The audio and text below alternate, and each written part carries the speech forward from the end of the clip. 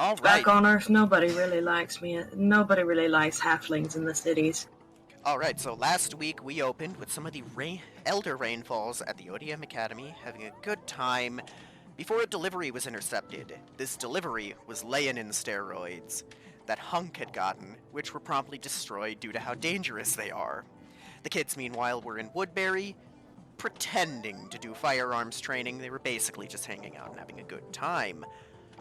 They had some fun before we saw their parents at Tommy's. Today was the day Julius would be going to the Time Tombs, and after some discussions, that subject came up. Knowing what was likely to be seen there, Ash and Saris gave Julius permission to have a harsh talking to with Ricky should their suspicions be confirmed. The kids met up with Lieutenant Maine to learn combo moves. Some ideas were come up with, and some tech was handed out before we flashed to Sam and JJ's where they were having lunch with Hunk and Davine. The rest of the kids went shopping, with some fun discussions and purchases being had, including a specific pantsuit. The Rainfalls then went to meet up with Julius and go with him to the Time Tombs. While this was going on, the Stooges were filming Survivorfed. Zanzibar was there to keep track of them, but couldn't really keep them from getting in a kayak and being washed away. Later, they ended up shooting one of Suletta's prize deer and getting in big trouble for it. Ricky went to the kill house, and after a lengthy discussion with Okir and his parents, they decided on the beginnings of his new training. He also formally apologized to his parents and asked Ash to teach him how to shoot.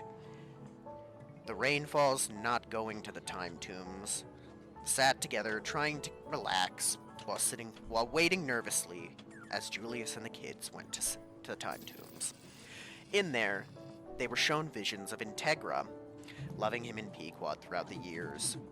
From Raven Rock to a beautiful ball, all the way to the day of her death. Before she rode out on that day, she would collect up the pictures of the kids in her room, before looking at a picture of Ricky and saying that if he didn't want her in his life, then it wasn't worth living. We then flashed to the moment she was hit by the bus, where her last words were, "I love you too, Julius." They went home afterwards, and Julius was comforted by his family as best they could, despite the immense pain he was in. And I believe that is everything.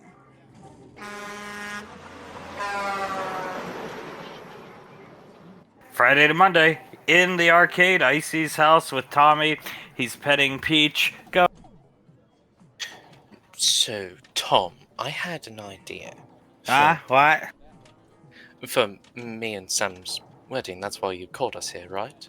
It's a beautiful dog. My paw goes on JJ's thigh.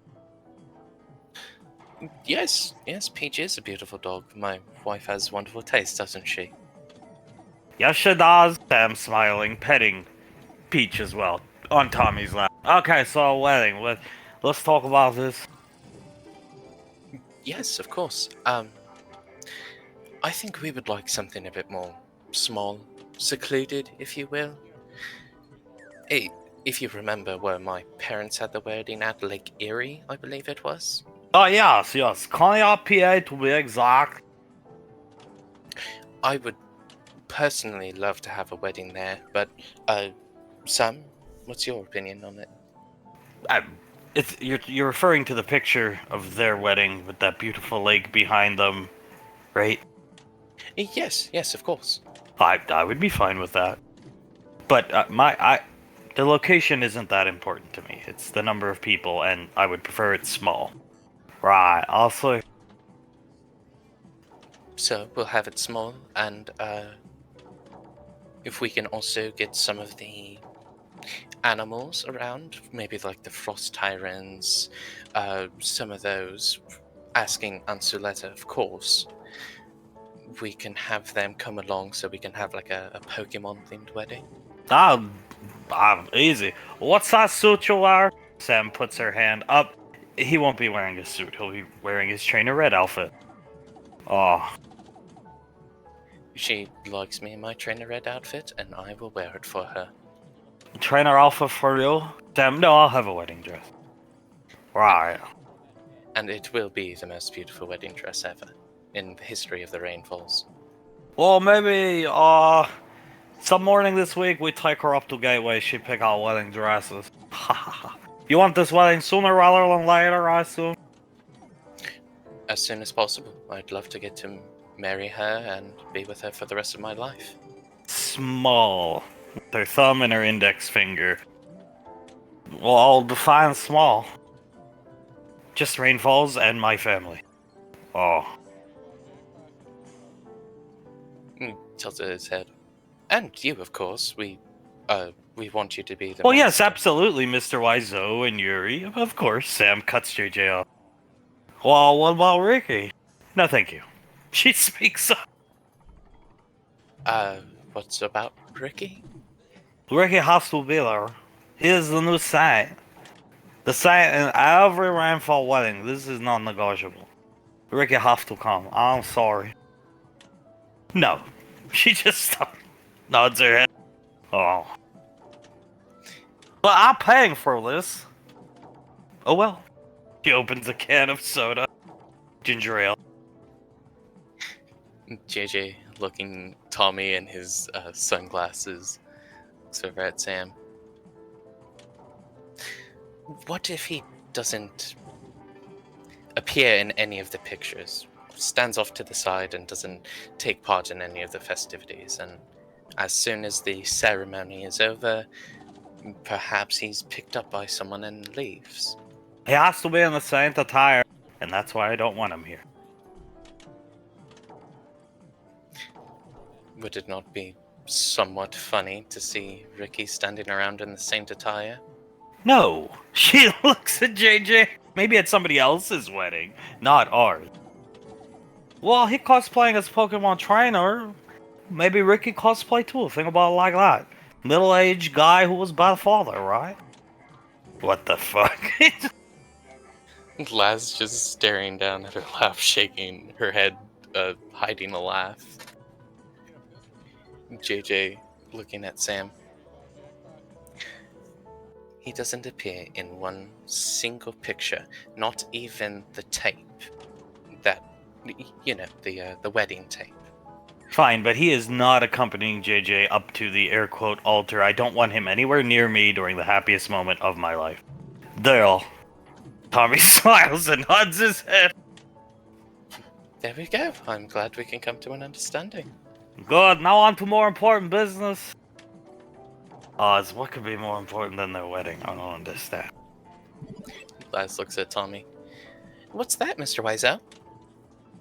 Do you think Memorian is adult enough to not be insecure with Krakow around? Laz tilts her head. Crackhead? She speaks up. Crackhead as in, Hazel, I'm guessing? Who? Squinting if at last. JJ leans over to Sam. Hazel, Carter's ex-girlfriend. Why would he have an ex? Sam looks around, confused. Wait, he was pining for Memorian, I thought. Ah, you would be surprised. Fucking idiot Carter. Sits back in his chair, petting the dog. This dog have more brain than Carter sometimes. JJ points at Tommy. That I agree with. I truthfully could not tell you why. And Laz just shrugs. Neither could I. I usually chalked it up to a very stupid decision made by him. He went for a dollar store discount version of Memorian, basically.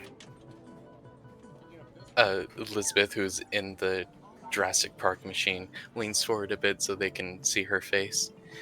She did look a lot like Memorian, at least in body type, not so much facial features. Not even close, but yes, the slim, slender, type of girl. Just coke veins everywhere, or meth, whatever she into. So she's a drug dealer now? It would seem fate will have it that after high school she produced a meth lab and make meth and sell some crack on side too to some of the lower impoverished areas of this country.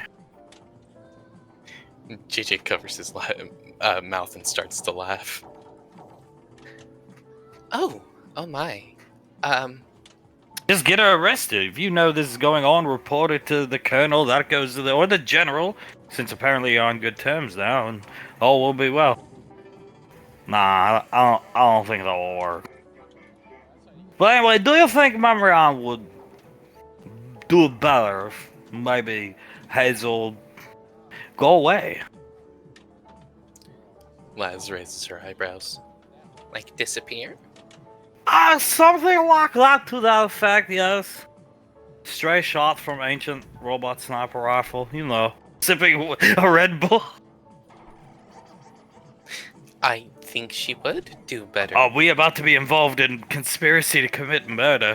Maybe. This is all just a hypothetical situation, right, honey? Yeah, fine. I don't know the girl. If she's selling drugs, good riddance.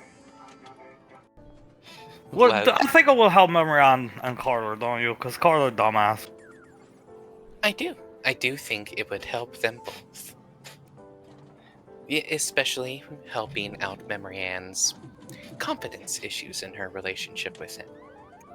Make no sense to me. JJ shakes his head. No, not to me either. Imagine if JJ and you meet at young age, then you find out JJ have other girlfriend and he just didn't call you when he could have called you all this time. Carter not as smart as his father was at his age, that's for sure. Laz shaking her head. No, I would bet he isn't. Well, good. Maybe Hazel have some type of accident. Her and Dylan. That would be a shame. That would be a shame. You should keep a lookout on the overlook by the city, if you know which one I'm talking about. Ah, good idea. I will send Yuri to scout out the place. You're not Smart. going to get Ricky arrested, are you? Nah. Those days are on then. Oh, thank God. I wouldn't want Ricky involved in this. She just gestures about herself to indicate the situation. Do you think if something happened to Arak, who? Oh, wait a minute. That was Soul's mistake, right? Yes. Who? She speaks. JJ leans over to her again. Same thing, but with Soul. Ah, he is cheating on his baby mama. He got 2 girls pregnant. Walk out on them. Oh, Jesus Christ. I would hope something bad would happen to him. Yep. Mr. Snuffles nodding his head in agreement. Oh, interesting. We'll keep that in mind. Have to find him. You know, Rod might be able to help if you need any assistance in locating him. I probably, yeah, could use a hand. Don't want the Ranger General to find out planning murder of teenagers. Well, young adults. Yeah, no, understandable. I will assist you in any way I can. I'm pretty good at finding things out, believe it or not. Leans back in his chair. Ha ha ha. Then he goes to lift the Red Bull, stops, lowers it. Laz, do you have an X by chance? Looking right at her. Oz, Les shakes her head. No, I was never interested in romantic endeavors until I met Oz. Thank God. The one of Julius's children with a fucking brain finishes drinking his Red Bull. Benny laughs at that comment. JJ with his arms crossed. How does it make sense that the one non-spellcaster out of the kids was the one who never had a significant other until they met their significant other? Because wait for the right one. She was saving herself. Laz chuckles and gives Oz a kiss. I was saving myself for a very special someone.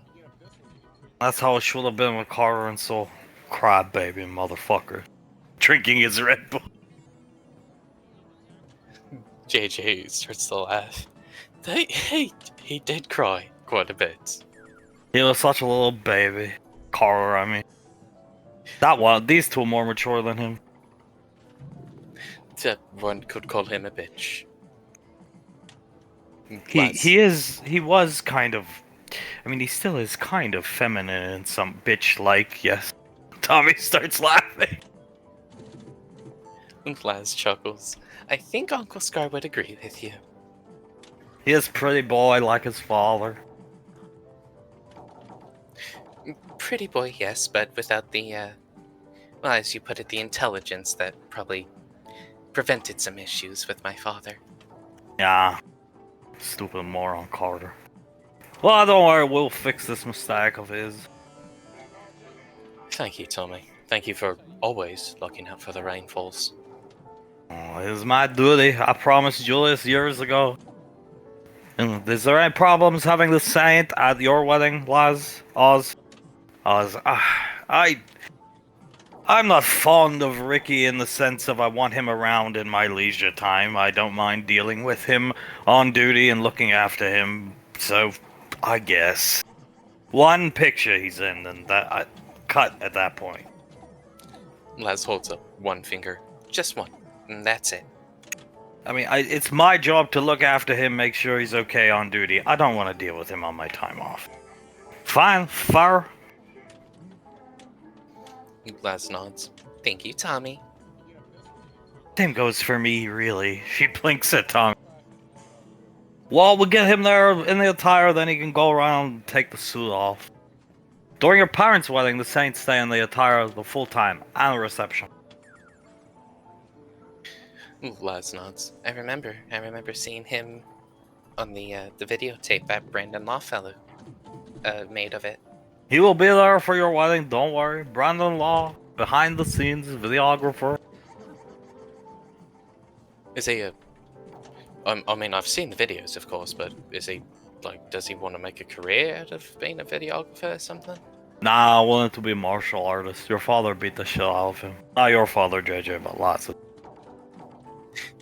JJ shakes his head.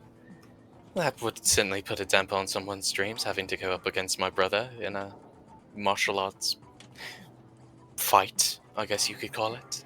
Then Benny crack him overhead with fishing rod. Elizabeth looks at Benny. Oh, yeah. Wait, that was Brandon Law? Yes. Good friend of mine was using him to make the boys jealous that day. Elizabeth chuckles. Did it make you jealous? Yes, very. Yeah, kind of. I wasn't there, but I heard Carter... Well, Carter felt very bad, let's just put it that way, when he found out that that was just a friend of the family, so to speak. But Carter said he was pretty jealous. Colt too, right? Laz nods. I would assume so. He did seem... He's always been pretty jealous over any guy other than... Who? Like, soul interact. You know what I mean. You used your own friend? Of course I did. Elizabeth laughs and gives Benny a kiss on the cheek. Well, Tommy knows what to do. It definitely worked. It sure did. Benny nods his head. Back then I thought you liked Ricky. Looks at Elizabeth. Sam, I'm so glad I wasn't around for the early forays of their careers. Oh, slightly gagged. JJ nods. I'm glad I was really focused on work during that time. Very hectic, very traumatic, all of them causing problems. Ricky causing no problems, just being helpful. Getting arrested is causing problems. Sips of soda. Yeah, you could say that. It certainly caused some issues for, my brother. Well, it's not like I told him to beat those people up at the amusement park. He did that of his own free will. He's a psycho, what can I say? Ha ha ha. Laz squints her eyes at Tommy and then looks at JJ, or not JJ, Oz, and shakes her head a bit. You threw him under the bus quite quickly in that television interview. What can I say? Have to keep the image up. Yeah. That's also where Benny was waving at me. Alright, the weekend you finally decide to go home, stop being a fucking retard. Patting Elizabeth on the head. Yeah, that is the first week I went home. Sam looking back at Elizabeth and then at Tommy. Really glad I wasn't there. As was I. Again, very focused on work for a couple good reasons. Well, it's not like Elizabeth disappearing for a year with no call, no show has anything to do about her father's self-confidence issues. Elizabeth rubbing the back of her neck. Do you have any ideas on how I can help that, Tommy? Not leave for a year to make friends? She just groans a bit, looks down at her lap and leans on Benny a bit. We'll fix it. Your mom's gonna fix it, right? Yeah, she is. She's gonna fix it. I suspect that Aunt Soletta is gonna help too. And you'll play your part, right? He stares down at. Of course I'm gonna play my part. Good. I wanna fix it too.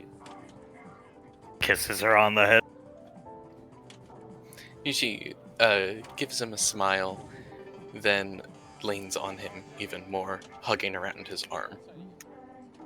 Wow, stupid Elizabeth. Mumbling under his breath, she starts snickering.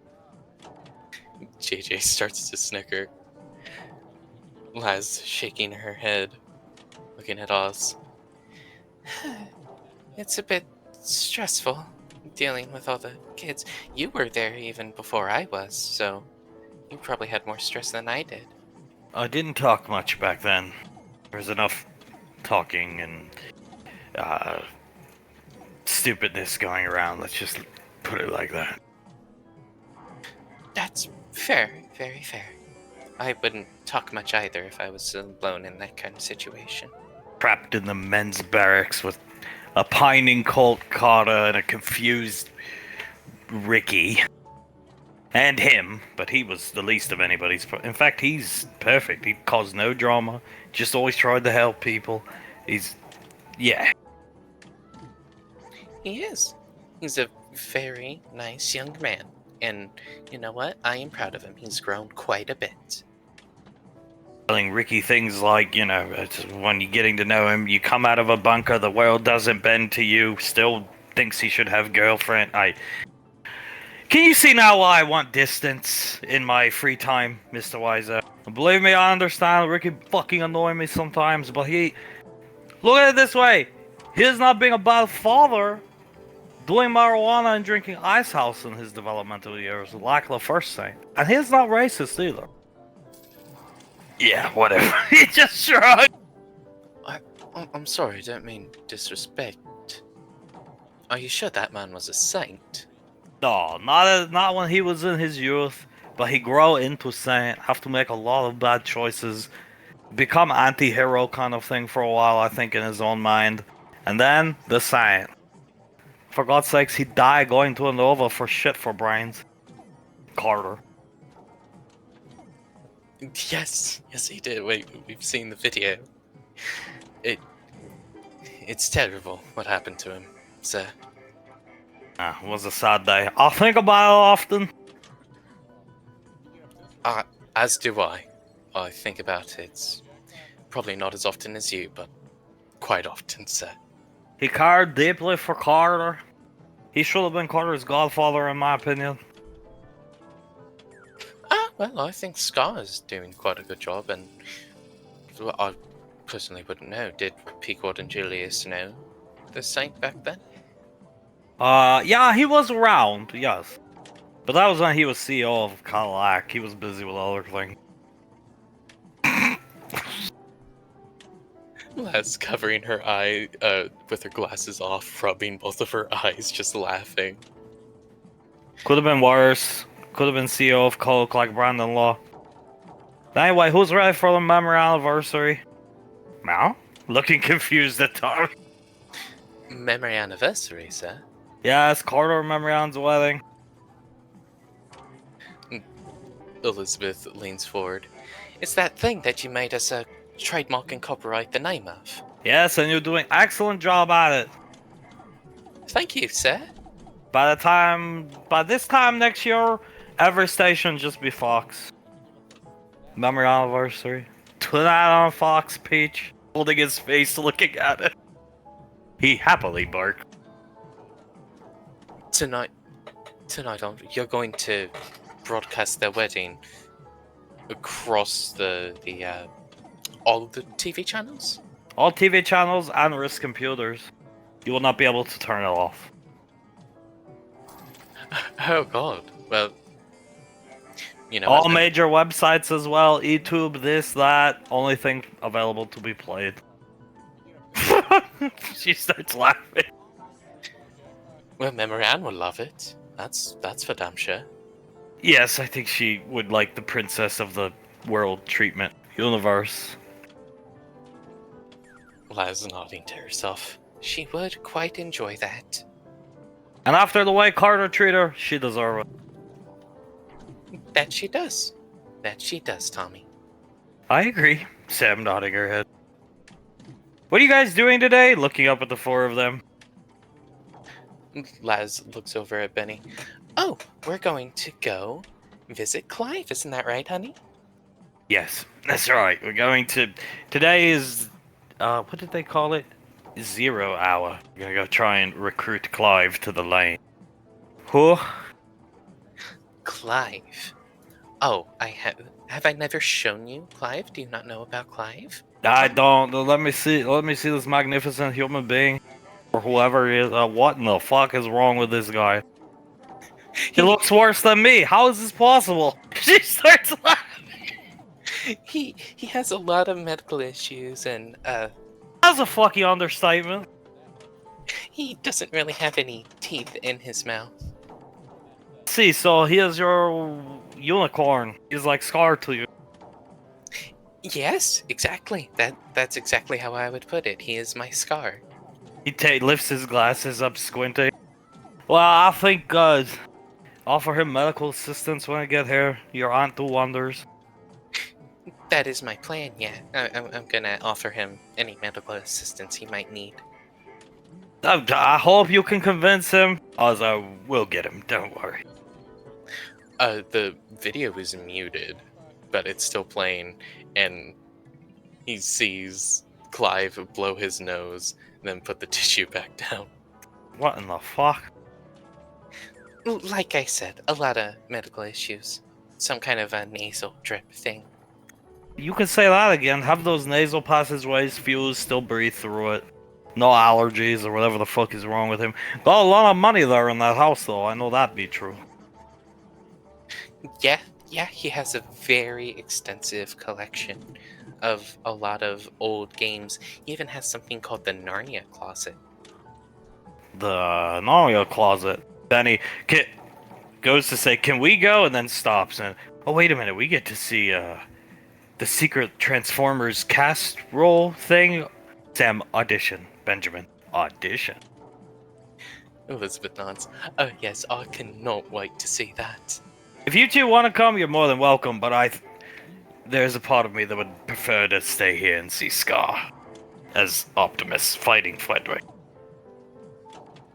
Elizabeth nods. I sort of want to see Scar as Optimus, if you don't mind, Benny. And besides, Benny nods his head, yeah, I'd prefer to see Scar. Besides, Clive will be coming back here with us, so you'll get to meet him. Lucky you. Looking at the video. Yes, lucky you. He seems to be a very nice man. Hard to understand. As she'll turn it up slightly, Clive says something along the lines of, and this game, I just got it for my collection. Really rare, fully in package, vacuum sealed, extremely rare. She turns it back down. I didn't really understand what he just said. Something about tomato juice, I think. JJ shakes his head. He said something about the game being really rare, vacuum sealed, really hard to get. What? She looks at JJ. You can understand him? JJ looks around. Yeah, I can understand him. He looks at Oz. Can you understand him? No. Not at all. Map. Shaking his head no. What? He just leans back. Why can I understand him? Blessed with the gift of understanding eclectic people. I guess. Shrugs looking at the video. I guess. I suppose I should come. I'm glad that I'm gonna be coming along to translate? I thought you guys could understand him, and that's why you really wanted him. No. I mean, I would like to bring him to the lane because he lives in a shitty neighborhood. He's always talking about people trying to break into his house because they know he got money in there. He seems like a nice guy. And if he could help out around... He's an electrician, right? So, and I heard Granddad, if you will, saying we need an actual electrician. And Scott too, so... I think he'll be helpful. Much like Scott. Yeah, much like Scar. And once he gets some medical and dentistry work done, he'll be even easier to understand. Well, that's good. That's good.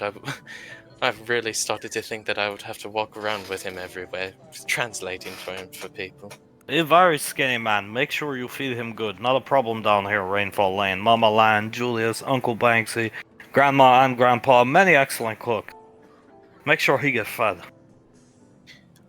I'll have a large meal ready for him. She scratches. We already have the house picked out for him. Scott had it pre-built. God, I'd memory ad. Gigi starts to laugh. And now it's going to be Clive's. Paul caught a Memorian, let's say. Mr. Wiseau, raising her finger, you're cued into things, always. What was Muster about today? We were told not even to show up. Ah, yeah. Well, something's going on, you know, these things. We got reprimanded a couple weeks ago for not showing up, and then all of a sudden they're like, just don't show up Monday morning. Well, why complain about it? Don't have to go to Woodbury, right? Laz pursing her lips. It could be something like Julius is just not feeling, or my father is not feeling up for it. What he saw in the time tombs was pretty rough. Yeah, it was weird. Tell keep Julius away from Ricky, because Ricky killed his fucking grandmother. Oh. Well, Laz looks away. So Scar was right? More right than you think, girl. So they're keeping him away so Julius doesn't tear his head off? I would assume, but not going to work. Holding action at best, but I hope they don't keep him away for long. Ricky deserves what's coming to him. And if this don't make him grow, nothing will. And at that point, I find a new saint. That's fair. Very fair, Tom. I would probably find a new saint if a beating from Julius didn't wise me up either. How did he kill her? Oh god, I don't know.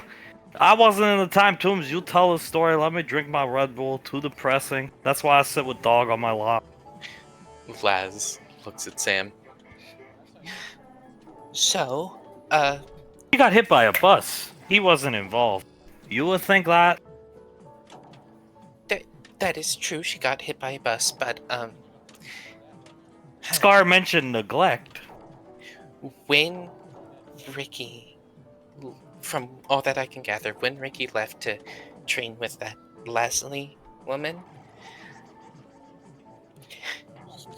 he sort of made Miss Integra go downhill, like really fast, because she said, if you don't want me in your life, then it is not worth living. Something along those lines.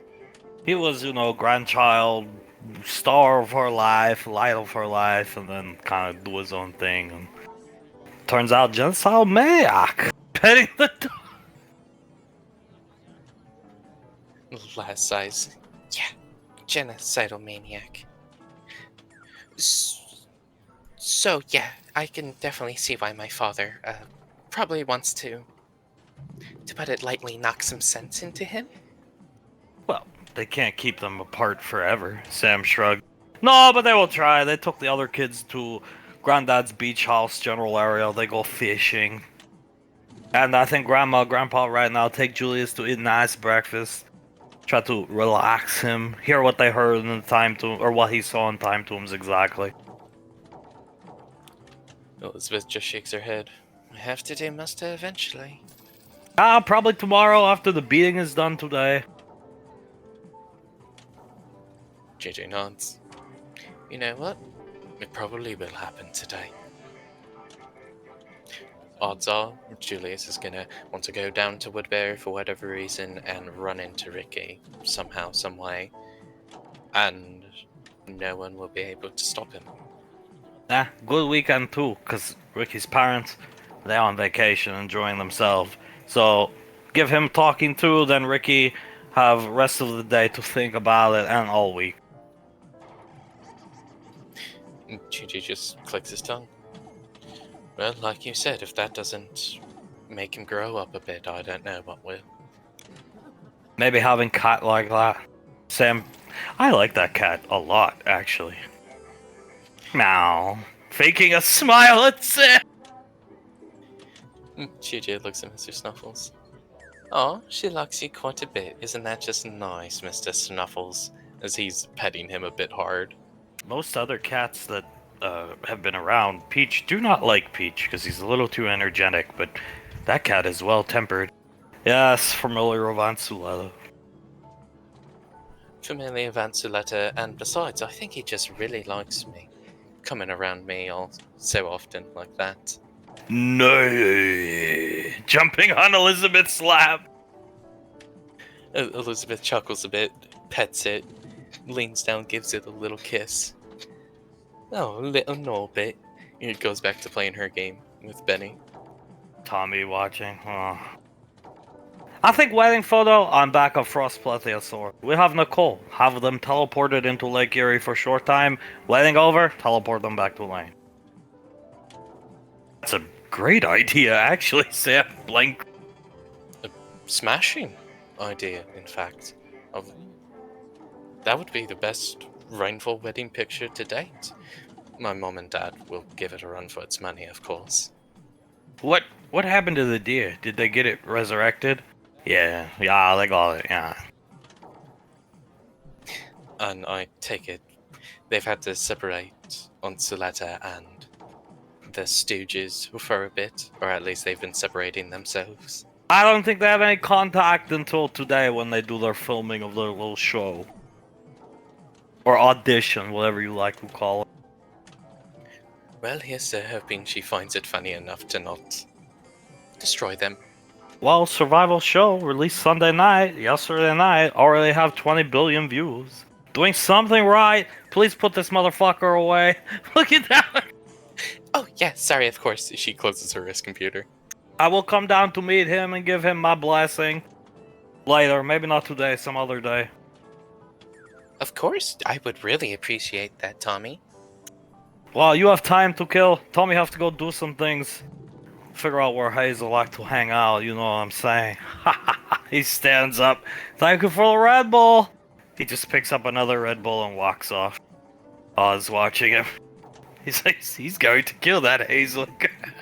Yes, he is. And I think he's going to get Samuel to help him. Why did he thank us for the Red Bull? He brought the six-pack and sat them down. I don't... He looks at the, like 4 Red Bulls still there. I don't know. Never seen him drink those before. Looks confused, holding Jace, playing the light gun game with one hand. Elizabeth tilts her head. Do you think he's just really stressed about stuff again? Probably distress your mom's causing. Yeah, that is fair. Not just my mom. Laz looks away, over to Oz. Maybe there's something we could do to help Tommy out with it? I don't know, he's... if there is, we should find out. I have no idea, that man is an enigma to me. Yeah, also to me. She just looks away off to where Tommy walked out. Is there an exit where he walked away from? Or did he teleport away? Sam points to the bathroom. He walked into the restroom. Oh, then he probably teleported away. She starts chuckling. She just shakes her head. Everywhere in Rainfall Lane, he has his teleportation glyphs. He's an awesome guy. Going back to playing the light gun game. Who else would murder your exes for you? Not many people, Benjamin. It's not normal. Nope. JJ's just shaking his head. Not normal at all. Sam will clear her throat. Do you have any exes, Laz? Looking at Oh god, it must run in the family. a lot of time around Dad. Nods her head. JJ starts to laugh. That is scarily good. Your voice like sounded male for a split second there. He was the most popular accent in the house when Mom, if you will, wasn't around. I could definitely imagine you, Colt, and Dad, if you don't mind me calling him that, No, not at all. just walking around the house doing Tommy voice at each other. She's about to say something and then sees Benny. High score again. Puts his hand up for Elizabeth, setting the gun down. She high fives him. That's really impressive. You are really good at this game, Benny. And you know, Aunt Nicole even says she has to cheat to challenge my score. Well, you do not have to cheat, and I think that is very cool. Can I try? Looking down at Benny. Elizabeth looks up at her. Sure, of course you can. Benny here. It's a really difficult game. She'll get off JJ's lap and go into the machine. Meow. Sitting right next to JJ. JJ lets in a breath, lets it out. Do you need me to show you some of the controls? Like that's the trigger, obviously. I'm sure you can figure it out.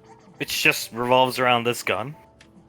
Yeah, and then you point it around the screen with the little pointer there, and you have to shoot the dinosaurs. Sometimes they have, like, wake spots. Benny walking up, moving the curtain so he can see in and talk to her. These games were designed to eat your quarters, so they're difficult. Extremely difficult, and you're probably going to die and have to use continues, but on Icy, as the game starts, has this thing rigged, so you just push that button there, and it acts as if a quarter has gone, and she starts playing! Not missing a shot. Quarter's gone in. Elizabeth starts to lean forward towards the screen as she's seeing all the shots hit. But the mobs in the game will just eventually hit you at some point, and you're gonna take damage as they're popping up right on the screen. The cheap arcade tactics to kill you, and she's just killing them before they can react and hit her. JJ leaning back in his chair to get a view of it. Holy shit. She wasn't the youngest ranger for nothing. He chuckled. Yeah, that's for damn sure. Holy crap. He rubs the back of his neck and starts to smirk a bit. This is the giant alligator boss fight. It's probably the hardest fight in the game, as she's masterfully killing it easily. The game. Can you take Jace back? He gestures. Laz picks Jace up, gives him a kiss on the head. Of course, Benny. He's watching in amazement. Elizabeth is slack-jawed, watching the screen. How are you doing that? Have you played this game before? No, she doesn't take her eyes off the screen. She hasn't taken a single point of damage yet. It's all in the reflexes. Keeps shooting! Laz starts to laugh. He just calls out, "You got this, Sam!" That's not fair! Elizabeth shakes her head. No, it isn't. At this rate, you're gonna beat my high score. Probably easily. Elizabeth purses her lips a bit. And then we'll just have to beat your high score. Well, Benny will have to. We're gonna train and train and train, and then we're gonna beat it. Just you mark my words. I implore you. Try your hardest as she continues to easily defeat every screen, we'll say, stage in front of Elizabeth and Benny. She's something else. Laz nodding. She certainly is. I've seen a lot of people play that game when I was down here with just the family. Never anyone that good. She continues playing the game as Oz nods his head, Mr. Snuffles' paw onto JJ's thigh, just keeping him where he wants him, as flashing to the lighthouse, the same lighthouse, up the ways from the beach house. The kids that had to report to muster are fishing for the morning. Carter looks over at Bash. Not fishing? No. Nope, just he's got binoculars in his hand, spinning around, looking at the sky. Just keeping an eye out. For what, sir? Birds. I'm a bird watcher in my spare time.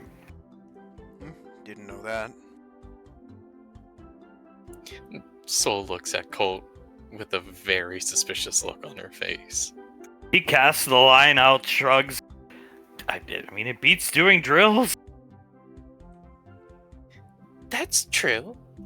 It does beat running around in the hot Australian heat, so yeah, it definitely could be far worse. She'll lean onto Colt's shoulder as he has his line out.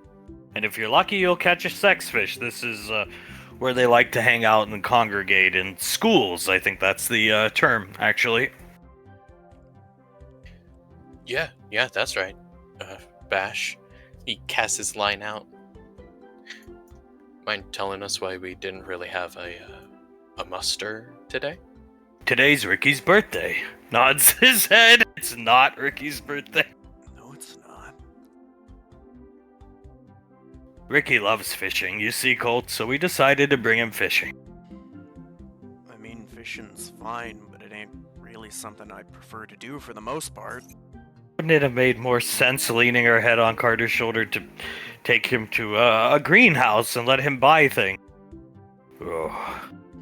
Weren't we supposed to start training with the flail today, sir? He'll be training with something today, I think. I mean, yeah! Huh? He's just looking over at him, arm around Soul. What do you mean by that, sir? You got something special for me to play with? Yeah. Alright, well, I guess when we get back, we can get started on that. I'm stoked for what we're going to be working on, sir. Me too. But maybe we won't go back. Break days are always good. I mean, I guess. This is fun enough hanging out with you guys. I agree. Colt shrugs. It's wonderful here, kissing Soul on the head. Suspiciously wonderful. I have always enjoyed it here. Carter nods. Yeah, so have I. If you don't mind me asking, Bash, what's your favorite bird? You like bird watching? Peacocks.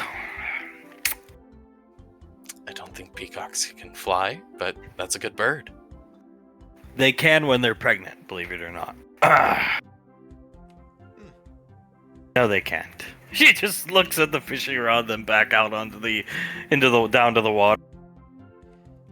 Well, I don't think you're going to be seeing any peacocks here, sir. Oh, you never know. Maybe waterfowls. You never know. Uh-huh. Ricky's gonna lean over to Carter. I wonder what's actually going on. Something stupid. Under her breath. Carter shakes his head. Who knows? Maybe it's a drill they have to do. Keep us out of Woodbury, keep us calm, keep us collected, that kind of thing. Maybe it's getting blown up again. Well, I certainly hope not. Yeah, same. It's not exactly fun to be there when it's all busted up like that. No, I agree. Luckily, they've been working on it, and it's slowly but surely starting to look better. No more rocks for the Colonel to kick around when he dejectedly walks around. Yeah. Also, no more heavy from him anymore. As soon as he comes up from the elevator. There's been a couple times it looked like he was gonna cry when he saw the state of the town. He won't be the one crying today. Soul looks at Okir. What was that? I said the Colonel is a very emotional man, very good at showing his emotion. You should be proud of him. Huh? Looking up. That doesn't sound like my father. Didn't your mom say that's like the one thing she hates about him and Grandma? She nods. She told me that it was the one thing us kids shouldn't replicate from him. I agree with that. I don't think I've ever seen the Colonel show any, like, heavy emotion before. There's a first time for everything. Casting the reel out, he just keeps casting it. Okir, you have to keep it in the water for a little bit if you want to try and catch anything. That's true. Yeah, I'll leave this one in. Get me a sex fish. Then you guys can chop it up and have some sushi. Thank you. Thank you a lot, Okir. Yeah, you guys can have that. I probably won't be having any, because not good to eat something like that when you don't have anyone to make use of the effects with, right? Sure. I wouldn't know, honestly. Never had it before? Never had it when there wasn't. He gestures to Memory Ann. You know? Yeah, fair. Yeah. He just looks back down at the water, shaking his head, casting his line out. Got a shipment of pantsuits. Memory Ann, fabulous. Nodding her head. Carter looks up. Very nice. Thank you for letting us know. We should go back to Woodbury after this. Try some of them. No, we can't go back. We're gonna stay here all day. And tomorrow, we'll come here too. And the next day, and the next day, and the next day. Nodding his head.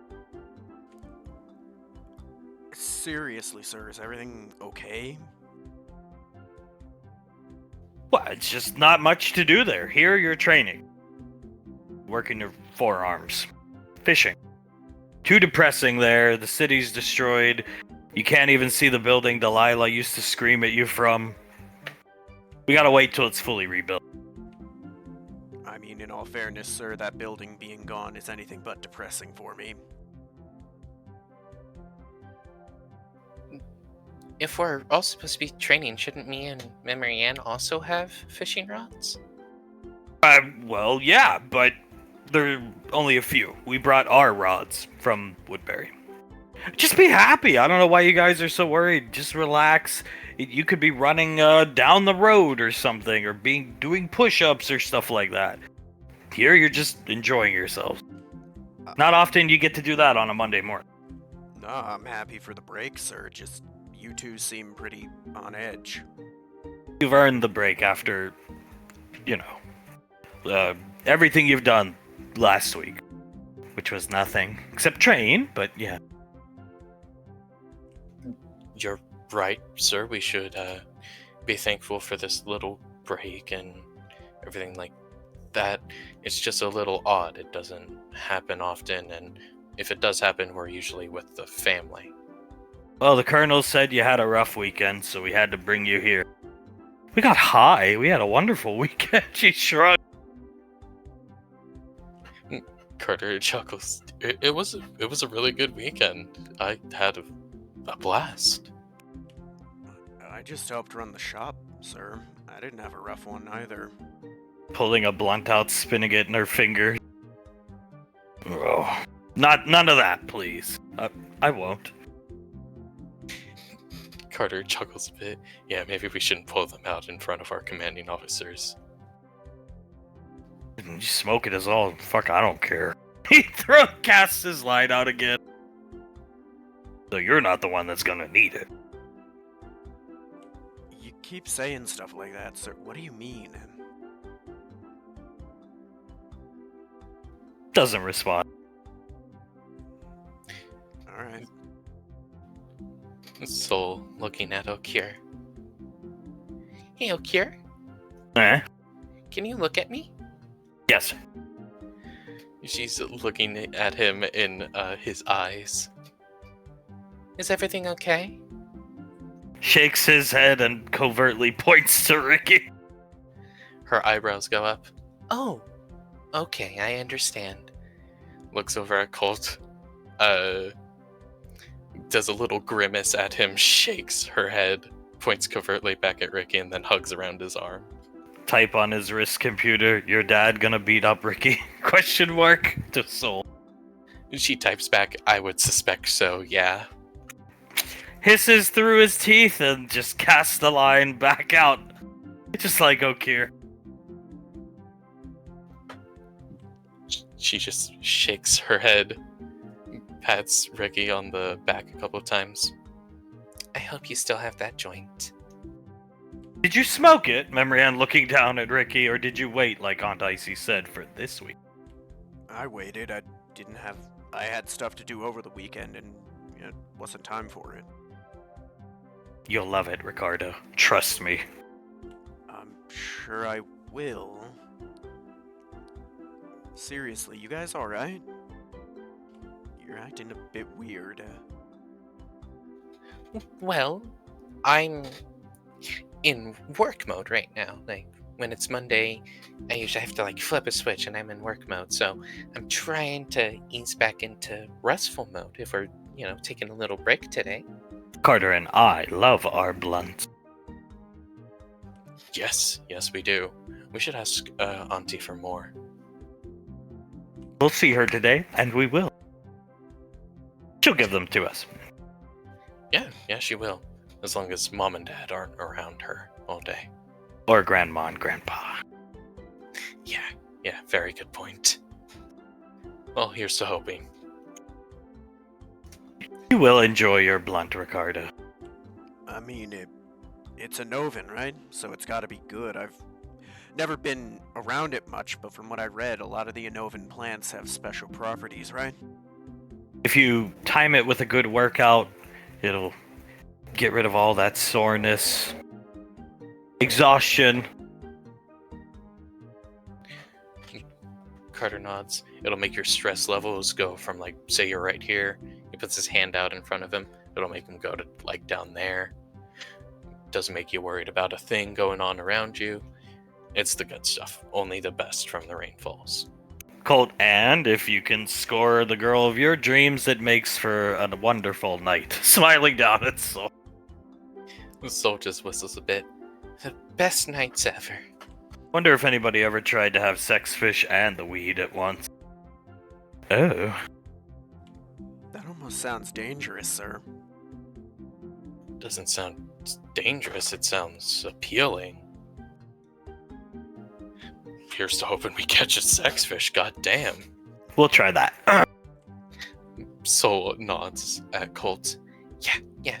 And we'll give, we'll give the rest of the family some, but we're gonna keep the most for ourselves. Taking her hand, sucking on her thumb for her.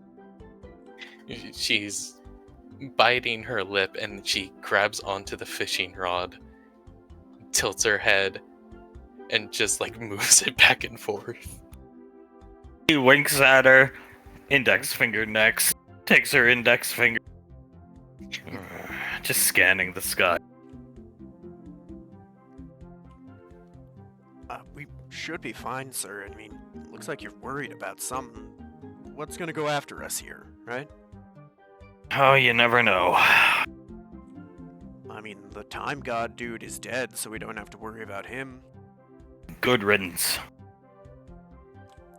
Yeah. Riddance indeed. I'm happy that a time deity will no longer come around and try to kill me and my family. Yeah.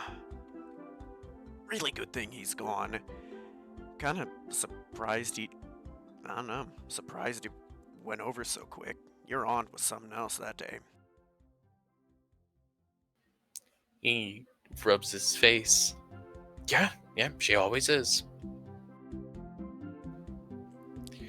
She is a very amazing and capable woman. I personally think the whole demon form thing is very marketable. Plushies, those weird click-together model kits, gunpla. And straight statues. Yeah, like for the really expensive collectors, is that what you mean? Yeah, the 2 to 10,000 credit range ones, the big ones, you could probably make bank off of it. Just give me the first one off the line, or at least one of them for free. I've earned it.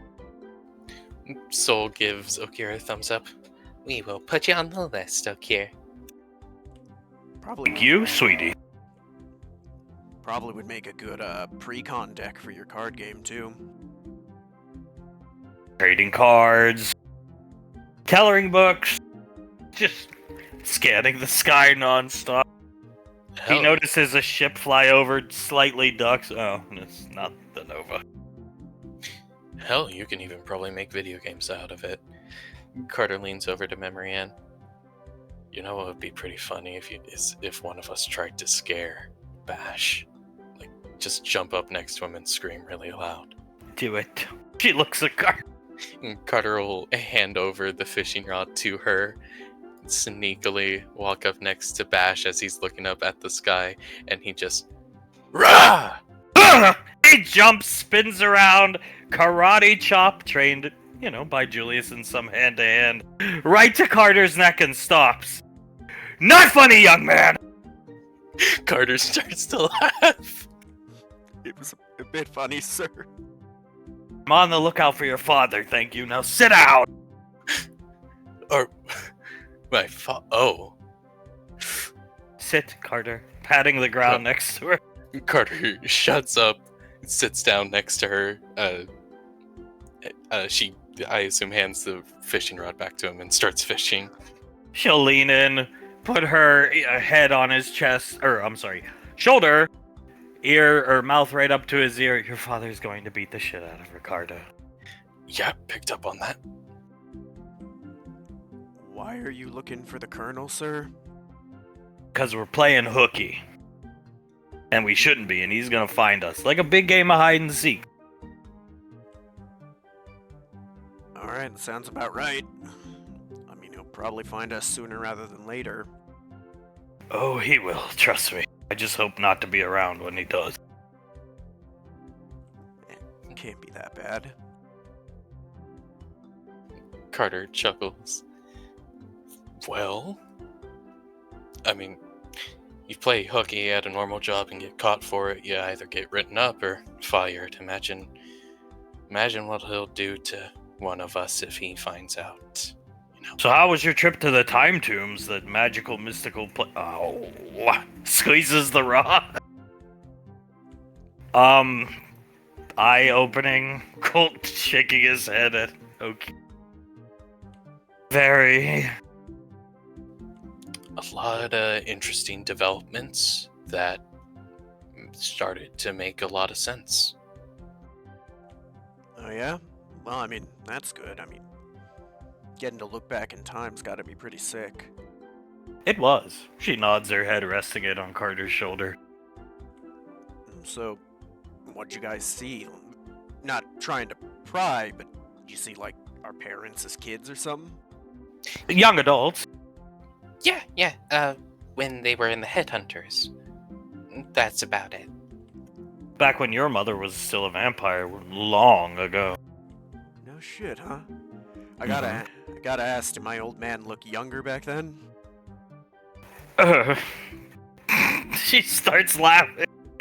Benny was the one who called him out and kept saying, "Who's this old fucking guy?" And then I think Oz was the one that said he kind of looks like George Lucas, very dapper. Okay. He's not the only asshole who looks like old Lucas. Gesturing over to Bash. You know, Mom said the same thing about an old picture of Dad from the Headhunters. He did look very old. The white is not. The white is not flattering on him. I think. I'm surprised he never dyed over the years. Dyed his hair, I should say.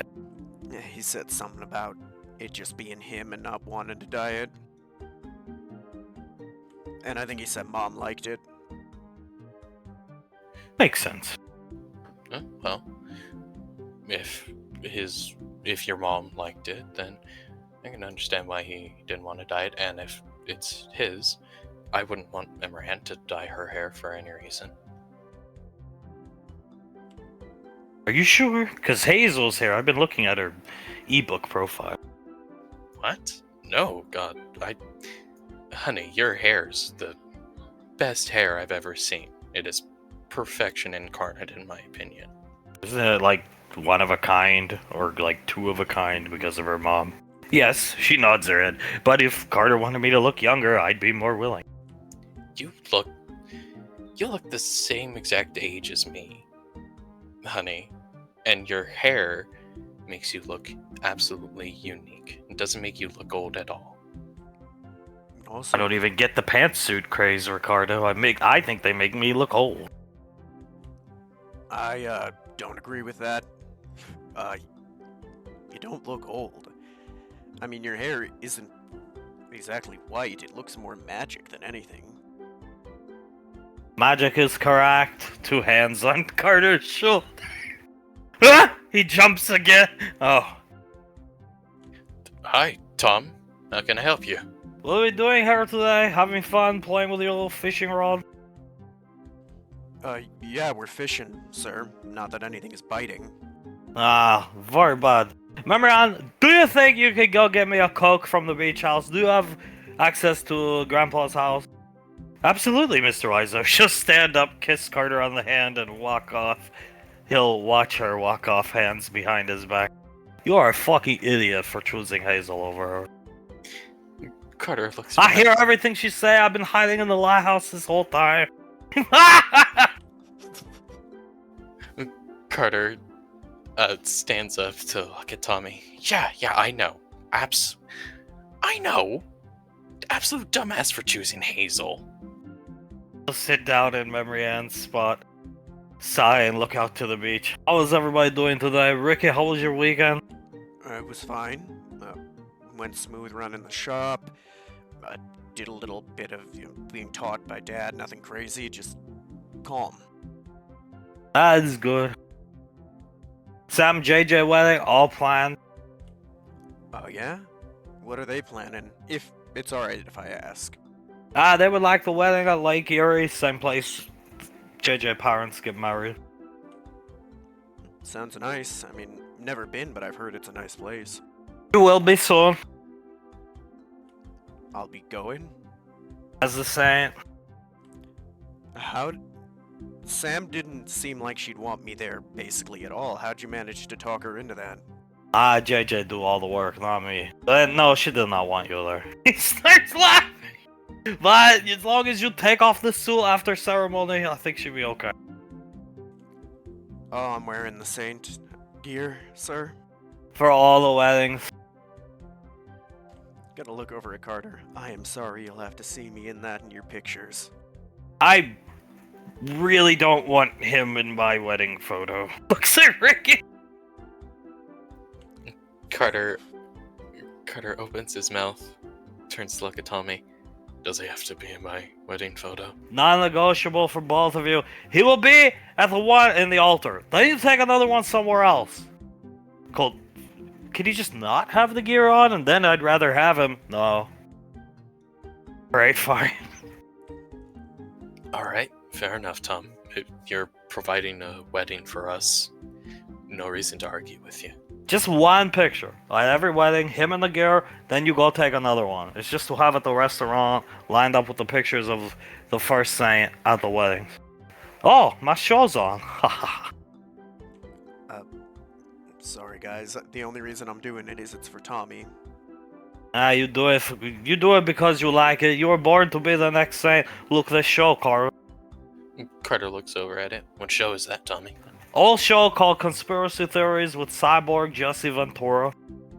This guy was a fucking weirdo. But A long time ago, he died. Then Max Tech resurrect him to be a PR guy for their company. And they make this show, Conspiracy Theories. Cyborg Jesse Ventura. This is a good episode. It's about Lost Island on a Nova. Bash, coming leaning over. Oh, Lost Island on a Nova? I've never heard of that. Yeah, it's an island called High Brazil. Said to have a rare gemstone on it. Many people over the years try and die going there. Treasure seekers. Carter's eyes squint a bit as he's staring at the wrist computer. Then he rests his hands behind him, leans on them, looks up at the sky. Rare gemstone, huh? How rare?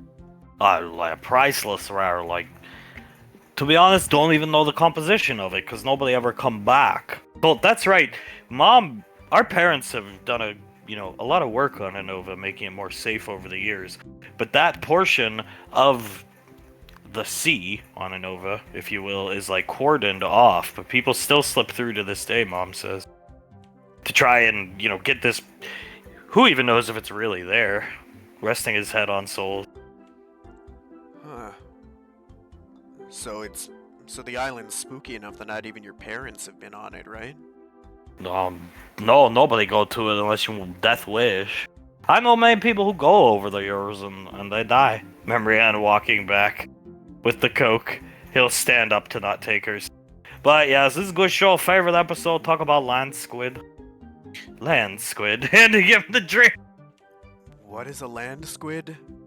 That is what Jesse Ventura and his cyborg state think inhabit island and eat people. Carter laughs. Is this a Frederick Price film or something? Bad. No, it's just an episode of a show Tommy was showing us. Pretty interesting. I want to watch it at some point if you don't mind, honey. Of course. She shrugs. Tommy, this old show, it's only on YouTube. Here, I'll send you a link to playlist. Thank you very much, Tommy. I'll make sure to watch that episode. Some guy uploading all these old things. He just uploaded this one today. He sends it to Carter, nods his head. Playing keep away isn't going to work forever. You guys know that, right? Looking at Okiru, just grumble. Soul rolls her lips and shrugs. Putting off the inevitable? We can try our best, Mr. Liza. Try as hard as you like. I mean, the next time we got a mission, we gotta get in front of the Colonel anyways, right? That's correct. So, we're gonna get in trouble for playing hooky eventually, so, I mean, might as well face the music soon, sir. Oh, he crow. I guess we could go back. Nah, we'll stay here. Carter tilts his head. Why would you keep him here? He could drown him by throwing him in the ocean. Here, you're just helping him out. Oh, he stands up looking at the water. Who's the Colonel gonna drown? Somebody who would deserve it. Looks at the people around him. I don't think any of you guys would deserve something like that.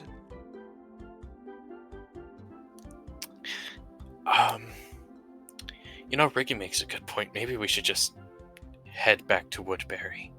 He looks at Bash. Probably be the last place he would expect someone playing hooky to go, right? But your mother told us to come here. He looks down at Carter. Which means he can probably get that information out of her, right? Oh, he just facepalms. Just go back to the fucking military base. Pay the piper. I mean, yeah, then me and Okir can get to that new train, and I'm really looking forward to it, sir. That's true. We can at least be productive. This is not productive. These fish aren't biting. They never bite this early in the morning. I'm down to go back. Hell, I'd love to show you guys the stuff we're training with. There's some really cool stuff I'm going to be using soon. And I have old suits to put on. She rolls her eye. Carter holds her hand.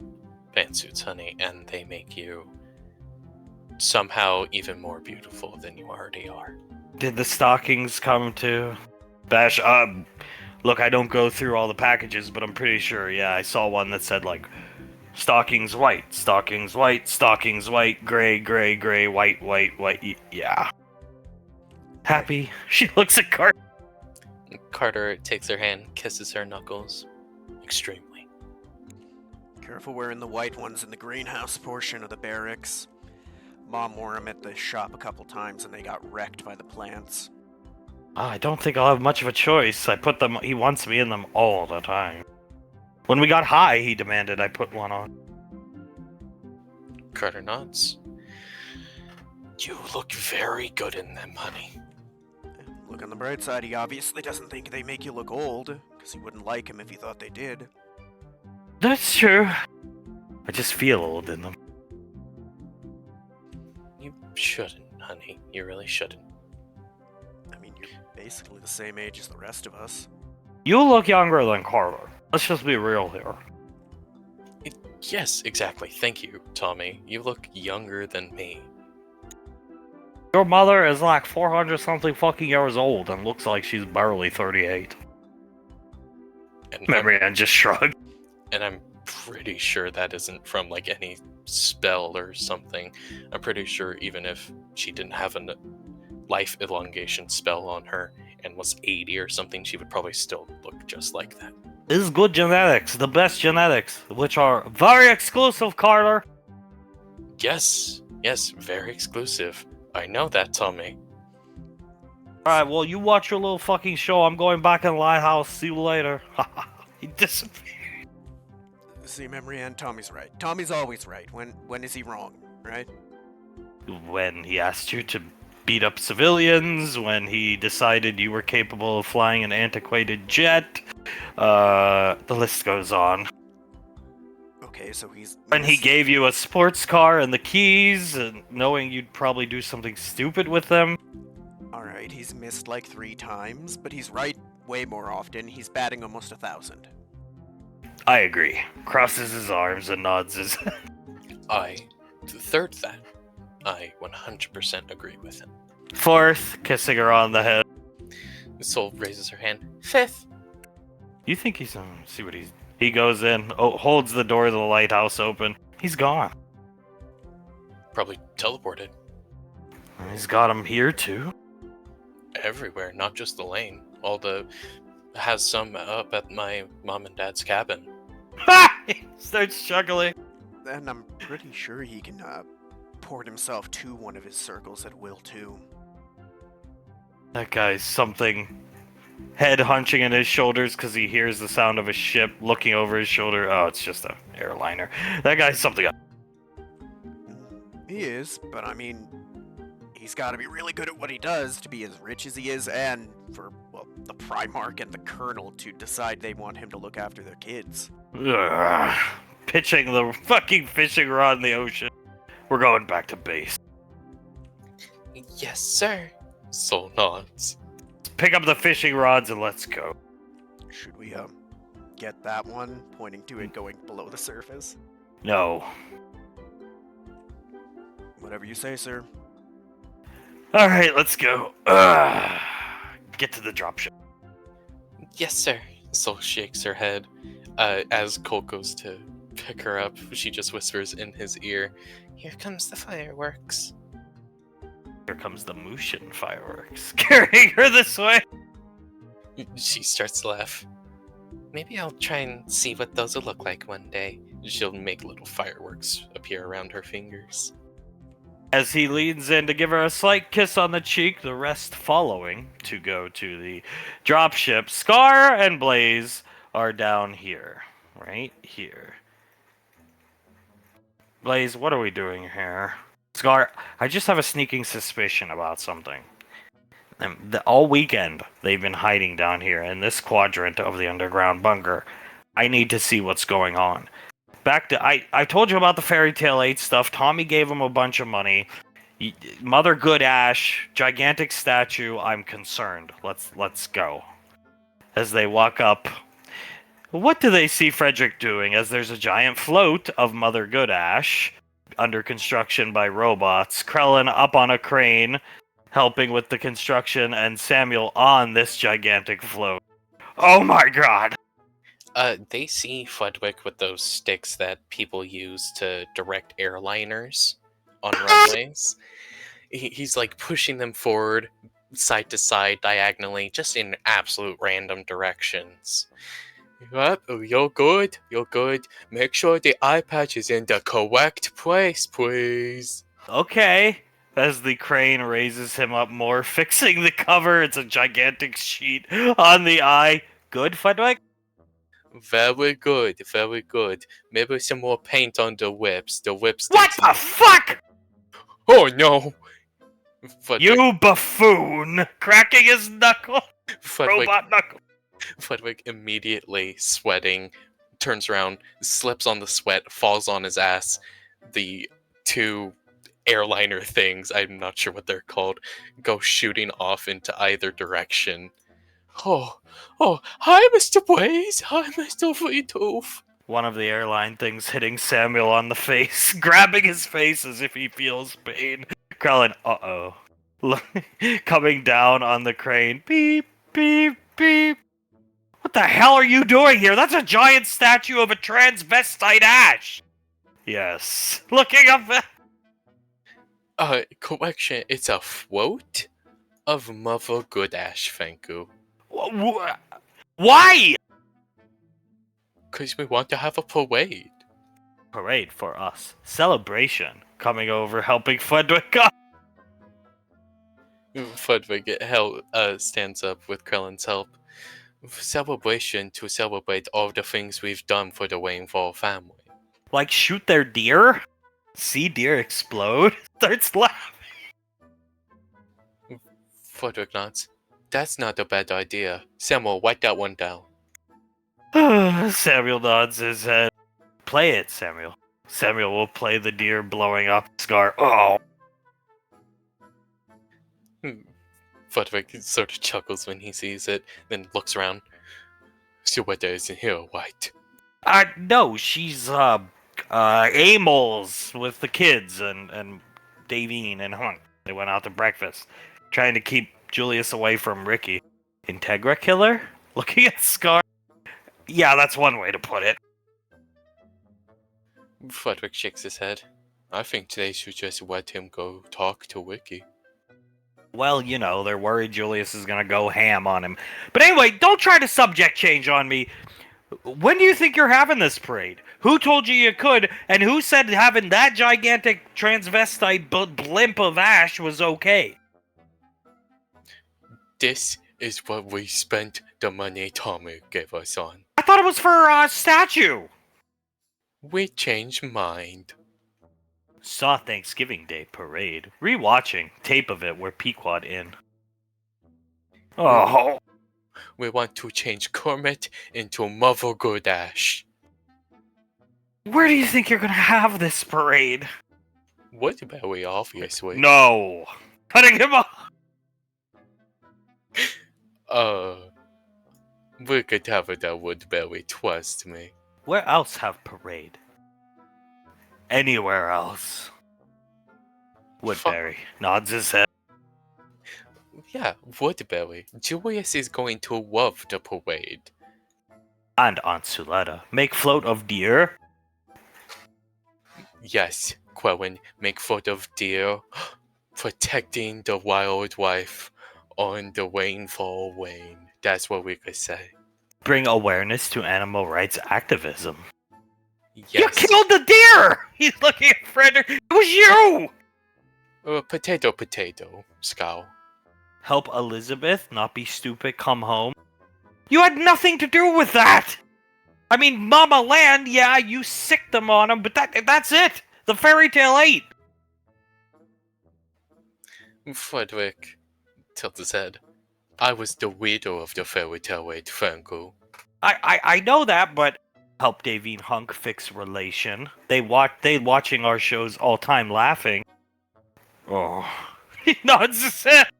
That actually is a fair point. Putting his finger up to Scar, he swats it away. There is so much we help with. Don't even get me started on around the ODM Academy. We bring attention to it.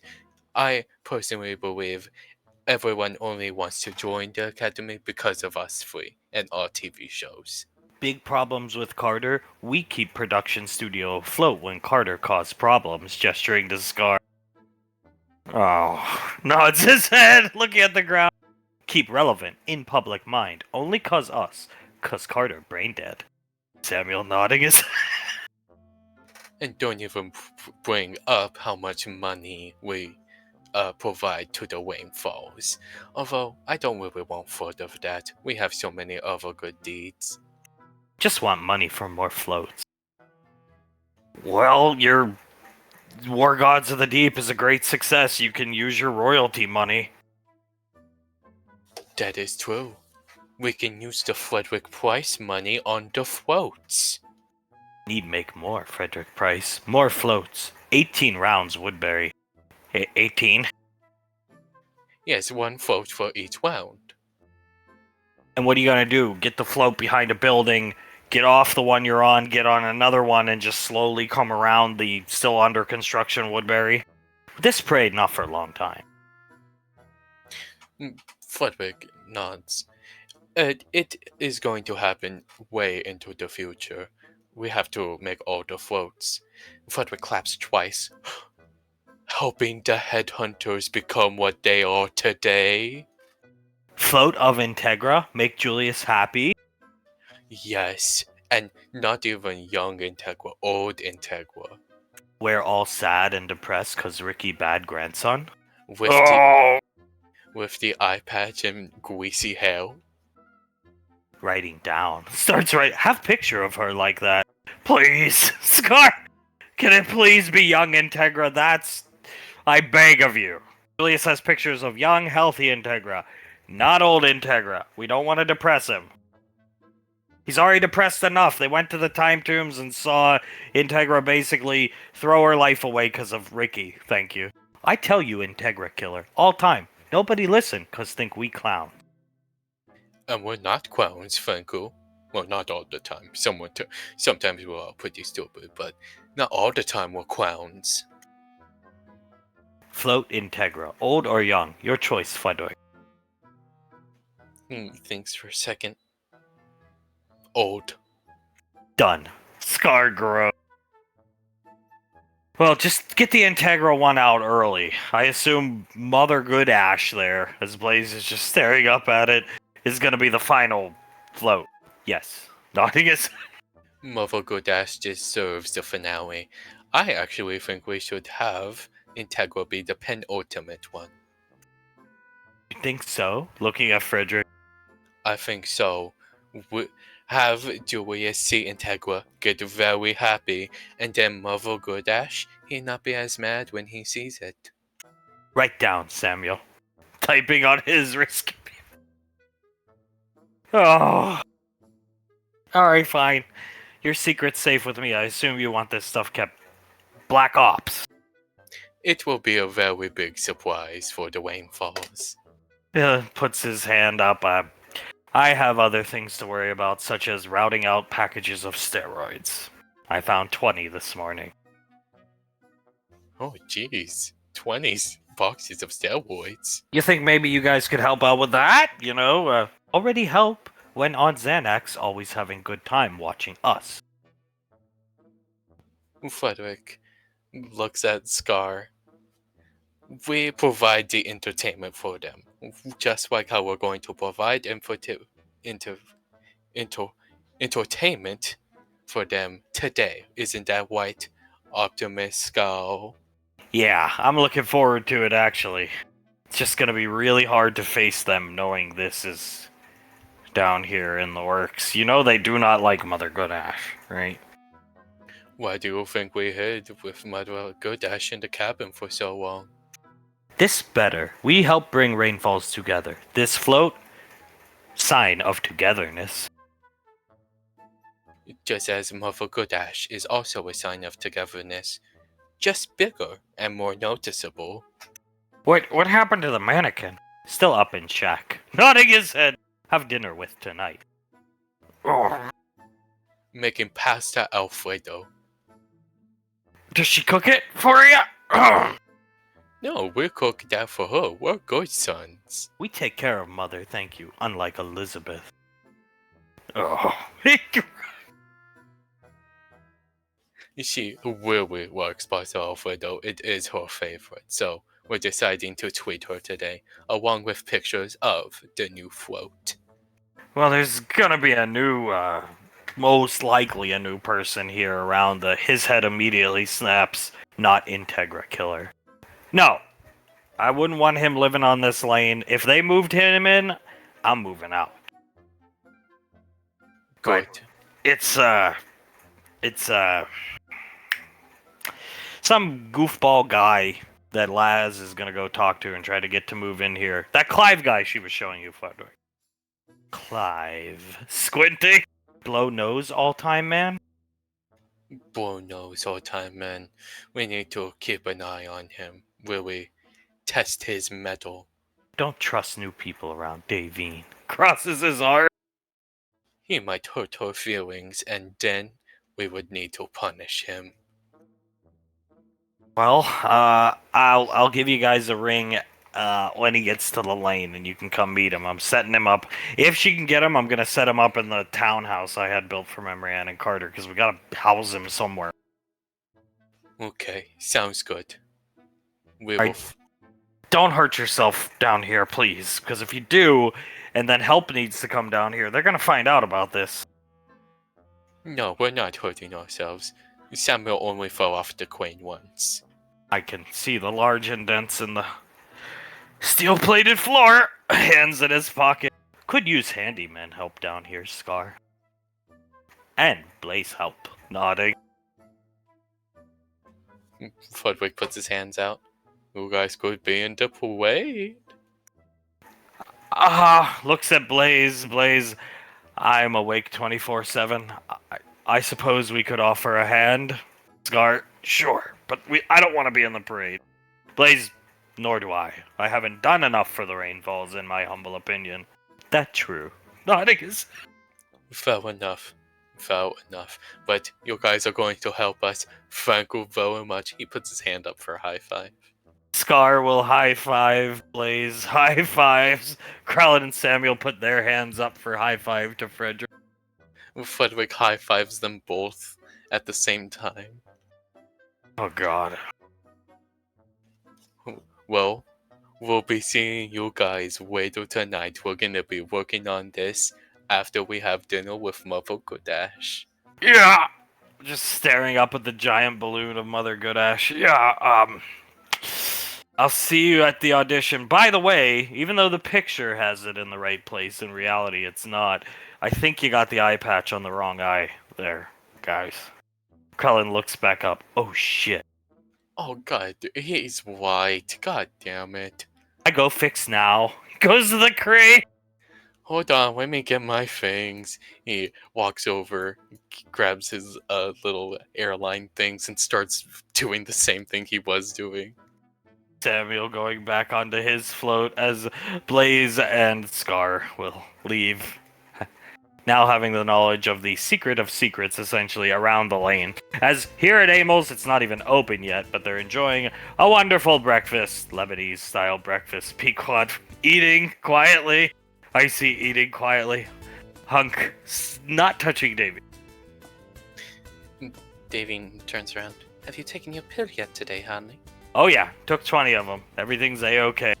Uh-huh. Icy just rolling your eye. Davine will raise one of her eyebrows, pull the bottle out. Open up. Icy will hand Davine a glass of water. Hunk, we're good. We don't need them. Darling, please. Let's take one right now. For me? We did have a good weekend. It was nice.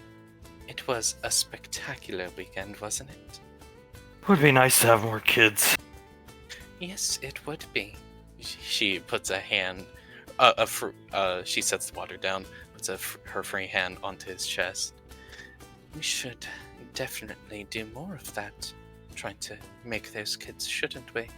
I don't. If you want, I wouldn't want to have them with me.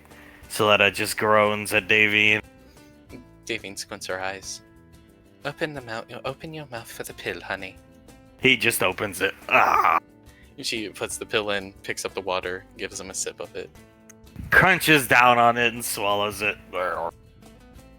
She gives him a kiss on the cheek. Thank you, honey. I Nah. appreciate it. Now eat. Making a plate of food, handing it to Davine and Davine takes the plate, gets some flatbread, some of the eggs, puts some shanklish on there, and puts it up to his mouth. Does look good. It is. It is very good. Eat up. He starts eating. Why did we come here again? To keep Julius away from Ricky. Julius just, oh, that's why. And to have a lovely breakfast, putting an olive up to his mouth between two fingers. He smiles at her, takes the olive, gives her a kiss on the cheek. Thank you, honey. You guys don't need to. He needs it to happen, in my opinion. It wouldn't make sense for it not to happen, and eventually I am going to see him. Eventually I have to give them a mission. Lacey holding her hands out, presenting another time tomb crystal for Mom and Dad. Oh! Looking over. Oh, darling, thank you for that. She'll... Next time, don't have Tommy lie for you, just ask. Oh, of course, darling. Sorry. Yes, we apologize. We didn't want you to know what we really wanted to see at the time, Tombs. We gotta see you two as kids, find your biological parents, beat the shit out of them. I see those poor people. Davine punches her open hand. Absolutely beat the shit out of them. Maybe cool them off. Suletta coming over eating. She'll teleport the crystal away. I can carry the spell. Chill off. It's a good idea. Julius needs to chill off. Ricky's a great kid. Never did anything wrong. I see. Oh, shut up. And just eat. Yeah, never did anything wrong, such as going to train with a megalomaniac for 8 years, abandoning his grandmother, who then killed herself because of it. He'll put a hand around Davine's waist, pull her close. How bad on a scale 1 to 10 was the time, Tombs? I mean, you were down and out all weekend. That had to be pretty bad, son. Icy. The worst. Yeah, I would say about, scale of 1 to 10, about a 12. Fuck. Julius lets out a sad smile. It wasn't... Okay, to be fair, it wasn't all bad. I got to see some nice memories. Do you remember the ball where you were yelling at Master Chance? Oh, that asswipe. Yeah. I remember. Yeah, I got to see that. My first dance with my wife. I got to see me take out a cigarette from Icy's mouth. We yelled at each other. I forgot how much we yelled at each other back then. Always got along like brother and sister. Asswipe. Asshole. God starts laughing. He chuckles. I got to see my wife. Very beautiful from the moment I met her. Aged like a fine wine. In the vertebrate sleeping. And then another memory of the same thing happening. Except I was there with her and she was cradling my head since, nightmares. Used to have a lot of those. And then the bad memories with Integra started. On a scale 1 to 10, how responsible is he? For her, passing, I guess is what I'm trying to ask. Well, a direct quote from her. If you don't want me in my life, life isn't worth living. Hunk's eyes go wide and he just stares at Davine. Oh god! Davine licks her lips, eyes wide as well, just shakes her head. So, 10? Yeah, 10, I would say. 10. He's really trying to make all the mistakes early and then kind of rebound from them, I guess. Yeah. I guess so. I really hope so. But you know what? Make too many mistakes and it's sort of impossible to rebound. I almost got to that point. I almost didn't rebound from it. Maybe, I don't know, maybe he's gonna cross the line. Who knows? Who really knows? I'll lean back into the wall, start rubbing Davian's shoulders for her. Oh boy, what are you gonna do to him, son? He sniffles a bit. Picks up an olive, eats it. Exactly what I think he deserves to happen to him. Pequod, I just wish he had a better justification. Just to be the best and clear the name or whatever. Whatever. Taking some hummus on a spoon.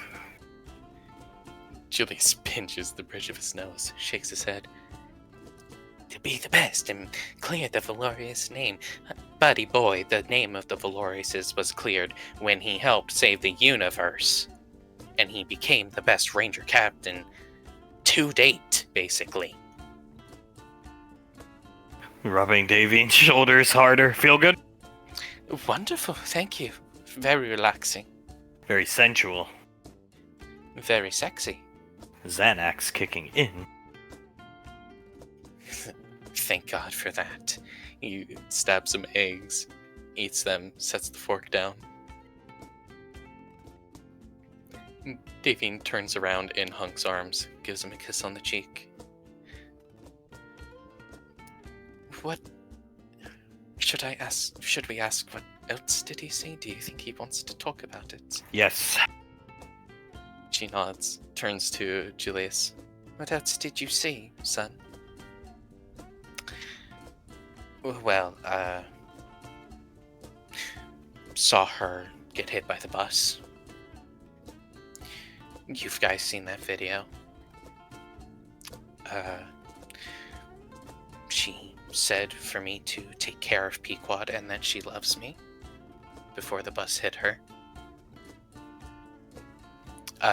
They see him start to tear up, his jaw locks. He just starts to shake his head and rub one of his biceps. I saw her talk to Nicole when she was going a bit...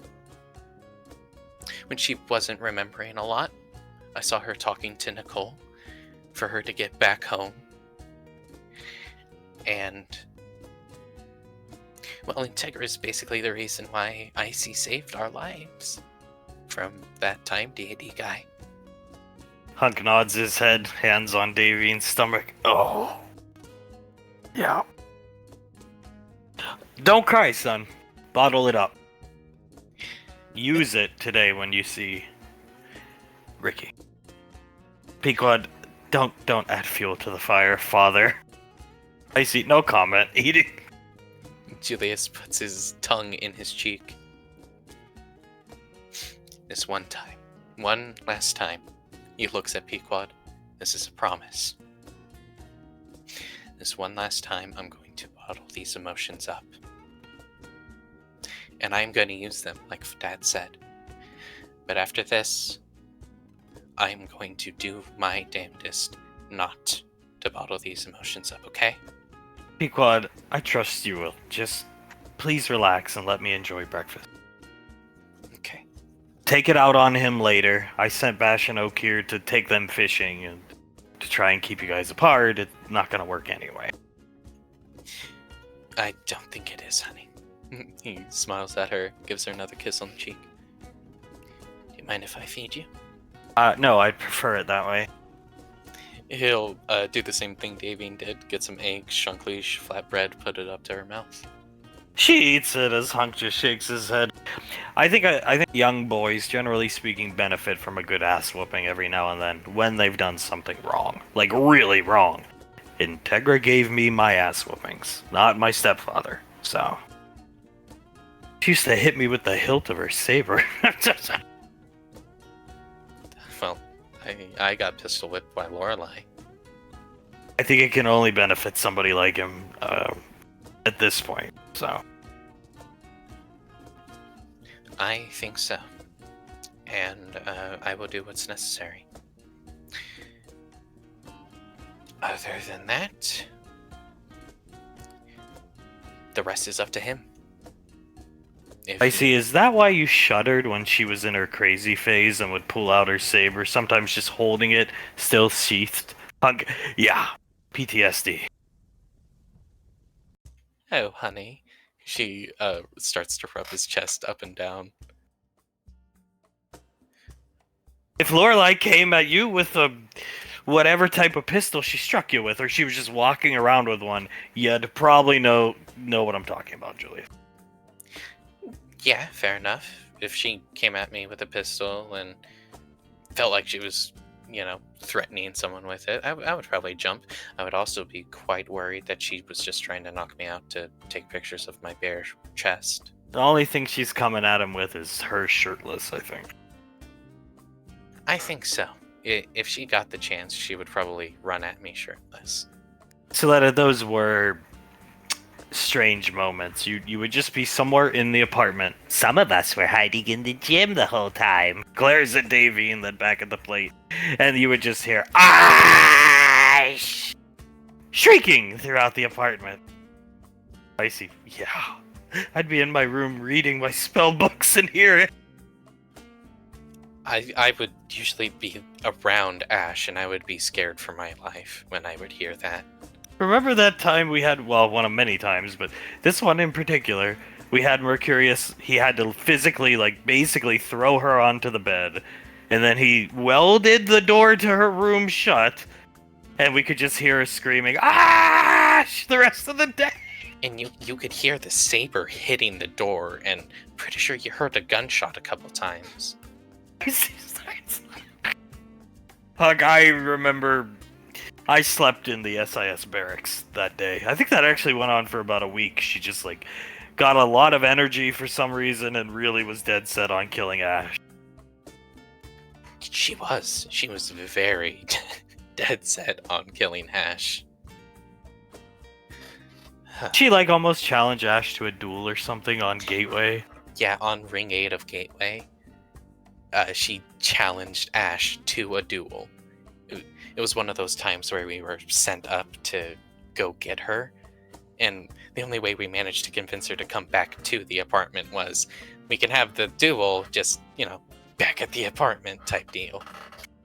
Soletta, I knew things were getting very out of hand when I'd walk in the morning before going to the academy and see Mercurius holding a bag a knapsack that he would put over Integra's head, drag her to her room with.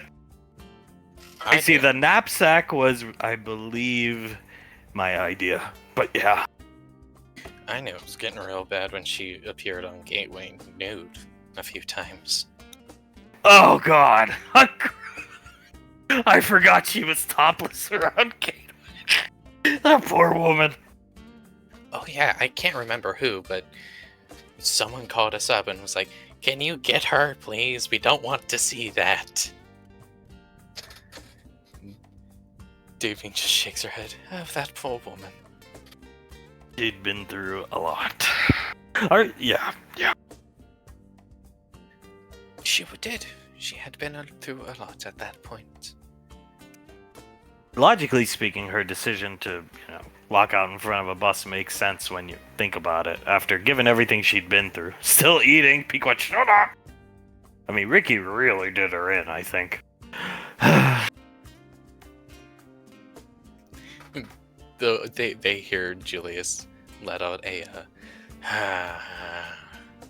yes, he did. Did a real number on her.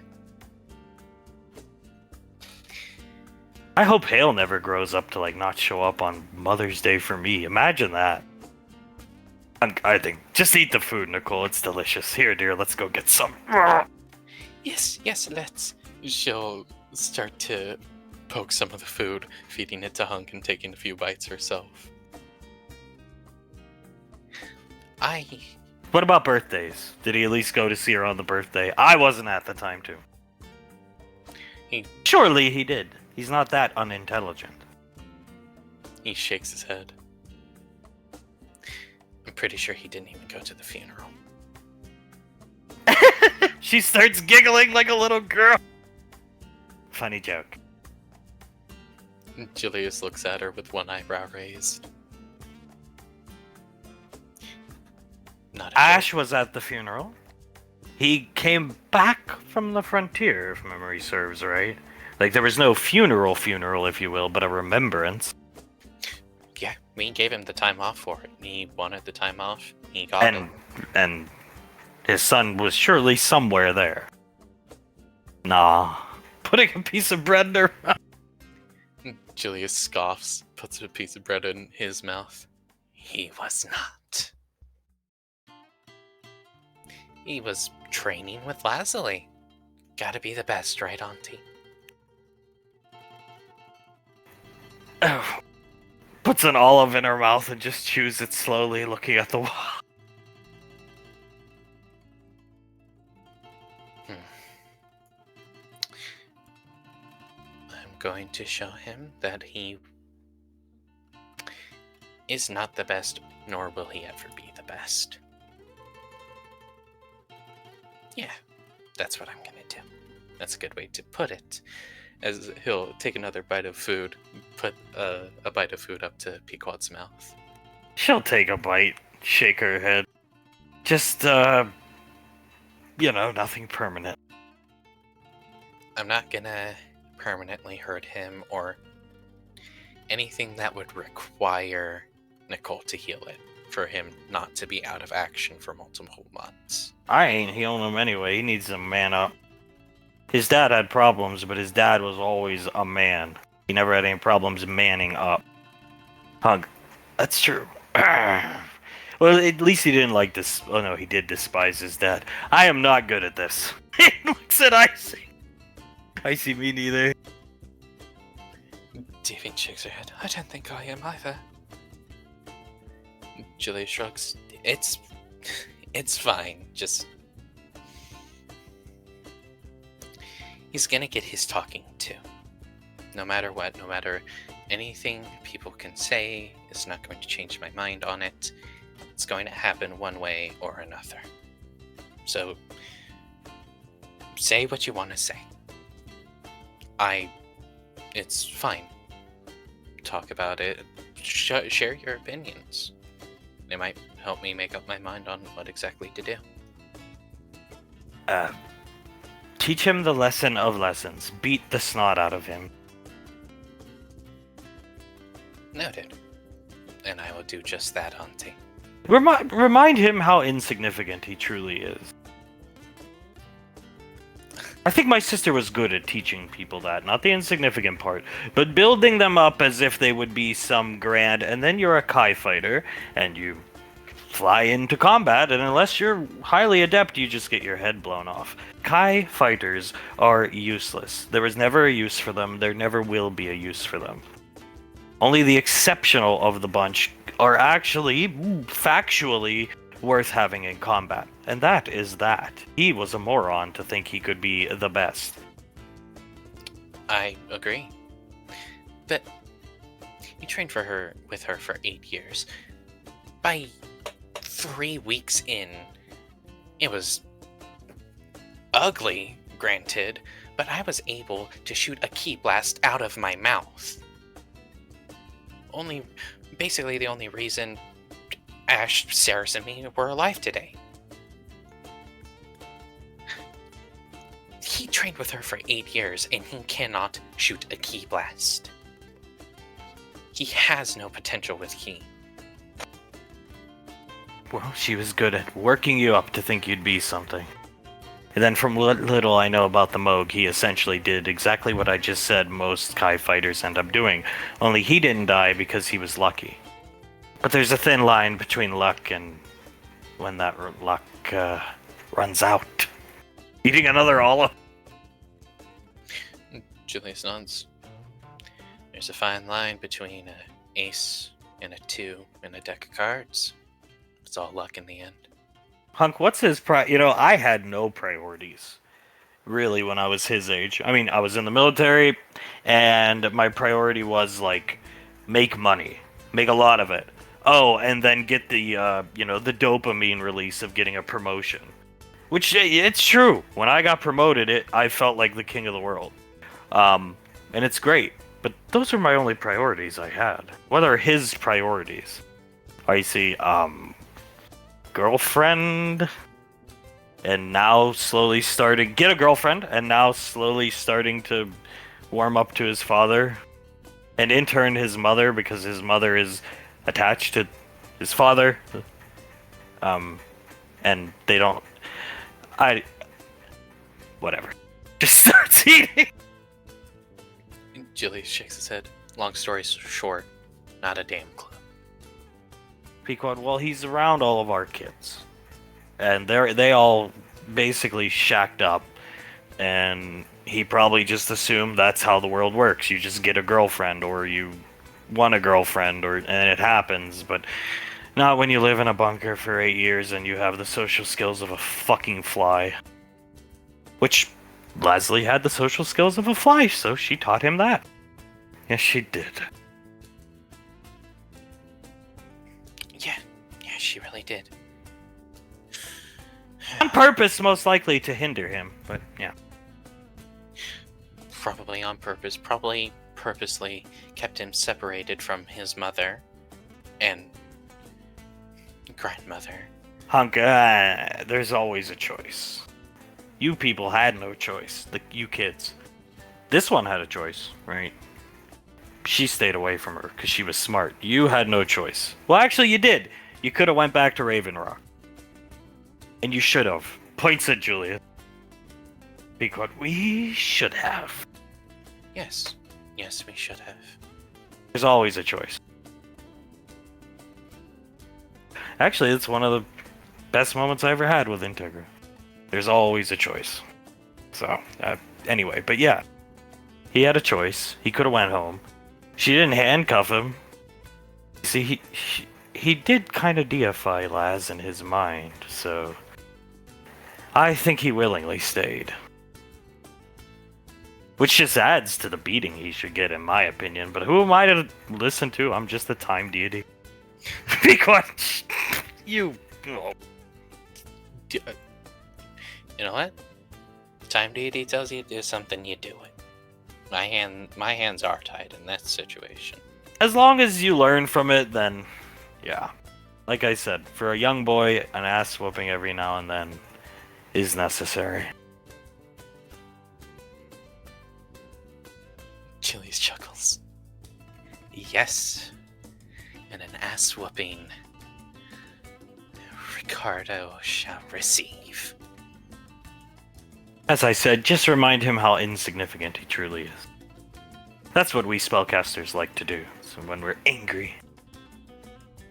I will have no problem doing just that. I see. It was really terrible to go to the time tombs and see that. Like, knowing it happened is one thing, seeing it is another, and then just hearing, I guess that's one mom Ricky killed. What? Banksy said it after the bus hit her. He was really confused. Oh, that's a terrible line. He still had money on Ash. Well, saying money on Ash sounds terrible, but he still thought it would be Ash that killed her in the end. Hunk shrugs. I would have thought. Not the kid I met on our film set that held my ladder for me, and all this stuff. So I didn't know. Shrugs. I didn't. I would have been in Banksy's boat. So that as would I. As would I have. I wouldn't have expected that out of Ricky.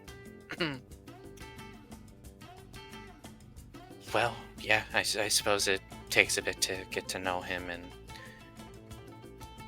come to realize that it was him. Does he know, you think? I see. I think he knows.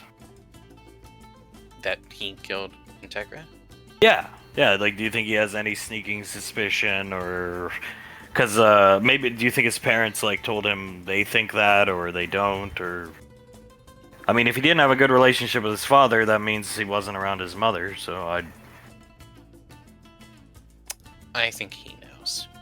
He gets really awkward whenever Integra is mentioned.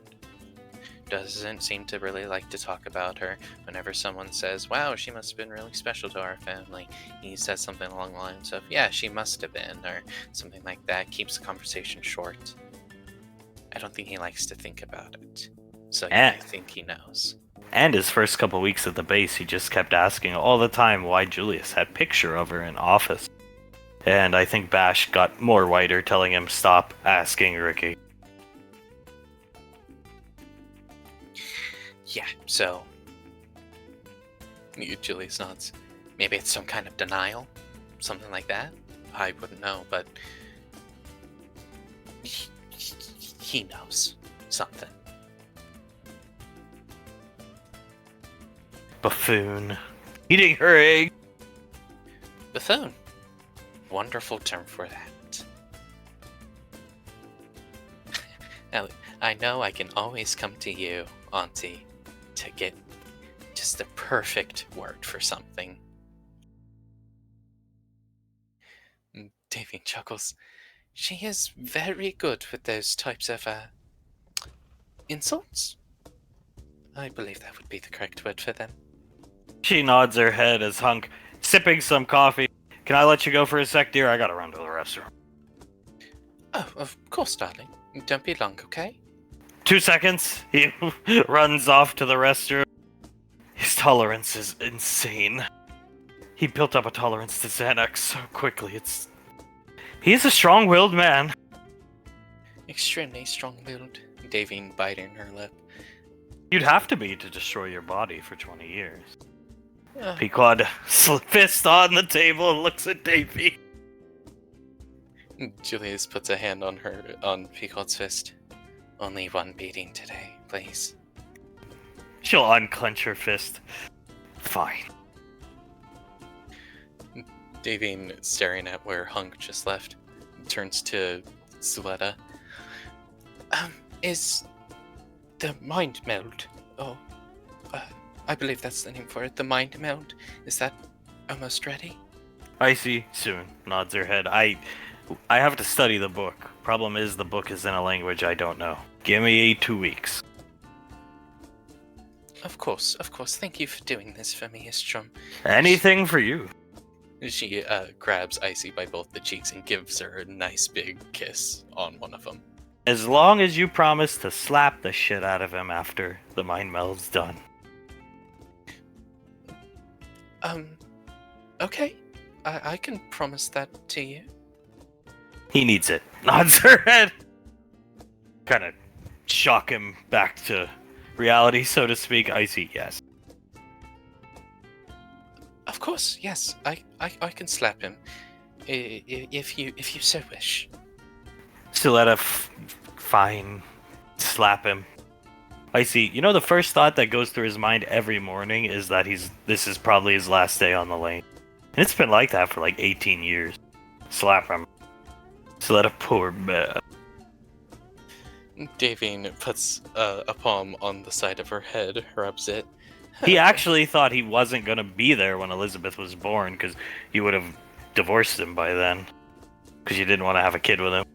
You really shouldn't be apprehensive when somebody says, I'd like to have another kid. Davine sits down. I'm not anymore.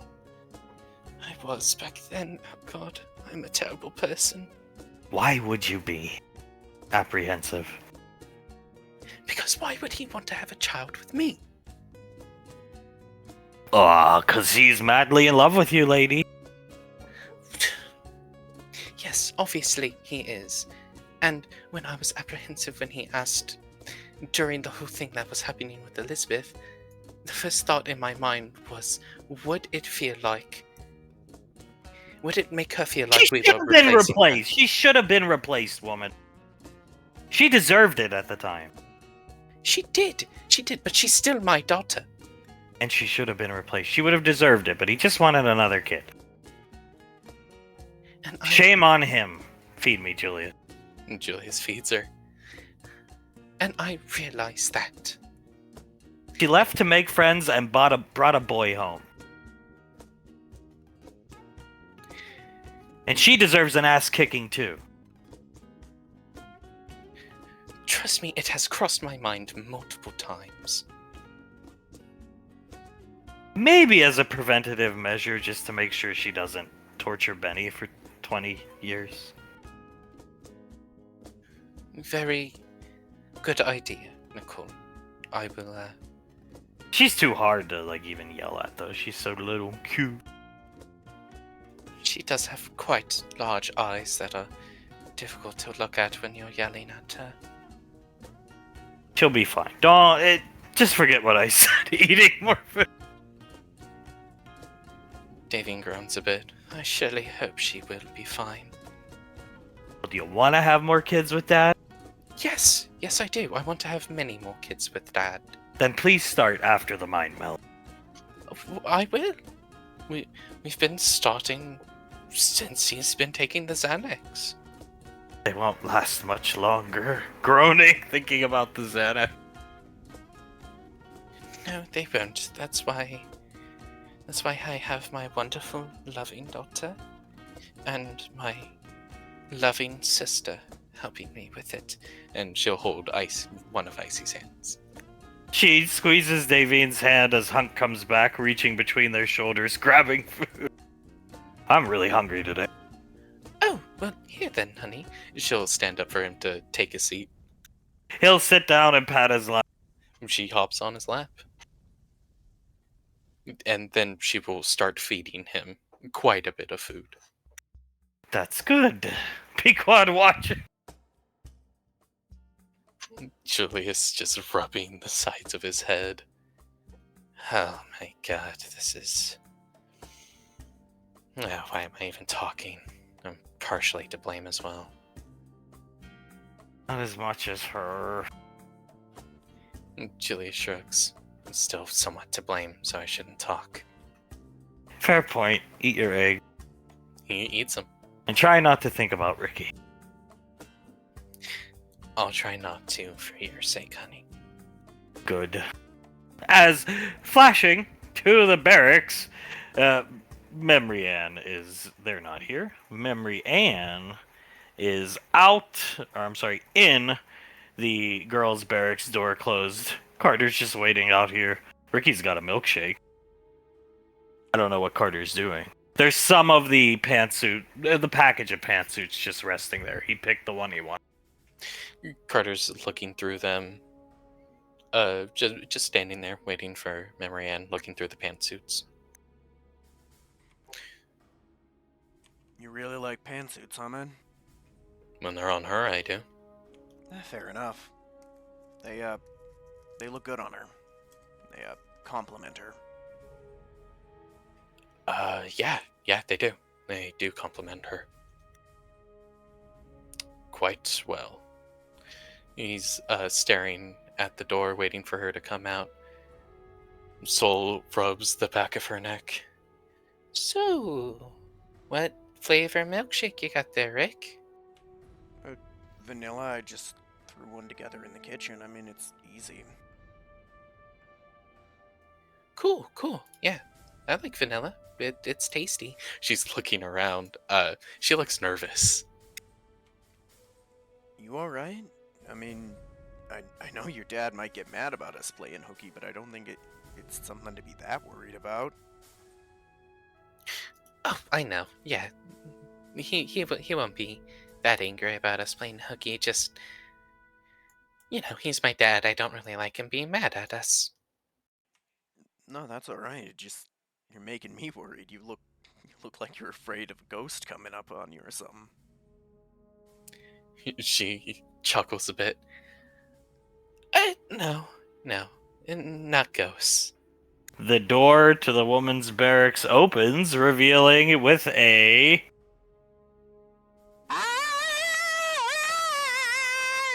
Colt jumps! Oh!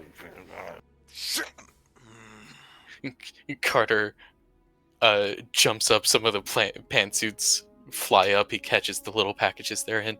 He's taking a step back. What the hell? Going back in as the door closes, Colt starts laughing. Scared the shit out of me. She's good at that. Ah! Carter just shakes his head. What, this morning wasn't enough? She had to use cornstalk on me again? She did it this morning too, huh? Yeah, she just appeared as cornstalk and it freaked me out. She did the same scream that she just did. Colt, she might think she looks old, but she's definitely young at heart. Soul nods. She is. I think she'll always be young at heart. I think she'll always be asking why Hazel this or did Hazel do that. Carter sighs, shakes his head. Oh god, I really fucked up, didn't I? With that. I mean, don't answer that. I know the answer. Yes, I did, obviously. Yeah. I mean, I get the whole you picked Hazel over hers when you were a kid thing, but I mean, you were a dumb kid and look at her. She's magic, pretty, and a talented captain. I mean, what has she got to be jealous about? Everybody has insecurities. I don't think it's jealousy, it's just insecurity.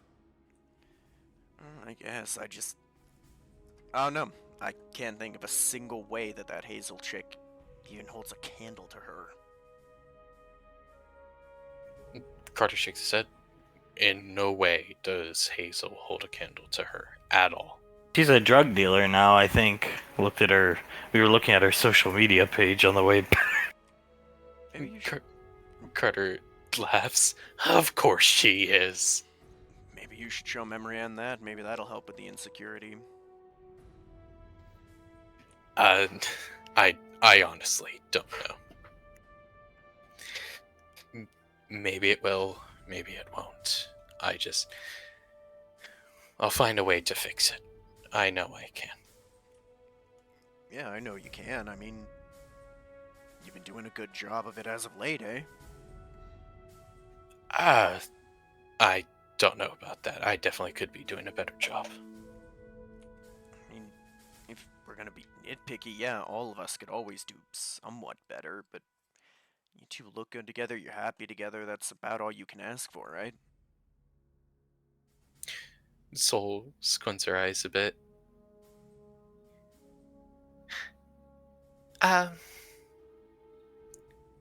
Ricky, have you ever been in a relationship?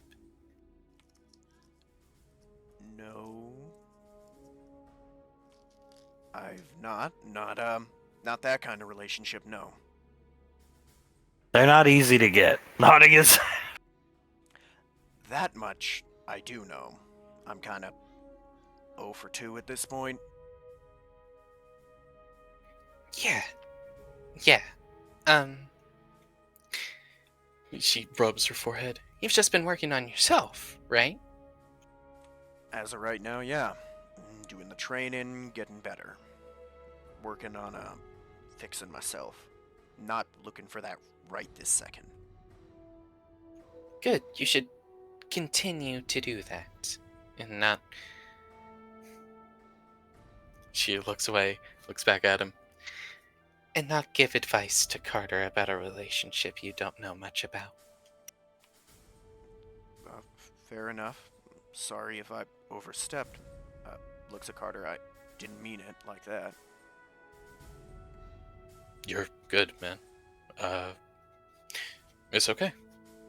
He shrugs, continues to look through pantsuits. Women are complex beings. Nodding his head. And most of the time, I think our problems as men in relation to women are pretty simple, but we just don't see the simple answers. Stroking his chin.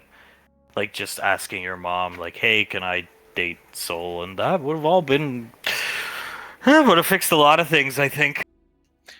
Carter nods. Our minds usually overcomplicate things. Sometimes to our detriment. Most To the of point time. where you'll worry yourself to death. Clicks his tongue. Have your dad call Julius to make sure Soul doesn't have a boyfriend, Ricky. While you're in basic Marine boot camp.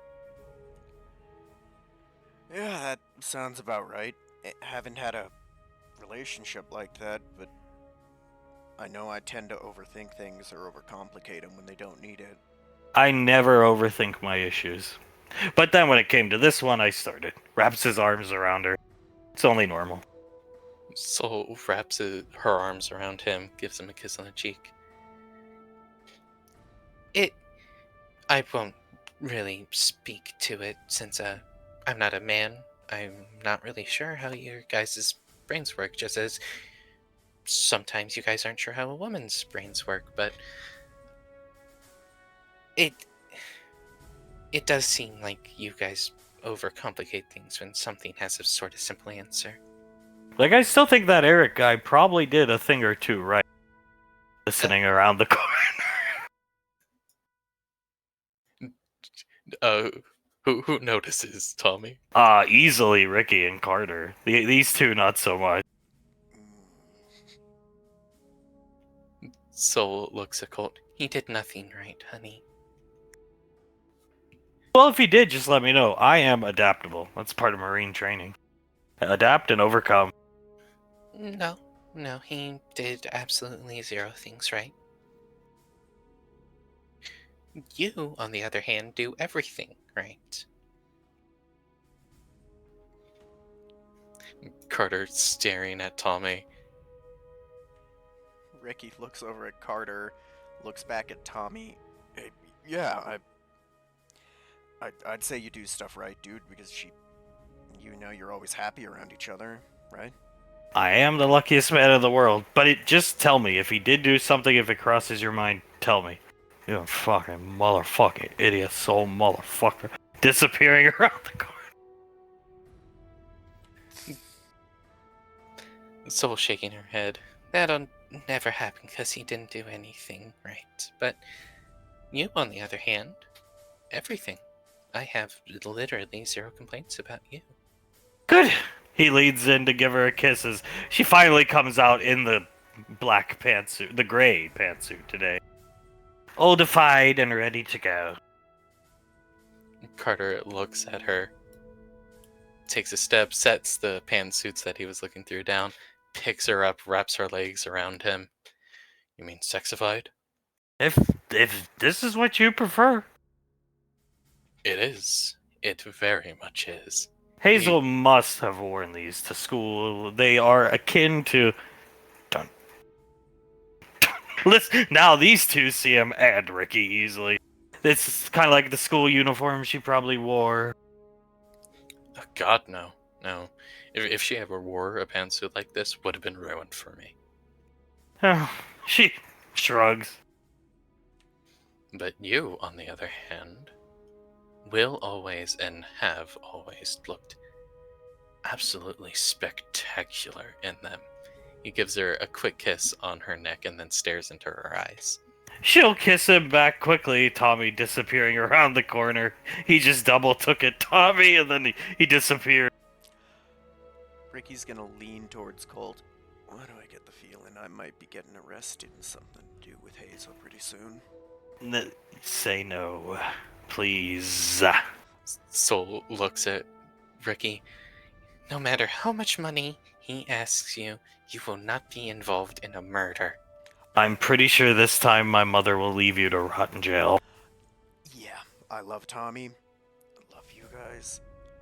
I'm not doing that. Not if it's not part of the job.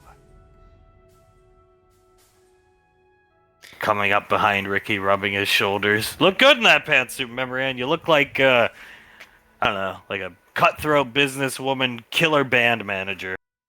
She perks up hearing that. Yes, that is exactly what you look like. He looks at her. When wearing these whenever we go out as a band, wherever we go, it'll certainly make me happy and excited and perk me up for any performance to see my beautiful cutthroat band manager out there with me. Well, I don't think I can wear them on duty. I need to stay in my camis. Bash, I think the Colonel will be okay with you dressed like that. If his son is made happy wearing them, you wearing them. Just put your rank insignias on the collar, honey. She smiles it back. Carter smiles at Bash, gives him a thumbs up. Thank you, Bash. If he has a problem with it, I will let him know exactly how this makes me feel. Rubbing Ricky's shoulders. You know you are a pain in the ass, but if you were to die or something, I'd feel terrible. It goes for all the kids, but even you. Thank you, sir. I appreciate that. I don't intend... Got sick of dealing with you every weekend. Tired of you. No, that's fair. I can't blame you there. I don't intend on dying anytime soon, sir.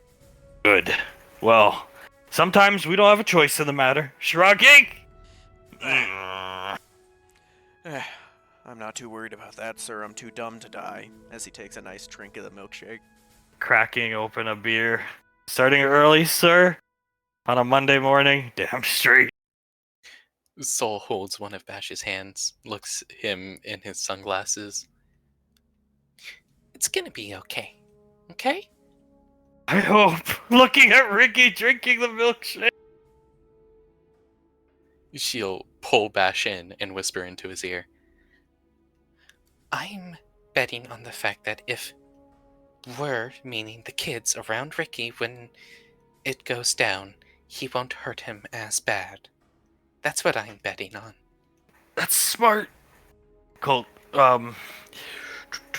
let's go upstairs. Say something to suggest we go upstairs. Sol nods. She pulls back a bit. Hey, you guys want to get some sun? Memory Ann, let me down, Carter. You'll set her down.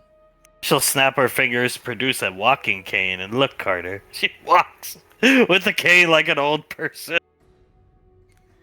Carter shakes his head, walking up with her. You don't need the cane, honey, and you never will. She'll snap the cane away.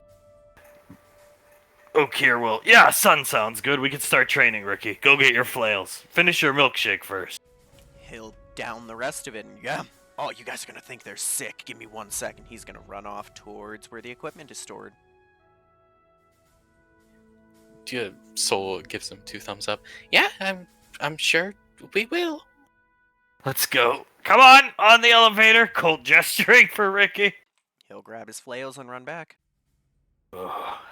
He could be here anytime through one of these teleporters, looking around as he hits the button for the elevator to go up, as back at the academy, at school.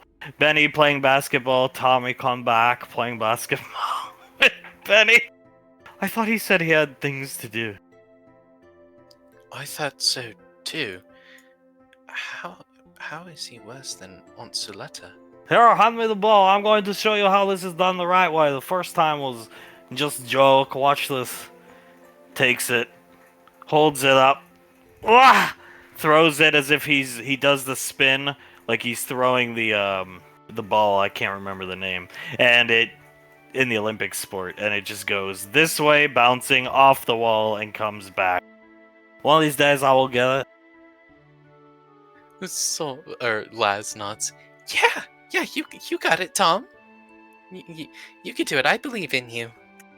Benny, I'm not really that great at basketball either, but Elizabeth's dad's a good teacher, takes it and easily shoots it in the hoop. Tommy's head watching it. Show off. Elizabeth clapping for Benny. JJ nodding. He's a really good teacher. Maybe he can give you some pointers, Mr. Weiser? Maybe I consider buying some basketball teams. Anyway, I have some news. Yes, what's that? We are going to kill Hazel and Eric. Oz just starts laughing. Laz I have made up my mind. Laz starts to clap. Sam, Yes. Okay, looks at Laz and just starts clapping. Laz looks at Sam and then Tommy. Not only do I think it'll solve problems between their respective relationships, but they also hurt my little siblings. Gave them problems that lasted for quite a while. So I would gladly see them dead in the ground. You want my help? Cracking his knuckles. No, I want you children to stay out of this.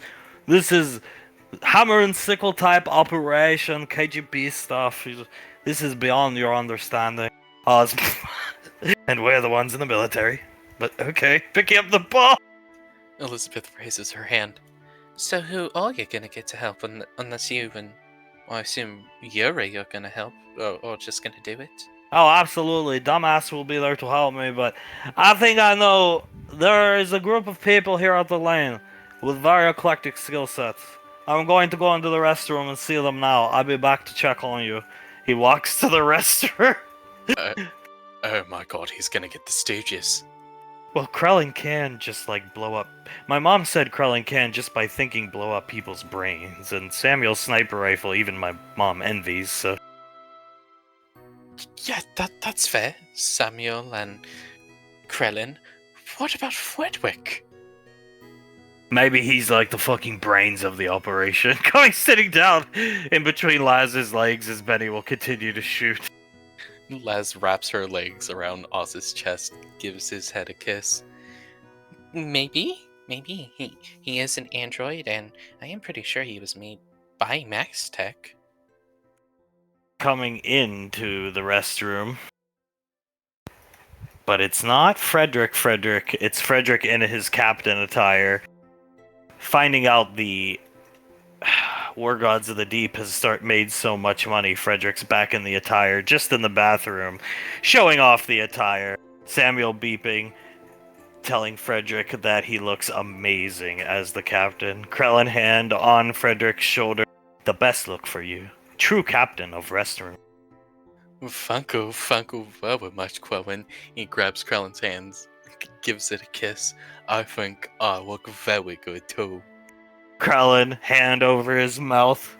Not blushing because he can't blush, but making a body gesture as if he was blushing. Samuel puts his hand up to Frederick. Fredwick gingerly grabs it, kisses it. What the fuck is going on here? Fredwick does a quick spin, letting the coat rise and fall dramatically as he has his hand on his chest. Oh, hello, Mr. Wiseau.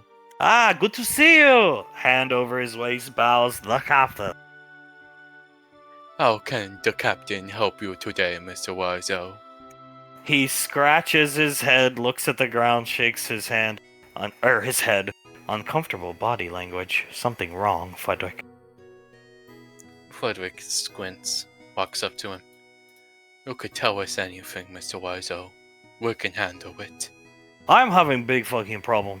Do you remember Hazel? Carter dollar store discount Memorion? How can I forget she was rude to me?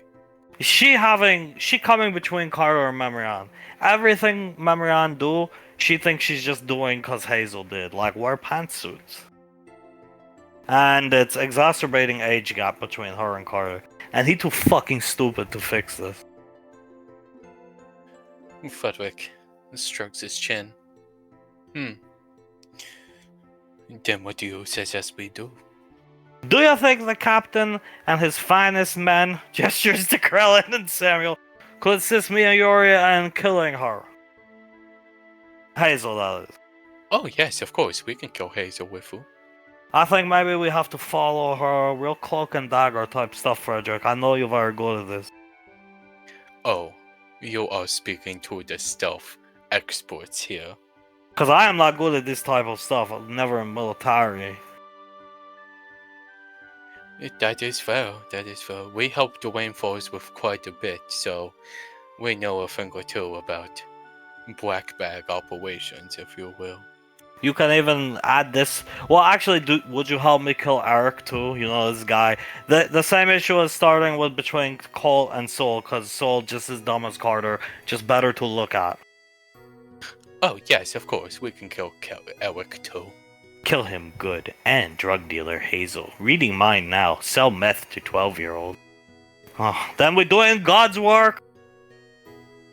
Yes, we need to kill her if she's selling meth to 12-year-olds.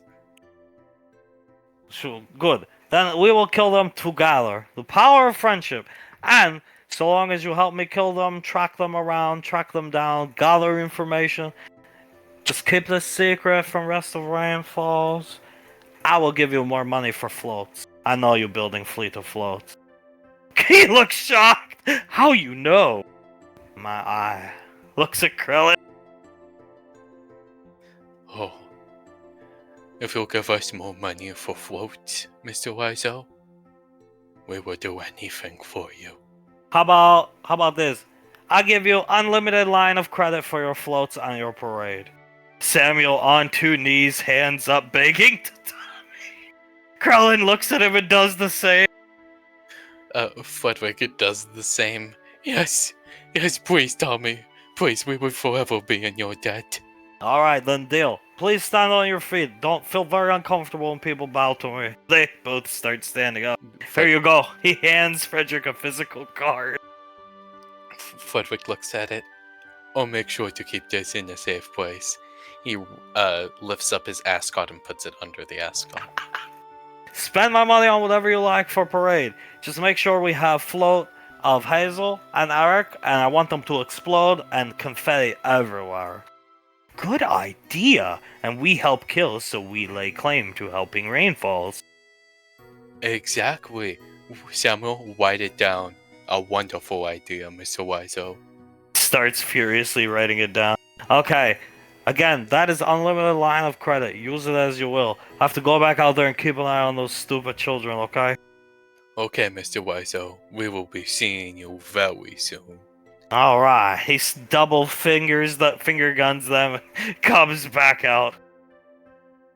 How did it go in there, Mr. Wiseau? Wonderfully. Sits down, taking Jace, holding it. They agreed to help? Yes. All will be well soon. We'll get rid of drug dealer. JJ starts to laugh.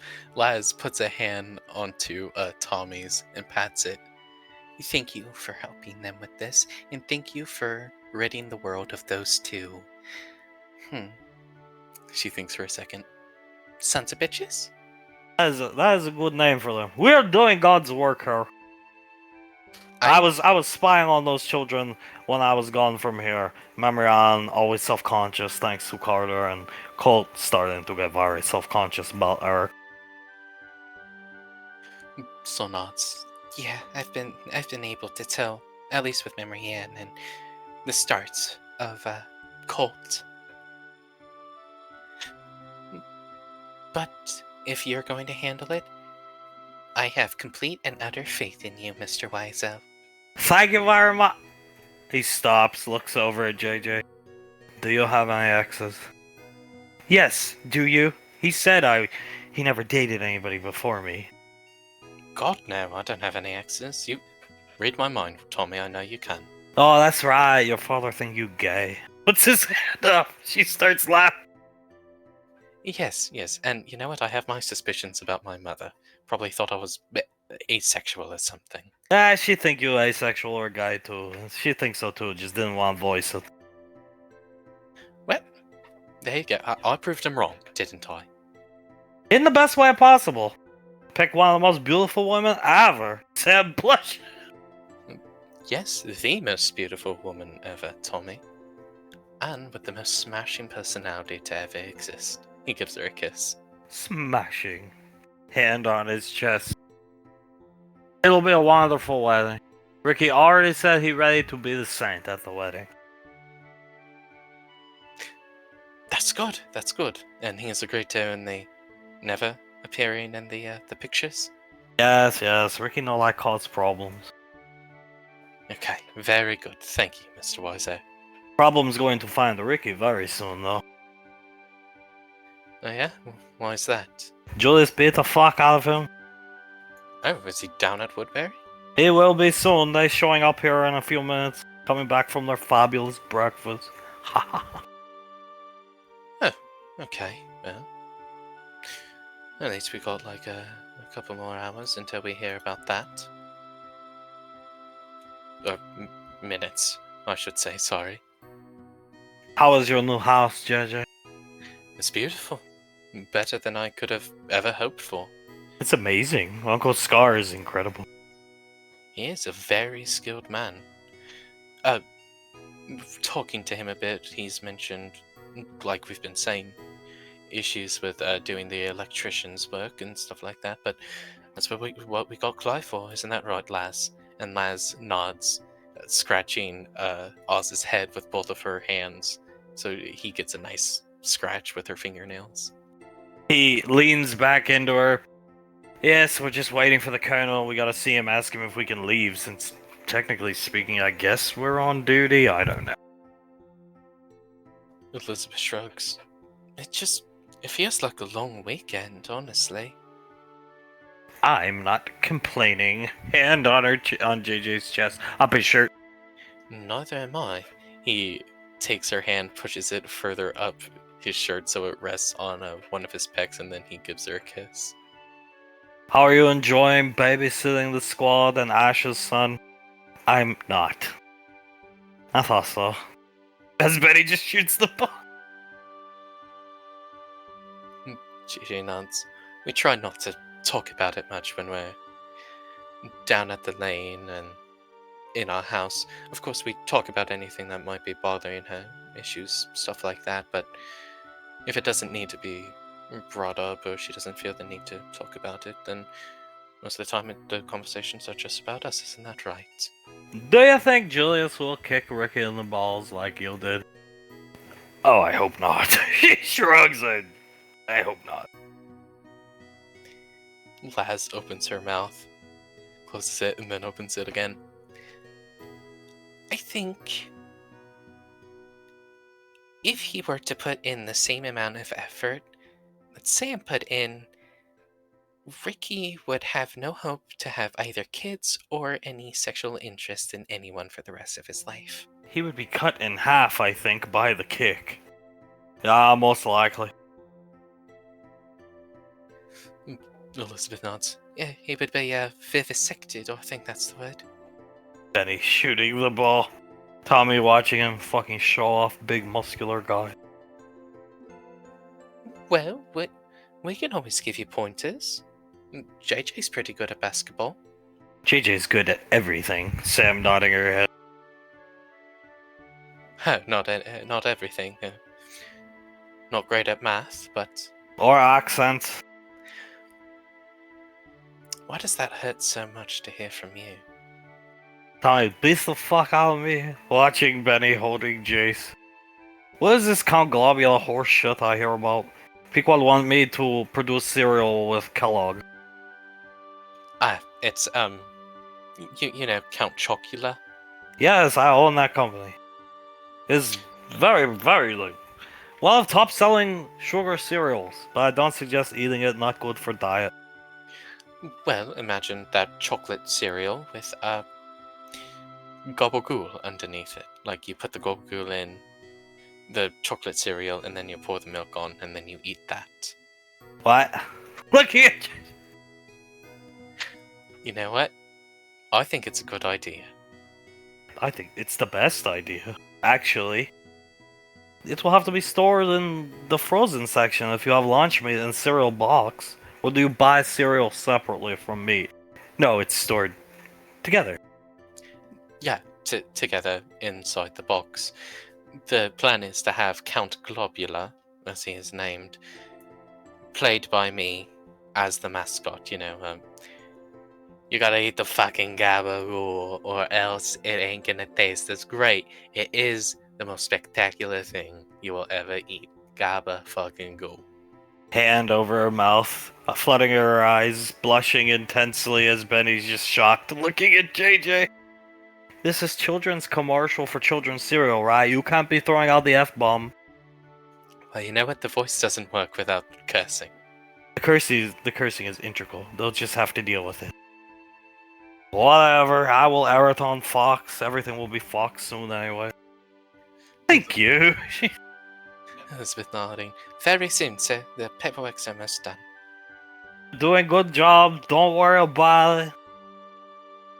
She smiles at him, gives him a thumbs up, and pets Norbit a bit. Nee. Do you like having your chaperone frog? Well, I wouldn't call him as much a chaperone as I would call him a friend. That's right, he is a good friend. I was getting high in the bathroom Friday night. Elizabeth High was amazing. Elizabeth giggles a bit. It was very fun. I actually can't remember most of it. Benny High was boring. He just fell asleep. JJ nods. Honestly, that's about as much as I expected out of Hi Benny for some reason. Nods. I was expecting more, like he just suddenly become like a genius scientist or something, but no, he just kind of.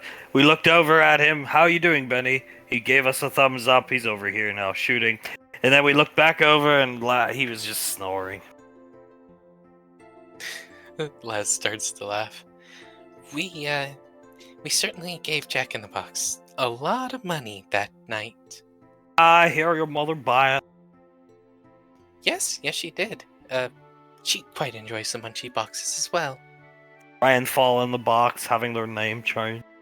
I petitioned for Saint in the box, but she said no to Ricky's face as logo.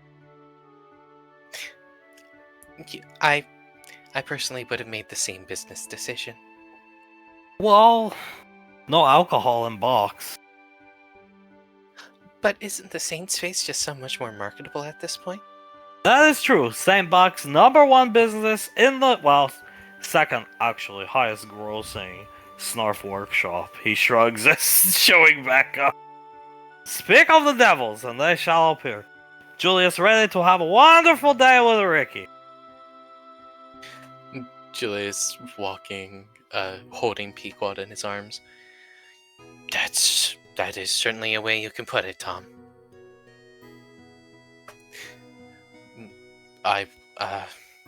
Yeah. I'm planning on going down to Woodbury, but, I don't think they're there. You probably told them to be elsewhere. He looks at Pequod. I did. She nodded. Tommy, they there. I was just there a while ago, spying on them. Daisy starts laughing. Oh. Well, isn't that fortuitous then? Remember trying on pantsuits for Carter. Make him all happy. Good woman. Good woman. I am happy for him. Probably gonna ask something like, can she wear these? And I'm gonna say yes to him because it makes him happy. Speaking of asking, sir, we're on duty right now. May we take the R ready and go acquire Clive, if you will? Huck starts laughing. Yeah, go ahead. You're off the clock. Love, it's time. She, wraps her arms around his neck. Piggyback ride. He piggybacks her. Come on, Sam, JJ, let's go. We need you. You're the only one that can understand the fucker anyway. Sam starts laughing. That is true. For some godforsaken reason, he stands up as he's walking down the steps. One-armed picks up Sam and continues with Laz and Oz. Jill, stop. He stops, sets her down. I'm sorry. When we get there, you will greet Clive in the accent. Oh no. Of course, honey. That won't be a problem. I just want to see the look on his face. You may resume. Pick me back up. He one arm picks her up again, carries her off. Have fun, son. Hunk waving to him. I will, Dad. Love you all. They will leave, leaving Jace in the care of Grandma and Grandpa for the day. Tommy still has him. Well, I hope she gets him. Pequod, she will. I have faith in Laz that she will be able to get him.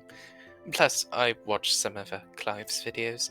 Does not seem to be in a good neighborhood, so offering to be put into Rainfall Lane, she sits on his lap. He will most likely accept. Too bad you can't time things a little differently. You get Clive here a little earlier, then take him down to Woodbury so you beat up Ricky. Imagine that being your first day at Rainfalls. What the fuck could top that? Pequod picking up the ball.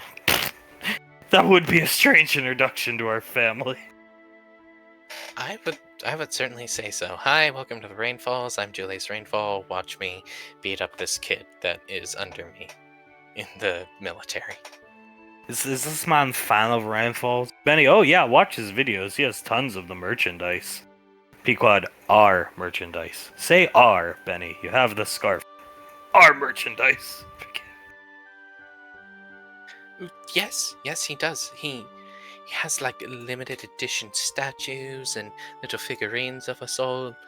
He has that one little figurine of me in my ODM gear while I'm swinging my swords. I believe that one was quite limited. Do you want me to be down there when you beat Ricky up to offer words of advice to him after, or want me to stay out of this, Julius? I don't care either way.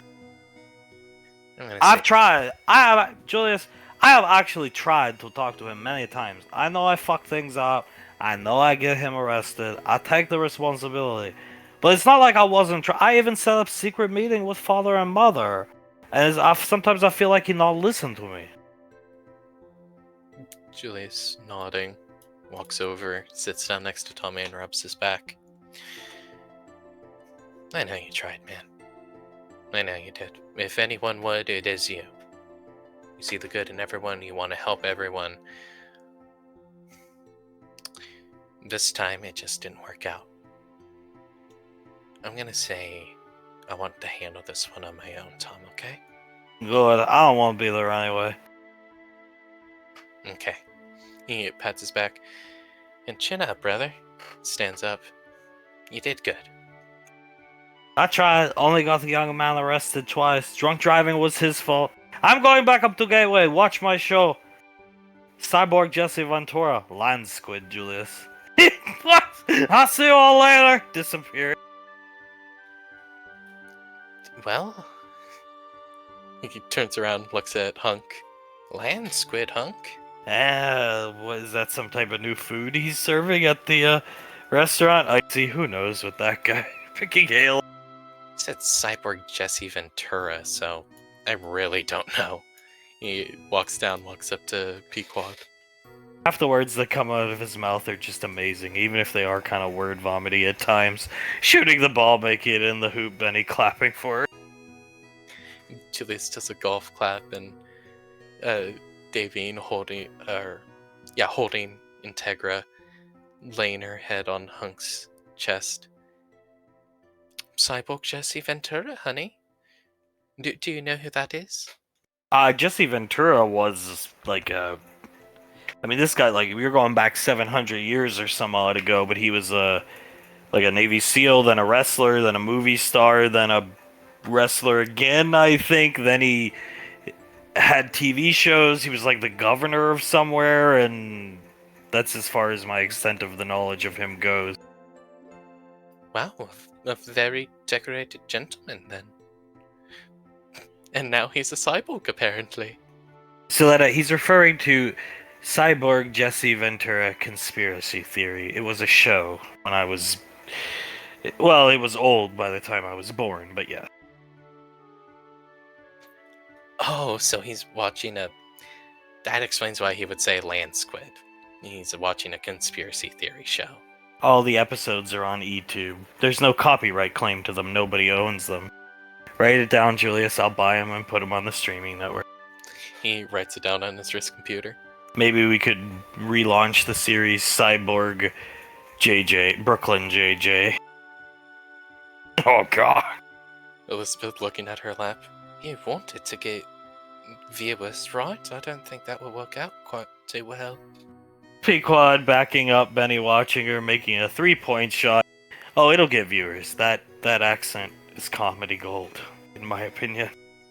Hunk gets really bad. Are you guys actually gonna do Camp Globula? Your mother and I, honey, hand back to Elizabeth so she can hold his hand, agreed that we would do it, yeah. She holds his hand, puts the other hand around his neck, and rests her head on his shoulder. We somewhat begrudgingly agreed, I think. Not really. Sam just is not going to take no for an answer, so you just give her what she wants. Davy nods. And if what she wants is Count Globula, where they make a sugary cereal with gabagool in it, then she may have what she so wishes. I see. Towns always said when she was a baby, she didn't ask for much, but when she wanted something, she let you know. I would believe it. Julius tosses the ball down to Pequod so she can shoot it again. She'll take it, go to shoot again. Yeah, I would certainly believe it. When she wanted to train with me, well, you guys know what she did. She broke a bowl over Okir's head, and Some of the finest footage from the headhunters, in my opinion. I would happen to agree. And now Okir is scared of her, so Icy plays the clip. It's the sound of him getting bashed over the head. I knew from that moment on I wanted to train that girl. That was the moment I knew she'd be perfect to watch after the kids. And she is. She does a very good job at it. I just sort of wish we could help her out with the stress that it could cause, though. Pequod, when her re-enlistment date comes, she's done. Fair enough. I would gladly. Hell, I'd probably give her a medal of some kind for watching over those kids. I think you can probably construe a way to get a Purple Heart from stress. Icy, yeah, I'd say so. Well, she has been shot protecting the kids in the line of duty, so you probably construe that in some way to get her another Purple Heart as well. Benny, yeah, me and Elizabeth were back in another building during that, but from the footage it looks like she got shot and it just made her angrier. She's scary. Elizabeth nods. She's scary, but in like a cool way. Like when you get mad, Julius, it's just sort of scary. But when she gets mad, it's like scary cool, if you get what I'm saying. Hunk, I agree. Holding Elizabeth's hand. She smiles at her father, gives him a kiss on the cheek, and rests her head on his shoulder again. She beat my high score at the game. She quadrupled my high score. Icy, what game?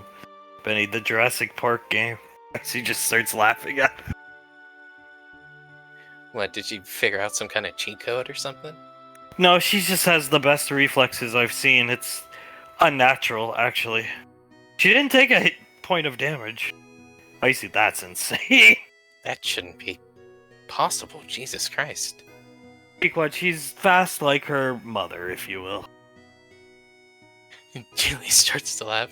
Yeah, apparently so. Well, you don't get to be the youngest ranger just by, sitting on your hands. You gotta be pretty skilled. Hunk sighs, leaning back into Elizabeth, pulling Davine with him. The other thing on the agenda today, Julius, is I need you to make sure your little sister and your wife, of course, when you're done with Ricky, get back here. We need you guys to be there on the board, basically, to see Scar audition for the role as Optimus. I see. Oh, no. Oh, Dad, that's not a problem. As soon as we're finished in Woodbury, we're coming to you. Don't even worry about it, Dad. Pequod giving Benny back the ball, walking over to Julius. I think Scar actually wants this role, right? Hunk, I think so. Yeah, given the way he talks, yeah. Davine, you're thinking about it. I would prefer him in the Optimus role. I see him far more like Optimus than anyone else. At least in that cast of people. For the sake of live action, I think he has to be Optimus, even though the cartoon shows live action. But for the sake of the big screen, it should be Scar. I suppose we could just call it like a higher budgeted movie form of an episode of that show, I guess. Stupid is what I call it. It is pretty damn stupid, but you know what? When it comes to the Stooges, everything they do is stupid, but makes us money. Stupid sells, Auntie, leaning back into Julius. That's all that matters. I mean, the survival show been live for a matter of hours, and it's drawing insane amount of views. She just glares at Pequod and Julius. The most replayed part is actually when the deer explodes. Yeah. Not to mention shows like Samuel the Science Guy. You had to dub it all over. And it still makes like quite a bit of money. It's bad when Zanzibar says it was the dumbest use of 5 hours of his life. I see. Julie starts to laugh. Oh, poor Zanzibar. We didn't get a chance to scrutinize like the B-roll, but we did see the deer part, and we did see. I personally think them almost drowning was way better. Did you see Frederick almost let go of the rock to reach out? I did with both hands. Instead of just one, with both hands, he reached out and then got swept away immediately. Goofuses kissing David on the head. Pequod, that was my favorite part too. Especially the way they shot it. You could just hear Zanzibar talking off camera, and you dubbed it for them, Auntie. She nods her head. The Drake, the voice of reason. The Drake with an IQ of 50. It's pretty bad when a Drake tells you to not go in a boat because it will sink and you don't listen to it. A Star Child didn't listen to a Drake that was right. Help, someone! I can't do a good Frederick. Oh, here. Help me! Samuel! Zanzibar, help me! No, Samuel, stop! As he came rolling into the...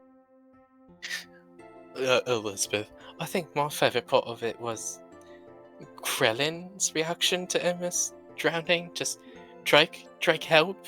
Drake help! Starchild can't swim! Drake help! I see, especially because he lambasted poor Zanzibar and said, me Starchild, me no need help, Drake. Oh god, you gotta love... Moments before getting into the boat. God. And then you could just see them reading from the survival guide and Fredwick repeating what he was saying. Aloe vera plants, especially good in bathroom. Huck starts laughing. Oh god. I didn't even know we had aloe vera on the lane, but they somehow found it. Frederick eating earthworms. Correction, Auntie. Frederick eating earthworms, promptly spitting them out and then having to wash them off in the river. I just love the way they ended the show.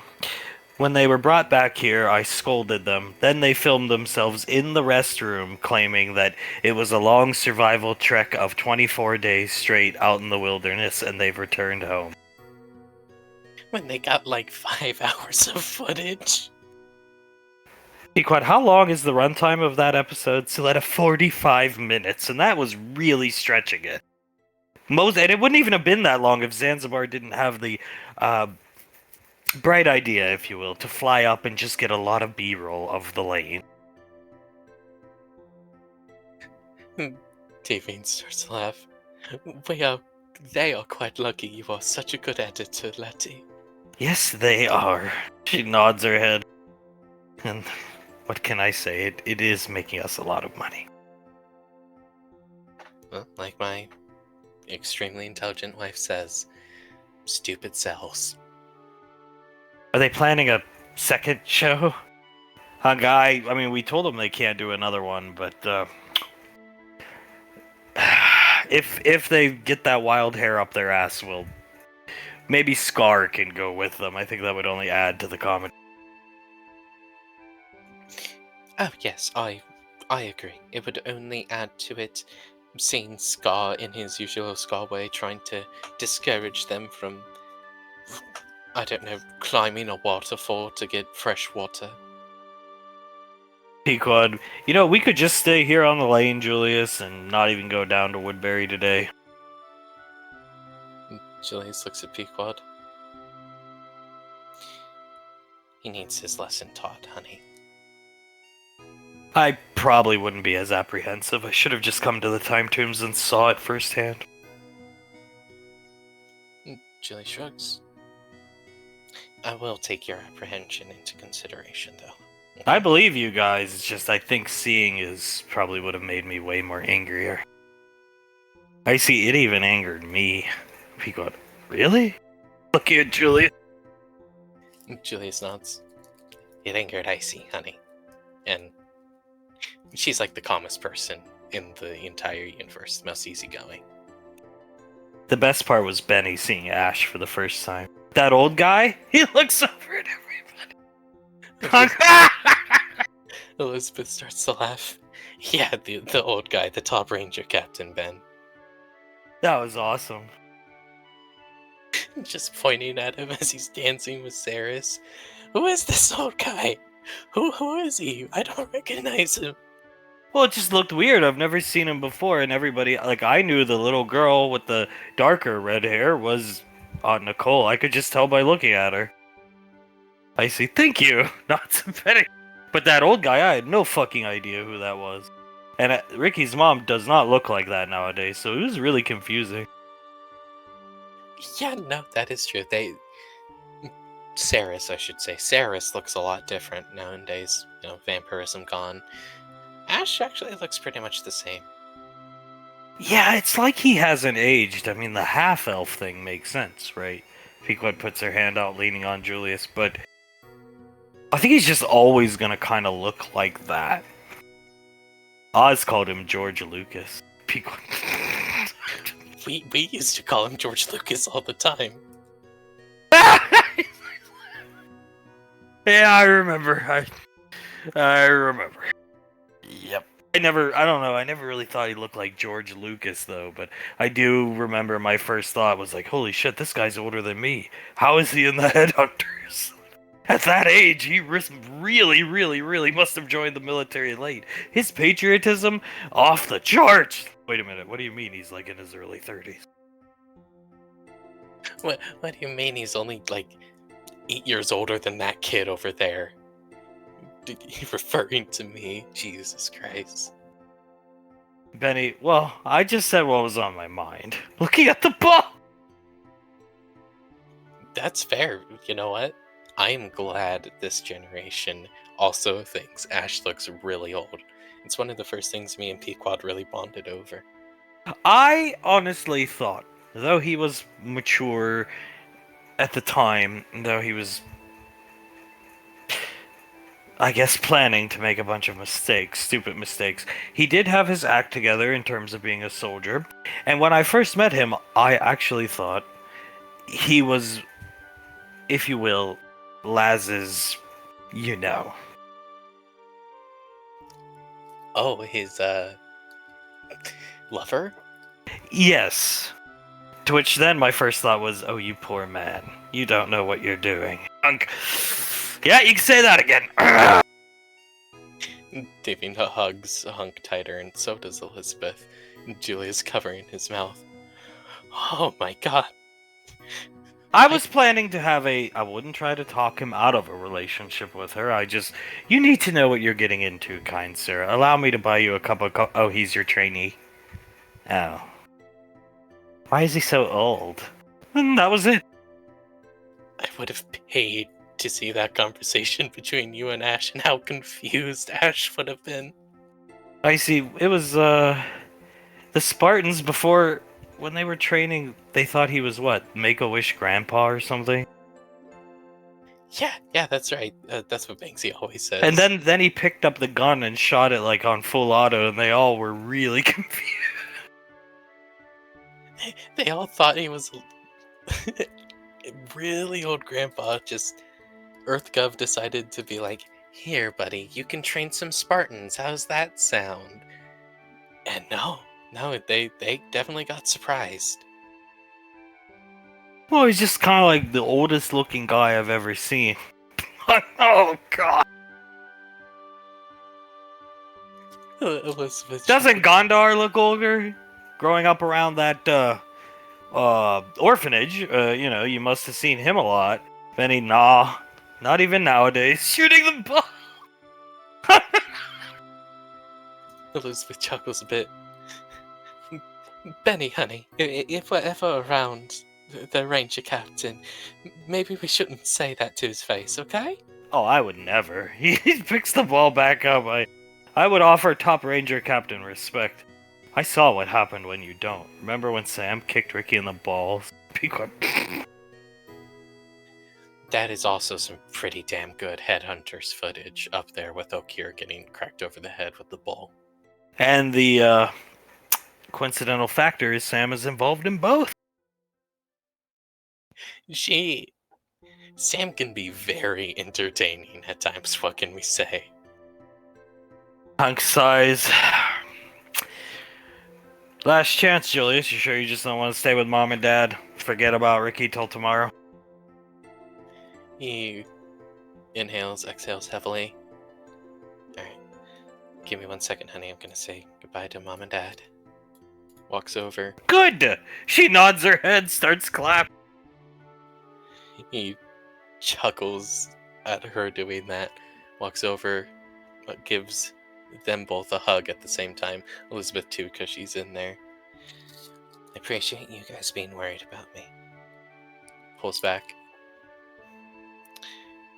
I think this needs to happen, and I think you think this needs to happen too, Dad. Part of me is jealous I don't get to go do it. Honestly, a little part of me.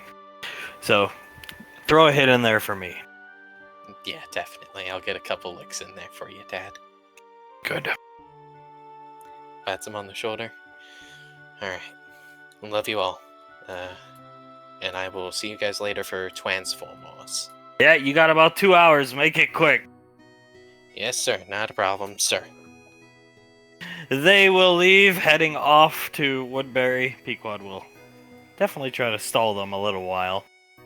As here at Woodbury, Okir and Bash have been... Okir and Ricky have been training together.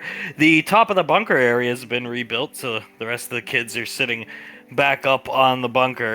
Okir, go take a break, Ricky. You smell like a pig. You're sweating. Yes, sir. Having a good time, though, sir. Beats the hell out of fishing, I guess. He's gonna sit down in a chair. He'll, make his way over to them. Mind if I come up? No, it's rebuilt now. He'll climb on up and flop down next to him. So, what do you think of the new toys? Flyos seem interesting. I would say get like a lot more practice with them first. Not a mark on your abilities or anything, just, practice makes perfect. Seems like a high... What do they call those things in video games? Called skill curve. Memory end. Skill curve weapon. I mean, yeah, he's gonna turn, and you can see there's like almost a rub line down his back. I keep catching myself with the blade right here, so anytime you hear me grunt, that's me getting shocked by the training blade. Oh. Memory end grimaces.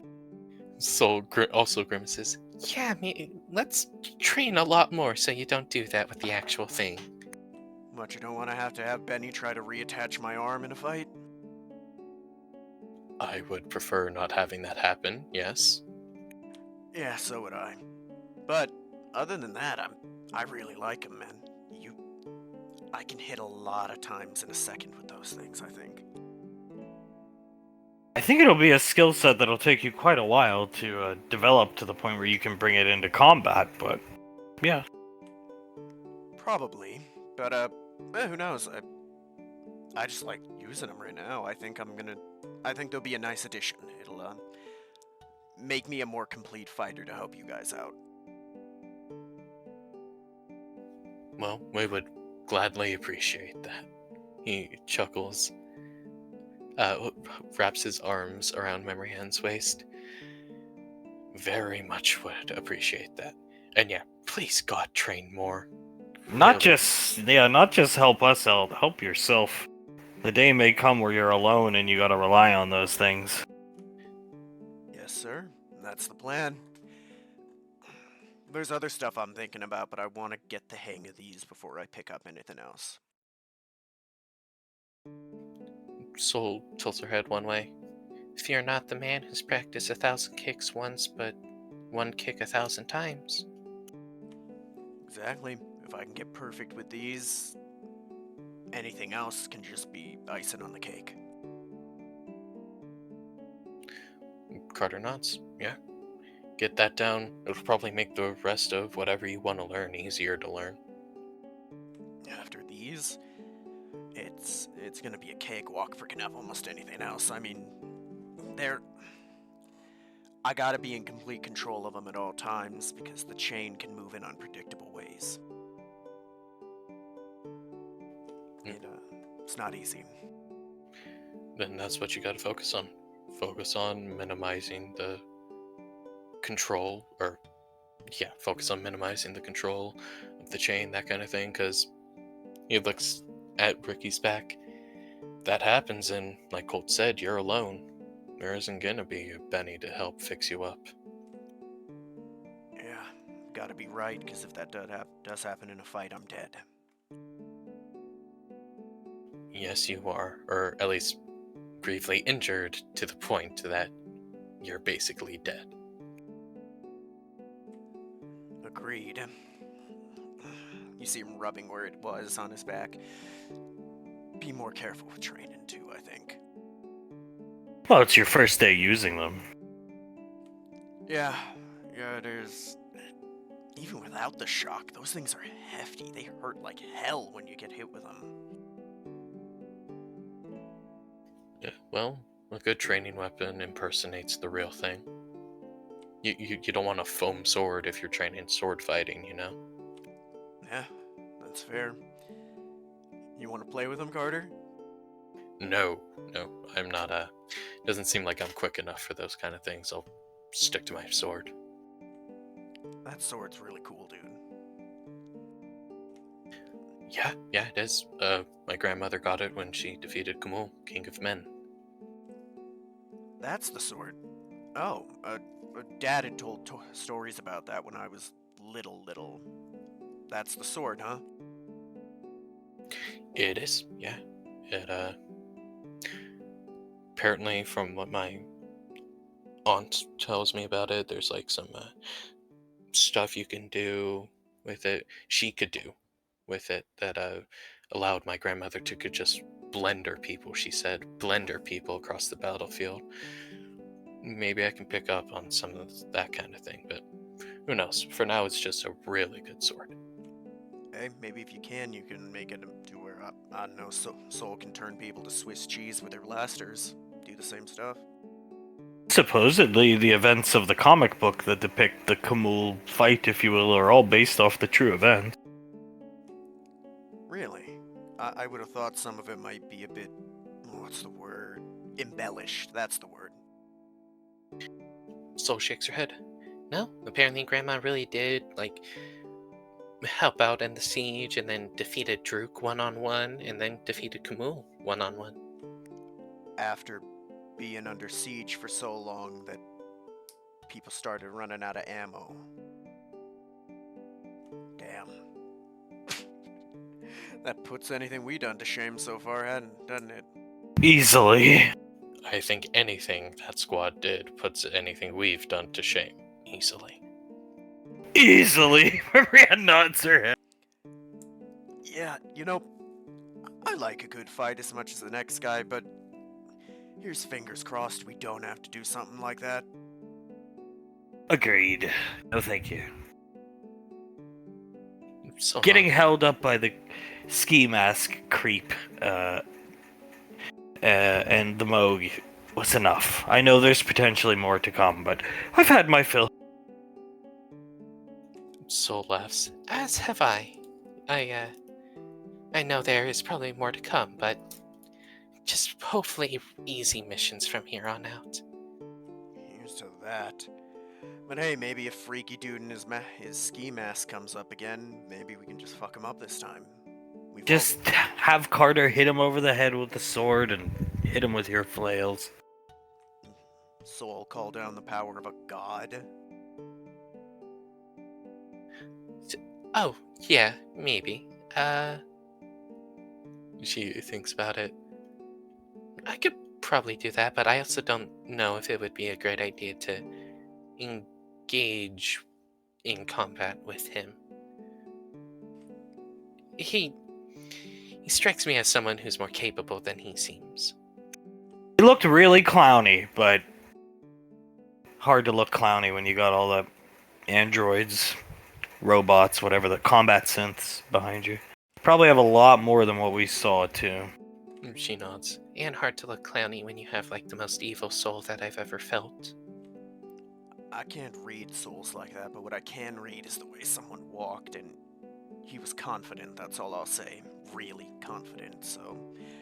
Was it the synths, or was it what he could do, you know what I mean? She shrugs. Who knows? Hopefully never us. Hopefully. I don't know. Dad's working on it, and it's apparently a way bigger thing than we thought. He's not telling me everything, but just a big thing. Big shit show, right? Max Tech remnants. She blinks her eyes at Ricky.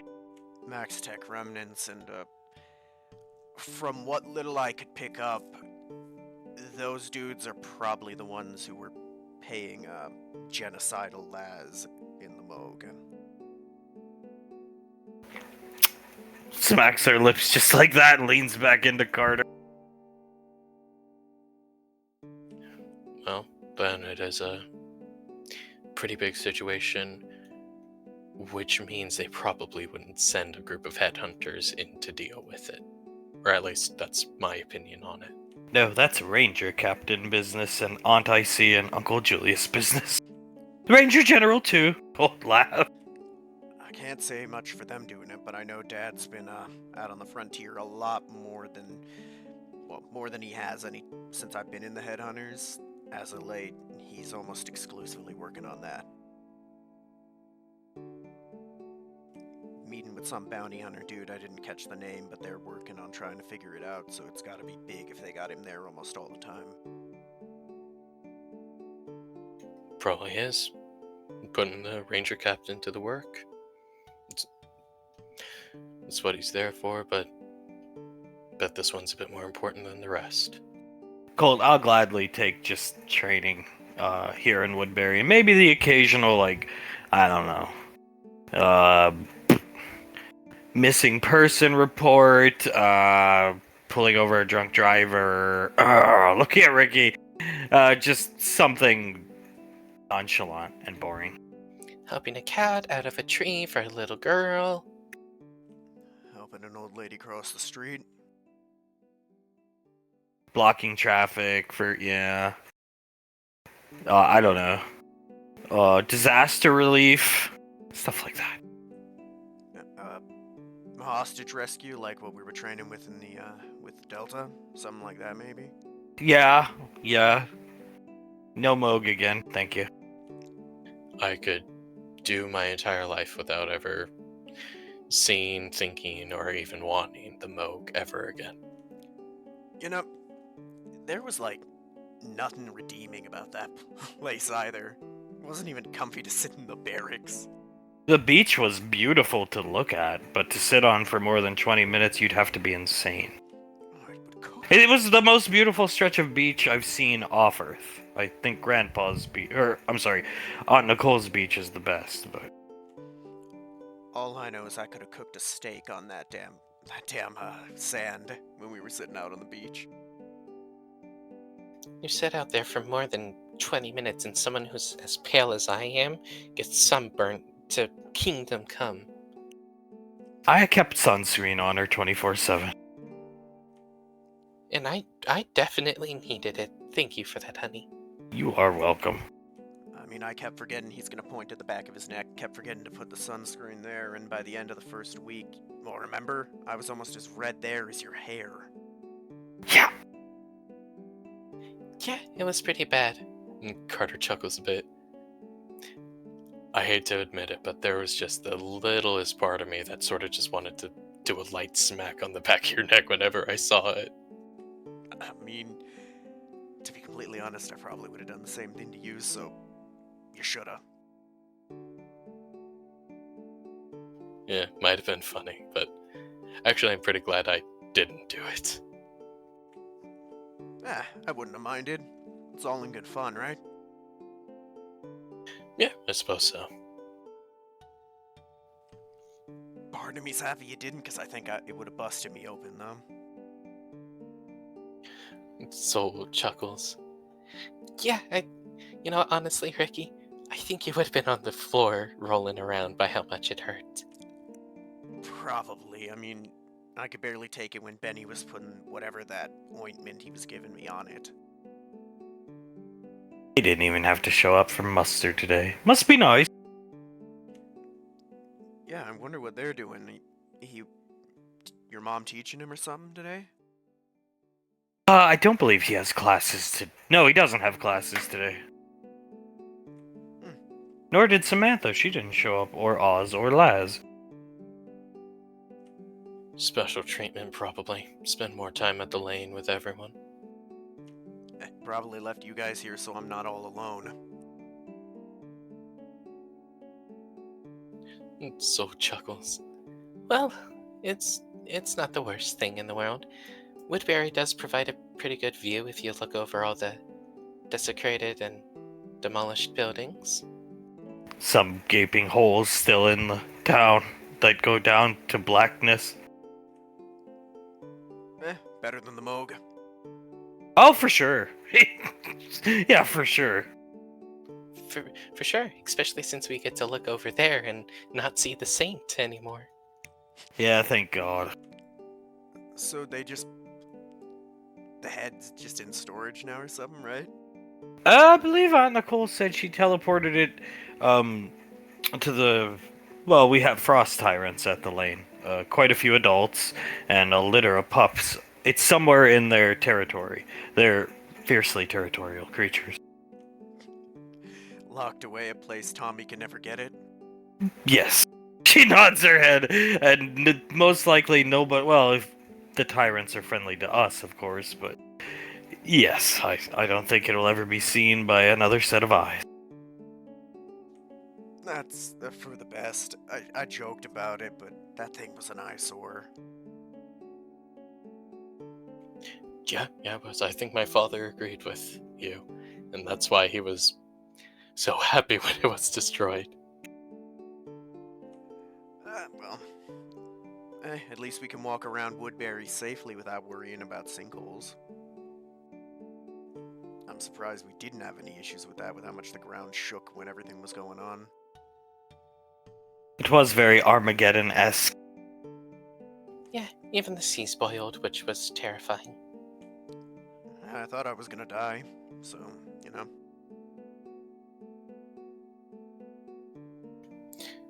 Carter shrugs. Thankfully, none of us did. Aunt came... She came in quite clutch there. Thank God for her. They should make a video game playing that creature. I mean, yeah, you could do cool stuff with it. Play like a, oh, I forget what they're called. It's like a roguelite, but you gain experience as much as you can, upgrade your character, do that kind of thing, but the more experience you upgrade, the bigger you get as Nevermore. She nods her head as Colt. What about a real heavy metal-esque type of song for the band?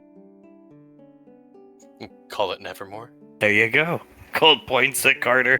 Marianne, I could come up with something. Gonna need a lot of pyro for when you play it. That's no problem. Gesturing to Soul. Soul puts her fingers up, does the little fireworks that she likes to do. Hell yeah, man. Well, let's hope I get to see you guys play that live, because that sounds like fun. Even if we don't make it big as a band, we can still do it as a career. There's plenty of bands that are, I guess, mid-level, if you will, that play at small establishments. That would be perfectly fine by me, as opposed to ever... I actually kind of like being in the military, all things considered. Just the thought of having to potentially go back to a place like the Moog or anything, seeing my family get hurt. No, thank you. Yeah, I would much prefer just playing in like a coffee shop as opposed to something like the Moog. Sounds like a lot more fun, to be honest. Colt, I'm pretty sure we'll make it at least to the upper echelons of like the high tier of bands. But yeah. Soul scoffs a bit. Honey, please, we are going to be in the Hall of Fame with our platinum record right next to it. Guaranteed. Hopefully not next to Fredvis. Oh god, I really hope we wouldn't be next to Fredvis. Maybe you I, should... You go. I remember Mom and Dad, we went to the Rock and Roll Hall of Fame because Sam's a big fan of Fredvis. We went to his exhibit. Mom crossed her arms, looked at it, and just walked away. and then sat in the car for the rest of the day. Anytime Scar tells the story about the amusement park that he took you guys to when you were kids, it reminds me of that day. Oh yeah, with the Fledwick and Krellin saying, "You are here, how they know, Fledwick?" Colt nods his head, Marianne starts laughing. She sat in the truck the rest of the day, and Dad took me and Sam around the rock and roll. Well, maybe just don't do your first big concert in Palo Alto and you'll be safe. No, I don't think anybody can do a concert there. That is the country of the king, if you will. Graceland, more or less. Soul shakes her head. Yeah, no, I definitely agree. And besides, I wouldn't consider it our first concert. The story of our first concert would be spectacular to tell to interviewers. That's a good point. Hell, you guys could probably make money turning it into like I don't know, a cartoon or something. Marianne, it's a first concert a band showing no band has ever had before in the history of ever. We didn't even really touch our instruments, and we put on a concert to never be forgotten. A concert to be forgotten nevermore. She starts chuckling. Oh, that is so good. You should write that one down as a lyric. Somebody should write a book. Somebody's accounting of it, if you will. I was frozen half the time. It's not as interesting. Probably shouldn't be me. I'm not the best orator. Carter looks at Soul. Soul looks at Carter. Me and Carter could write it together. Us separately, we're not very good writers, but together we can write something pretty good. A dual account. She puts both of her hands up. A dual accounting of the events. And then we attach it to our first album. Yeah, ending with the words, like you said, concert to be forgotten. Be a pretty metal way to end the book. We could have Frederick do the audio voiceover of the book, if you will, the reading. Carter shakes his head. A concert to be forgotten, nevermore. Maybe he'll be the captain. And hey, maybe you can get the actual god of time to do the foreword for it. Oh, I'm sure she would. That would probably sell quite a few copies if we say, "This is the time deity, she did our forward." Sounds like a New York Times bestseller to me. Marianne, I wonder what they told the public looking around when all that happened.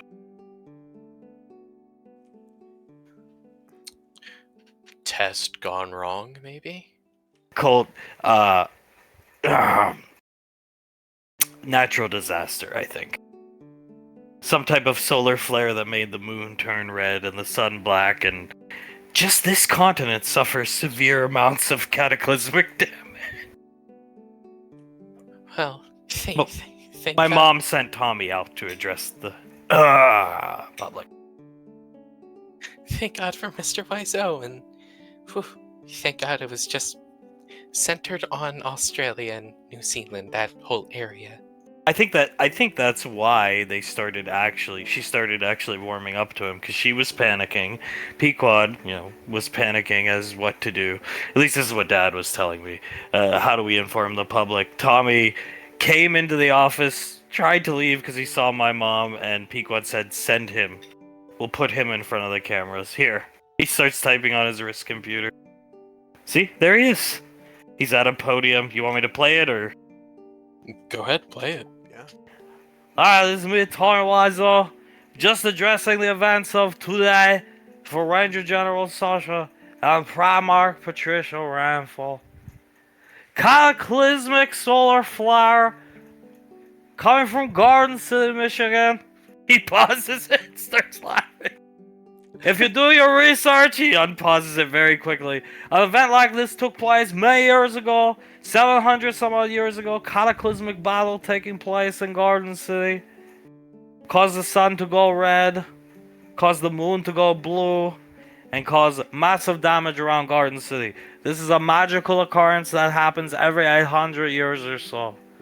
Damages will be repaired, everything be paid for, and coincidentally, nobody got hurt except very creepy time deity, which I'm not allowed to talk about. Any questions? Please start.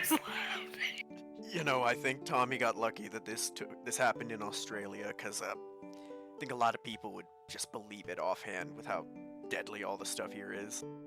The time deity part, Dad told me, made my mom really pissed off when he brought him up in the address, if you will. But people just love Tommy and believe him, so he calmed the public. Solar flare that originated from Garden City, Michigan. Marianne laughing. How did we miss that one? Oh, we don't watch the news, or at least I know me and Soul don't. I may have seen it, but I was recovering from the weekend, you know? I mean, we don't really watch the news either, but seems like something we would have caught. Marianne, they had to be desperate to send Mr. Wiseau out there, but good choice nonetheless. Yeah, everyone loves Tommy. He's looked well upon in the eye of the public. Tommy, I mean, yeah. I think if he was running against anyone but your mom, he'd probably win in a landslide.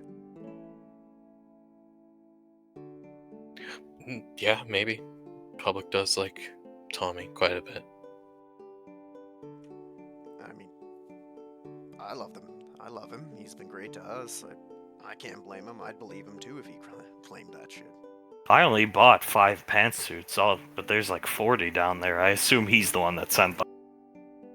I assume so. I'll have to thank him later. Now, what is this show about you want to watch? It's just a conspiracy show. It's really more one certain episode that sort of piqued my interest.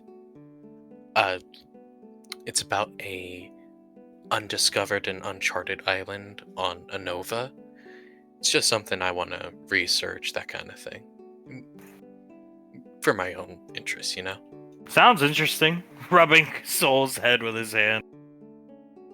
Soul Knots? Sounds pretty interesting to me.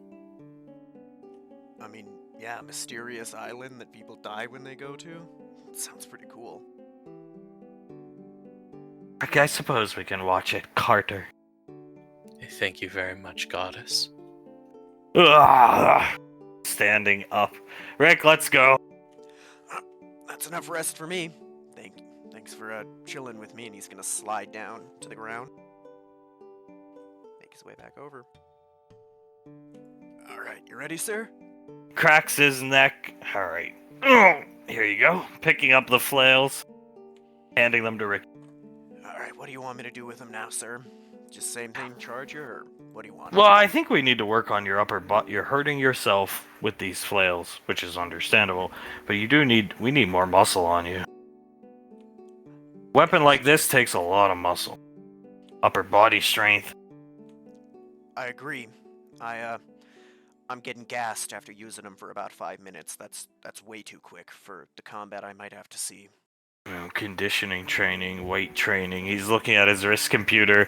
The sound of the elevator starts, but he's too busy looking at his wrist computer as Bash, looking at the elevator coming up, and Julius, Icy, and Pequod appear.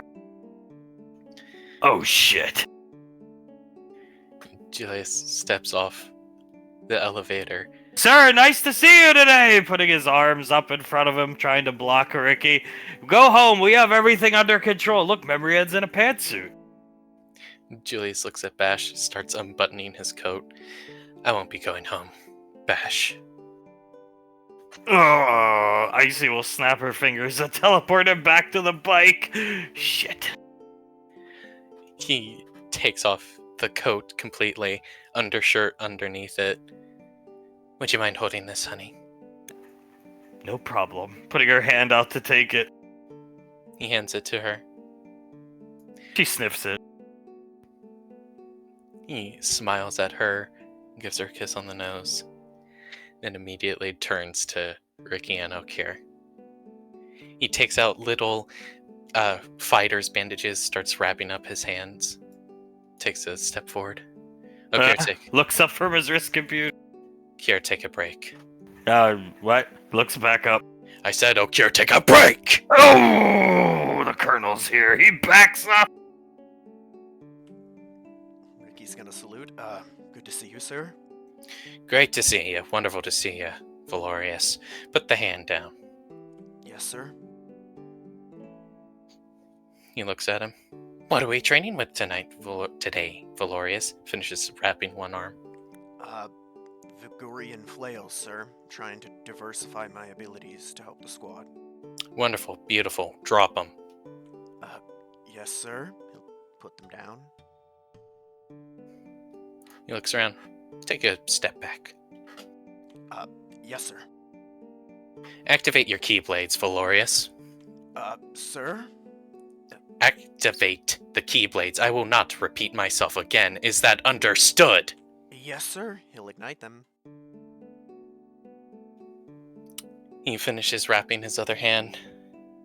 Clenches. Lets go of the fist. Waves his hand. Punch me in the face with them. Sir? Are you sure, sir? What did I say about repeating myself, Valorius? I said punch me in the face. Looking uncomfortable, he'll look over at the kids and then do it. Walk up and try. The keyblade stops in front of his face. Useless. How long did you say you trained with the hag? Hit me again. 8 years, sir? And he'll take another swing.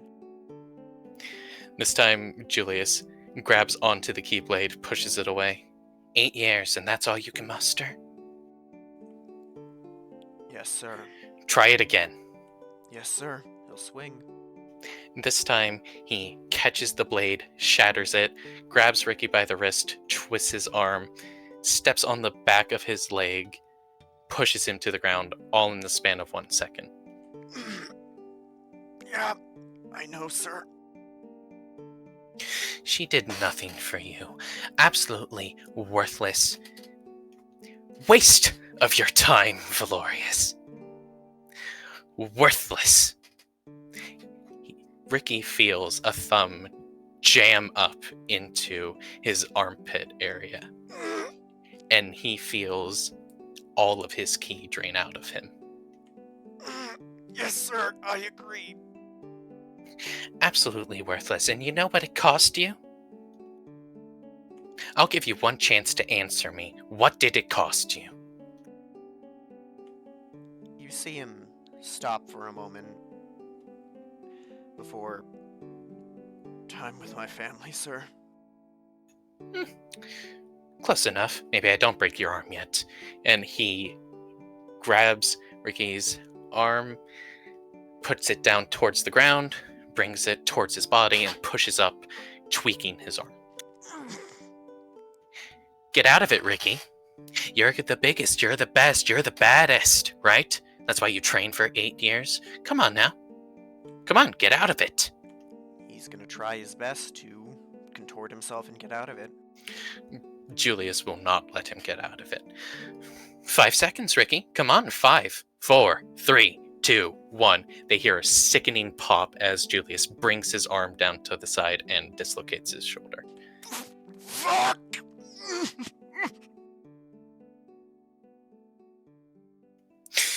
8 years.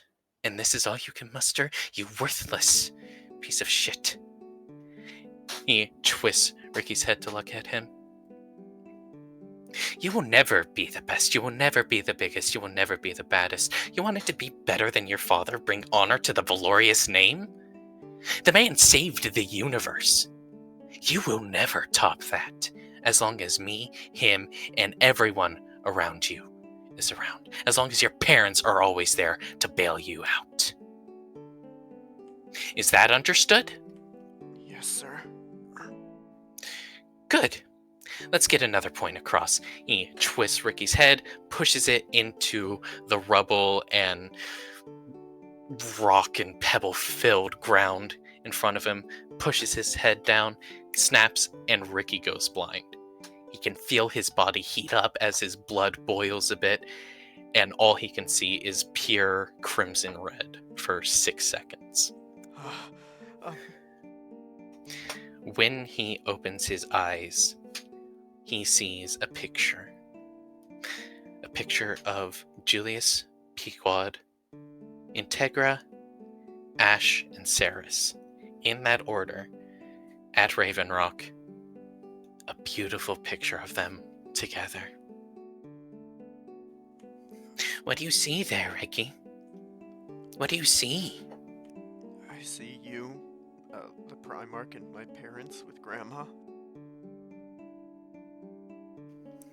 Correct. Very much correct. You know who brought that little group together? Grandma did, sir. Correct. And what did you do to Grandma, sir? I left her to train, sir. Correct. You left her to train. You were the reason she wanted to live, Ricky. Twists his head again to look at him. You were the reason she was staying alive. I see, show him what we saw. Resting her elbow on her arm, she'll snap her fingers, and Ricky sees Integra putting the pictures away, looking at the picture of Ricky, and saying, "If you don't want me in your life, then I don't have a life, Ricky." You can see as he starts to see it, his face goes shocked, and then just tears start to stream down his face. I did want her. Yeah, but did you show it? He stands up, picks Ricky up by the nape of his neck, grabbing onto the flesh, not the shirt, but the flesh. From the nape of his neck, he lifts him up high into the air. Did you? Did you show that by going away for 8 years, never calling, never going to a birthday, not even going to her fucking funeral? Poor excuse of a person you are. Not going to your grandmother's funeral. Your father did, and he's the ranger captain. What was your excuse? Say it to me, and don't bullshit me. What was the excuse you gave when it happened? Right now. That I was training and couldn't make it, sir. And why were you training? I wanted to be the best and make Mom and Grandma proud, sir.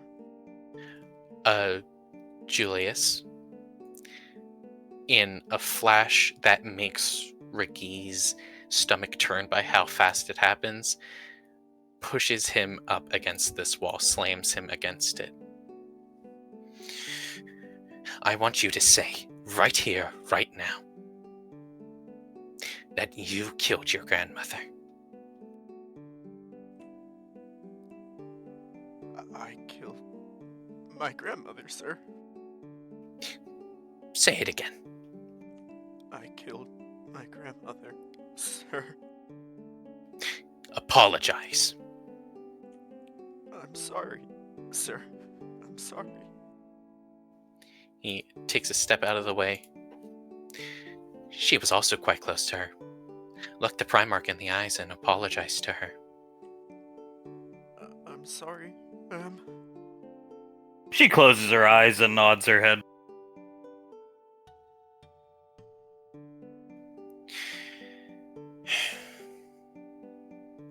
Never forget this conversation.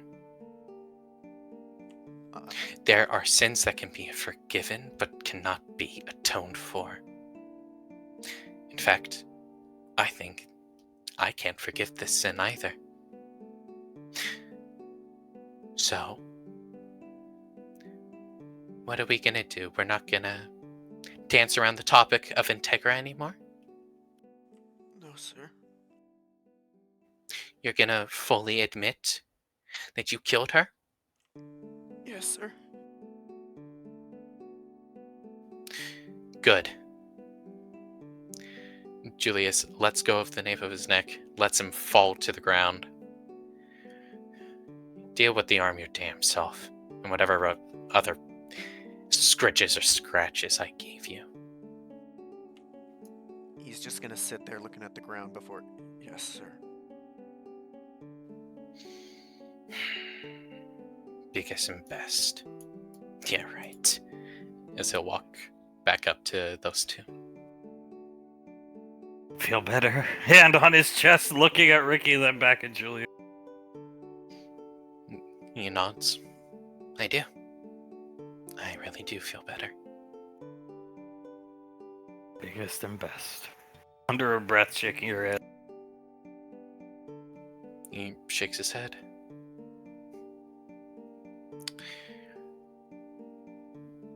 I hope I got my point across to him. And that he grows from this. Oh, he has no choice. Looking at Julius, not Ricky anymore. He shrugs. No, he doesn't. I'm sorry that I made him apologize to you. I wanted the apology. Okay. Good. I just hope he apologizes to his own parents. I, too, hope that happens. Maybe I should have brought that up. He's smarter than he looks. I think he is. Julius turns around to Okir. Apologize for that interruption, Okir. Sir, standing at attention, saluting, Bash doing the same. You can carry on after Ricardo deals with his physical incapabilities. Yes, sir. Standing, looking at Ricky, Bash looking at him. Lane. Lane, please. She'll go down on the elevator with Julius and Icy. You heard the man. Fix the arm. He's going to reach down with his non-injured arm, grab the wrist, and pull on the arm and snap it to get it back into socket. There you go. Won't be the first time if you plan to make a career out of it. It's not the first time, sir.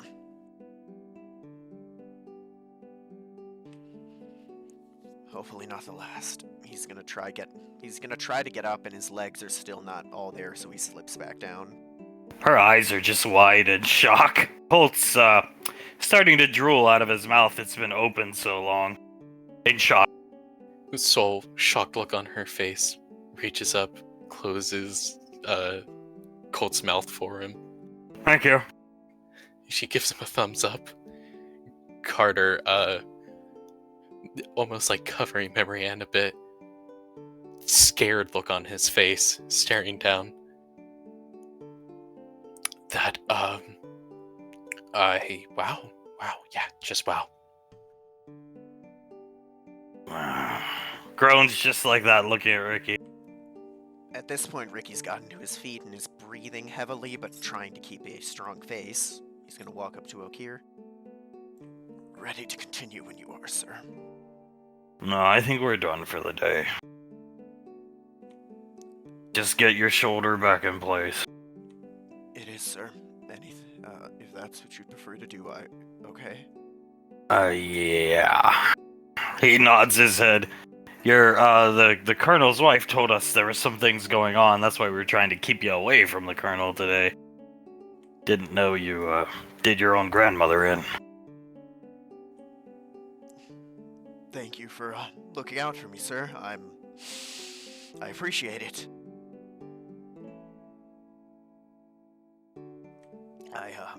He's going to go and pick the flails up off the ground and hand them to Okir. I got him. Thank you, sir. I'll make sure to get myself back to fighting shape and be ready as soon as possible, sir.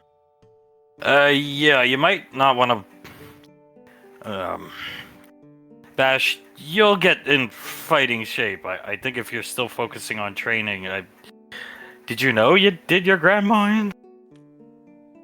He stops and, you can see the, face he's been keeping up starts to break. I didn't know for sure, but I thought I was part of the reason, yeah.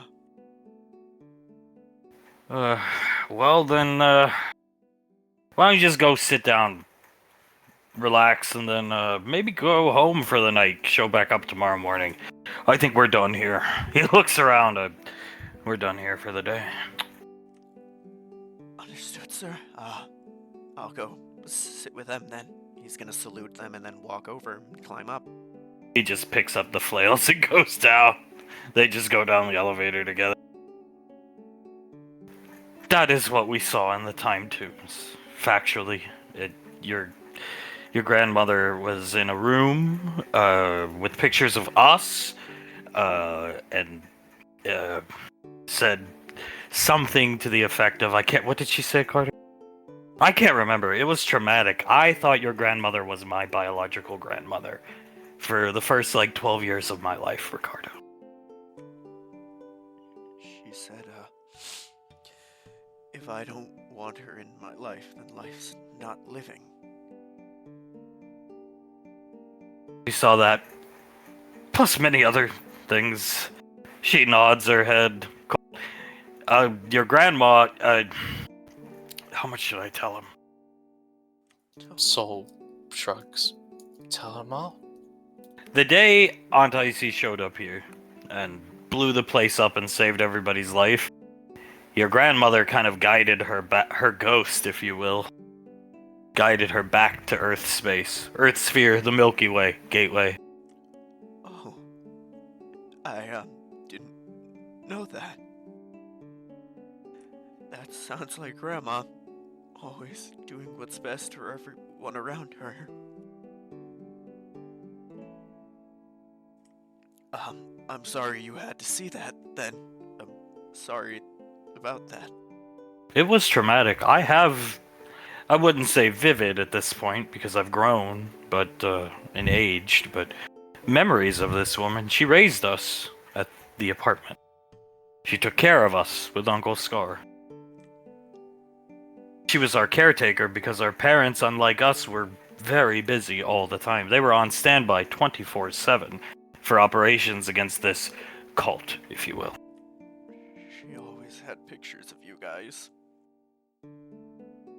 We saw them the day she died. She was struck by the bus, and the pictures went everywhere. At this point, he's just crying into his hands. They, she got new ones every 6 months, right? It never made a lot of sense to me why we were always being pictures taken of us. I can remember wondering, seeing Carter and Soul when they were like 4, 5, 6, 7, every year a picture, and then you wouldn't see these pictures on display anywhere because there was already pictures of them around the house, on Pequod's house, if you will, and the Colonel, and Grandma and Grandpa's, so on and so forth.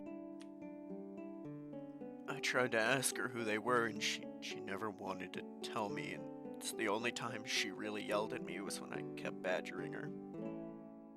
As you did Bash and Okir about a picture of her. I don't know. I just wanted to know. I don't know. Memory Ann leans back into Carter, just shaking her head. It was quite traumatic. I was excited to go to the time tombs. I'm not excited at the thought of ever having to go again. As was I. I was quite excited. I can deal with never thinking about that place again. I'm sorry. I don't know. She was definitely important to the Colonel, and probably your dad too. Covering things up for them. For the saying would be for better or worse, but really it was for better. But yeah, she let Pequod and Julius have a relationship instead of just sell Julius out and get him. I don't know what even would have happened to him back then, but you know what I mean. Court-martialed, maybe? Yeah. She also encouraged my father in his relationship with her. He cared about Integra a lot. Yeah, Dad loved her a lot. Anytime Dad was home, he doted on her.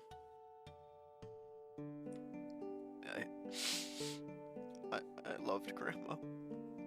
I really did.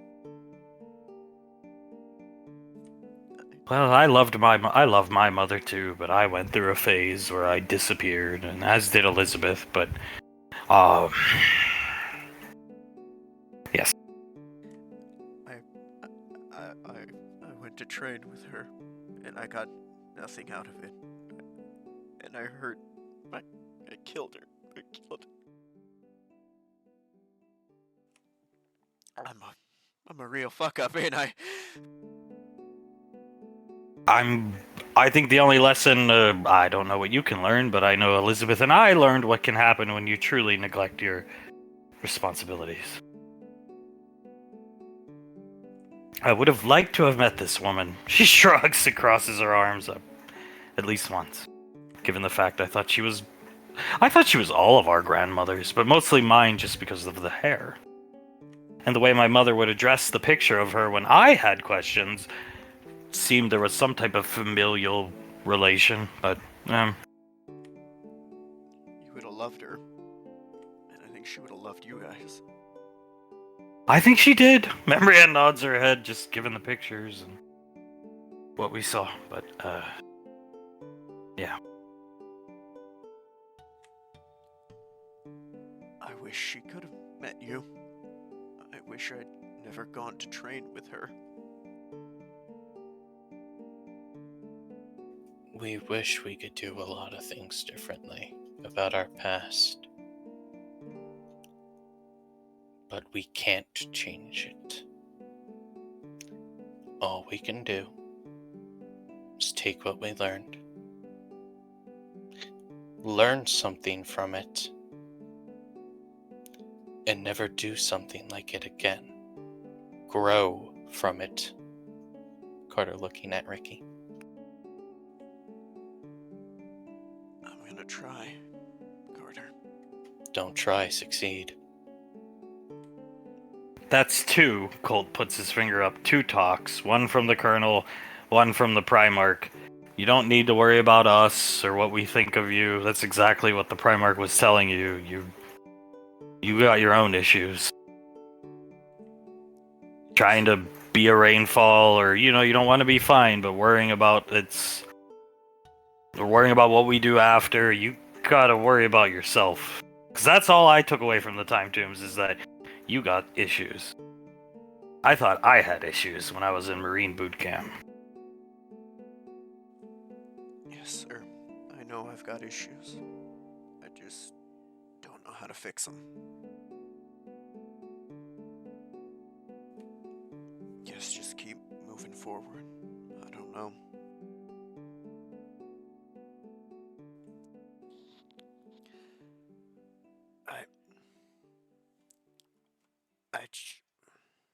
You can tell he's trying to find something to say, but can't find the words. Maybe start by apologizing to your mother and your father, now that you know the truth. Marianne dismissively is looking at Ricky. Carter can tell she's getting really frustrated. How are you this stupid? Apologize to your parents, build from there. If your father really doted on her, then maybe you should apologize.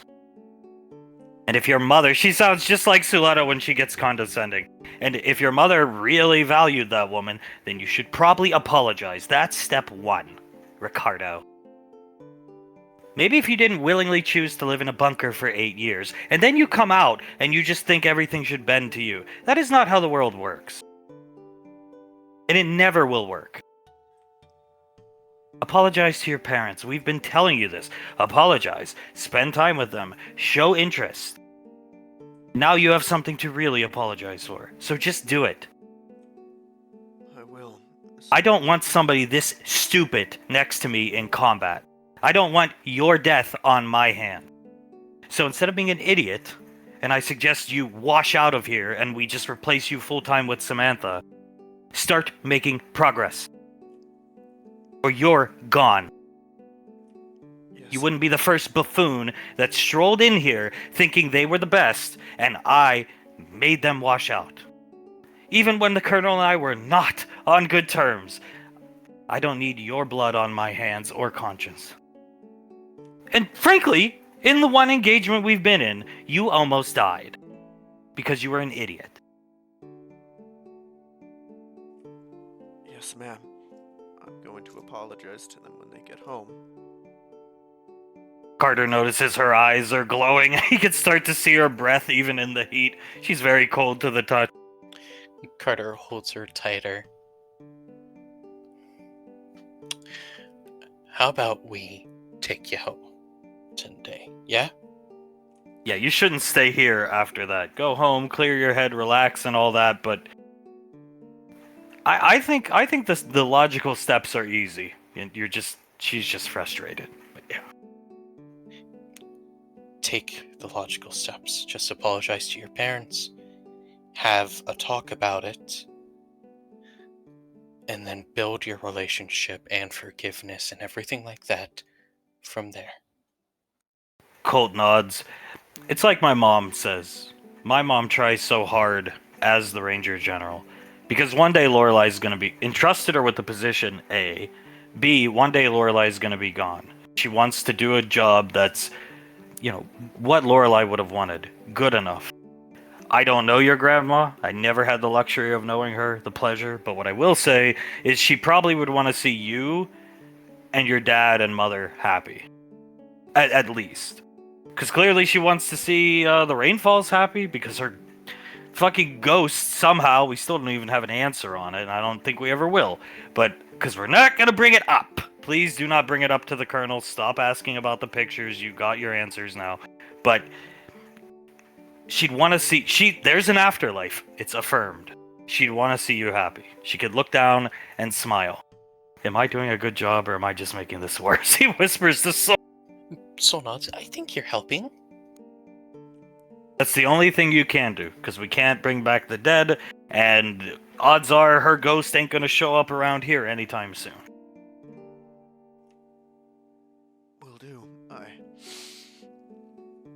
I'm going to. I'll make her as proud as I can, I guess, sir. But not by training, not by work. Just like with your training, you gotta be good with your weapons for us. Just stop worrying about us. We are not your concern. When we're in combat, we work as a team. Then we're your concern. We have our own lives. You develop yours. If you choose not to, I will file the requisition forms and you are gone. Are we clear? Because you're the type of guy that's going to die. And I will spend infinity, because I'm going to be around forever, thanks to my aunt, blaming myself for you. That's exactly why I was so pissed when I saw them here. Points at Sol and Carter. Ask the Colonel. It's not fair that I have to lead you in combat. Now I've met your mother. It's even less fair. How could I ever face the Ranger Captain, knowing I let his son die? Or your mother? I understand. I'm gonna get better just to be better. Your actions affect those around you. Perhaps if you had a normal upbringing and education, you would have learned that. I know they do. At least I do now. He leans back into Carter and starts warming up again, normal body temperature. He's been rubbing her thighs this entire time, trying to keep her warm. He gives her a kiss on the cheek. You are very good at this. Thank you. She blinks and shakes her head. Colt bringing out some of the mom action. Emrian starts chuckling. Yeah. It certainly felt like it, ma'am. Maybe someday. Someday soon, hopefully. I wouldn't mind. I think you'll do a good job at it. Oh, as long as the child doesn't turn out to be as stupid as I was between the ages of 15 to... a little later than... No, yeah, 15 to 28. I'm sure they won't be. We'll make sure of that one way. Yes, we'll discipline them. Exactly. That we will. And, just universal note, time tombs looking backward, traumatic. Soul shakes her head, puts her arms out in front of her. Do not do it. Just never. It's gonna fuck you up in the brain. I think I got my fill of what they could show. I saw Aunt Nicole snap her fingers, so you saw then. Yeah, I saw. Lucky for you, you didn't have to see the bus.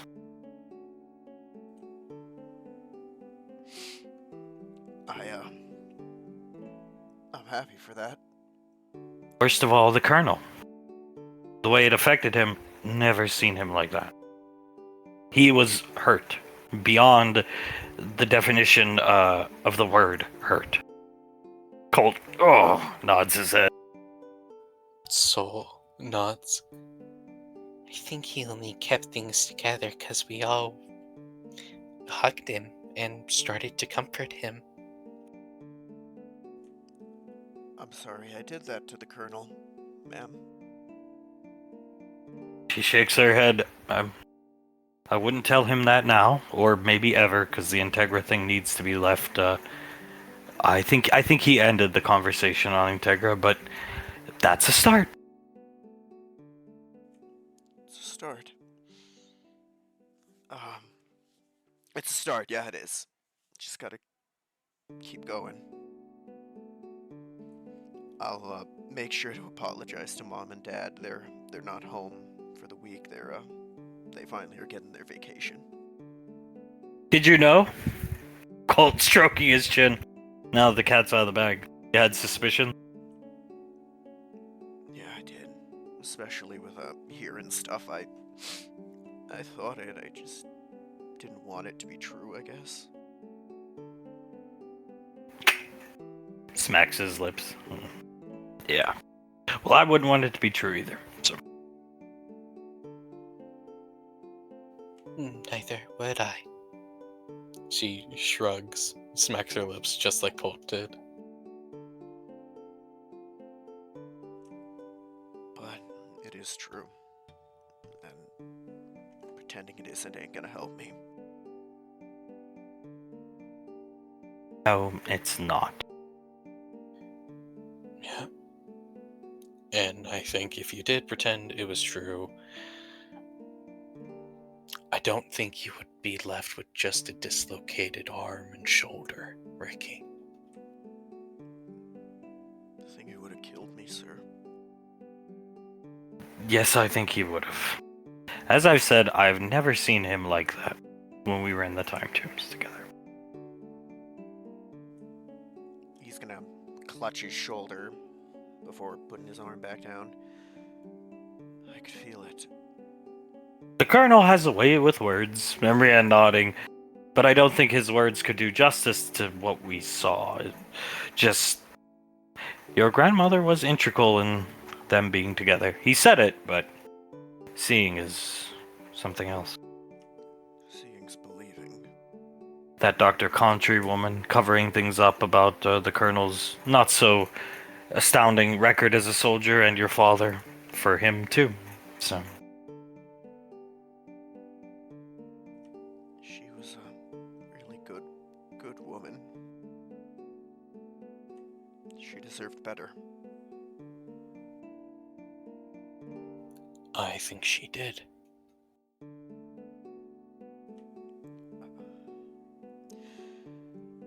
Sorry I ever made jokes about you messing up, Carter. I shouldn't have. I'm a way bigger fuck up.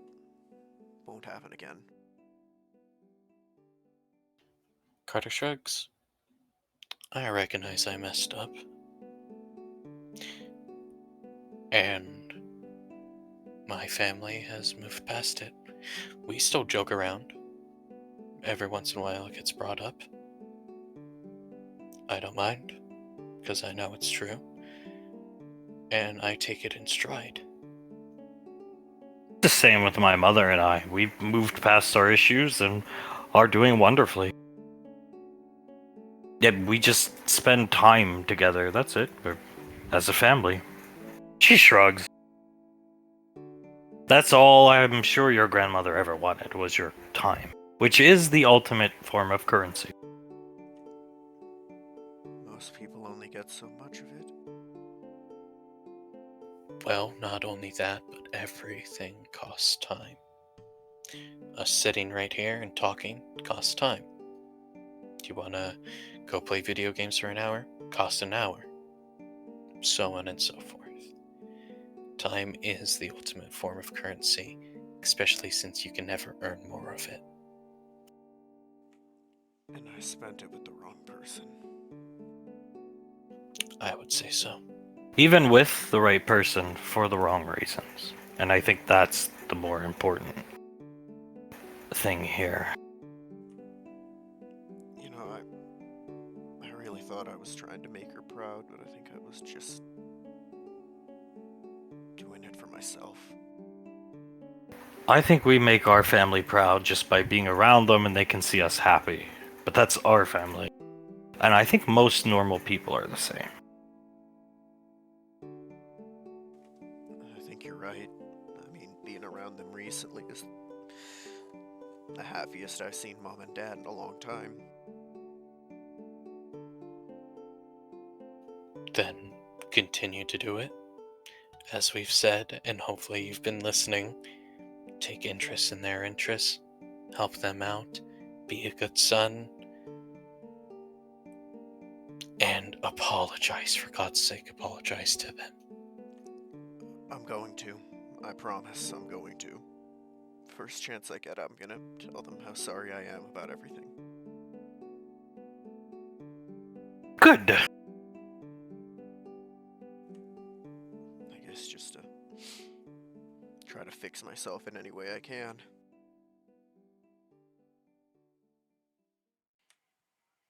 Shouldn't be too hard. I mean, you see him try to fake a smile.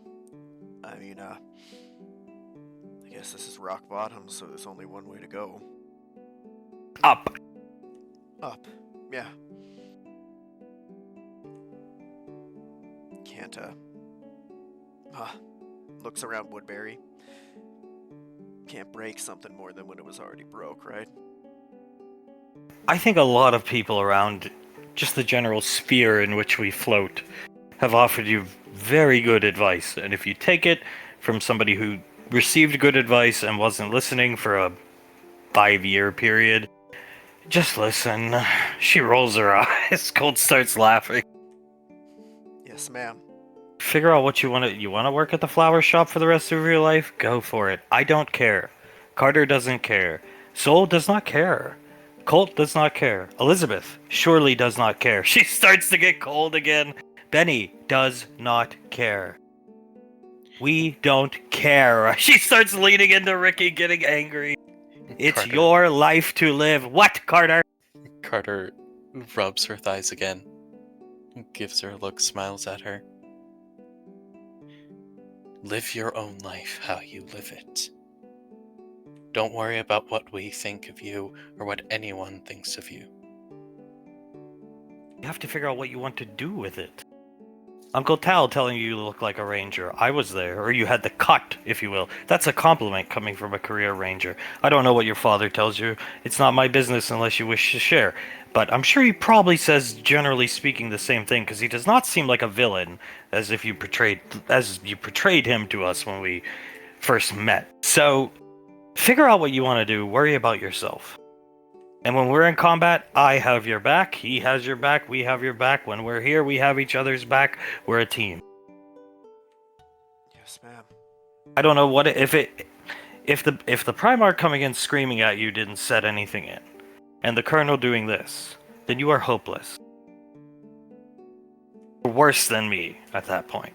Because Bash would try to tell me these things, I wouldn't listen. Okir would try to tell me, I wouldn't listen. Samantha would try to tell me, I wouldn't listen. Oz would tell me, I wouldn't listen. Just listen. I am, and I'm going to.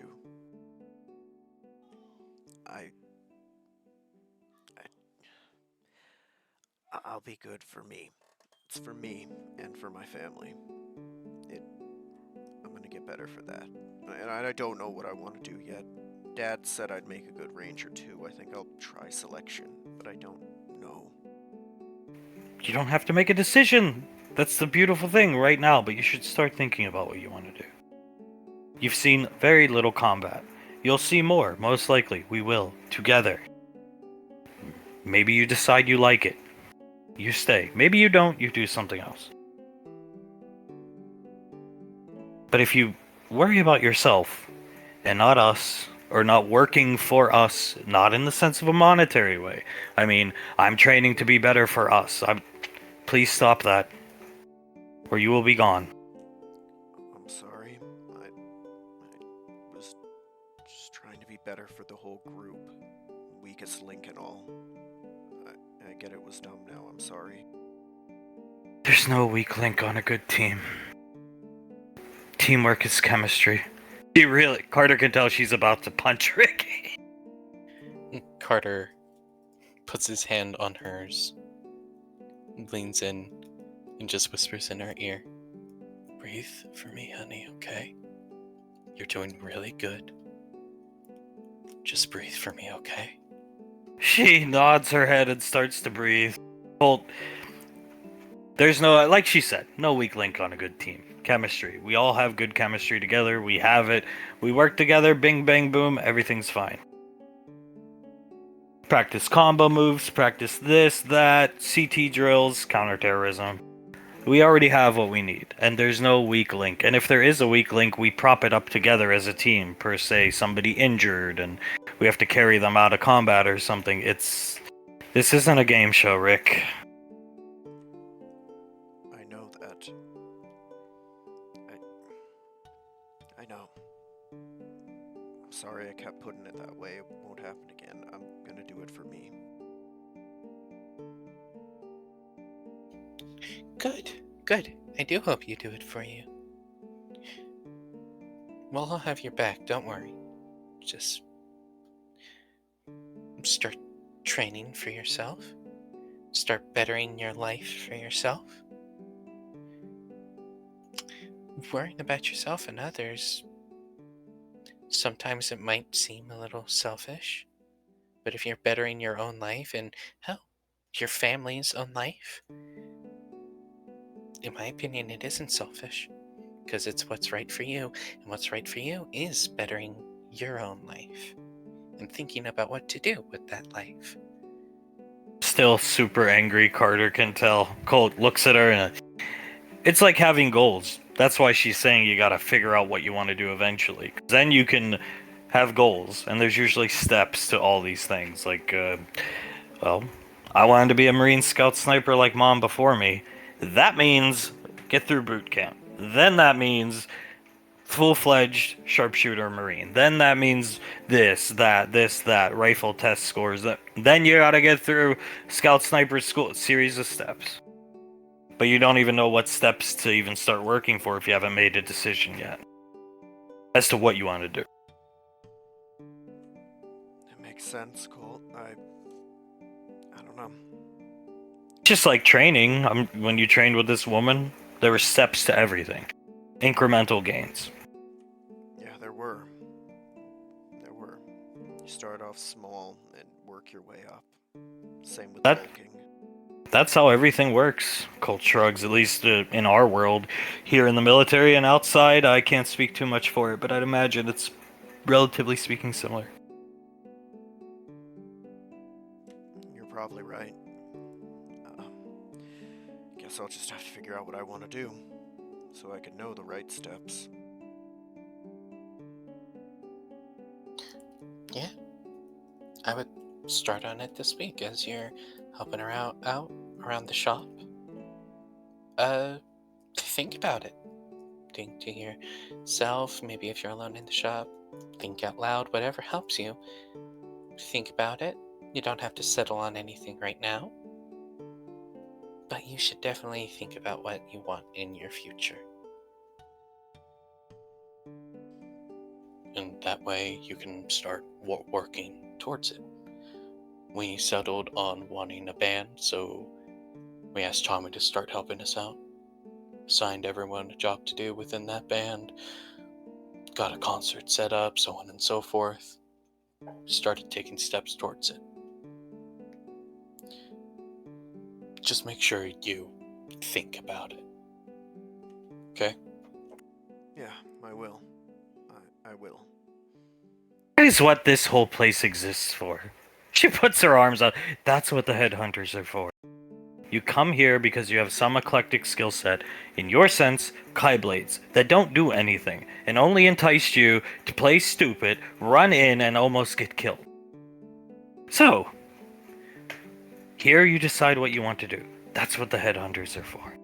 She's glaring at Ricky. You have your flails now. That's step one.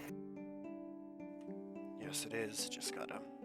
Maybe learn to proficiently shoot all guns, because a ranger on the frontier with those flails isn't going to do anything, probably, most likely. Or even a shock trooper. They use guns. I'm not saying use guns. I'm not saying you have to, but since you have a line to probably one of the best shooters in existence, well, keep that up. And if that's not your speed, there's other things you can do. Go be a Navy SEAL, if you like the water.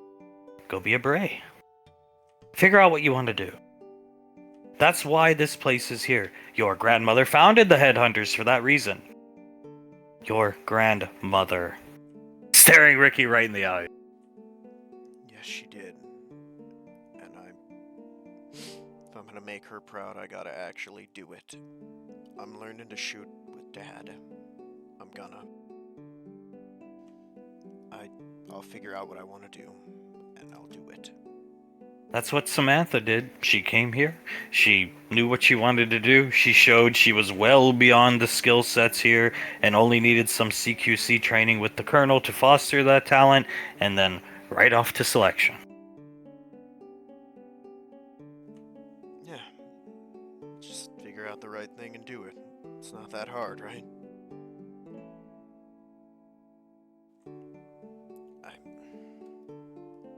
I don't know. I guess I'll have to think about it as he shifts into a more comfortable position. Hard to think about it right now. A lot of stuff swirling around up here as he taps his head. Colt, I can imagine it's incredibly hard to think about, but right now, but people have been telling you this for a while. That's why she's frustrated. I can't blame her. I deserve it. I haven't been thinking about it enough. Have you thought about it at all? I have. I've been thinking about the Rangers, and I've been thinking about if I did go that route, I'd pick Shock, because the Frontier I don't think it's for me, from what Dad's talked about with it. Well, then like it or not, what I said holds true. Sure, you can keep your flails in the shock troopers, but you need to use guns and be proficient, and their shooting standards are absurdly high. Cool. Marine Scout Sniper, it's high shooting standards with a sniper rifle. And that's it, because at that point you gotta be decent basic marksman with the basic, the Mark II Lancer. Rangers, their shooting standards are absurd with everything. Everything. I'd believe it. Your mom and my dad being the two heads of it, I believe it. Every type of weapon imaginable, and they test on everything. Pistols, submachine guns, PDW, that's personal defense weapons. Assault rifles, sniper rifles, if you already have a pre-existing specialization in a sniper rifle, so if I were to be a ranger, I'd have to retest. So, that should go to show you really gotta apply yourself and put in the work, buddy. Yes, I do. Just another thing I gotta pick up and learn, right? Look at it like that, just another thing on the pile. Pick them off one by one. Lucky for you, your father will teach you, I'm sure. She stands up, crosses her arms. Looks a lot like her mother. Already said he would, ma'am. I just gotta learn from him this time. Yes, you should learn from him this time. I would implore you to do so. I've always wanted, in a sick and twisted way, to see Palo Alto. Let's take you home. Yeah, let's go. Thank you for the ride. You are welcome. I think we can Here, she'll pitch her keys to Carter. Can fit everybody in the car. Yeah, I think so. Let's go. She storms past Ricky, leaving a chill in the air. Carter's hair stands up. Everybody, oh Jesus! She's very frustrated. I think if the Colonel hadn't have gotten to me first, she might have. It's a fair point. She doesn't want your blood on your hands because you did something dumb, dude. She's right. I can't be mad. She's right. Hey, my old team captain in Marine Scout Sniper School used to just say, focus the fuck up. I think you need to just tell yourself that a lot in the coming future. It's good advice, and it's what I've been trying to do. I guess I just haven't been doing a good enough job of it. Carter shrugs. Let's start doing better. Carter at the top of her lungs! That's for me. He starts. Let's go. Come on, let's go. Let's go. Let's go. Yeah, let's go. And they will leave. As coming through after the Ricky incident, Sasha and Towns are sitting here. Pequod holding Julius's hand, squeezing it. Sasha, have fun. You know what? Yeah, I did actually. That's good. Patting the seat here. Pequod will lead Julius over. He sits down, pats for her to be on his lap. She sits down. It was kind of brutal.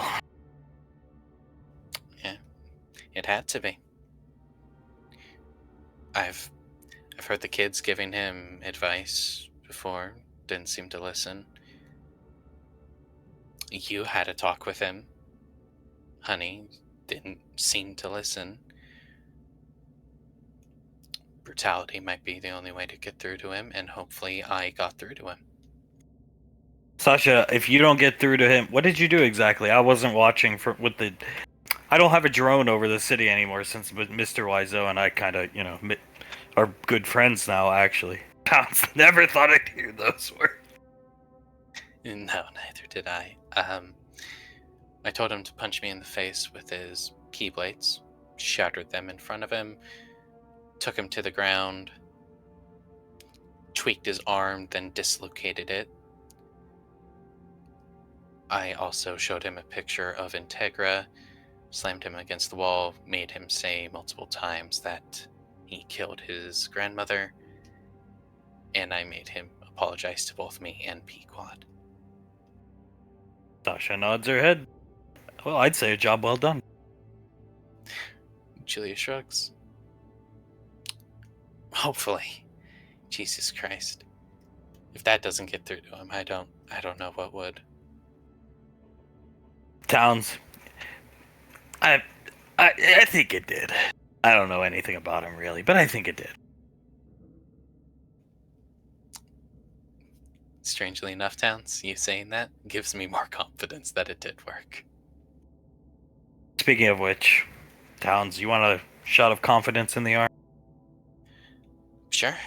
I'd love a shot of confidence. This guy sending your dad steroids, Mortimer. I got his house. I got his address. He's got multiple addresses. They're fake. I have his actual address. Oh. Let me hear it. Yeah, let me see it. He'll send it to Julius. Located in New York. Or I'm sorry, Las Vegas. He lives outside of Las Vegas in a small ranch. Scroll down on your wrist computer. You'll see a picture of the outside of his house. And Mortimer, if Julius does scroll down, sees Mortimer getting out, going to a very small, almost clown car looking car to get into to drive. A Volkswagen Beetle, but way smaller than a normal one. Julius covers his mouth and has to hide a laugh. What the fuck? Is that like a fucking midget clown car? Sasha starts laughing. Pequod, that's Mortimer? Like, I've seen the picture, but like, we've only seen that mugshot, basically. He's a fucking hobbit or something. Halfling. Towns, yeah. He's a hobbit, or halfling, yeah, he's a halfling. Oh my... Sasha, that is Dr. Mortimer. I thought he was gonna be like this tall, lanky dude, just, slimy looking kind of guy. It's just, no, he's slimy looking, but short and has very hobbitish features. Pequod, little fuck. I don't even know. Little fucking scumbag gremlin motherfucker sending my dad fucking steroids. Down starts laughing. Julius starts to laugh. Oh God. We should give this to like Blaze and Mom and Auntie, right? Towns, from my understanding, Blaze was the one to reach out to Sasha and I about dealing with Mortimer.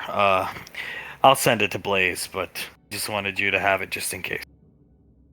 Yes, please, thank you. If anything goes wrong, I'll show it to him ASAP. Sasha, are we gonna have Blaze, the caretaker of the Rainfall family, whack this fucking guy? She starts laughing. I think that's the plan, actually. Yeah. I see. Blaze likes to see action, so I'm sure he wouldn't mind. Yes, he does. He quite enjoys action, so doing something like this, I think that's right up his alley. Towns gets up. I'm gonna go make sure Blaze, he starts typing on his computer, gets this. Besides, I hear Mama Land has tuna fish sandwiches today. I'm gonna stop and grab one. I'll be right back. He's going down to the lane. Alright, see you later, Towns. Goes through the teleporter. Julia's watching him leave. Now, Sasha, wouldn't that be nice to do? All you need to do is put on the scarf. What do you mean? She looks at Julius. Just be able to go through the teleporter, go down to Rainfall Lane, and get a tuna sandwich. He doesn't wear one. He took the She looks over here. The Huh. That asshole wears one? She points to the teleporter Towns went through. Oh, fuck, I shouldn't have said anything. Because we gave it to him years ago. Because he would come flying down in the ship and is here, take it. I'll wear it under that gray scarf that you bought him. Because starts He's been wearing it for a while. That motherfucker. You gotta admit, it'd be pretty nice to just go down and get some Mama Land's cooking. Yes, it would. I'm not disagreeing. I see laughing, sitting next to her, taking Towns' seat. I have one with your name on it. No. Why not, Sasha? That is the question of the ages, Julius. Look what I bring you in celebration of beating Ricky up. Pastrami sandwich. Sasha starts laughing. Oh, Tom. In celebration of beating up a young man, you get a pastrami sandwich. I guess so. Thank you very much, Tommy. There you go. Quad, thank you. Starts eating it. I'll bring one for my favorite Ranger General, too. Thank you. She takes it. I will get some tea. Tell me all about it, Julius. Did he finally learn from this? I certainly hope so. I made it painfully obvious. I made him say it multiple times that he killed Integra, and I made him apologize to both me and Pequod for it, so I certainly hope he did. Here's your tea, babyface. Handing Icy. Icy took half a sausage sandwich and started eating it. Here's your tea, babyface. Here you go. Have some tea, Julius. That sounds excellent. Excellent, Julius. Sitting down here. Thank you, Tommy. Thank you very much. Did you do any, like pushing Ricky to figure out what he wanted to do with his life? Or Icy? No. He didn't. He was busy driving the Integra point home. And why would he, since other people have and he just doesn't seem interested? Honestly, I was very focused on the Integra thing. I probably should have brought that up. You're right. Probably should have brought up a lot of things, but with the time tombs, Integra was the forefront of my mind. I wasn't really thinking of the betterment of Ricky, if you will. The kids have offered him advice, Julius said it. Everybody has. Maybe not me, she gestures back to herself, but Hopefully this just sets him straight on the path of realizing he has to grow as a person. Hopefully. Only time will tell, and if time tells differently, then he is out. Sasha, I mean, he's Ash's kid, so he's like got ranger blood in him, sipping her tea, so to speak. If that's what he wants to do, I'm sure he'd succeed. I'm sure he would. He just needs to make that kind of decision. Yes, he does. Many big decisions to be made lately, if you ask me. Julius looks at Tommy. What about you? What kind of big decision have you made? Pequod chewing the sandwich, suspiciously looking at Tommy, Icy squinting at him. Well, there was a time, Julius, where I would have tried to obfuscate these things from you. And the Ranger General, more importantly, bowing his head to Sasha, who's sipping the tea. Normally, I don't want to talk about these things, because I think you guys get mad at me, and maybe Ranger General come kill me. But now that I'm on good terms, I have a proposition for everybody in this room. What's that, Tom? Hazel needs to die. What the fuck? Who is Hazel? Because Carter's ex? Fucking girl that looked like a crackhead? Sasha. Oh yeah. Wasn't that? I only saw them together once. That was the girl that looked like. He's a 10 out of 10 in my opinion. And she was like a 1 out of 10. Pequod grimaces hearing that. Yeah, that's the girl. Hazel dead? Yes, Hazel needs to die. It needs to happen. And Dylan, her boyfriend. Since when did you become the Grim Reaper? When it impacts these children's relationships? You know what, Tom? I am good with her suddenly disappearing. Sasha, I mean, if she's just an innocent girl, though. I mean, she's a drug dealer. Meth lab. She sell meth and coke to impoverished areas of southern portion of country Rainfall Lane existing. So not neighborhood Hunt grew up in, but about 90 miles south. Oh. Here, have police records. They try to catch her all the time. Very elusive little snail. Sasha looks at her wrist computer. She starts reading them. Pequod's leaning over, chewing the sandwich, eating them. Julia's looking at the list as well. Oh my fucking god. She sold meth to a 12-year-old? Was her first time being incarcerated, actually. And when she was with Carter, doing this, believe it or not. I see. Oh, wow, I just thought she was like a... She just looked like a troll, or like Gollum from Lord of the Rings. Yeah, exactly, like Gollum. Yeah, it's when she would occasionally hold Carter's hand, I would say in my head, "My precious." Carter was the one ring to her. She would have bitten off someone's thumb to get a hold of him. I was so disappointed in my son when we met her. I was so disappointed when he brought her to meet us. As was I. As was I, honey. How do you think I feel? New memory on him be together all the time. 4 years! Before you! And one day I'm fucking walking around downtown, minding my own business, see this motherfucker in car with Hazel. Yeah, no, Tom, then you want her dead? I have no problem with it. That's a drug dealer off the street. Sasha, if you want help, I can't. The military can't bust a... It falls to the police, who are apparently being somewhat incompetent. She is hard to catch, very gangly creature like Wendigo. Sasha starts laughing. You ever play this guy in Fallout 76? Look at pictures sometime. Type in Wendigo. That's what I think she looks like. Sasha immediately starts like... Yeah, kind of, Tommy. Oh, she does. She does look like that. I was so disappointed in him. I can't stop saying it because I can't stop. I just remember I was like, please God, when I saw her walking up to us, please God, don't tell me that's his girlfriend. Please God, don't tell me that's his girlfriend. Please God, tell me that's just some homeless person he feels bad for. Hi, Mom, this is my girlfriend Hazel. I was screaming inside. I could tell, and I was not quite happy about that either. I just wanted to grab him by the ears, twist them, and scream, just call Memory Ann. Should I have? Pequod, yes. Yeah, Yeah, you should have. All of us should have, not just you.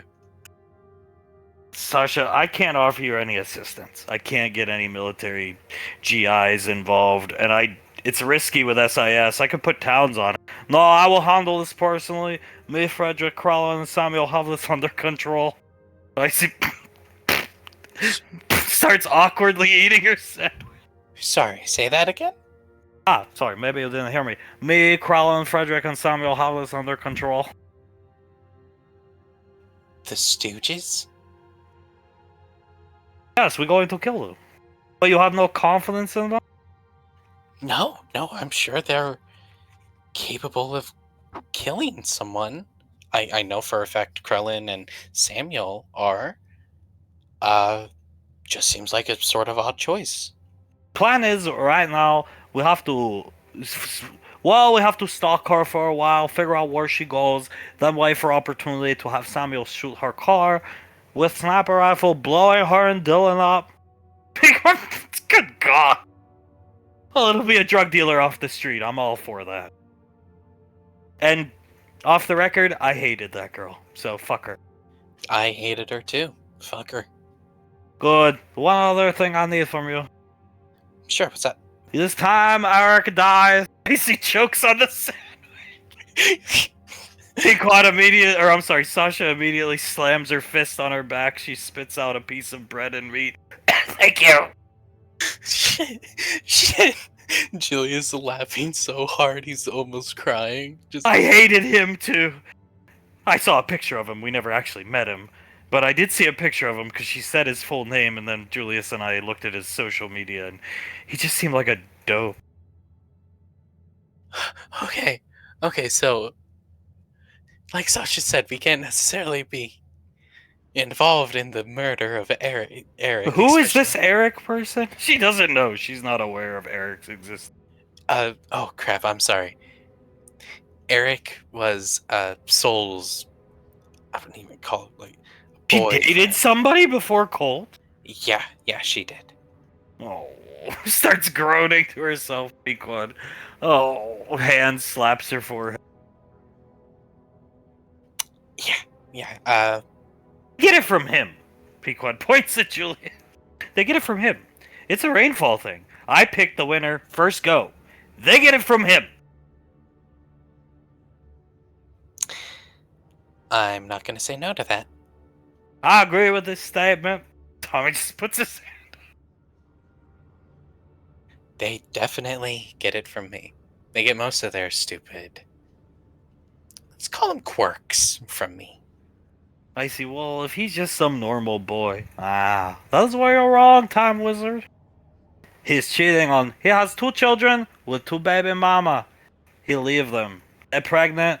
They're going to have these children. He'd be a bad man. Cheating on baby mama number 2. As we speak, have had Yuri watching him for weeks. Well, days, actually. Then you know what? I'm pretty okay with him dying. World will be a better place without him. Sasha, I mean, fine, especially for Hazel being a drug dealer, but why do they need to die? Coming between their relationships. I'm guessing Colt and Memory Ann feel inadequate compared to the 2 that we're speaking about. Pequod, I remember a time where I felt like I had to compete with a ghost. Yeah. You see that? Get it from him. Yes, I know. I'm not denying it. They get it from me, obviously. Yeah, I've been following them, listening very closely to things, and I'm not going to get Ricky involved. I promise. He will work on himself. This will just be me and the boys. I see. You and the boys. You and the boys going to murder some people. Colt always asking now, anything I can do, because Eric clearly got something right, because you pick him first. And Memrian always feeling inadequate because of age gap, and Carter never just call her. Oh, God. Why can't our kids be more like you? I remember I offered to cut my hair. I just didn't know what this ghost, if you will, her hairdo was like. Yeah, you did do that. I remember. And your mother, you get it from your mother, really. She turns back and looks at Julius, because she did the same thing to Grandpa. Or Dad, excuse me. She did. You know what? Luckily, one of our kids is like you. Yes, I already asked her. She have no exes. Nor does JJ, so nobody to kill her. Oh, thank God. And well, we all know Elizabeth is a loser. Because starts laughing. True, very true. Yeah. She's. If you want to know, no, she hasn't ever had a boyfriend before Benny. I never suspected she would have fucking loser. That's mean. Damn, Tommy, you're no holds barred today, aren't you? Ah, well, you get these children together, you see them happy, and then problems start to churn. Like milk in a glass.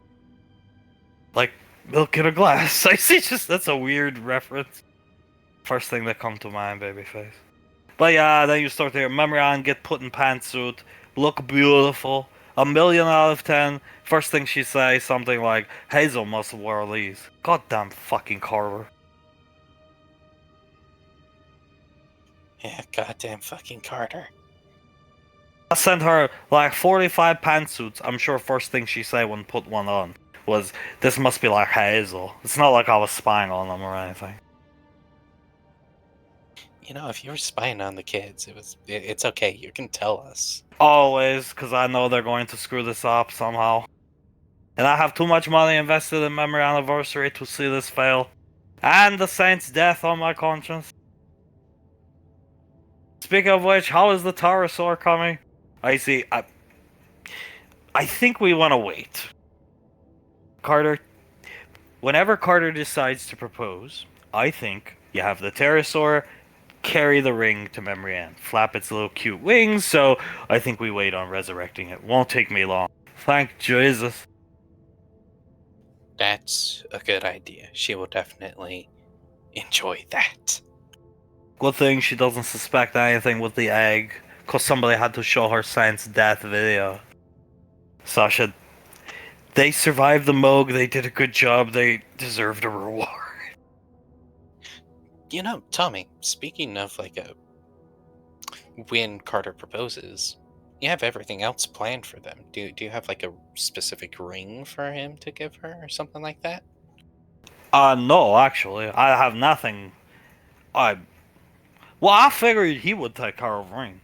You take care of ring yourself? Banksy take care of his himself. Hunk take care of his himself. AJ take care of his himself. Seems like Rainfall meant this is our thing. I didn't want to impose. Yeah, no, fair enough. Just curiosity since you've planned so much for them. If he needs a ring, all he need to come to me. I will make anything happen for him. I'll make sure I tell him that. I will move heaven and earth. I'm sure you...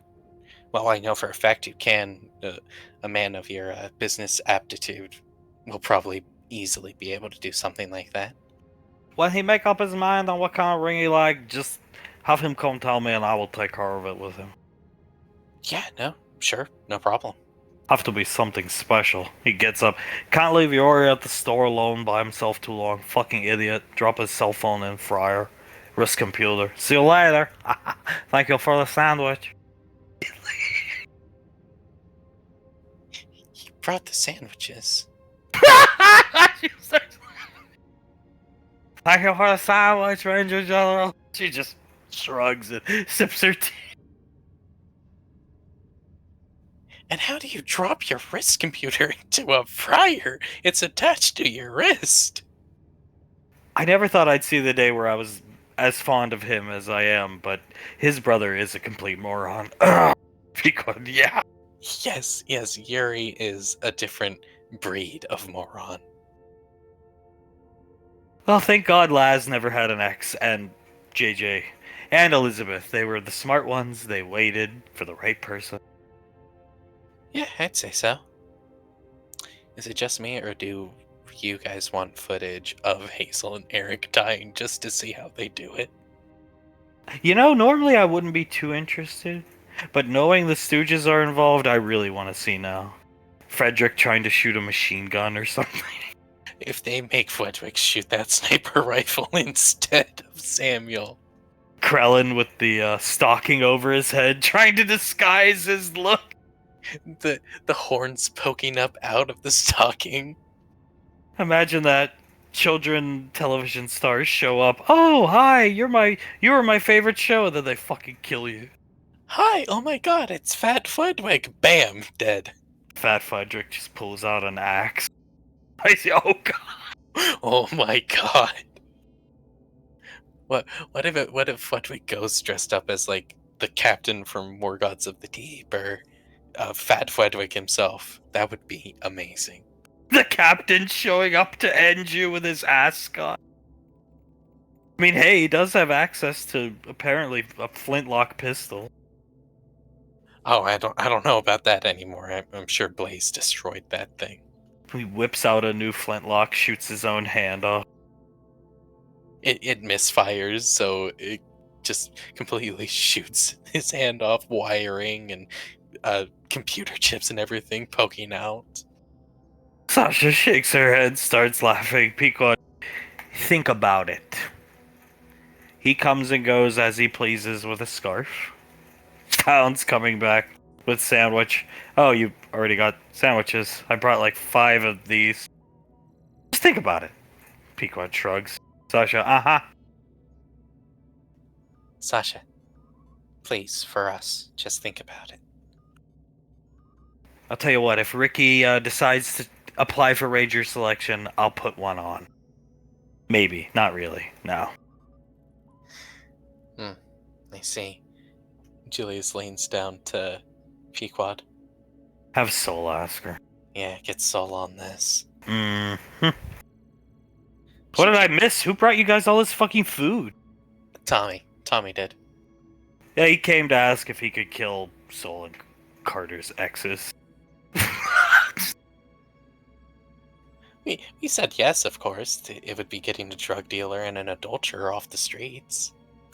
Hey, fine by me. Does he want my help? Sasha, no, he's doing this on his own with the boys. Also known as the Three Stooges.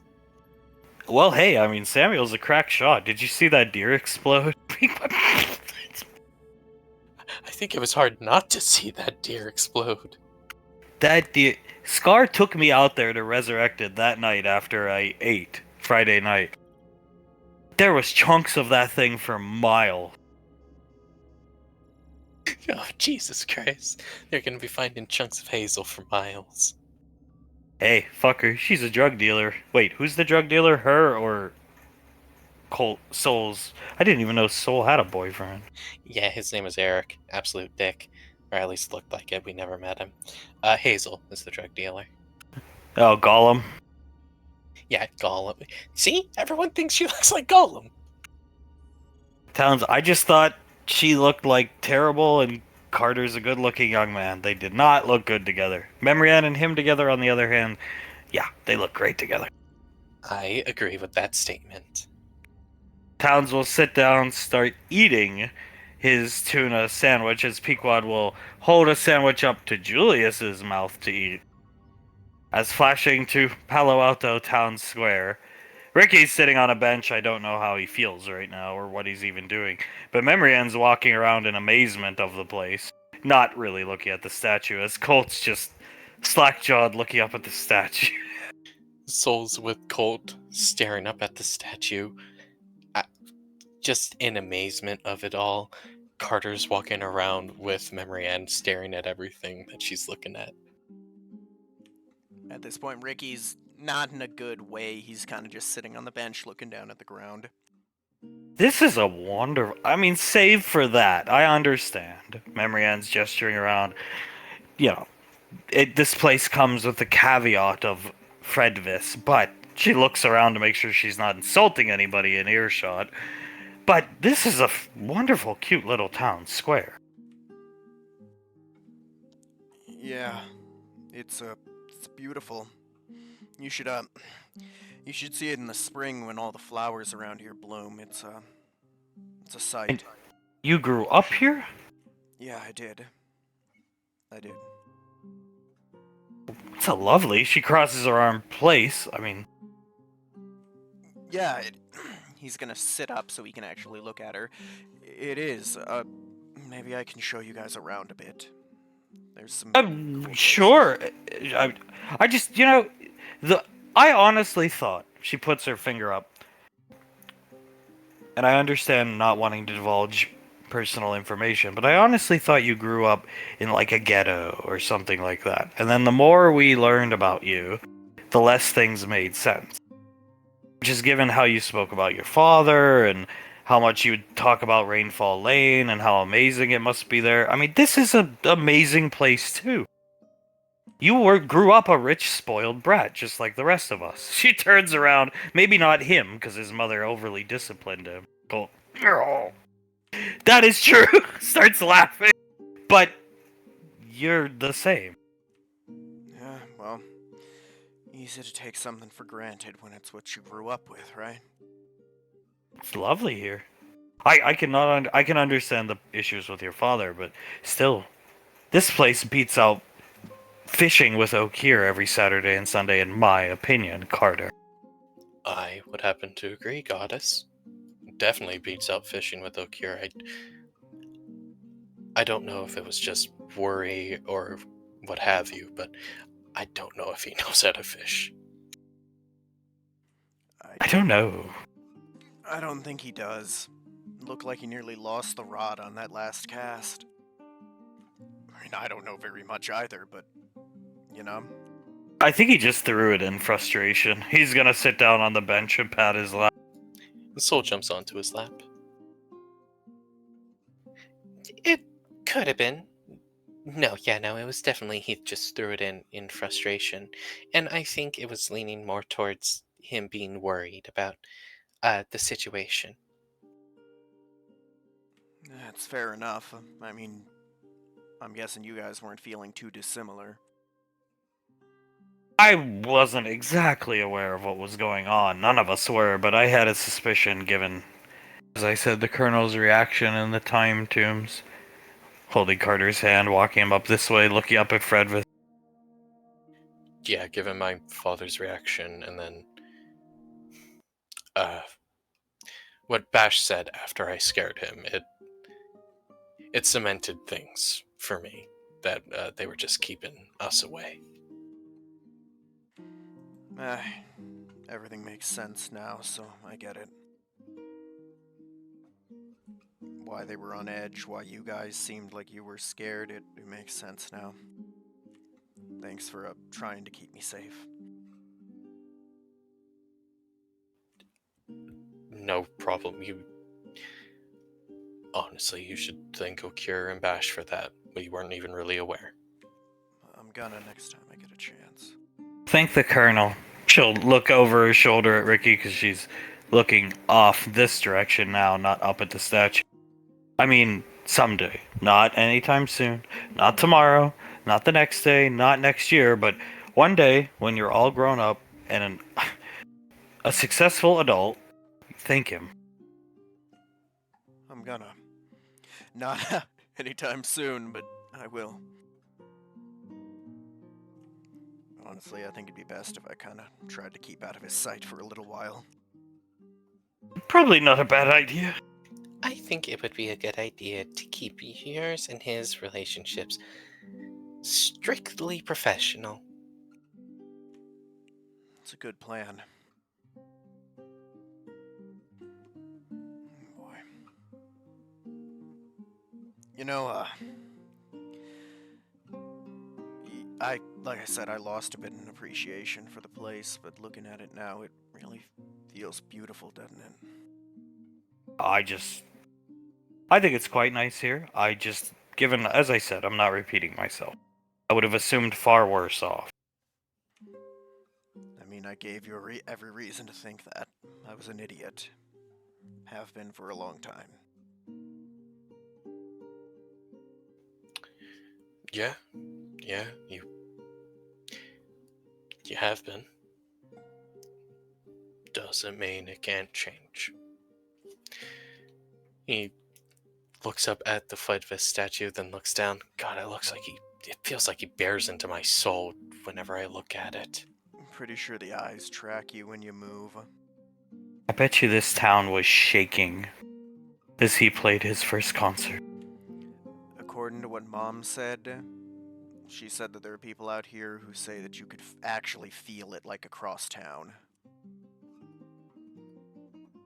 Soul shakes her head. Played his first concert? Don't you mean only concert? You know, they still will play video of that concert in a lot of the shops here. I don't doubt it. I mean, he's beloved by all. In Palo Alto, at least. Colt, I mean, Sam's a big fan of Fredvis. That was a hard pill for Mom to swallow. She'd be playing it when in our house growing up, and Mom would just let her get away with it. Yeah? Well, he's gonna point in that direction. There's a gift shop like 2 blocks that way that should have some really cool Fuedvis merchandise you might be able to get her. We might as well start shopping for a wedding gift for her and JJ, yeah. I'm sure it ain't gonna be too long. No, I'm sure it won't be. And, yeah, she would definitely like Fledvest. Carter nods. And whatever she likes, JJ likes. More accurately, he just likes seeing her happy, so make her happy, make him happy type deal. Pulling up the picture of young Suletta on her wrist computer, making sure her hair's in the plume, just like... Carter looks at it, helps her out, fixing the plume just a bit, and then twists her head and gives her a kiss. A lot to maintain, this plume. And I will help you maintain it constantly. I know you, as she's about to put her hand on Carter's face. And coming out of this door is an interesting character we haven't seen in a long time, followed by another interesting character. Her jaw dropped. Oh shit. He looks over, he's squeezing Soul's shoulders so hard because he's uncomfortable. Soul looks over. Fuck! What's wrong? Carter. Carter.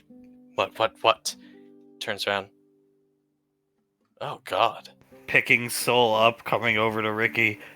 That is Hazel. That's Hazel? Those two... I thought they were just random crackheads. They hang around town. That is Hazel. That's who she's insecure over? And that's Dylan. Soul nods. That's Hazel! Dylan, wait. Dylan counting some credits. I don't know what Hazel does, but... Hazel is looking at her fingernails. Looks at Dylan. You can hurry up on counting that, honey. Mm-hmm. Alright, hurry it up, please. I'm not up to date on everything, but Dylan's the one she cheated with, right? Yeah. This is not good. Marianne hasn't taken her eyes off of them, and Hazel notices Carter and Marianne. Hazel looks over. She looks excited for a split second, then sees Marianne and scowls. Oh, God. Look at that, the one he never stopped talking about. Oh, Marianne this, Marianne that. Fucking... She spits off to the side. Fucking gross. Carter looking at her. Then he looks at Marianne. Turns her head to the side to look at him. I cannot believe I ever chose her over you. She is quite attractive. She looks like Gollum. He doesn't say anything. He continues to stare at her. And look at that, they're just being all such fucking lovebirdies. She hits Dylan, which seems really hard against the chest. We got another fucking deal to make. Get me out of here. Okay. He walks her up this direction. And they disappear, memory Ann watching them the whole time. Well, now that I know that that's them, I'll have a talk with Ma. Mom's really well liked in the town. She can probably get those two banned from most places out here. I think her drug network's gone global, or at least, yeah, National? Maybe that's the word? national, yeah. As Memory Ann turned her head to look at Carter, but out of the corner of Carter's eye, Carter sees this just staring at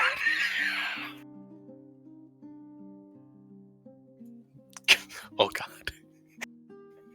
Carter, seeing that, his gaze shoots over to the saint. the Saint. Nods his head. Soul sees it because seeing Carter's head looking over there. Soul sees him as well. Colt and Ricky. Soul, you seeing that too, or did your dad just hit me that hard? Oh my god, that's the saint? Okay, so you're seeing it too. Good to know. And in a flash, making the Saint disappear, they definitely see Tommy, sports jacket over his head, following them, trying to disguise himself. And he walks through the ghost of the Saint as if he didn't even see him. The Saint dissipates, and Tommy following Hazel and Dylan. What are you looking at? She looks over. It's hard to take your eyes off her, I know. She was quite gorgeous. No, I saw Tommy walking past with his coat over his head. I'm sorry. She has beautiful hair. I think she is extremely ugly. She spit on the ground. Yeah, that's So, the person I made the mistake of being with. And I should have just called you. jeez, did you see the pock marks on her arms? You smell the low-hanging smell in the air? That's not showering. She, Soul shaking her head. You see the, bags under her eyes? It looks like she hasn't slept in days. Probably wired. And, She will immediately start fixing her plume, though there's no reason to fix it. Putting the picture... and based off the way her hair looks, she hasn't washed or conditioned that thing in at least weeks. It looks like her hair's barely hanging on in some spots. You know what? I think you're right. I think you're right about that, Ricky. That's who she's insecure about? She's a crackhead. The crackhead. Soul shrugs.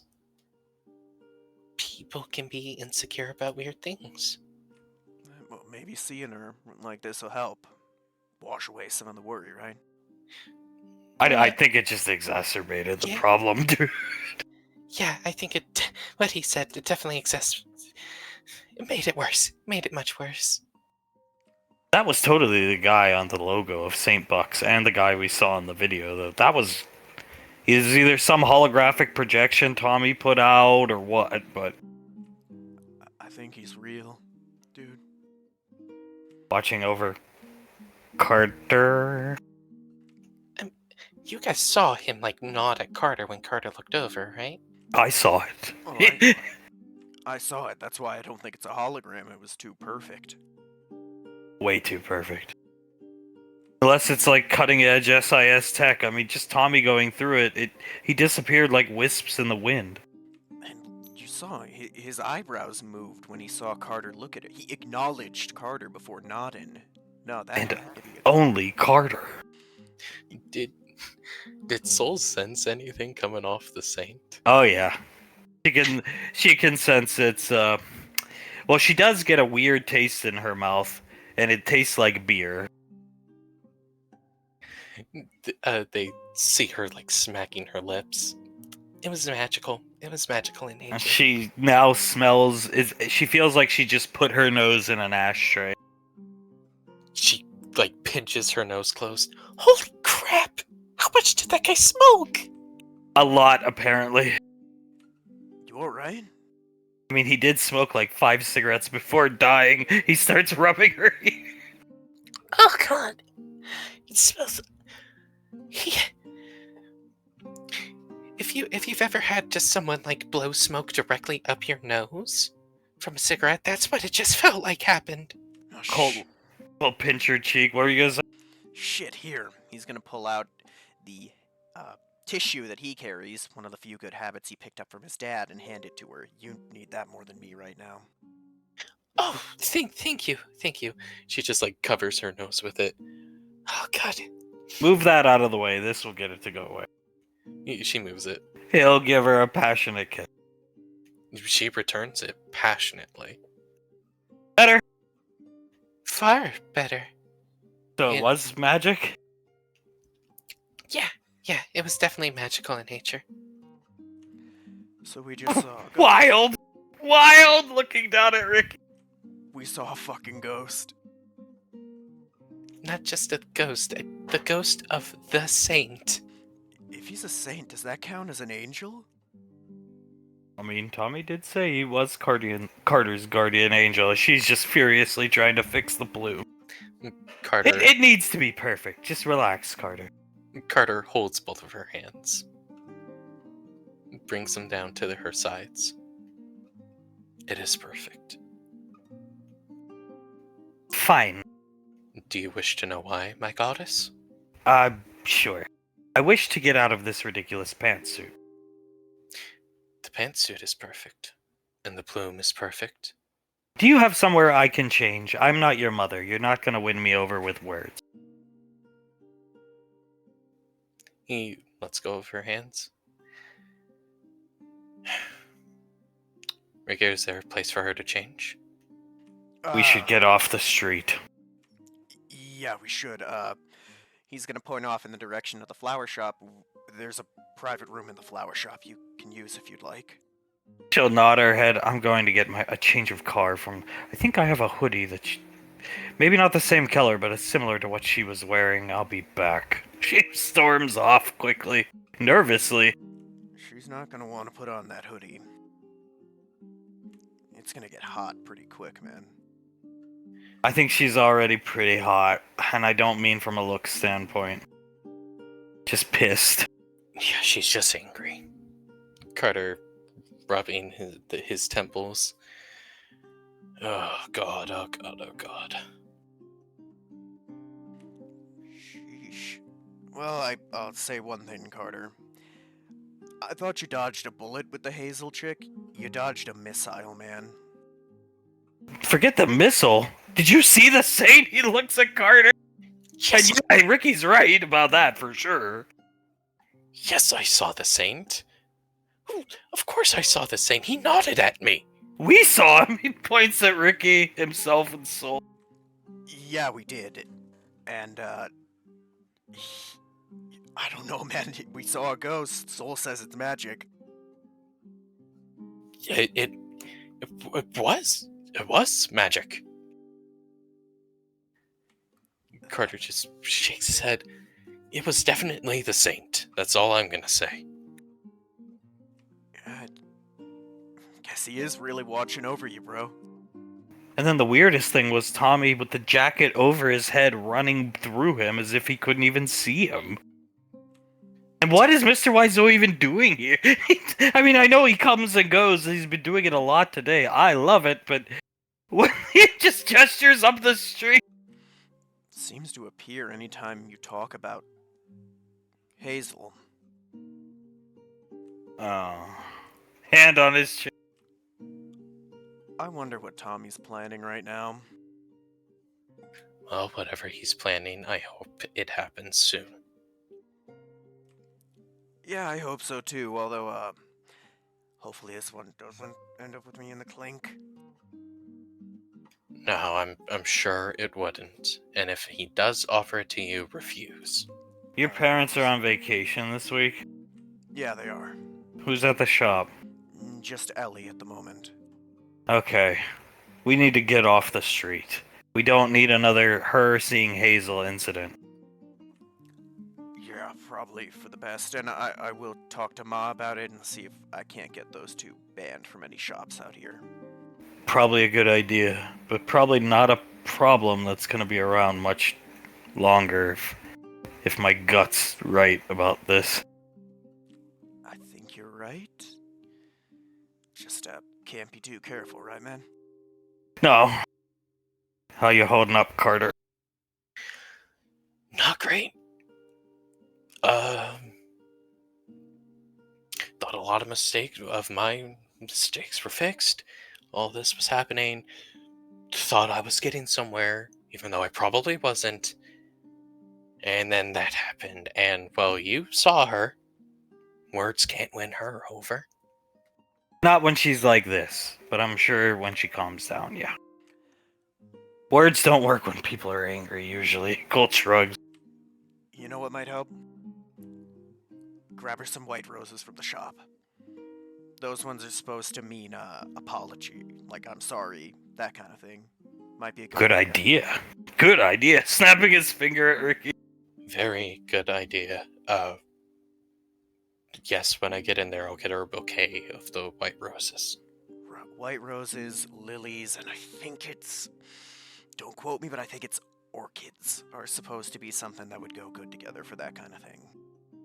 I guess it's just like, now she's probably gonna try to dress like Hazel. I hope not. That...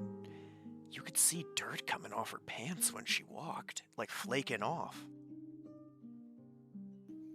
Once she calms down, we'll have a conversation together. And I'll tell her that I enjoy the way she dresses because it's her. And I prefer her over everything. It's a good idea. Arm around Soul. Probably a good call. Hopefully that'll work. We can have a conversation about it. That's all you can do right now. All you can do is hope. That's for damn sure. Hey, at least I finally got to see the infamous Hazel for the crackhead bitch that she is. And as you can see, I think, though I'm not into that kind of thing, Yolanda was better looking, all things considered. Culture. She was. Yolanda was better looking. Yolanda didn't have track marks going up her entire arm, so yeah. He gags slightly. Just seeing her, I was fighting back gagging. And the dude with Dylan, right? He looked like a fucking dope. I think he's doing some dope. Probably. Dude looked like I could kick him in the head and you'd hear his brain rattle around. Was she selling shit when you were with her, Carter? Colt looks over. Not that she ever told me, but you know what? There was a lot of suspicious moments. Just like, her going off, saying something like, I have to go do something, went off for 5 minutes, came back and was, looked like her pockets were a bit more full, that kind of thing. He just tightens his grip around Soul. Ever, vanish into the restroom for like 30 minutes, then pass out right after? One time, yeah. I had a weird sinking feeling in my gut that we should have just went back to the fucking lane. I should have said something. It's okay, honey. It's okay. Everything is gonna be okay. Just Coming back, storming up with clothing in her hand. Shop, Ricardo, move. Yes, ma'am. He's gonna look at Carter and mouth, make sure to get the flowers before he gets up, and, right over this way. I'll lead you guys there. And they will storm through the town to the shop. As down here, the characters are getting in their place. Samuel did his audition as Optimus for Davine. Hunk is chuckling to himself. Zap fucking wave. Davine staring out the events that are happening before her. I never thought I would see Zapwave in person. Soundwave was legitimately my favorite growing up, honey, and to see Zap dressed horribly like him is just a sight to see. I would agree. I would agree. That is certainly one hell of a sight to see. She starts to laugh. What did you think of Samuel's audition? I mean, Hunk shrugs. I'm kind of biased towards Scar just because I think Optimus should speak English, personally. So that agreed. I also agree with that. I prefer Scar as Optimus, even in the kids' show, but I understand Samuel would probably be better in the terms of the kids' show. You know, the other thing I understand, dear? I'm a very understanding man, wouldn't you say? I would definitely say so. So you know what the other thing is I've recently come to understand? What's that? That our daughter and our future son-in-law over there got high Friday. Benny, oh, he's holding the frog, squeezes it. Elizabeth squeezes Benny's arm. Let go of the frog, Benjamin. Let's see, let's go. Is that so, darling? Yes! Yes, it is, honey. You know who told me? Who's that? A little birdie named Mama Lan. Said she done smelled it on Elizabeth when she came crawling into the cafeteria late that night hoping there was more munchie boxes for her. Fuck, I knew that wasn't a good idea. Oh, God! It was that old guy's idea we saw in the time tubes. He told us to. Nice try. It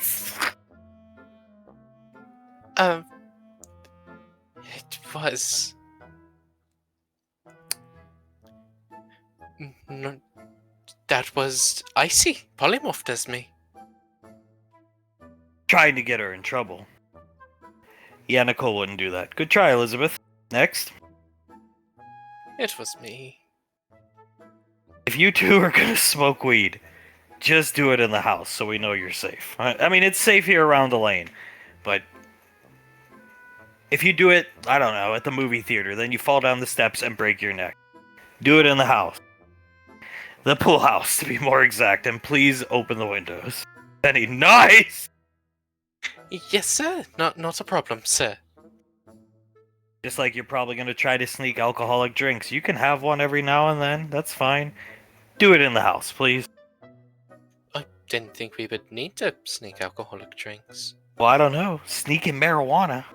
And I would ask where you got it from, but I think I know your older siblings, plus good old Patricia.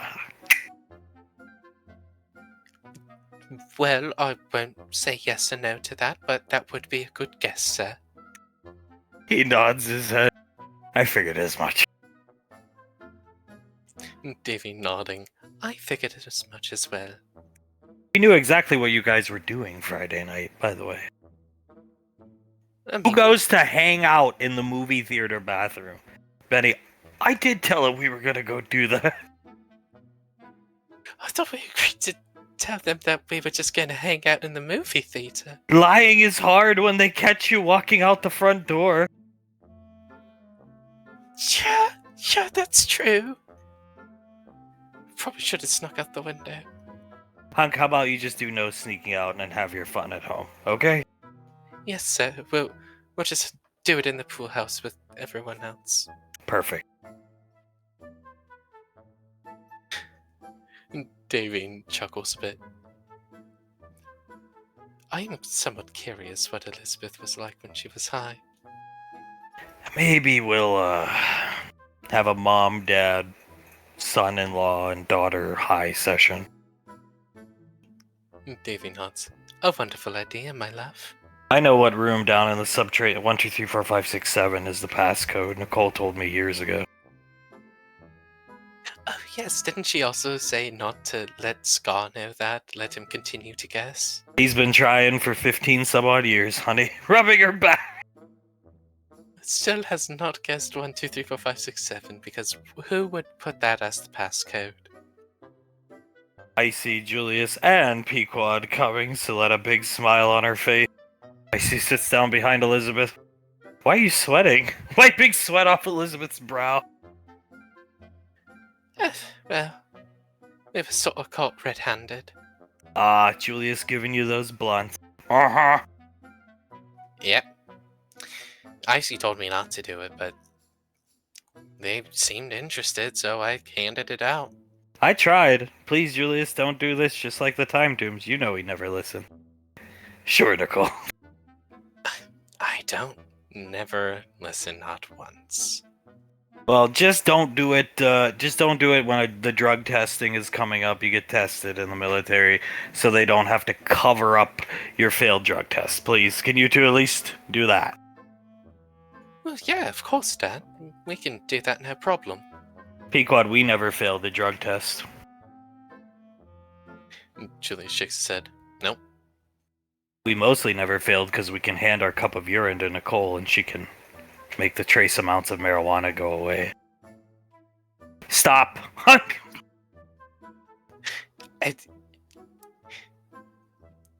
Davine looks at them. Please stop giving them ideas. Rambunctious! Julius shrugs. In my opinion, it's pretty smart. Icy, it's relaxing. And if you just did it years ago, you would have calmed down, Dad. Hunk, I am fine, Nicole, thank you. I wouldn't mind another Xanax, though. I'm starting to feel like I need to hit the gym. Oh. Davine pulls out the Xanax's little water bottle. Maybe later. Put it away. She squints at him. You sure? Just getting uncomfortable around Julius, Elizabeth, and you in such a tight space. Let's take a Xanax, honey, okay? Fine. She'll put a Xanax in his mouth, give him a drink of water. You people are hard to please. Julius looks at Hunk. What pleases us is you being happy around us, Dad. We need the MO sheet on Cyrus. Make it happen, points at Julius. Read his mind, find out about Cyrus, get back to me, Nicole. Julius raises an eyebrow, looks at Icy. I would prefer if my little sister didn't see that kind of stuff, Dad. Well, emulating Cyrus might not be a bad call. Just give him the other Xanax. She pops the other Xanax in his mouth, gives him the drink of water again. Oh, these are disgusting. Yes, they are, dear. But they certainly help. See, you get it from her. I'm right. You did it to me. Pequod points back at herself. And our children did it to their significant others. You get it from her. Yes, honey, I know that. I'm not denying you. I just never really thought of that before. She's looking at Davine shocked. Hunk, what do you mean? Looking at Pequod. Our kids are stupid. That's what she means. They're fine. Hunk looks away down at the set. So, yeah, whatever you say. And Julius will look down at the set. Tiletta. Okay, Elizabeth, please push that big red button there. She'll push it down. Thank you. Boys, Soletta comes over the intercom. Krellin, Frederick, and Samuel, and everybody just talking amongst themselves. Frederick! Oh, yes, ma'am. Davine is here, as you know. Nicole is here now, too. She can put the spell on you, so you and Mr. Freetooth may throw each other around. All of you will have the spell on you to play out the scene. And no harm shall be caused to you. Yes, ma'am. They see Frederick start to sweat at the mention of Davine being there. You also have the illusion spell on your, air quote, weapons, so you may... Whatever you think will happen with those weapons, in terms of physical appearance. Yes, ma'am. We will keep that in mind, ma'am. Good. Hand off the button, Elizabeth. Thank you, dear. She raises her hand. This should be quite interesting. Scar rubbing the back of his neck. Zap! Just chuckling, looking at Blaze, who has a... It looks like a rotor blade, but it's a paper mache, like, rotor blade just attached to one of his... This is degrading. You are going to do wonderful, Blaze Out. What are we going to do? I'm even starting to get nervous knowing they're all watching. Scar, yeah, actually, this is weird. Looks over his shoulder. The fate of me playing Optimus depends on my fucking performance. Well, yes. So here's what I have planned. Zap, are you okay? Done got a trick up my sleeve, you just wait. I need to be involved in this scene. Always involved. Best Soundwave. Samuel beeping, nodding, rubbing Zap's shoulder. Okay, so here's the plan then. Let's have me and Scowl fight. Have some dialogue. Soundwave, you come in, and then Bumblequill, you come in and fight Soundwave. But have Soundwave come in first, okay? Deal. Nods his head. So what, like that movie, humans don't deserve to live, and then I'll hit you in the face since we can't cause damage to each other and say my lines, and then you blast me, I go flying, and something like that. Yes, exactly. Just say those kinds of lines. Humans don't deserve to live. You say yours. I blast you away. Perhaps you're on the ropes. Soundwave can come in to assist me in the final blow type thing.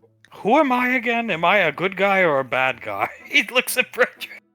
You are a bad guy, Blaze. Mr. Right. Mr. Blaze out over here. Good, and... Okay, got it. He puts his hand on Samuel's shoulder, nodding his head. Just look to Samuel for your cues, okay? Understood. He'll come over here. Should I get in an action pose? Krellin, just like that, yes. Samuel comes over, stands with him. Perfect. I love the framing of that. Zap and Krellin go off screen. Frederick comes here. So, you want me to come on screen, Megatron, you yell Prime, and then fly into me, and we do all that, right? Yes, exactly. Alright, just give me a second to get into character, okay? Take all the time you need, Scowl. I'll come on screen here, this camera, as up in the production booth, so they can hear everything they're saying from the mics that are still hot down there. So let us... Davey laughing. Julie's shaking his head laughing. Blaze looks fucking ridiculous with that paper mache fan. And they just gave him the paper mache fan. Nothing else about his appearance is different.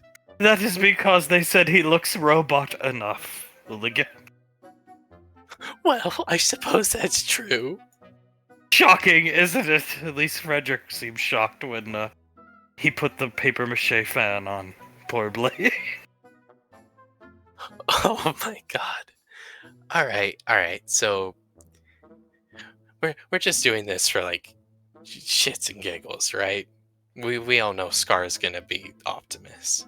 Hunk, I think your mother's mind's made up, at least, yeah, if we gotta make the live action out of it. Yeah. Davey nods. Yes, my mind is made up on this scenario. Benny, well, maybe we don't have to have them play it out then and just tell them, Suletta, no, this will be... The cameras will be recording. You will love this, Benjamin. This is a gift. Elizabeth pats Benny on the leg. We're gonna really enjoy this, honey. Bud sitting back into Julius. Alright, tell them they're out of time, Mom, please. Davey will press the button in front of her. Alright, gentlemen, you are out of time. Let's get the show on the road, okay? Got it! Giving a thumbs up to the production booth. Scar cracks his neck. Megatron! Fletwick turns around, points at him, and with an energy Scar just doesn't really get from him, an intimidating energy, he says, Prime! Scar looks shocked as he runs towards Frederick. Fudwick jumps up and tackles Scar to the ground. Ah! Going back this direction. Fudwick throwing haymakers at Scar. Oh! Oh! Humans do not deserve to live! Scar catches his fist with one hand, other free hand hits Frederick on the chin. They deserve to choose for themselves, Frederick Tron. He puts the paper towel cannon onto Scar's chest. They deserve to die! And laser shoots out from it. Ah! Sending him flying back this direction. Spreads out on the ground. Fudwick stands up. Zap wave to me! Just casually strolls into view of camera. Oh no! You know what to do, Zap wave. Deal with this worthless hunk of metal. Not so fast, Mega Fred, as he's making it back to his feet over here, still within range of the camera. Ravage attack! Honey comes shooting out of him. Just lands next to Optimus. Looks down at the dog. No! Falls back over. Yes, Ravage. Sick him, sick prime! Shing, shing, shing, shing comes up. I am Bumblekrell. No, not Bumblequill! Hiya! Karate chop zap on the back of the neck. Falls over. Get away from me! Get away from me! As Fudwick starts to back up. In the background, Samuel and Blaze forgetting he's a villain, are fighting. Two Decepticons fighting each other. Take this, evildoer, as Scar is lying on the ground. He's just placed Honey on his chest and he's, help me, Crowl! Groaning in pain. Fudwick looks between the two of them. Ravage, deal with Bumblequill! Looks back at Frederick. Looks down at Scar. Ravage, deal with Bumblequill! Come, Honey, come here. Have milk bones, see? Dog treat. Good for dogs. It starts lying. Cut this fucking scene! David presses the button. Cut, darlings, cut! Oh, we fucked this up big time. He pulled out a goddamn milk bone. Yo, yo, yo, yo. Davian releases the button, turns around to see everyone. So, what do we think? Scar is my Optimus. Pequod, he's mine. Julius nods. Scar is my Optimus. Why is Starscream and Blackout fighting amongst each other? I believe Blaze forgot that he was a bad guy, darling. Press the button, please, Elizabeth. Elizabeth presses the button. Congratulations, Optimus Scar. You will be taking the role of Optimus in the film. Excellent work, boys. Oh shit, we did it! He stands fully up. Fudwick starts clapping for Scar. Holy crap, I thought I screwed this up. He comes over to Frederick. You were wonderful. You were wonderful. Holding Honey in his arms, Blaze and... forgot his name for a second. Blaze and Samuel stop fighting. Did we do good? Yes, you did wonderfully, even though you were a Decepticon. Oh. My papier-mâché fan got ruined in the ensuing battle. Well, that's okay. It's paper-mâché. We can make them very easily. I was not expecting that dog to come flying out of your chest. I wasn't expecting it. How would you do that, Zap? Done take my role very seriously. Done engineer for mobile suits. Can whip up a little safe catapult for that little cutie. Frederick looks over at Honey, gives Honey a clap. Very good, Honey. Very proud. Group hug? Krellin puts his arms out, sets the dog down. Flitwick puts his arms out. Group hug. Oh, do I have to be involved? I want to be. Get in here, boys. I just scored the role as Optimus, so yeah, group hug. Yeah, Flitwick puts his arms around Scar, Krellin, and Zap and just brings him in for a hug, allowing the other two to get in on it. Hug has not stopped. Julius has not stopped laughing. Elizabeth, awestruck with what just happened in front of her. We were recording for that, right, Auntie? Yes, the mics were hot and the film was loaded in the cameras. We can cherish it forever, honey. Ah, beautiful. Absolutely beautiful. We should add this to the things that we watch every now and again, with the Saint video, and, just, oh, it was perfect.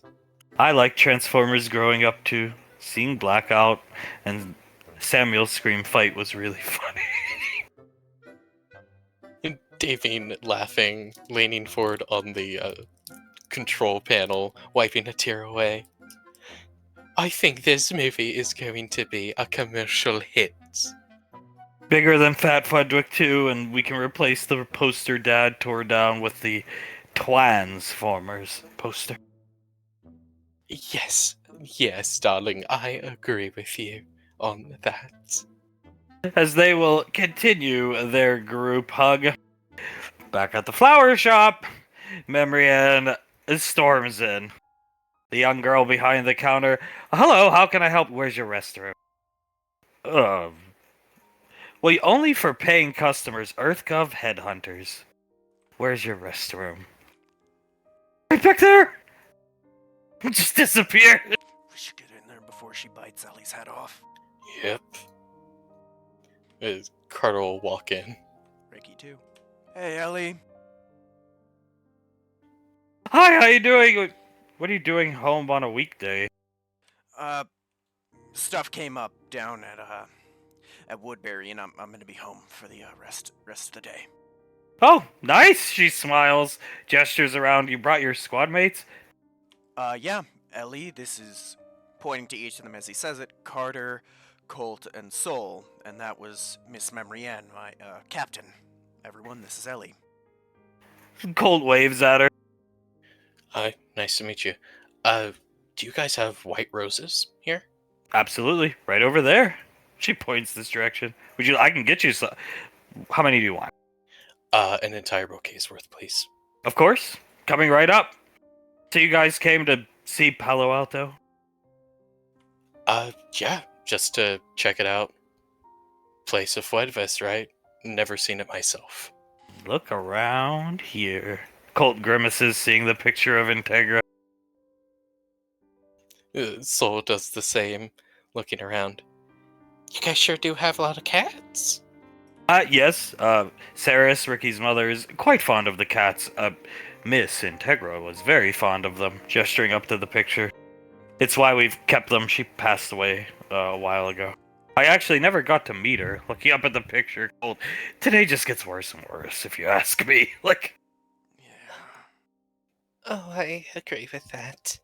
I would have loved to meet her, holding a white rose, looking up at the picture. You would have liked her, and she would have liked you.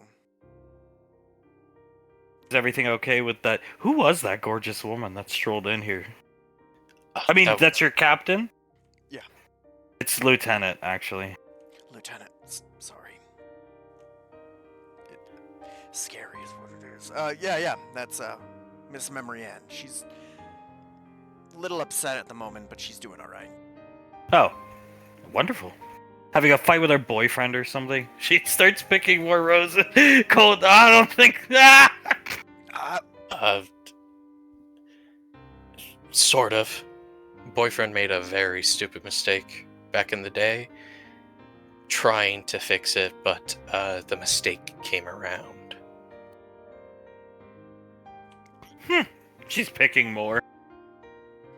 Yeah. He's gonna walk up next to Carter. Maybe he's gonna point at that cat, take Enzo there over with you when you're, giving her the flowers. He likes to rub on people and is really affectionate. Uh, he rubs the back of his neck. Sure, yeah, probably a good idea. She looked like Ricky. Snaps her fingers. She looks like that girl from Young Suletta. We've watched it together on the weekends now that he comes home. Yeah, we have. Well, believe it or not, that's Miss Suletta's daughter. Really? She blinks. Yeah. Yeah, please don't ask her for an autograph or get starstruck or any. So she's the girl that was in the cartoon? The Memory and the Explorer? Cold. Coming here was a bad idea, I think. It, So nuts. Yeah. Oh god, this is getting worse. Normally she's in like really good moods, really personable, like really like look out for you, bigger sister kind of mode. Not today. Not today. yeah, she's not having a good day. Maybe next time she comes down, we can do something like that. But for now, just be cool, Ellie, right? Okay. She nods. Probably gets annoying being asked for autographs. Yeah, probably. Just a hard day training, and then the boyfriend thing happens. So, is what it is. She'll be all right. Just give her a bit to cool down. What kind of idiot would do anything to upset a girl like her? You'd have to be stupid. She comes back. Cool, I'm sorry I suggested coming here. I just thought we needed a place to get off the street. I never said here in particular. It's fine. It's allowing me to get her flowers, so thank you. He walks up to the counter. You're looking at him. Oh. Smiles, tilts her head. Well, you are incredibly handsome, so you two look good together. Thank you. Thank you. I think so too. 50 credits, please. He hands her the credits. Thank you. She'll hand the roses over. I hope they help. I hope so too. He'll not all of them wait by the restroom door for her. She must have really had to go to the bathroom, leaning on the counter. You could say that. Oh man, looks like Colt. I hope that works. He shrugs. Pet the cat, honey. Look at this beautiful cat. It is a beautiful cat. What's this one's name? She starts petting it. That one's EO. She's the youngest of the bunch. She was mom got her a couple years ago. They're all strays. Saris takes them in. Yep. It's what Gestures would have wanted. At least that's what Saris says. Grandma used to do the same thing. So we started doing it too. And over his eyes, your grandma was a nice woman. You knew her? Looks over at Colt. I should just not talk anymore. In some sort of way, yes. Yeah, she was a really good woman. She was. In her youth, she took care of us. In our youth, she took care of us. Right, baby? Looking at She babysat us for a while there. That's incredible. Wait, are you guys Rainfall? Yeah. Hi, I'm Soul Rainfall. Pleasure. She'll put out her hand for a handshake. Soul will step over to her, give her a handshake. She shakes her hand. That's why he looks so goddamn handsome. Gestures this way. Is that Julius Rainfall's son? Yeah, that's my twin brother. Very impressive. Nodding her head. Yeah, very impressive. She hops back into Colt's arms. She just holds him very tightly, and he can feel her shaking her head. Colt, you got a place I could just sit down? Ellie, just chair right over there. Thank you. Starting to feel a little lightheaded. You need a drink? Cup of water? Colt, that would be nice. I'll get you guys some. She'll go into the back. Sorry about that. I didn't even think about how this might not be the best place to go right now. We just needed a place to get off the street. Better to hide in here than ever see Hazel again right now. Agreed, because I think she might cause an ice age in the town if she sees her again. The statue of Fredvis frozen, melted. Shattered by the cold. Oh god of all the towns. for that cunt to be in, pardon my language, but yeah. Why could she just not be in fucking Alaska? God, it would have been anywhere but here.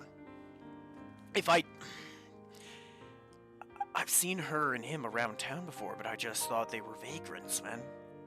If I'd known that was them, I would have warned you guys. There's no way you could have known. Colt shaking his head. Yeah, there's no way you could have known. So shakes her head. It's okay, Ricky. It isn't your fault any of that happened. It's not, but it's a pretty shit day so far, ain't it? Coming out of the bathroom, Marianne in her headhunter's hoodie, just a scruffy-looking pair of sweatpants, workout sweats, basically. She keeps in her car, waiting for me at the bathroom. When you have to go, He holds the flowers out to her. you don't have to apologize, Carter. He shrugs. Not an apology. I wanted to give flowers for the love of my life. She'll take them and hold them close. It's okay. What happened, happened. She's a gorgeous girl. And she's young. More in your age range. Honey. He helps fix her plume just a bit. I throw up if I'm gone from you for too long. You are the one for me. I have always said, and I always will say it. You are the one for me. And I hate the thought of being away from you.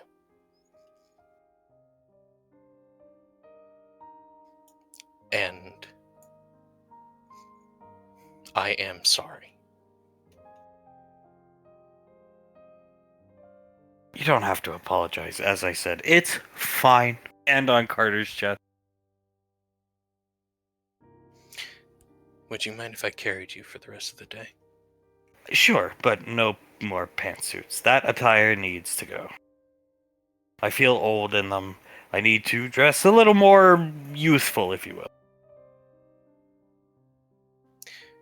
If that's what you're comfortable with, I will respect your wishes. But my opinion is known about them. He picks her up, looks at her in the eyes.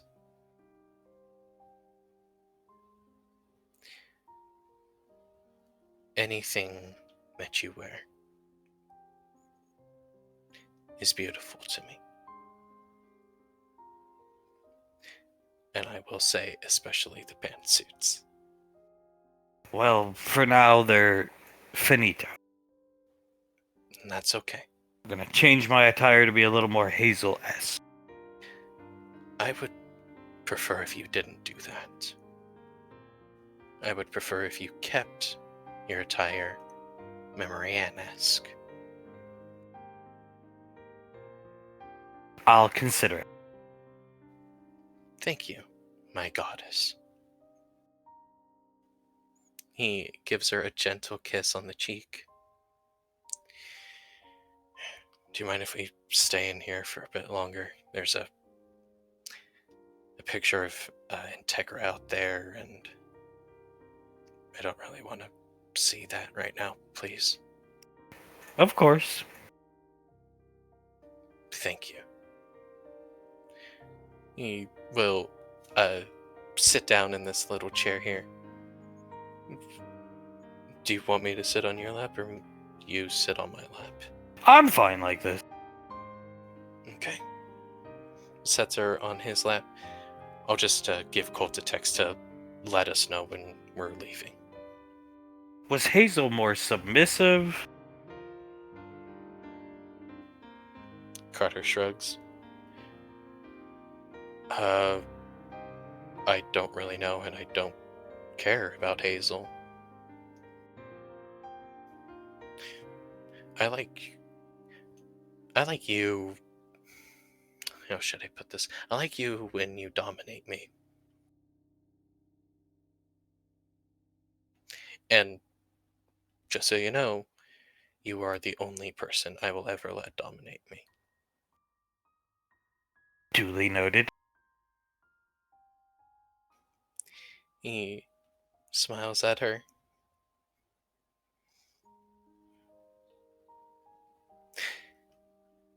I will also say this, and I've said it before and I'll say it again. I prefer the fact that you're older than me. And you are within my age range, thank you. I could stand to shave a few years, especially after today. I would love it if we stayed just how we are. Well, unfortunately, we're going to. There's no turning back the clock on my age. And there's no need to. Because I love you just the way you are, just the age you are, just the everything that you are. What do you think she was doing here? He shakes his head. Looked like she was strung out, like she was high or on something. So maybe drugs, drug deals, something like that. She looked too good to be on drugs. No, she really did. She looked like she was on drugs. Maybe I didn't get a good enough look at her. I was just shocked because I have seen pictures of her, and yes. Well, fair enough. Maybe you didn't get a good look at her, but she definitely was 100% on drugs. She'll shrug. Maybe you're right. As out here, she's come out with water for everybody. Here you go. Here you go. Here you go, Ricky. Thanks, Ellie. No problem. Sitting down here, sipping her water. No problem at all. Been a good day at the shop? Slow day, but can't complain. Some weird people came in trying to sell me drugs. Oh. Strung out looking girl and a dope of a dude? Like, really gangly. Yep. Or, like, suffering from gangrene. Colt, that's her.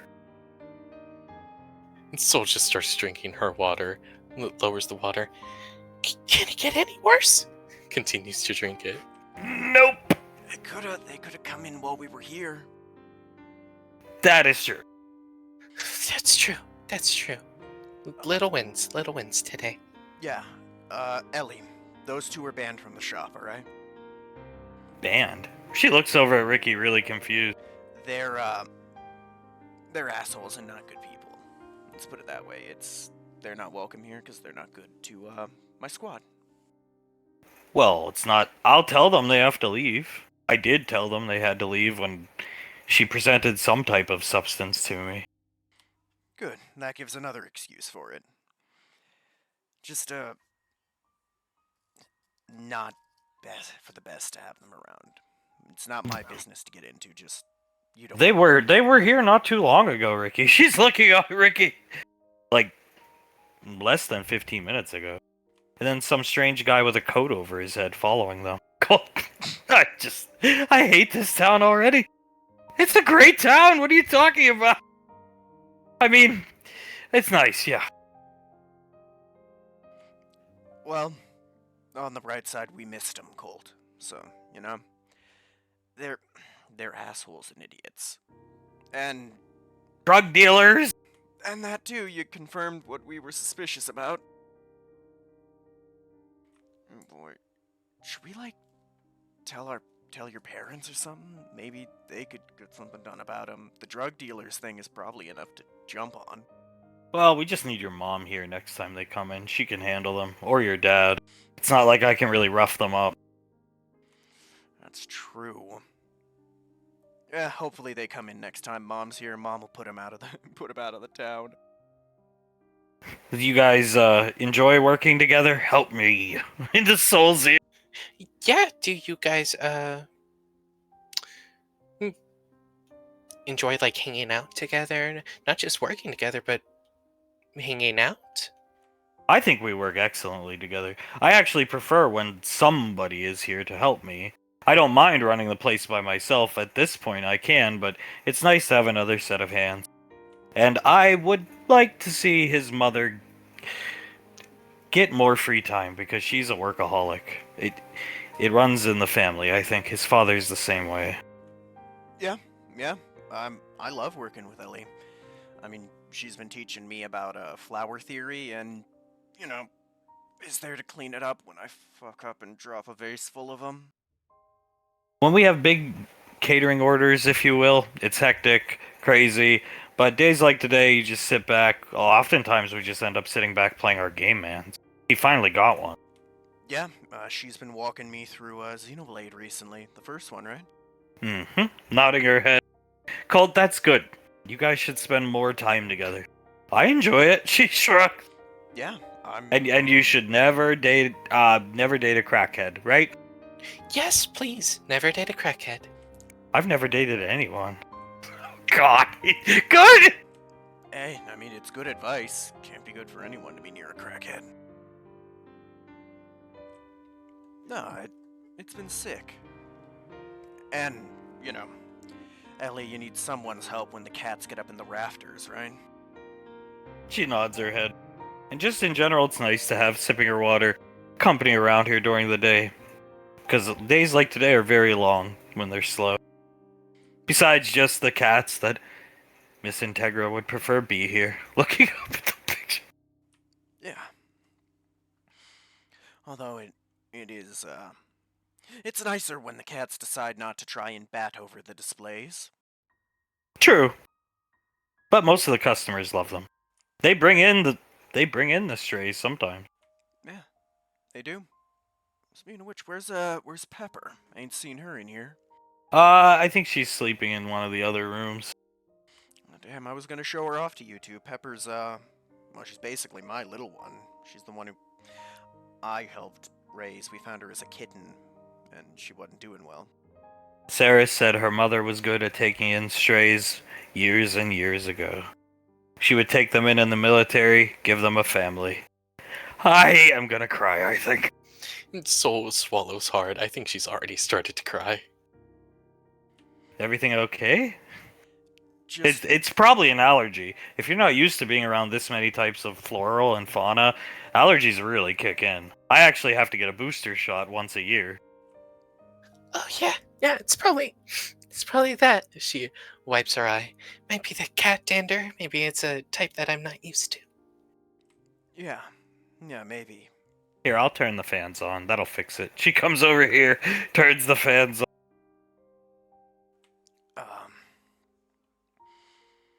So yeah, a lot of flowers in the shop, and we've got some that you really can't get anywhere else on the West Coast, right? Right? She nods her head. And with Ricky's father's connections just being on the frontier, he brings back a lot of exotic seeds, which in turn, gestures over there, results in our Enovian section of flowers, which I think we're basically the only shop on Earth. I think, as far as I know, he's gonna walk over.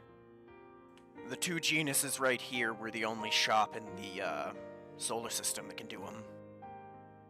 Not bad, Rick. Nodding his head. This would be a nice little slice of wiping something away from his eye. Empire to take over someday. It would. It really would. She holds Colt's hand even tighter and starts rubbing his knuckles with their thumb. Yeah, I think it would. Thank you, honey. No, I think it would. It'd be cool to see this place grow bigger and flourish. And with Tommy's business expertise, I mean, I'm sure he could help you guys. Oh yeah, if Tommy were helping, we'd be set. We'd be one of the biggest flower franchises in the universe, quick with him. Ding ding! As the door opens. Soul looks out there. Oh, you gotta be kidding me. What's going on? Coming in to buy baby mama number 3 some flowers to win her over and make her a baby mama is Eric. Soul turns around completely and cold slap. Oh shit. Blinks twice looking at the door. Comes up to the counter. Customer. Hello, sir. Please get out of the way. The cat will move. Who is that? I just need some flowers today for my soul. Soul is doing her best to hide her face from him, and she's like whispering to herself, "You gotta be kidding me! You gotta be kidding me! You gotta be kidding me!" Soul! He comes over trying to get past Ricky. Ricky can see Soul shake her head. Hey. Who are you, bro? He'll lick both of his fingers, run them through the hair above his ears, slicking back his hair. Name's Eric. Oh. Name's Ricky. Nice to meet you, bro. Nice to meet you. Puts his hand out even though he just licked his fingers. Total slob. Yeah, nah. You just lick those, bro. Do you want something? He looks over his shoulder. I can see something I want. Looks at Soul. Soul holds on to Colt even tighter. I definitely don't want you, Eric. Eric. Just leave. Get off of me. Soul hops off of him. Excuse me, Ricky. He's gonna take a step back and motion his hands toward Eric knowingly. Let me show you the back entrance to this place. Okay. Soul's a fine piece of ass. You one lucky motherfucker. He's gonna look at Soul. I think he might actually really mess that dude up. Good, good. I'm happy. I hope he does. Yeah, that's good, cause if he didn't, I was gonna throw his ass out. All they hear is multiple yelps coming from Eric and the sound of something crashing. Thank you for that, Ricky. I really do appreciate you being willing to do something like that for me. What is going on? She looks around really confused. This is a strange Monday. You show up, the pissed off young Suletta girl, then the creepiest fucking guy I've ever... You'd have to be a fucking moron to be with that dude. Did you see the way he slicked his ears back? Should we tell her or dance around it? Soul puts both of her hands over her face. I was a moron! Oh. She looks back at Soul. Well, A for effort, I haven't dated anybody yet, so she shrugs, there's that. You know what? We all do dumb things as kids.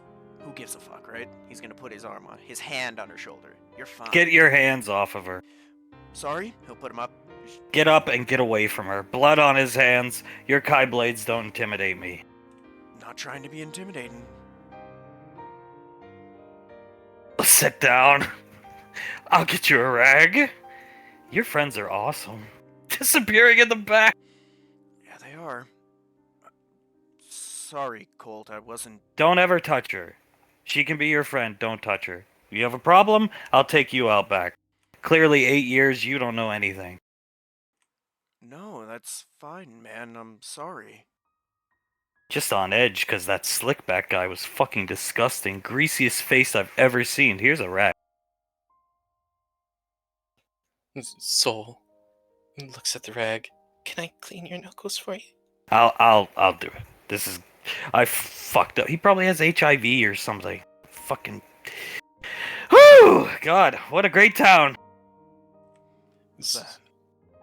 Soul puts a hand on his cheek and kisses the other cheek. Thank you for doing that for me. You're welcome. He deserved it. Just lost my cool. I apologize. He puts his hands up. Soul looks at him in the eye.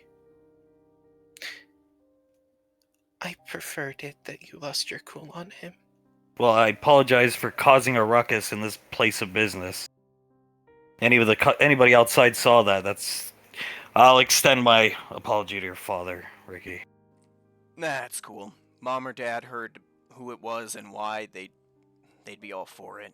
Was that the trash cans you chucked him into that we heard? Dumpster. Ah, even better. Nah, no one's gonna care.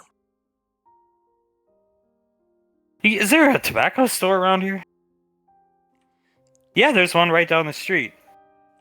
Yeah, there's a... I thought about applying there until I met Ricky's mother. Way better to work here. You don't want to be around smoke.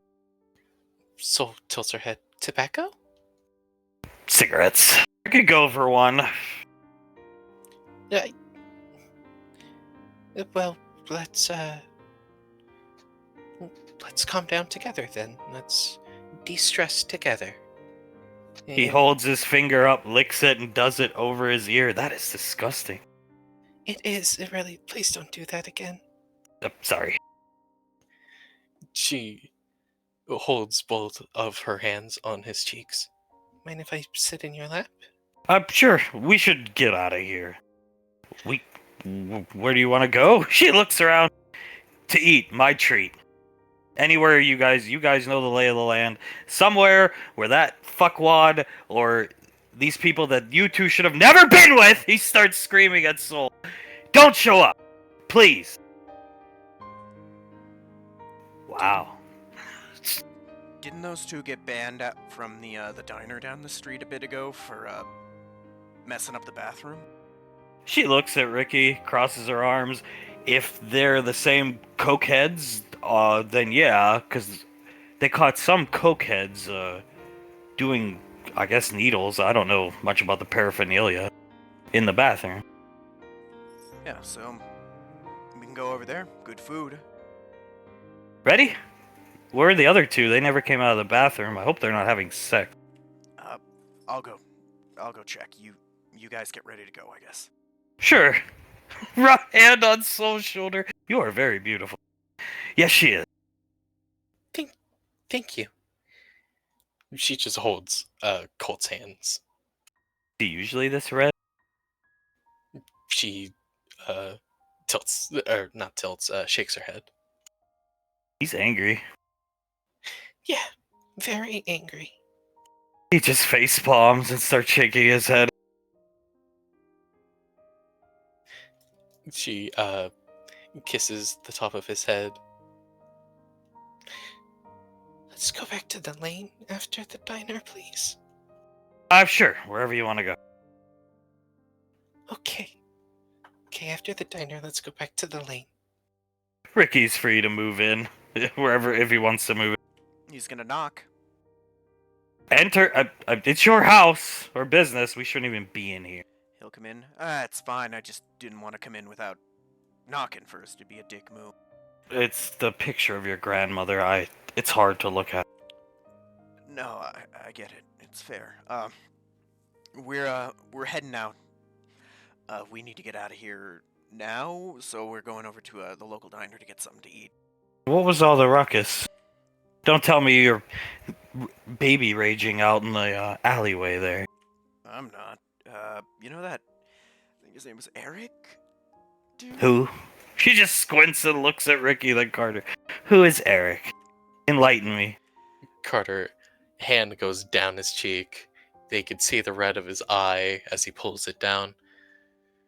Eric is Saul's ex-boyfriend. Oh. He walked in, slicked his hair back in the most gross way possible, tried to hit on Soul, and then Colt beat the shit out of him and threw him in the dumpster. So that was Colt screaming out there. Yeah, it was. And so we're gonna go to the diner and get away from the picture of Grandma and from those idiots, because at least two of them are banned from that diner.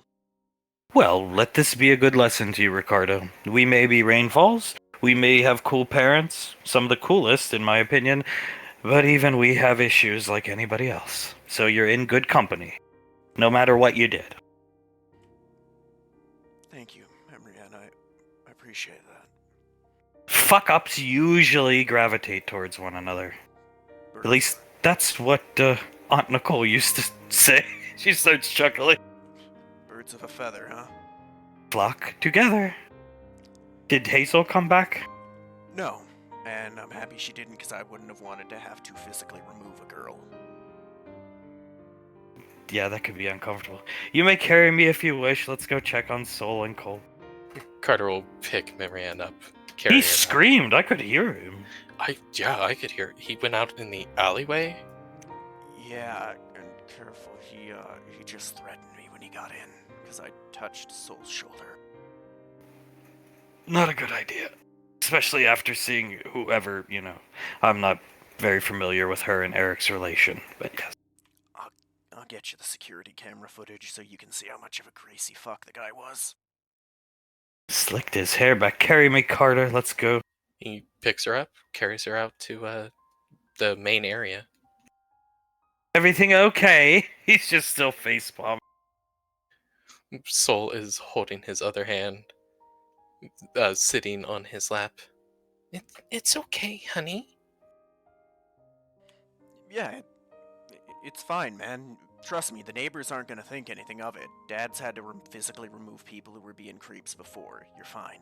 Isn't this place like a very high-class establishment? Marianne, clearly. Look at the goddamn place. Yeah. Not helping, I think. Looking.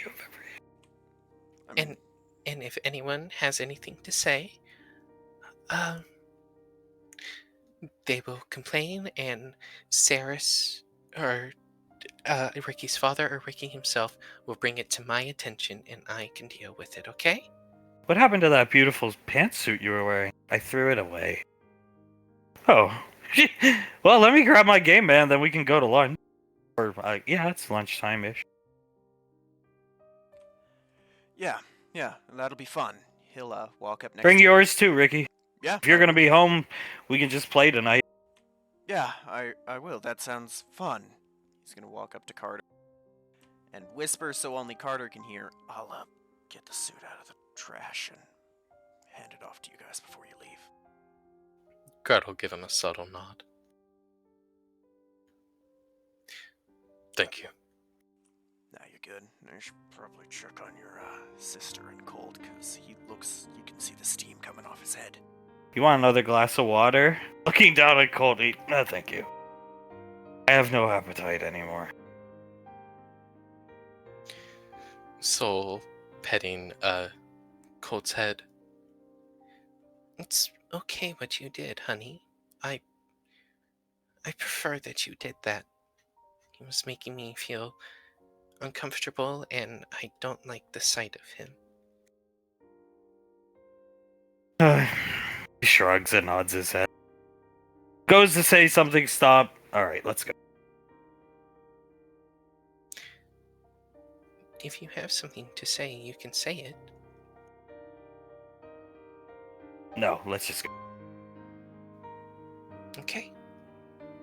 Let's go. I'm gonna go look outside. Just make sure nobody's around. Walks around looking. She's looking around. Marianne, take me out there, Carter.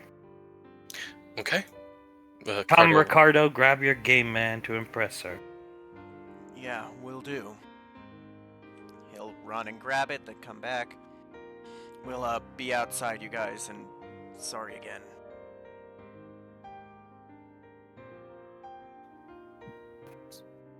They're outside. She's just looking around. Well, the creepy greaseball guy isn't around, and neither is Cokehead 1 or 2.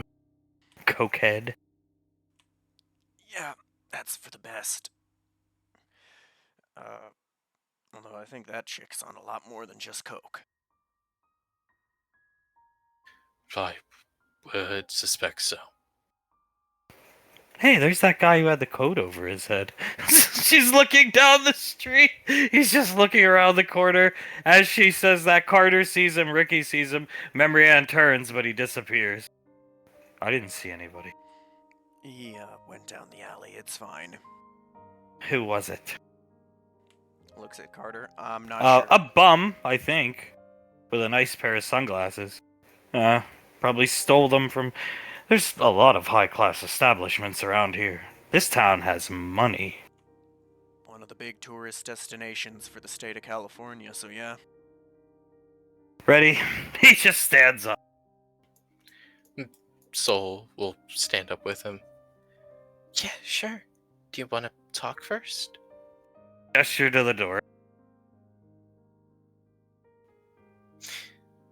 Communication is key, you know? Yeah, it is.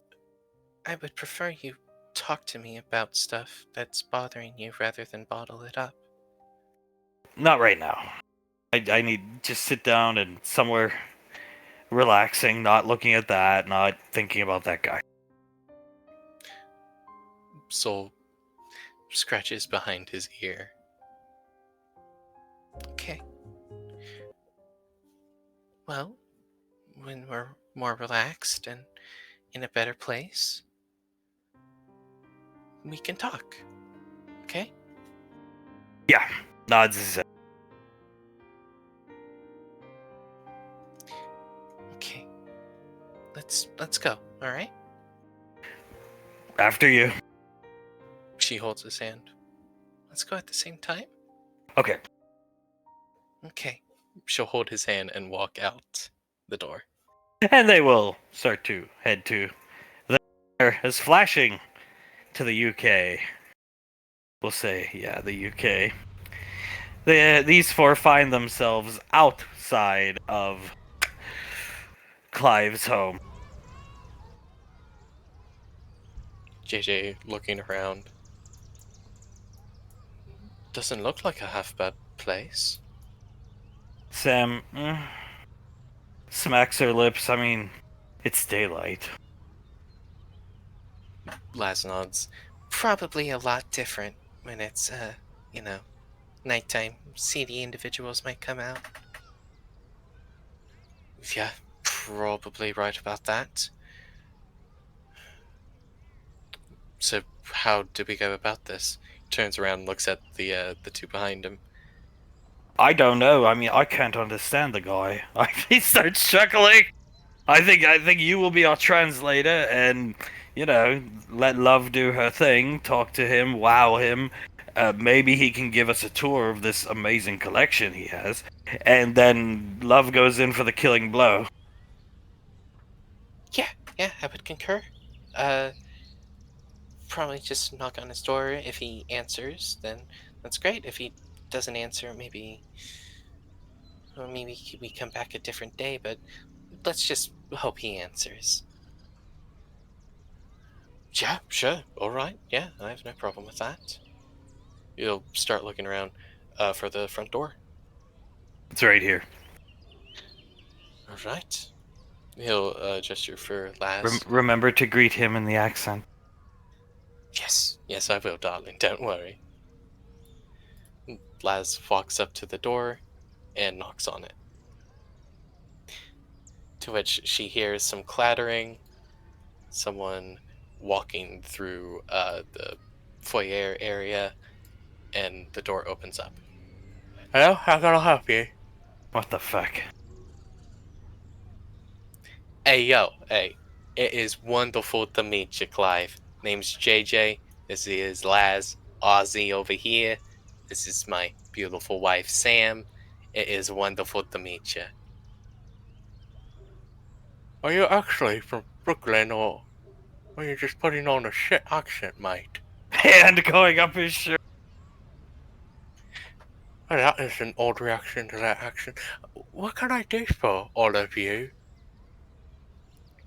Um, yes, what can you do? What can we do for him? Oh, right, of course. My name is Lazuli Rainfall. Uh, and we just really wanted to meet you. We're huge fans of your videos and all your collectibles. I just really wanted to meet you.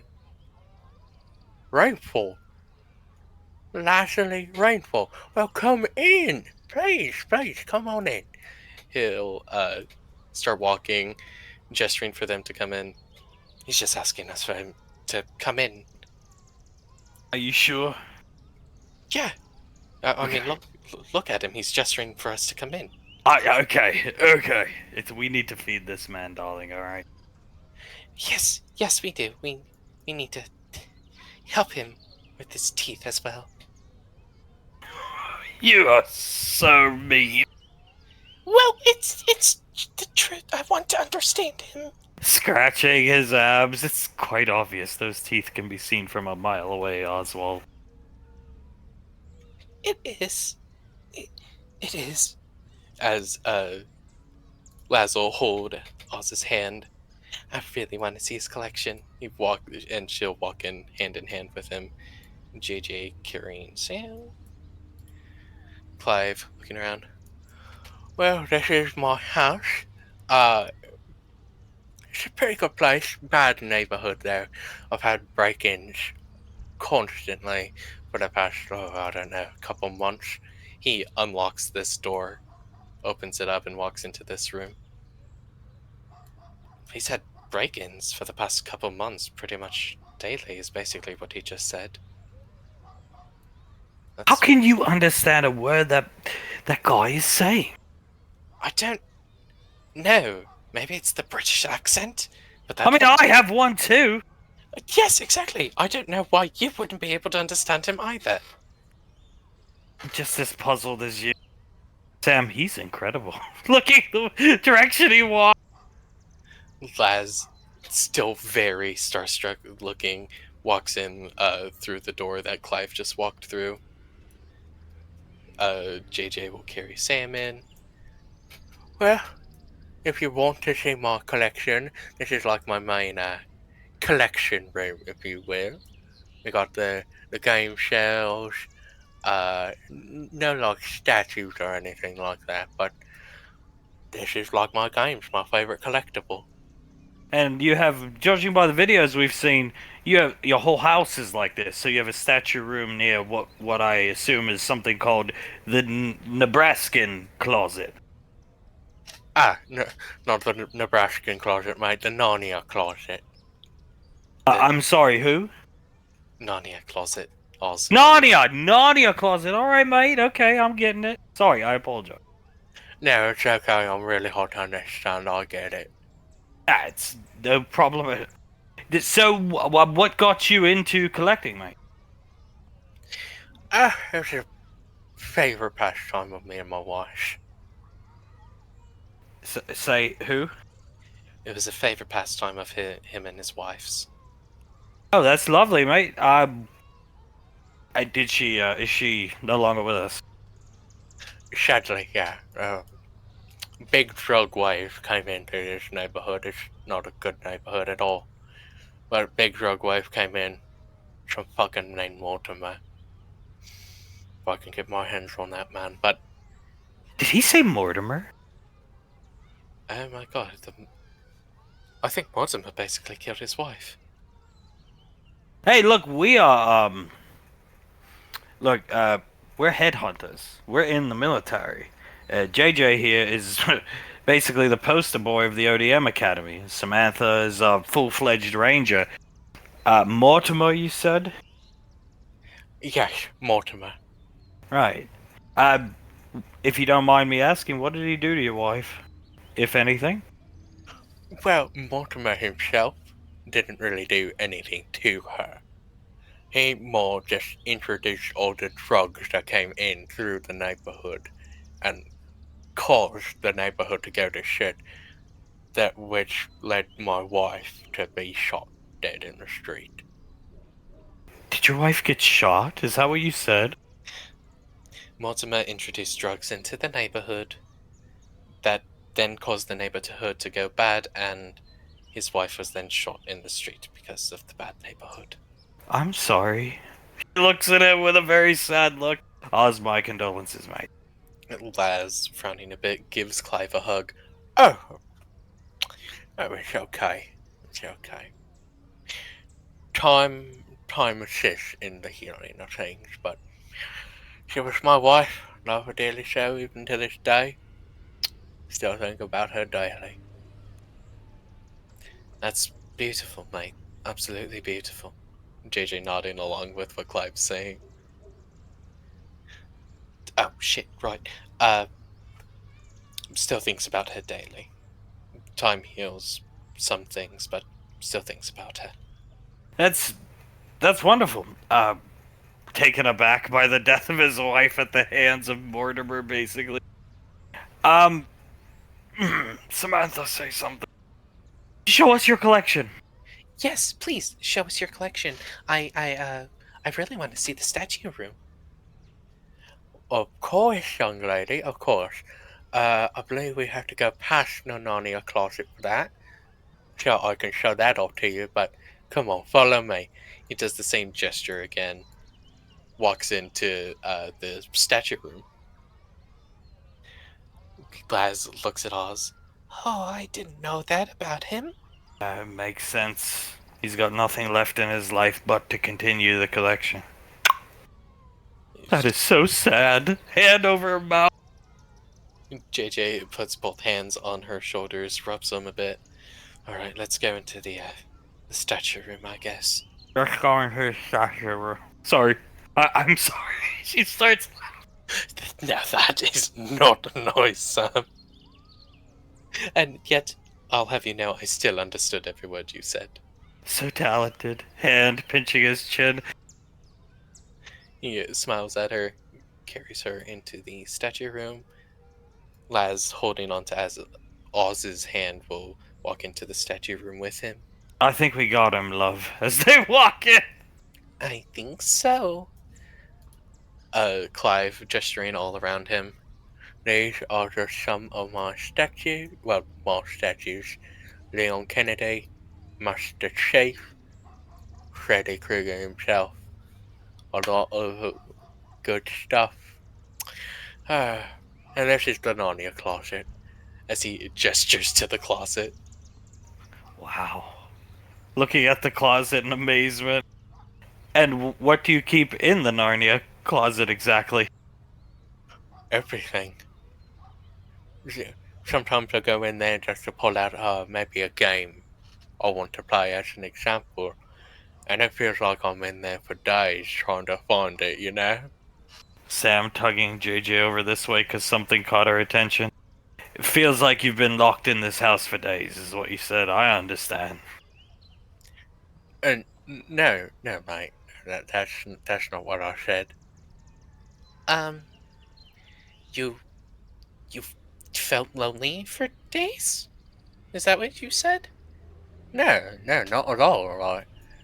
I'm doing quite okay. I'm sorry, give me one second. Oh my fucking god! That was amazing! It sounded like a goddamn chainsaw! So she was picking at something on the table, starts laughing. JJ stare looking back at what just happened, starting to laugh. Oh, I'm sorry about that. I just Sounded like one of those A10 Ranger warthogs when you posed for me in the moat. It did! It really did! How did he do that? You got allergies, mate? Is that what you hit? I got some tissues on me in one of my pilot pouches. Oh, thank you. I got tissues on me. Thank you there. You are a very kind young man. Thank you kindly. I am... What did you say exactly? I'm not trying to insult you, I swear.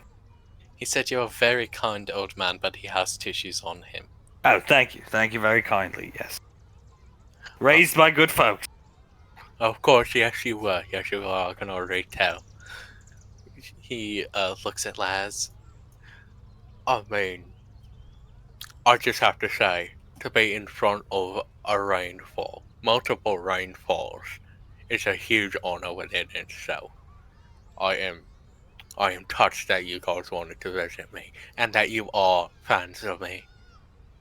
Laz smiling along. Yeah. High five! Is Clive, high five, darling, high five. And he high fives Laz. You have an original copy of Silent Hill? Made for the PS1 all those years ago. Like the original PlayStation 1. Do you know how much this is worth? She's holding it up, presenting it to him. Clive puts a hand over his chest. Oh yes, I do. That is something I would never sell, though. Walks over. Oh, I would never offer. I wouldn't insult a fellow collector. It's just... You live in this neighborhood and you have this much money in this house? Yes, I do. Bought this house with my wife.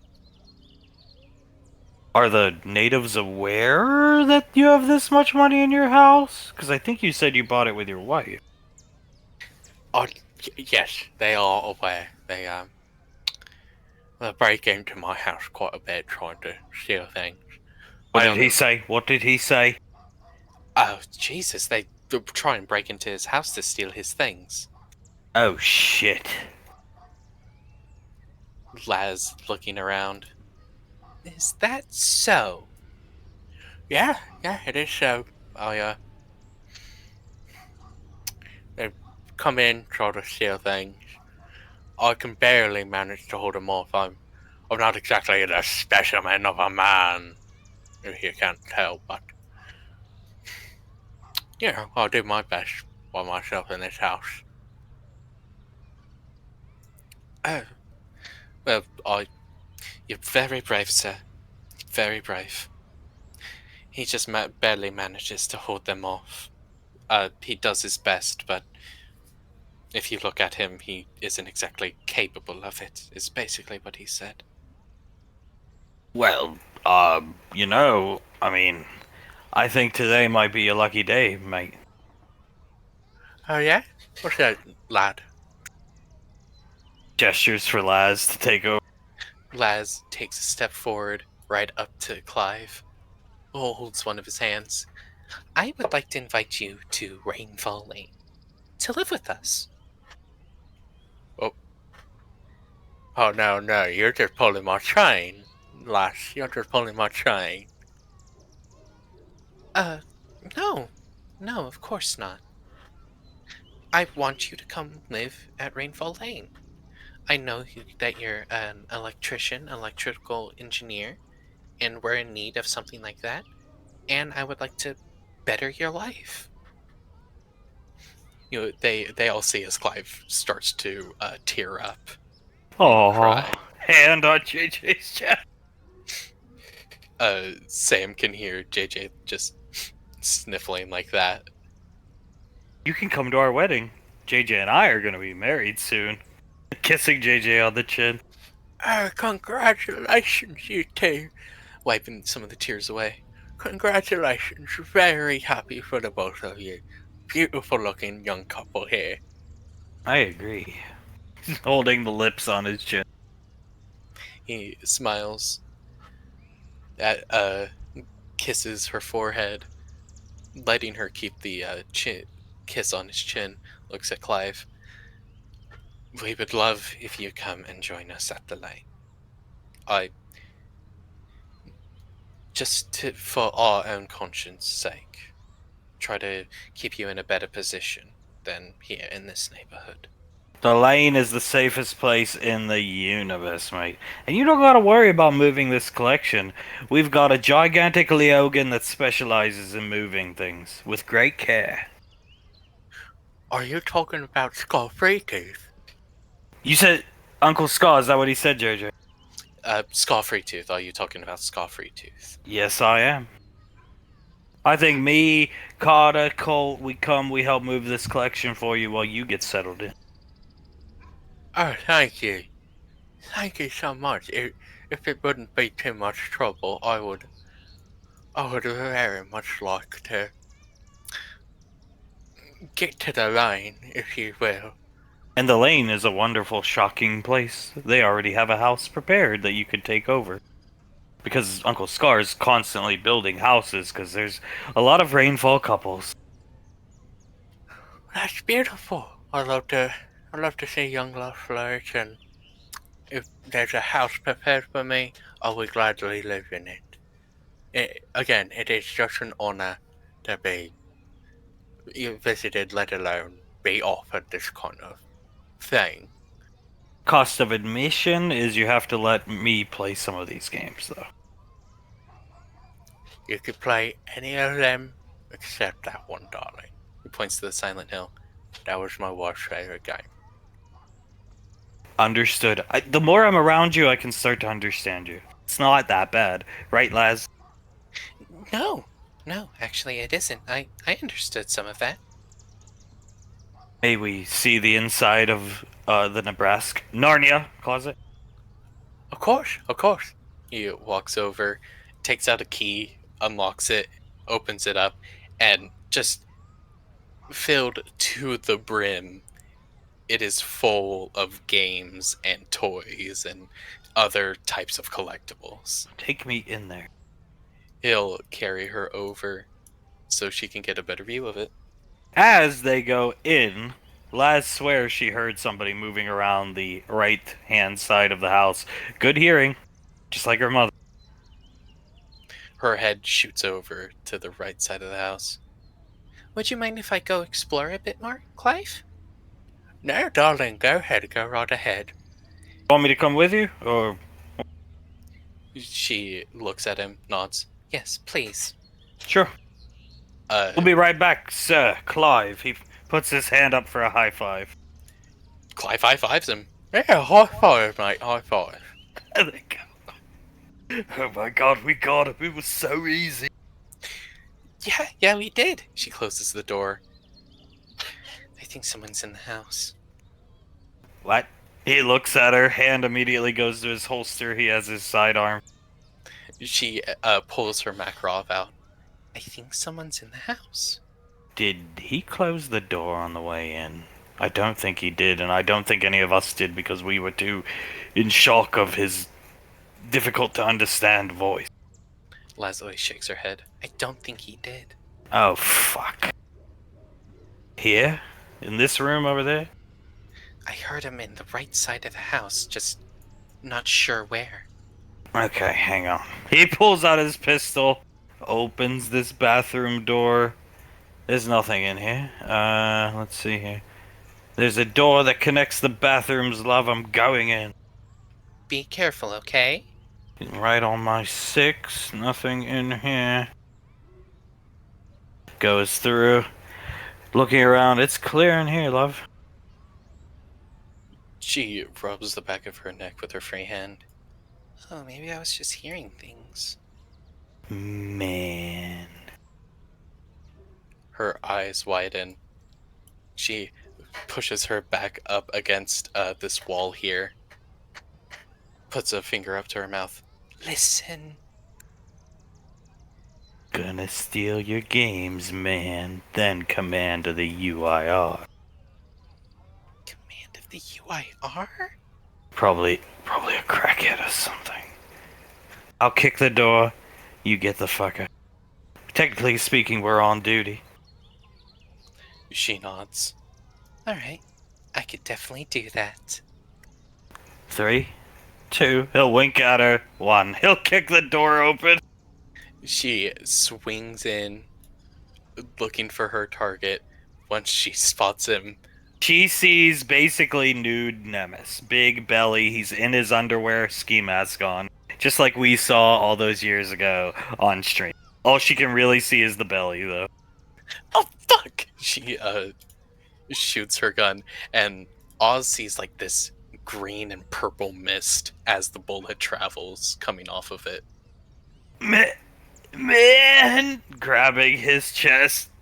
Man! Falls on the bed dead. Gigantic nude Nemesis lying on the bed. Oh, that is gross.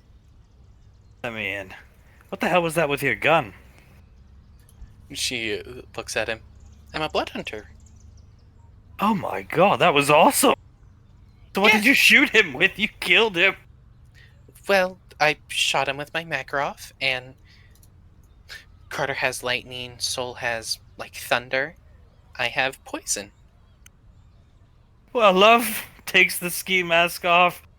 Does that face look familiar? And it does, because she's seen Nemesis Day miniatures, stuff like that over the years. Did I just kill a Nemesis Day? Congratulations, honey. And squeezing her ass cheek. Oh my god, my mother is gonna be so proud of me. This is the Nemesis Day. This is the last one. There's been an APB out on him for years. I heard Uncle Towns talking about it. Should we, like, report this now, or just when we go back to the lane? I'll snap a picture of the face here. Prop his head up for me. Man. Oh god, he's still talking. Shoot him again. She shoots him again. Man. I'm gonna check his pulse. Okay, he's fucking dead. Okay, thank you. Just bodily noises then, I guess. Oh, Jesus, take the picture quickly, honey, please. Oz will take the picture. You see, even off duty, technically speaking, I suppose, we're still getting work done. That's why we are mom and dad. That is very true. We are mom and dad. Go round up the others. I'm sure they're wondering why there's multiple gunshots going off. I'll call the local authorities to come take the Lord's body away. Yeah, yeah. Be safe, okay? She gives him a kiss on the cheek, and goes back into the Narnia closet room. Sam, JJ, definitely alerted. I don't know how Clive's looking. Sam's alerted. What was that? Clive actually looks like that's normal business around these parts. Uh, well, we had a bit of a break-in the house. Oh, Jesus, are you okay, lass? Where's Oz? She's looking worried. Oh, no, it's okay. I took care of it. It was a Nemesis day. You killed Nemesis? She looks shocked in JJ's arm. Yeah, I killed the Nemesis day. Rock on, bitch! Gives her a fist bump. Laz fist bumps her back, Clive clapping for her. Oh, thank God, that guy's been a menace around these parts for years. What was he trying to do? Break in to steal the game? Yeah, well, he was saying, like, gonna steal all your games, man, then gain control of the UIR. She starts laughing. He's so he's the fourth and final Nemesis Day. Parents, the ranger captain killed one. Parents killed the others. Nicole killed he was the last one, the last direct blood relative, if you will, to the Nemesis Day line. Oh, well, that's actually pretty cool. I never thought I'd be able to kill a Nemesis Day. Your parents are going to be so proud of you when we get back to the lane. I really hope so, yeah. JJ just laughing. Steal your games and then become the leader of the UIR. Oz coming in. Alright, he is for sure dead. His body's starting to leak excrements all over that bed. You don't want to see it. Local authorities actually thanked me when I told them that Nemesis Day had been killed, so they're on their way. Absolutely beautiful, guys. Very good. Very good. Thank you so much. Laz looks at Clive. I would prefer it actually now if you came with us to the lane. Putting an arm around her shoulder, and the police are on their way. I told them they need to guard this place until the rainfalls get here. So I think you should come with us too. Sam, I agree, smiling at him. I think so as well. I would love to come with you all. Thank you so much. It's not a problem at all, mate. Everything about you seems absolutely smashing, so we think you will fit right in at Rainfall Lane. You're gonna love the lane. It's just sensory overload, a lot of people to meet, a lot of different personalities. But, Clive, I am sure you are going to do great. Smiling at Clive. Oh, well, when you get that kind of encouragement, what are you gonna do? You can't say no to that kind of thing, can you, mate? No, I don't think you can say no to that kind of thing. Clive nods. Alright, just let me grab out some clothes, maybe my shoes, my PlayStation mug, gotta bring that with me, and we will head out, okay? His way station, mutt. You have a dog? Oh, no dog, my PlayStation mug. PlayStation mug, darling. Oh, do you like dogs? We have a lot of animals at the lane. I love dogs, I love cats, I love basically any animal, except birds. Don't like birds. Really? She looks confused. Oz bird flew in, destroyed his collection. It was the first video of his I showed the darling here, squeezing her butt cheek. Laz reaches around and squeezes his ass cheek. As she nods, yeah, that's correct. First video I ever watched of yours. Well, I'm just glad you found me. I'm very glad now that I'm being invited to Rainfall Lane. And employed, which means overpaid. Smiling at him, nodding his head. Overpaid? That way I can get the catalogs and order all the collectibles that I want. The sounds of police sirens approaching. Alright, I need to just... The authorities asked me to, show them the scene and then we can leave. So let's get out front and flag them down. Yeah, go. Sure, of course. Laz will start to head out to flag down the police. And they will, Clive grabbing some shoes, some clothing, as flashing to the academy, a basketball game's being played. Suletta and Davine versus Scar and Hunk. I'm sorry, Suletta and Julius versus Scar and Hunk. Go long, hooligan. She comes all the way out here. Hunk is just shirtless, hands on his hips, not even trying. Scar. Julius. Okay, Auntie, you got this. Eye on the prize. He puts both of his hands out. It's called a Hail Mary in football. But this is basketball. Whatever. She throws it to Julia. I did it! You caught it? Yeah, great job, Auntie. Very good job. I told you I could do it. She starts clapping to herself. Wonderful job. He spins around, tries to shoot it. He gets it in the hoop easily. Hunk, nice shot, son. Thank you, Dad. Thank you. Julius just starts to laugh. That's a 2-point conversion or something, right? I'm done with this game. Just sits between David's legs. She wraps her legs around him. Starts rubbing them. Okay, that was pathetic. Davian looks at Suletta. Very good, Letty. I saw that pass you made. Very good. It was like the, I don't know, some type of football maneuver or something. Scar, it's beer o'clock. Sits down. Julius chuckles a bit. It's beer o'clock indeed, Scar. Well, thanks for giving me the role of Optimus. I do truly appreciate it. Frederick and me, I think, have good chemistry. I think so, darling. And you did an absolutely amazing job at the role of Optimus Prime in that little audition that we did. I did good too, I think. Yeah, fighting Starscream was great, Blackout. Maybe we'll change Blackout to an Autobot. Oh, he groaned. I think you did really good, Uncle. Thank you, Elizabeth. He starts patting Peach. I just didn't think I should stand there and do nothing, so I whispered to Samuel, "Shall we duel?" And he nodded as if it was okay. You did great, Blake.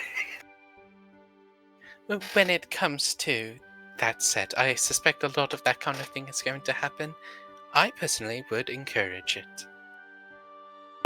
Pequod patting her. Well, actually, looking at Hunk, Emmett points to the ground for Julia. Julia sits down on the ground in between her legs. She'll hand him Integra and wrap her legs around him. There you go. Thank you very much, honey. Starts to rub her Nobody leg. wants to play with me because I'm that good at your pathetic man sport. Hunk, yeah. Sure, squeezing David's leg. You did do very good, Auntie. Elizabeth looks up at Benny. She made one pass in a 30-minute game. And it was the more like, did you see how she kind of cocked the ball behind her like she was holding a football, like a quarterback? I did. I'm pretty sure I saw Julius have to fly up just a bit to actually catch the ball. Benny starts chuckling to himself, looking at Suletta, who's smiling down at Integra, Julius, and Pequod. Alright, son. So, Integra's was an amazing woman, but it's behind you now. Yes, sir. It is behind me. Good. Very good. And he will grow from that beating you gave him. You ensure me that, right? I see. I can't. Don't think that's a fair fucking demand. When it comes to Ricky, I don't know if I can give you that encouragement, Dad. I did my best, though. That's what I can give you. Growth is about choice. He has to make the choice. Exactly. If he doesn't make the choice and use what I did to him to grow, then if you didn't take what Integra did for you and, with the beatings and that kind of thing, would you have grown past it? If you didn't choose to grow past it? No, I wouldn't. Definitely would not be married to the most beautiful woman in the world. Head back in Davine's lap. She leans forward, gives him like a Spider-Man kiss almost. And I wouldn't be married to the best, most handsome man in the universe. Big smile on Suletta's face watching. Banksy Xanaxes, man. Julius looks over at Banksy, gives him a nod. But, yeah. He has to make that choice.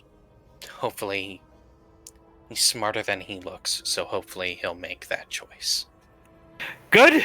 Eyes crossed, shaking his head from the kiss. Good. Good. I hope he does for his sake. And Integra's sake. As do I, Dad. As do I.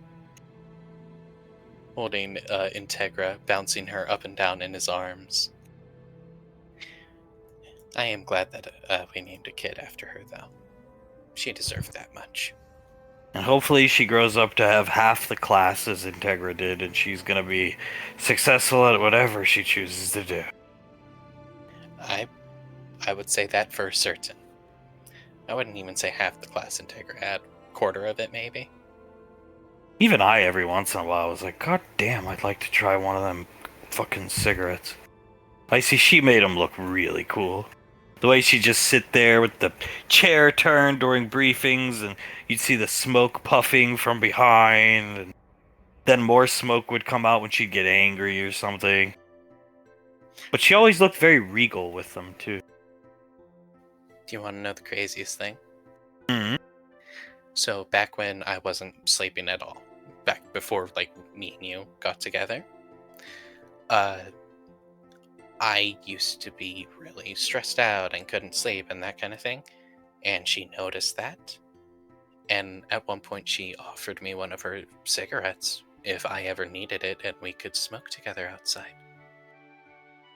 Pequod, what a god. She was a saint.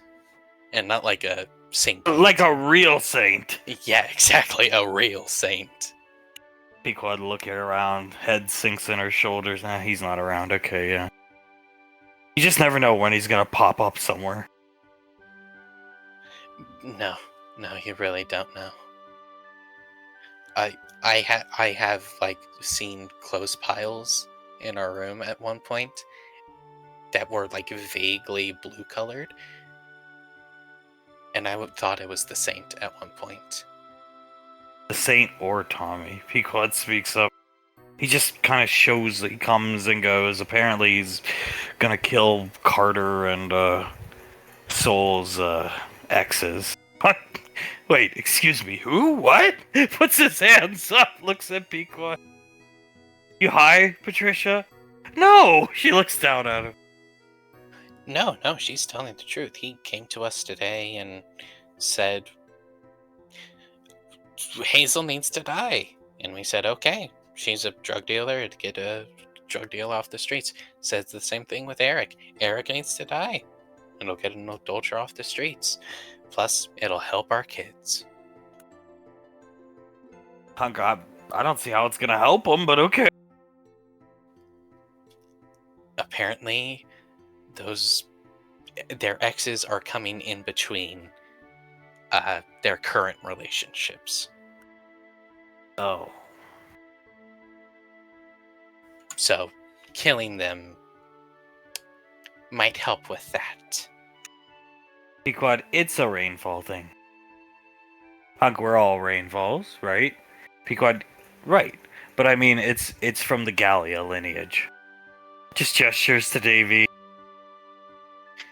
Davy nods. I would say so, yes. Maybe not with X's, but making one feel inadequate. Hanga, I don't ever feel inadequate. Well,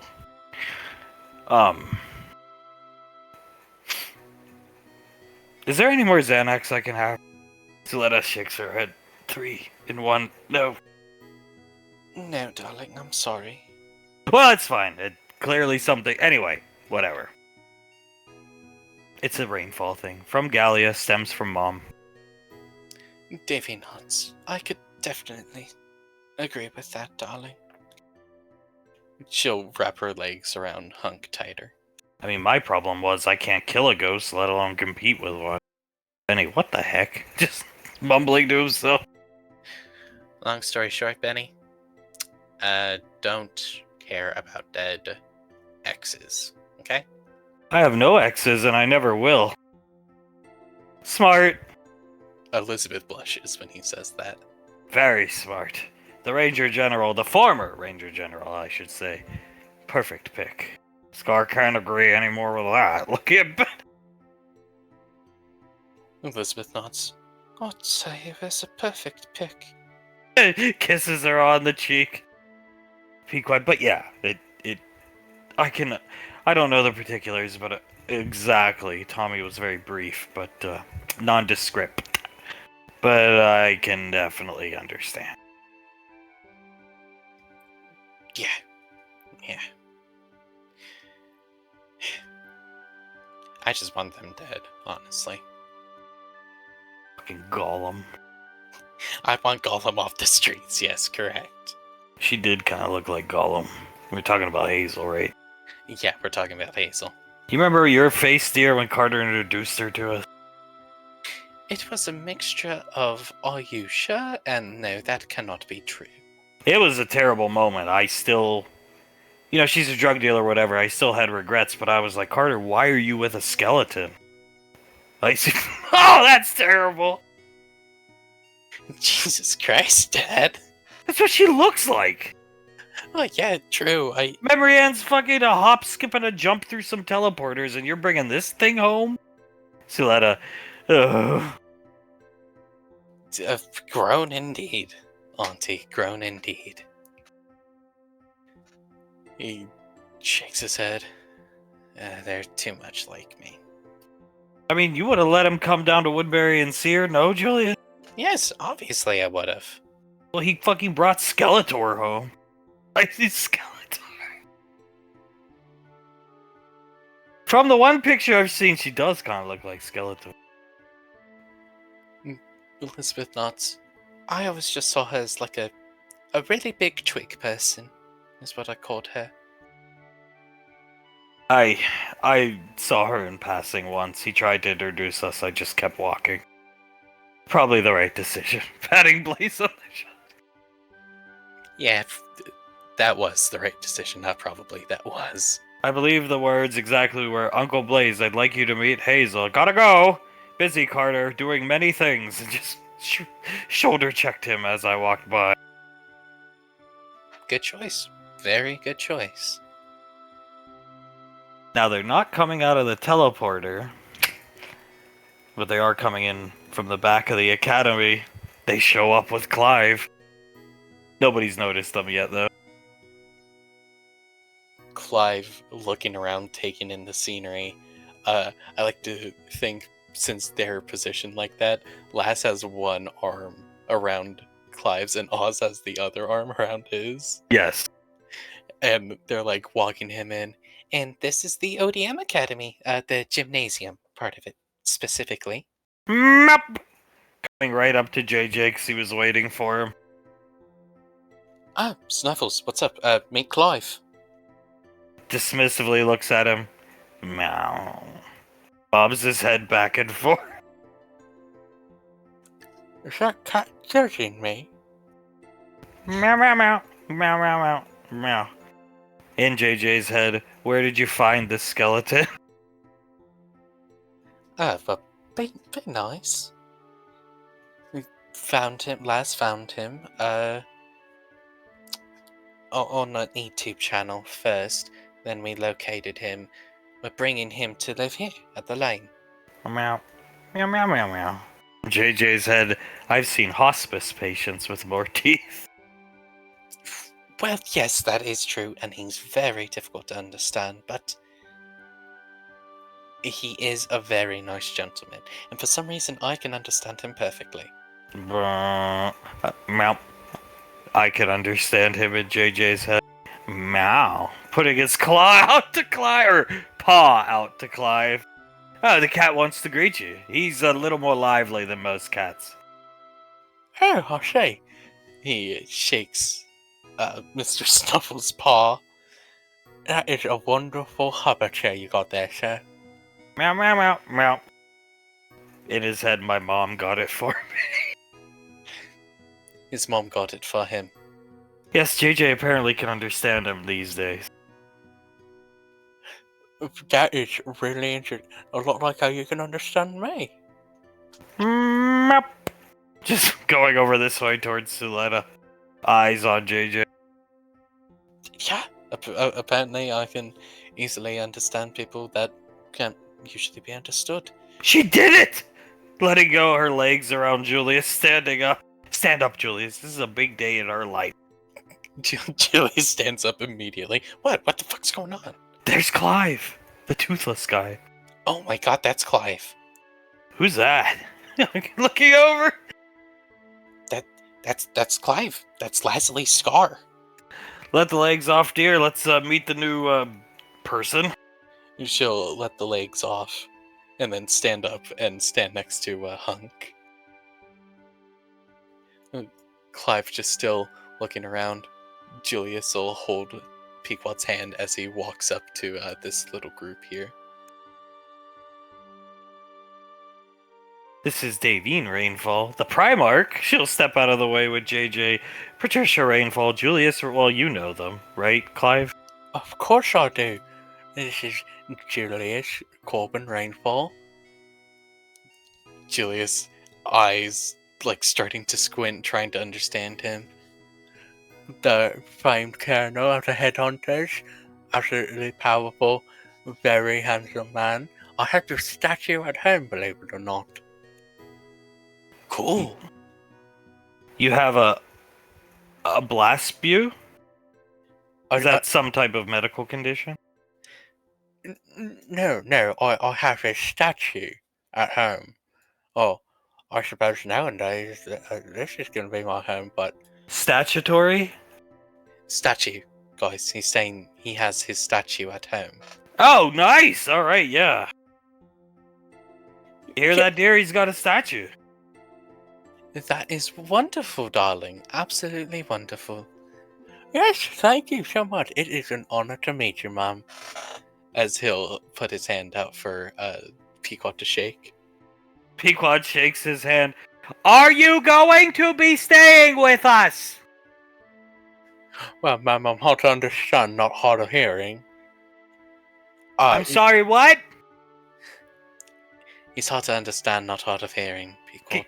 Get closer, JJ. She'll push him close.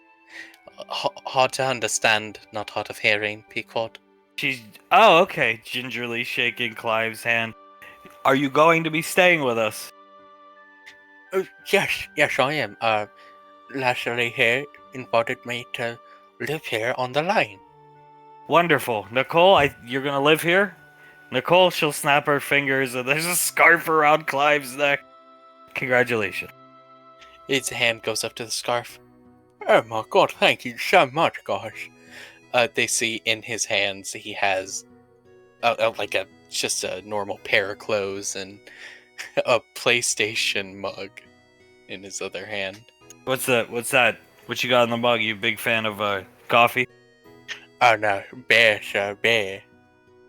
Yeah, he puts his hand out. Come here, let me shake your hand. Of course, sir. JJ following after him. I'm Hunk. I'm dad around these parts. And this is my wife, Davy. But I'm sorry. Hunk as in Ricardo Rainfall? That is correct. He nods his head. I think he said my name. Davy nods. I had a Ricard in there, I think. I'm Ricardo Rainfall. The one and only, I guess. That is wonderful. I have been a fan of yours for so long, back since before even the Alpha 9 days. Really, you don't say? I do. Big fan of yours, sir. Big fan. He can understand him if he turns his ear towards him, which he is doing. So, what's your skill set? Well, before I retired, I was an electrical engineer, sir. Okay, that's some hot shit. That's just what we need around here. Nice work, honey. Gesturing over to the left. Laz gives 2 thumbs up. Thank you, Grandpa. That even better work. She even killed the last Namaste, sir. I was whispering up to Julia. Julius' eyes widen. Fucking excuse me? What did you say? Looking at Sam. Apparently Leslie killed the last Namaste? That's right. He tried to break into Clive's home. That neighborhood is shit. Standing behind Clive. And this Namaste broke into the house and the darling here blood hunted him. Oh? Yeah, You're just trying to earn extra points, aren't you? Laz giggles a bit. Well, I wasn't aware that he was a Namaste. I was just trying to take care of a robber for Clive. Gonna steal your games, man. Is basically what he said. And then she shot the motherfucker twice. She nods. With the Makarov, she'll pull it out, pointing up at the ceiling, then put it back in the holster. Just like Mom, a badass bitch. Pequod crossing her arms, smiling. That is right. I am very proud of you, sweetie. Very proud. Not only that, Sasha will be very happy to hear about this. Shaking Davine's hand as he's meeting Davine. Hunk, this is Nicole Rainfall, and I got a couple others you gotta meet. There's a lot here. She puts her hands out, shakes his hand. That's fine. I am happy to meet everyone. I've been very lonely for a very long time. He shakes Icy's hand. You are a very beautiful young lady. It is nice to meet you. Pleasure. She winks at Clive. You're not that hard to understand. He starts to tear up when she says that. Thank you for saying that, Mom. We have a house for you. Go ahead, what were you guys? No one has ever said that about me. Go ahead, continue with what you were saying. Oh, I was just gonna say, we have a house for you, and I believe it's filled with just stock clothing, right? Scar! Putting a giant paw out as Icy lets go of Clive's hand. Yeah, it is. There's some men's wear in there, but women's wear too. I had it stocked for Carter and Memory Ann. I'm Scar. Clive turns to face Scar, gives him a handshake, a real man's kind of handshake. Taking the shake in amazement. It's nice to meet you, Scar. I'm Clive. Pleasure. I like the shirt you got on there. Vertical stripe. Thank you. It's one of my favorites. Your favorite? Yeah, it's one of my favorites. Wonderful. All right. Me and you are going to be working. I think you said it's his favorite. Me and you are going to be working together. Absolutely wonderful, sir. You're a handyman, I presume? The handyman of handymans, and I know some things about electronics and electrician work, but I'm not certified or anything like that. Oh, young man, I can teach you a thing or two. You teach me a thing or two? I look forward to that. Here, meet Elizabeth. She could come up, and this is Betty. Hi, sir. Name's Elizabeth. This is my boyfriend, Benny. It is so wonderful to meet you. Aren't you just a small little key thing? Very nice to meet you too, young lady. And, wow, you are quite large.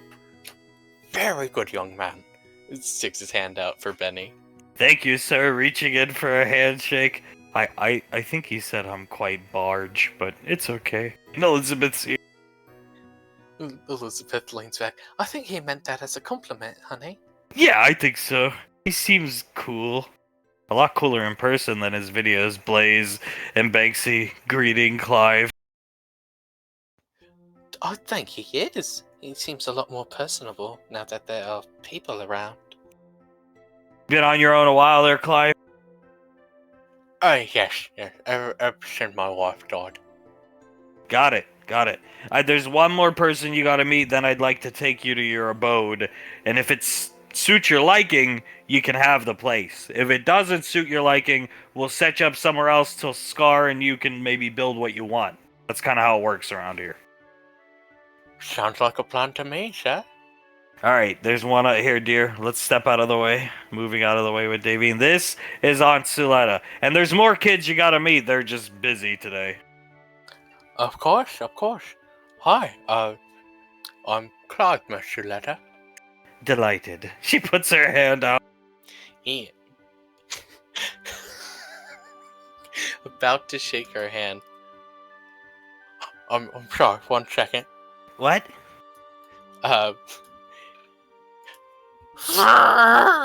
Pequod jumps back into Julius. Sam starts laughing.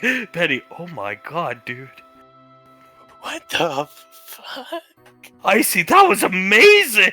Suletta's head has tilted. She's gone slackjaw. She blinks twice and then immediately purses her lips looking at Clive. He wipes his nose off. I'm not going to shake your hand after that, thank you. Oh, I'm sorry about that, ma'am. I understand. That is disgusting. I'm sorry, ma'am. I had to blow my nose. Just relax, Auntie. Ugh! She storms off! Julius is covering his mouth. That's certainly one hell of a way to make an impression with Aunt Suletta. Look, buddy, she's just kind of like good, well-mannered, prim and proper. The wife will take over right there. Yes, of course.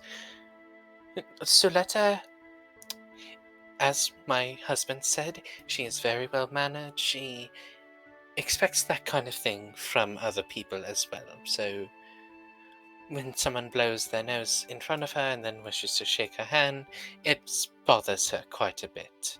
Icy rubbing Clive's shoulders lightly. Try not to do that around her. Yes, of course. It was my bad. I wasn't aware of that. Although I should have had better manners, I admit. Why are you not wearing a wrist computer? She looks down at Clive's wrist as she's rubbing his shoulders. Oh, Benny, yeah, he doesn't have one on. I don't need a wrist computer. My friend, I am a Gen 1 exoframe, and I even wear one. He bows respectfully towards him. Oh, yeah, but I got everything I need on this. He pulls out an old Motorola flip phone. Oh my god, he's perfect for your first one, honey.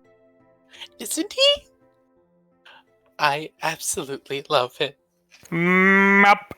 Hears in his head, this guy's an idiot. Snuffles hears it back. Everyone seems to enjoy him, so play nice, please. Meow meow, meow meow meow. Much like Scar all those years ago. I never knew him back then, but I would suspect quite alike. Hug.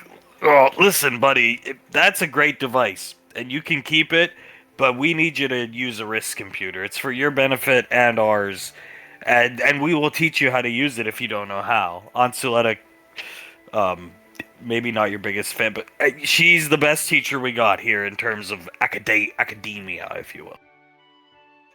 But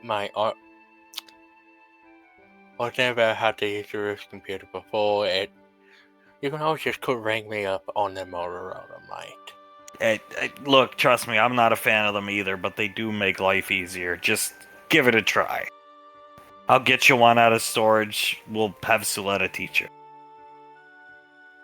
He sighs. Okay, I guess, but I could do just as well with this. Just saying. I think once your first paycheck rolls in and you see how much money you're making here, you'd rather have the wrist computer so you can buy whatever you want very quickly. Doesn't he have some type of collection somebody informed me about a couple days ago? Yes, that's something that I wanted to talk to you about, Uncle. You need a moving crew? We need a moving crew, yeah. With your permission, I'll get Carter, Colt, some of the other boys to help me move your stuff. Yes, please. That would be of great help. Alright, but you gotta try a wrist computer, okay? It ain't my thing either, but hell, it makes life easier. The academy functions on these wrist computers, and you're gonna be a custodial staff here, along with me, so you gotta have one. Alright, if that's what it requires, I'll try and learn this computer. Moron. It is. Thought back. Play nice, Snuffles. Play nice. Just staring at Clive, giving him the side eye. Let's take you around to your abode, show you the place, see if it's up to your snuff, and then we'll start the moving process. Alright, sounds good to me, sir. He's incredible. She picked so well with Oz and so well with her first scar. I am very proud of our girl, honey. Just staring at Clive. Alright, let's move out, Rainfall. Pequod, he's being dad. That's great. That is good, very good. The Autobots roll out, right, Scar? Shut the fuck up. He looks at him. Clive chuckles. Maybe after we explore the house, maybe it's bear o'clock. You need a beer? I can hook you up with a beer, brother. Buddy, every hour is bear o'clock in my opinion. If you said what I just think you said, then we're gonna get along just fine. Every hour is beer o'clock. Yes, sir. Yeah, grab that PlayStation mug. I'll fill you one up when we get to the house. Always got it on me. They will make their way to Clive's home. As here at the Palo Alto Diner, everybody's sitting. Colt's got They stopped and got a nice package of roll your own tobacco. They come with paper and filters, so he's rolling his own cigarette. As the robot knows, smoking indoors, sir. Colt flashes his headhunter ID and the robot just goes back. Soul looking at him. Are you sure you need the cigarette, honey? Just one. If it's just one, I'm okay with it. Well, at least roll your own tobacco isn't as bad as buying the packs. Tobacco is bad in general, but there's none of the harsh chemicals in that type of tobacco. Yeah, it's way better for you. Okay. Why is he smoking? Carter shaking his head. Eric? Stressed about Eric? Something like that? Oh, under her breath. You know, didn't you tell a story about your mother coming to the barracks, beating you up when she found out you were smoking? She can do it again. Just lights the cigarette.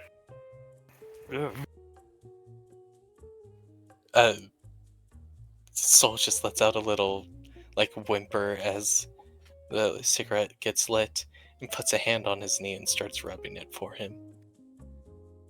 Oh, well, this is a nice place. You got a lot of upscale restaurants in town? Because this seems low scale, and I prefer low scale. Decent amount of upscale stuff, but I prefer places like this too. More down to earth and homey. We eat here a lot. She smiles down the bar. But Fridays usually order from Mr. Wiseau's restaurant. Yep.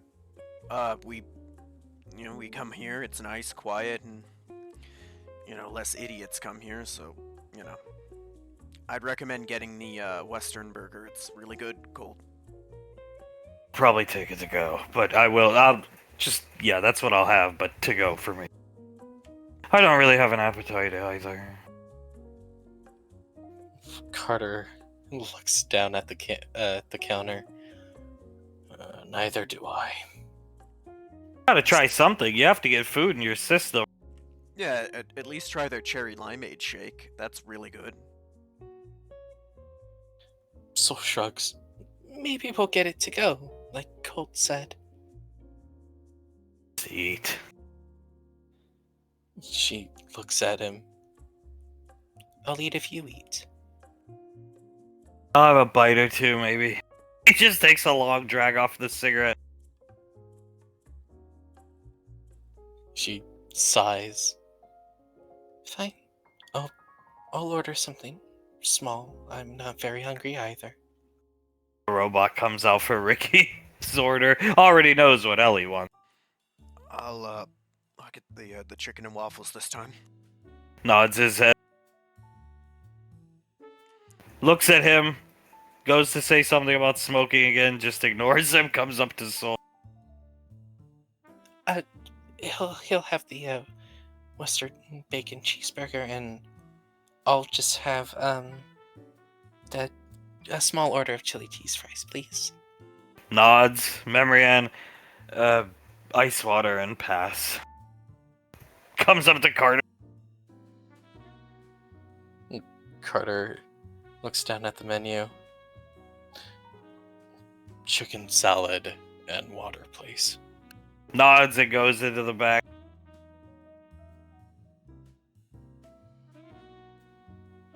He just looks at Memorian. You can have some of my salad. I'll have a bite or two, maybe. Yeah, the place is really good. It's a shame you guys, aren't up for it because they have some really good desserts here. The apple pie they make here is really good. It's better than the ones in Woodbury and Melbourne. Well, I bet the pies there, they don't taste very good. Soul just staring at Colt smoking.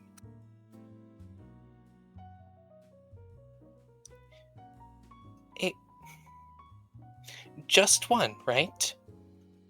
One, maybe two, and that's it. Just one. I mean, I did buy this whole pouch. It cost 10 credit. Well, you don't have to worry about credits anymore. You got me. That is true. Keep smoking this cigarette. So what's it like being in the military? It's not terrible, that's for sure. The grind gets old. For sure. I've been in a lot longer than anybody else here. Yeah, already starting to feel a bit of that, but Memorian would know better than me about that. The grind gets old. Gets boring at times, but it's like any other job, I'd imagine. Yeah. I mean, you do your duties around the base until you're called in for a mission, but the missions are where it gets hectic, at least in my experience. But other than that, it's kind of, well, like Memorian said, like a job doing the same stuff. Carter nods. That's pretty much about it. Other than you needing to train and that kind of thing, shooting, training, scores that you need to keep track of, orders, that kind of thing. It's pretty much just a normal job. You get to go up to Gateway? We do, yeah. Yeah, we've been given permission to go up there to shop around, that kind of thing. Awesome. She smiles, nods her head. Yeah, it's pretty cool. Gateway's something else. It's even cooler when you're up there than just looking up at it.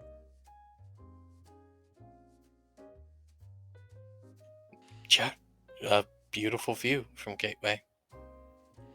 Yeah, I mean, they've got some high-end shops to rival what we got out here, if not way better. Maybe someday I'll get to go. Yeah, I mean, with who Mom and Dad are, we could probably work something out. Soul nods. I'm sure we can work something out for you guys. It wouldn't be a problem at all. Yeah, we'll have to figure that out. Should be a good time. Soul looking down the bar to say that to Ricky notices Tommy with a periscope looking in. She squints at him, tilts her head, makes sure it's him, and then gives a pleading look that says, "Help me." Lowers the scope. Gestures for her to come outside, disappearing under the window. Give me 1 second, okay, honey? Not sure. She'll stand up, walk outside to where he was.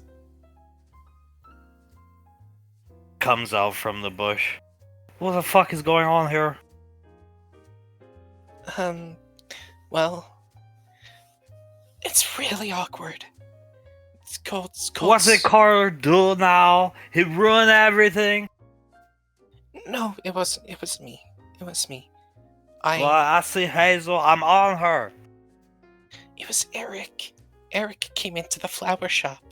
What? Uh-huh. Eric? Greaseball guy you had to be with because you an idiot? Yes, that Eric. What happened to him? Where did he go? He got his ass kicked by my husband, Colt. And then what happened? Tell me everything in great detail.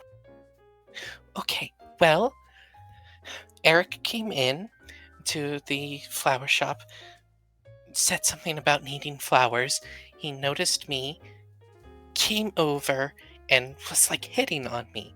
As I was sitting on Colt's lap, Ricky was trying to block him. Colt got up, bring him outside. We heard a ruckus. Colt came back in, and Eric didn't, and Colt had blood on his knuckles. Is that why he's smoking? Look, rolling another one. Oh, God. I think it's partially that he feels bad that he did it in front of, or in the alleyway of their shop. But I also think it's because he doesn't have competence, because I was an idiot and I chose Eric over him. How can this be happening?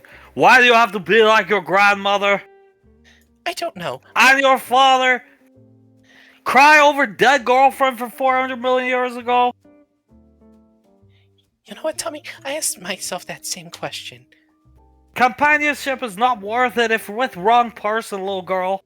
You think I don't realize that, Tommy? Now you do, when it's too late. Obviously, I do. What the fuck am I going to do? Kill Eric. Yes, that's on the table. Kill Hazel, then Eric. We planning it, me and the boys. Wait, Going to murder them. wait, really? Yes. He looks at her, fixes his glasses and his hair. Me and the boys, we're going to take care of Hazel very soon. And Dylan, whatever his name is. She thinks for a second, blinks a couple times. Tommy, Yeah? I need your honest opinion. Okay. Do you think I could help my relationship with Colt if I help you kill Eric? He is a bad boy, you know that, right? Two-timing on 2 pregnant women. He get many girls pregnant. I don't need more reason to kill him than I already do. Well, then, I think maybe you join us. What would you like to do to Eric? I have the muscle to get him anywhere. Trust me. Frederick good at this type of thing. I have would you call him unjust? Well, yeah. Get women pregnant, tell them they, say these terrible things like you're useless to me now and leave. So a need for justice, huh? Yep, what do you want to do? I could Put head in vice? put his head in a vice and kill him. I'll figure out a way.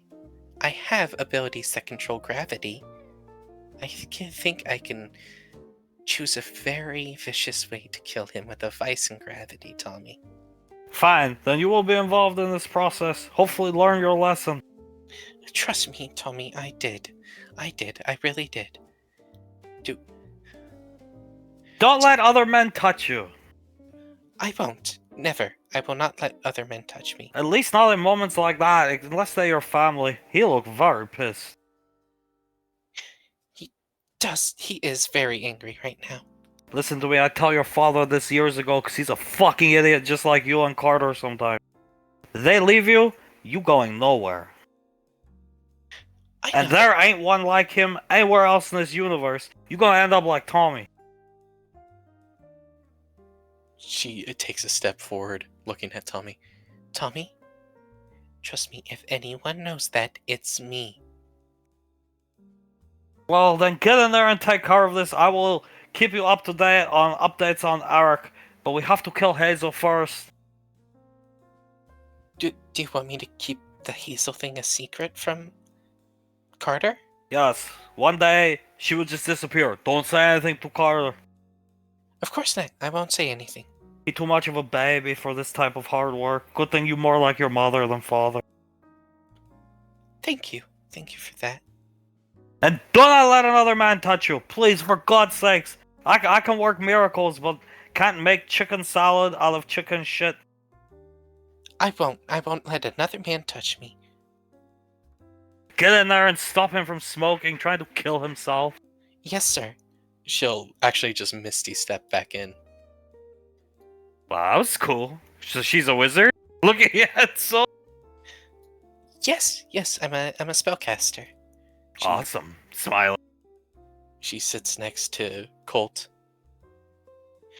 I thought we agreed on just one.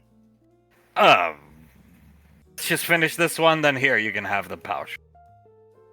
She'll take the pouch. Can I see the cigarette? Sure, just don't drag on it. Not good for you, as the robots brought out everybody's food. Thank you. She looks at the cigarette, sets it down gently on the floor, stomps on it, prestidigitation cleans it up for the robot. Just sighed. I don't want you to see you smoking, honey. Okay? He nods. Well, can't do it now. If it's not good for me, it's not good for you either. What's good for the goose is good for the gander. Fair enough. She holds his hand. Care about you a lot, and I want to be with you for as long as possible. And I'm not really 100% sure on how this immortality thing works. Maybe I should ask on Icy about it, but I would suspect that smoking doesn't really help out with it. Smoking is stupid.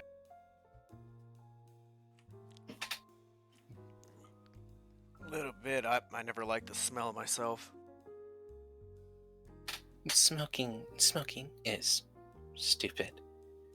Fucking idiot, Carter. The window's open. Carter can faintly hear it on the wind. How could you fuck this up?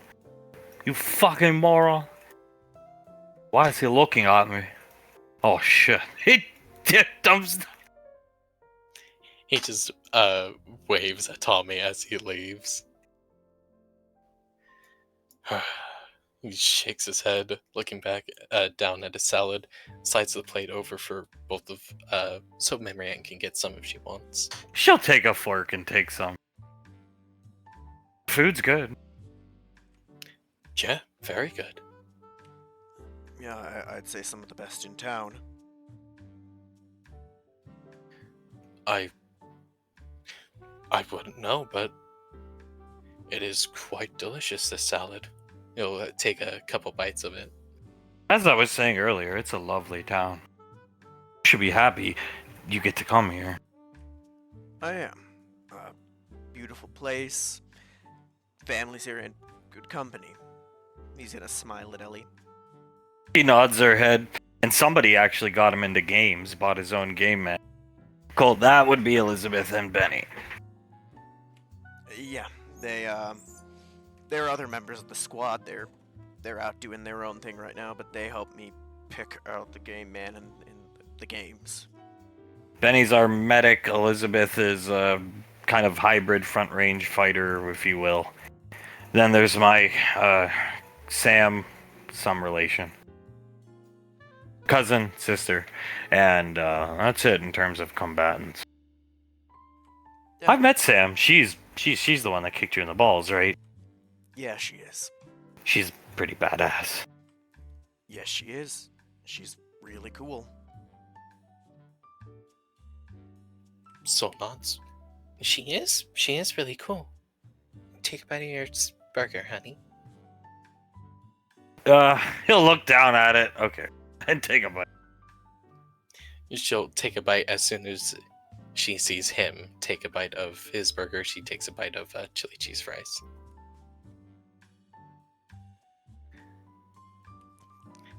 You like it? Oh, it's good. Food's good. My kind of place. They even got an old school jukebox. Yep, plays all Fredvis songs. Of Yeah. course. Yeah, man. Well, Palo Alto. Gotta do it, right?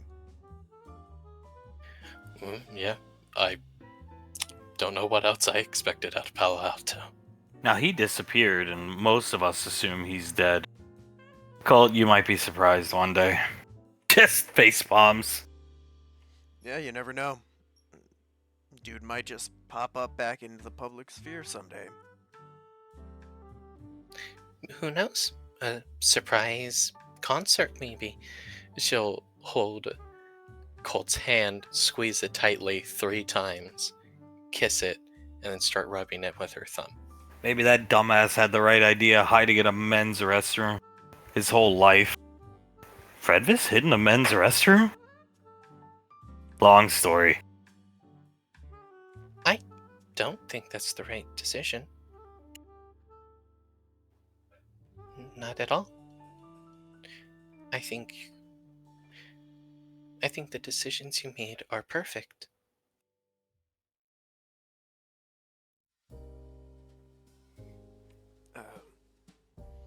And either way, who would want to be in a bathroom for that long?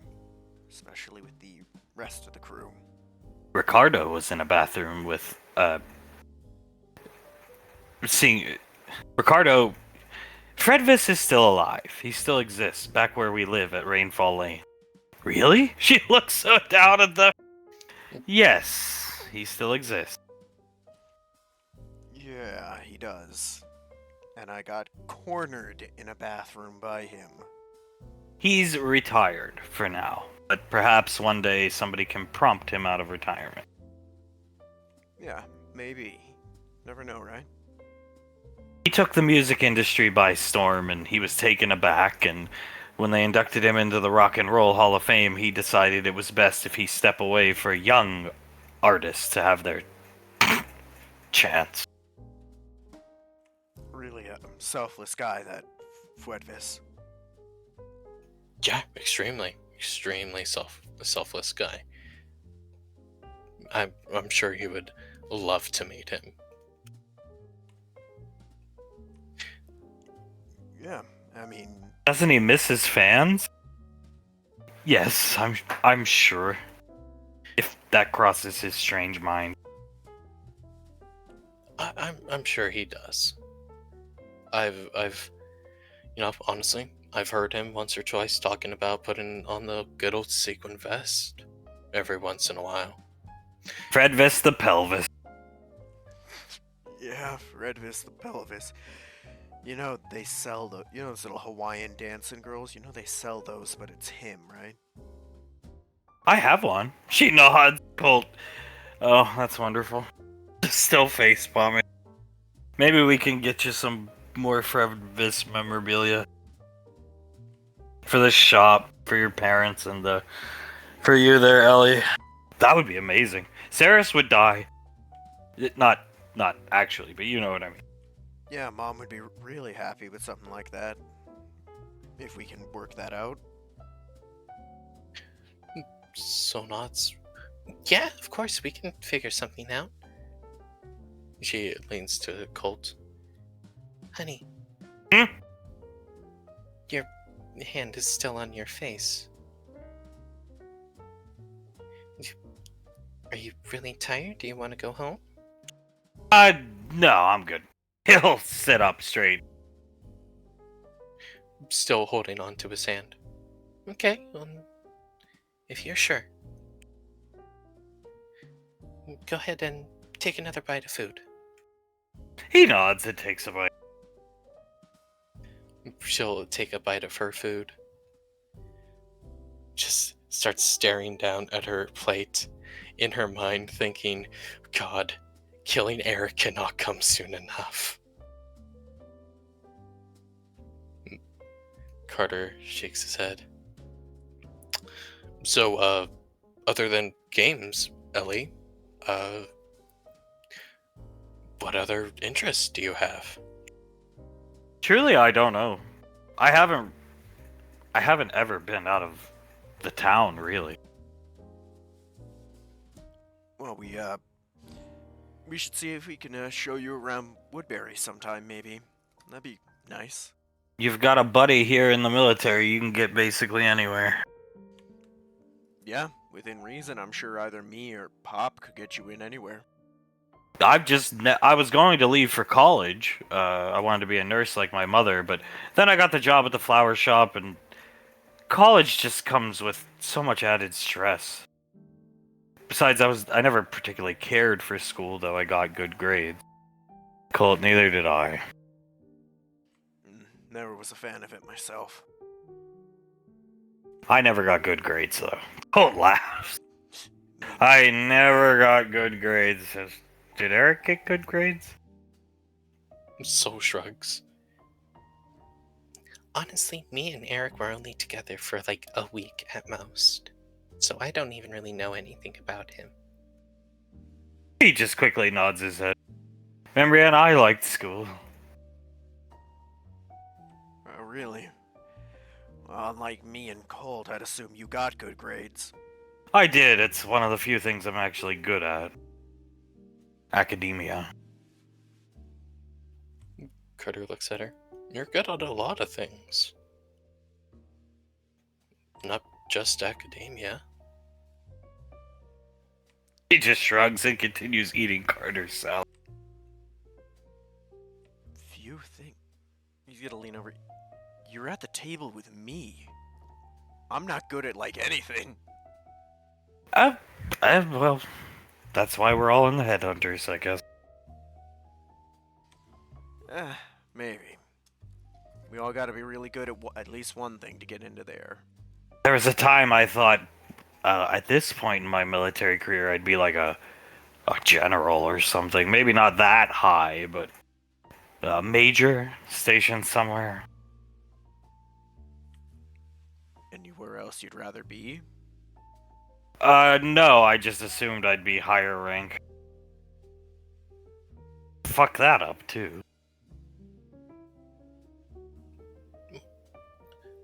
Sure you didn't fuck it up, honey. Just waiting for the right moment to promote us, or you? Who knows? I'm sure that's the case. He holds one of her hands, kisses it, and stabs some lettuce, puts it up to her mouth. She'll just shake her head. You eat. Okay. I need to lose a little weight, I think. No. You're perfect as you are. He looks at her. But if you're not hungry, that's okay. If you're doing it to lose weight, you don't need to lose any weight. Not hungry. Okay. If you're not hungry, then I will eat the salad. As he'll eat the salad.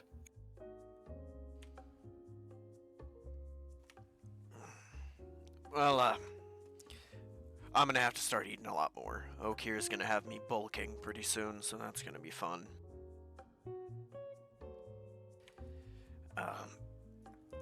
You guys doing alright? Anything? I can call the waiter back out if you guys need anything. Oh, I'm good. He leans back in the bar stool, almost forgetting it's a bar. Almost falls off, catches himself. Well, Soul's arm goes out behind him to help him up and catch him if he did fall. Yeah, no, we're okay, Ricky. long day, and we didn't even do anything really. Yeah, it's been a long fucking day. Soul just sighs, shakes her head. Yeah, very long day. Chin up, bro. That normally means the next day is a lot easier. Yeah, probably. Hopefully, I don't know. Like I said earlier, not anywhere we can go but up. Or down. Well, I mean, I can't go down. Soul shakes her head. If you think like we're gonna be going down, we might actually go down. It's always good to think up. So, all of us, we're all gonna be going up, honey. I just face palms again. Yeah, we're all going up. Get better every day as he takes another bite of his food. Carter shaking his head, drinking his water. Oh, Jesus. Soul, looking around, holding onto Colt's hand even tighter. Maybe we can get a box for our food? Sure. He'll snap his finger, the waiter robot comes up. Hi, sir. Can we get 2 boxes for our food? Nods his head, hands 2 boxes to Colt. Thanks. Goes back. Here, I can do it for us, honey. She'll take his burger and like his side of fries or whatever, put it in the box for him, put her food in her the box, set it off to the side. Now we get to eat it at home together.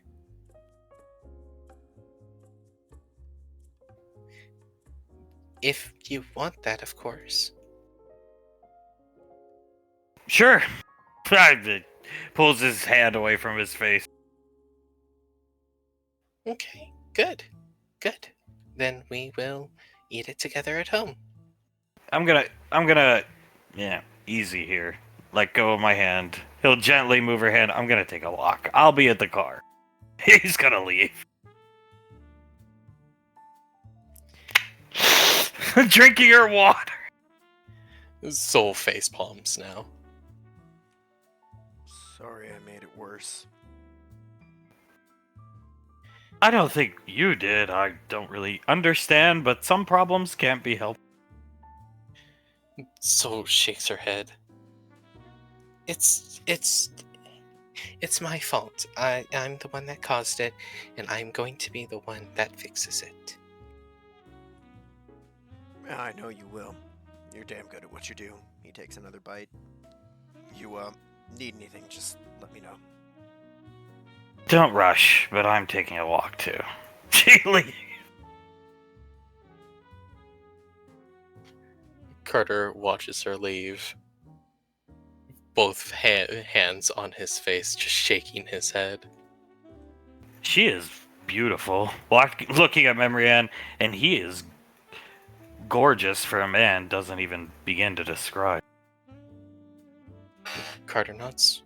I agree. She is quite beautiful. And Soul.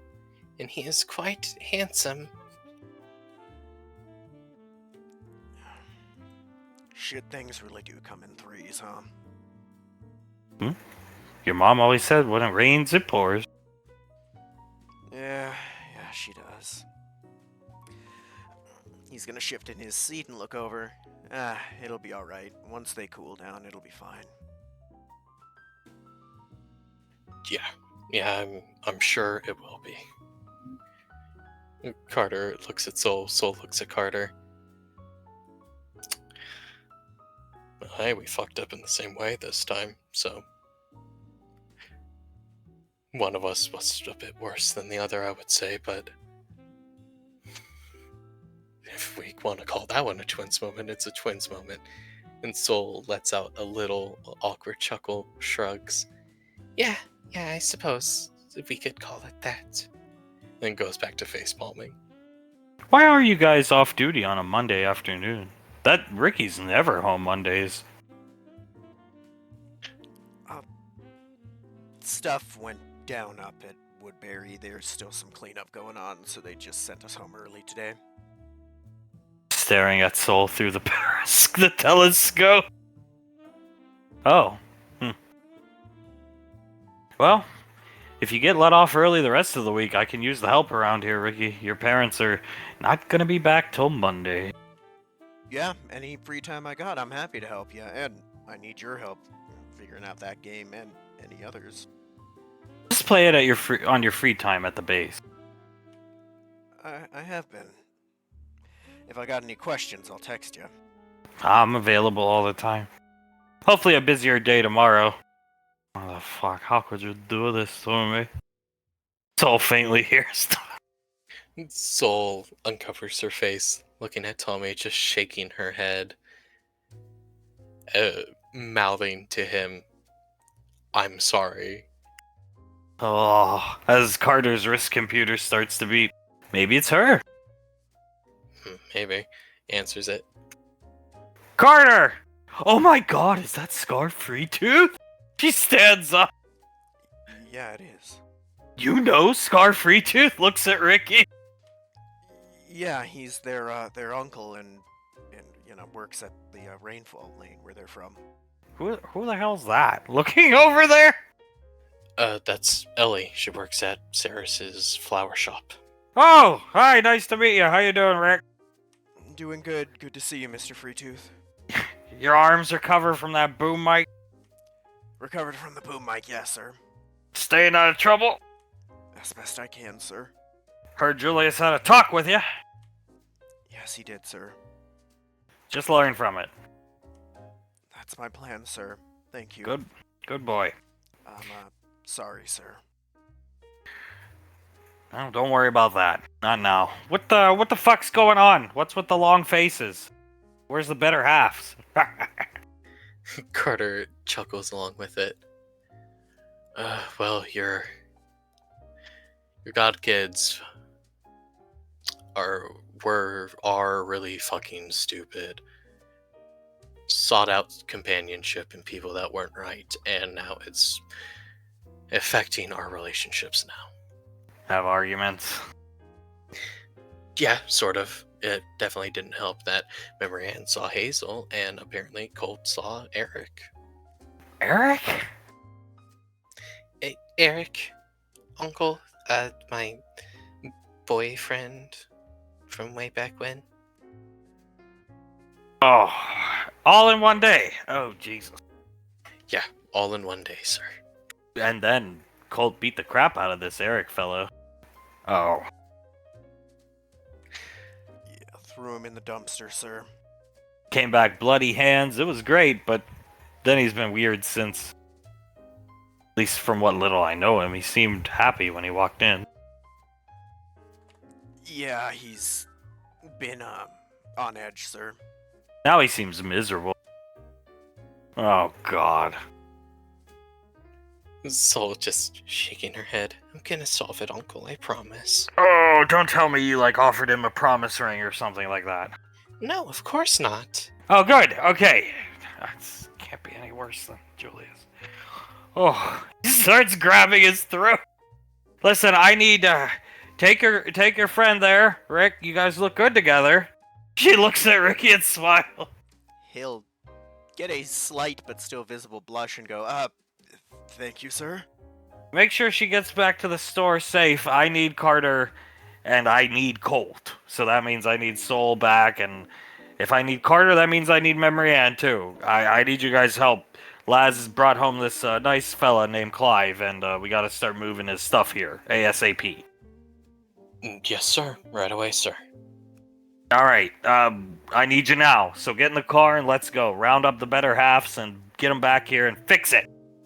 Yep, they are already, probably by the car. Good. He hangs up the phone. He's nice. He is. He's a cool guy. So, guess you two are heading out. Carter nods, setting down the credits, that he owes the diner. Yeah, we are. Keep the credits, man. My treat. Nah, please, Ricky, just let me do this. Alright. Alright, it was nice meeting you, Ellie. Likewise, coming over, shaking their hand. Soul shakes her hand, Carter shakes her hand. Wonderful meeting you. Just, keep an eye on Ricky. Let me know if he does anything stupid that might get him arrested. Will do. I'll make sure he's back tomorrow morning at 6 a.m. Alright, thank you. Come on, Ricky, let's go. We can at least walk them in the general direction of the car. Yeah, let's go. He'll get up and walk over, look at the two of them, and if you guys need any flowers or anything to help with the fixing it process, just let me know. I'll make sure they get to you guys, because that might help. Flowers go a long way when they're not angry. Soul nods. We'll keep it in mind. Thank you. Nah, you know, I'm here to help if I can. And they will head to the car. Flashing to Rainfall Lane, Clive has been shown around the entire house, closing his wrist computer, coming up. What do you think, Clive? Ugh. She just... It looks spectacular, Mr. Peters. Absolutely spectacular. Yeah, well, you like this, so you want this place? He points both fingers to the ground. Yeah, I love this place. Seems like a nice place to live, if I say so myself. Good. All right. Dear, I gotta let you go for a minute. It's time to let him pick a vehicle. Oh, right. Yes, probably a smart thing to do. Clive, you come with me, brother. He keeps his ear turned towards him. You come with me, brother. We're gonna go pick you out a vehicle. It sounds good to me, sir. Lead the way. He will lead Clive into the garage. Clive does notice he makes sure the door is completely closed behind him. So what do you think of the place, Clive? I mean, not the house, just the family in general. Oh, the family seems spectacular. Very loving, close-knit type deal. I love it. Puts two hands in his pockets. You want to see a Yanks game? Celebrate your first day here on the lane? A Yankees game? Home opener, brother. Got the best seats in the house. Big smile on his face. Sir, are you sure? We go through... You got that scarf now. We go through a teleporter a little way down the road there. We get up on the gateway. We get on a drop ship. We're there in less than 10. Game starts in 5, but I can be a little late. That's perfectly okay with me, sir. Yes, of course. I love the Yankees. Let's rock and roll. He pulls out a Yankees hat and puts it on Clive's head. Thank you, sir. Let's rock and roll then. They will disappear. As Suletta, he's gonna pick a car, blow his nose in it to christen it. Oh, yeah, he does sound like a warthog, Samantha said. He does. It scared me when I heard it, because I thought, like, gunfire was happening. Freaked me the hell out. Pequod, he is incredible. Scar, he's a nice fellow. You did good, honey. Rubbing Laz's shoulder. Thank you, Uncle. She puts a hand onto his hand, pats it a couple times, and goes back to holding Jason Oz's hand. Were you able to get a hold of Carter? Are they coming home to help us start the moving process? Oh, he just groans. Carter didn't pick up for you. Ha! She starts chuckling at Scar. Julius raises his eyebrow. Now, something else happened, didn't it? Oh, well, it would seem that Hazel made an appearance in front of Memory Ann, and I don't know the particulars, but yeah. And then Eric, apparently too, and Colt not taking it great. When he picked up the phone, Colt wasn't near Soul, and Memory Ann was not near Carter, so that alone can't be good. Oh, God.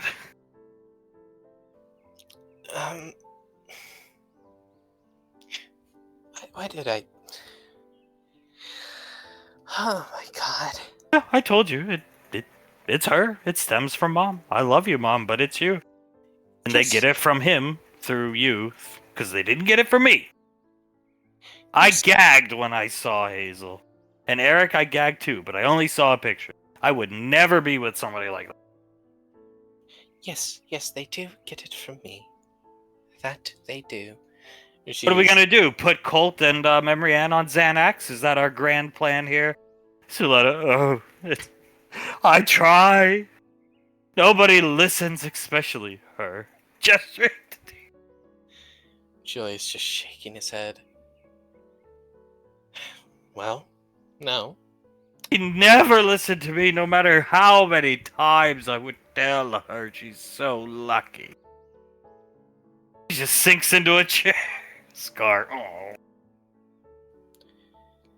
Davine, as Soletta's saying that, she groans a bit, looking at the doorway that Hunk left out of.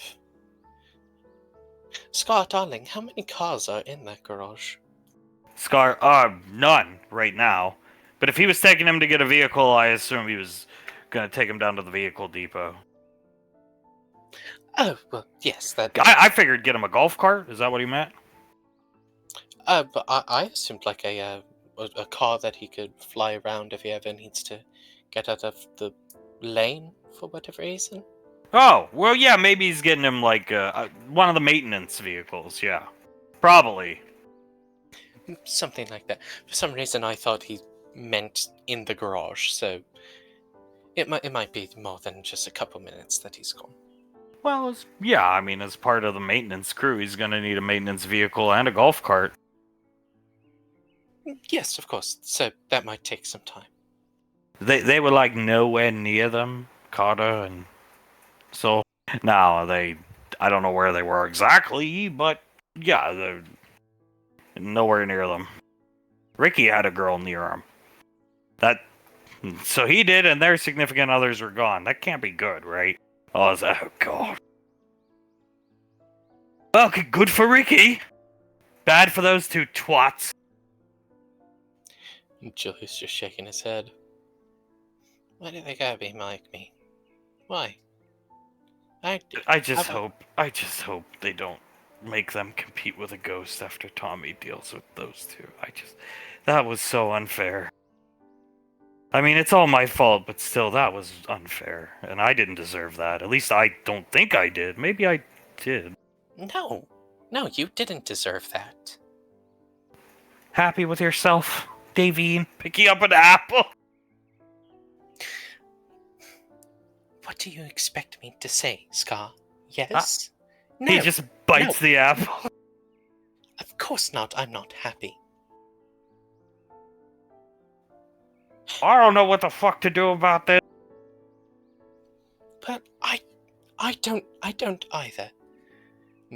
Julius shaking his head. I mean, that was like legit miserable.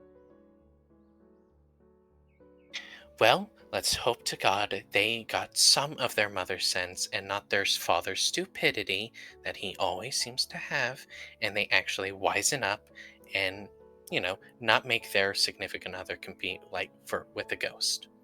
Like a fucking dumbass. Or turn out like Hunk. Good God, poor guy.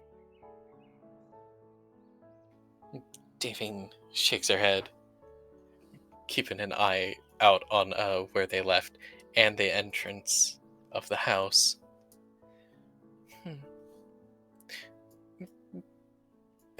Banksy? Hmm? This is an odd question, but, do you have cameras where the vehicle depot is?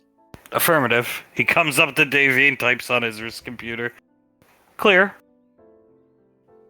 She squints her eyes. What's the exact distance from this house to there? 4,000 feet. Give or take. He shrugged.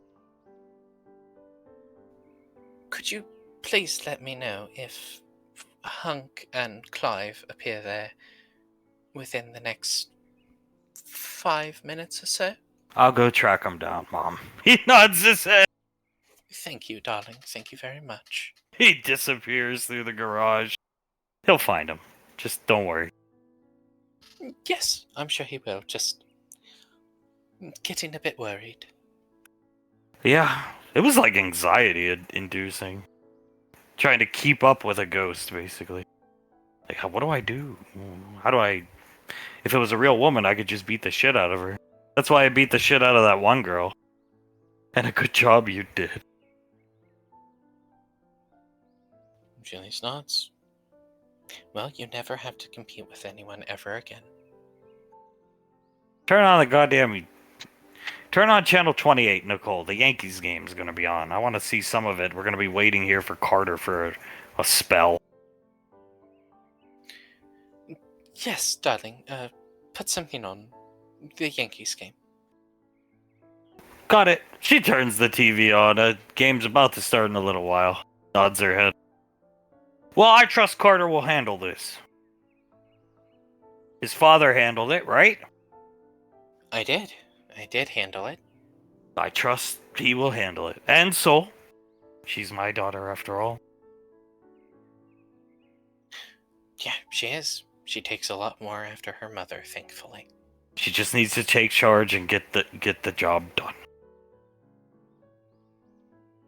I agree. I hope she does. I count that she does. I have faith in my girl. If they screw this up, Pequod just blinking at the TV.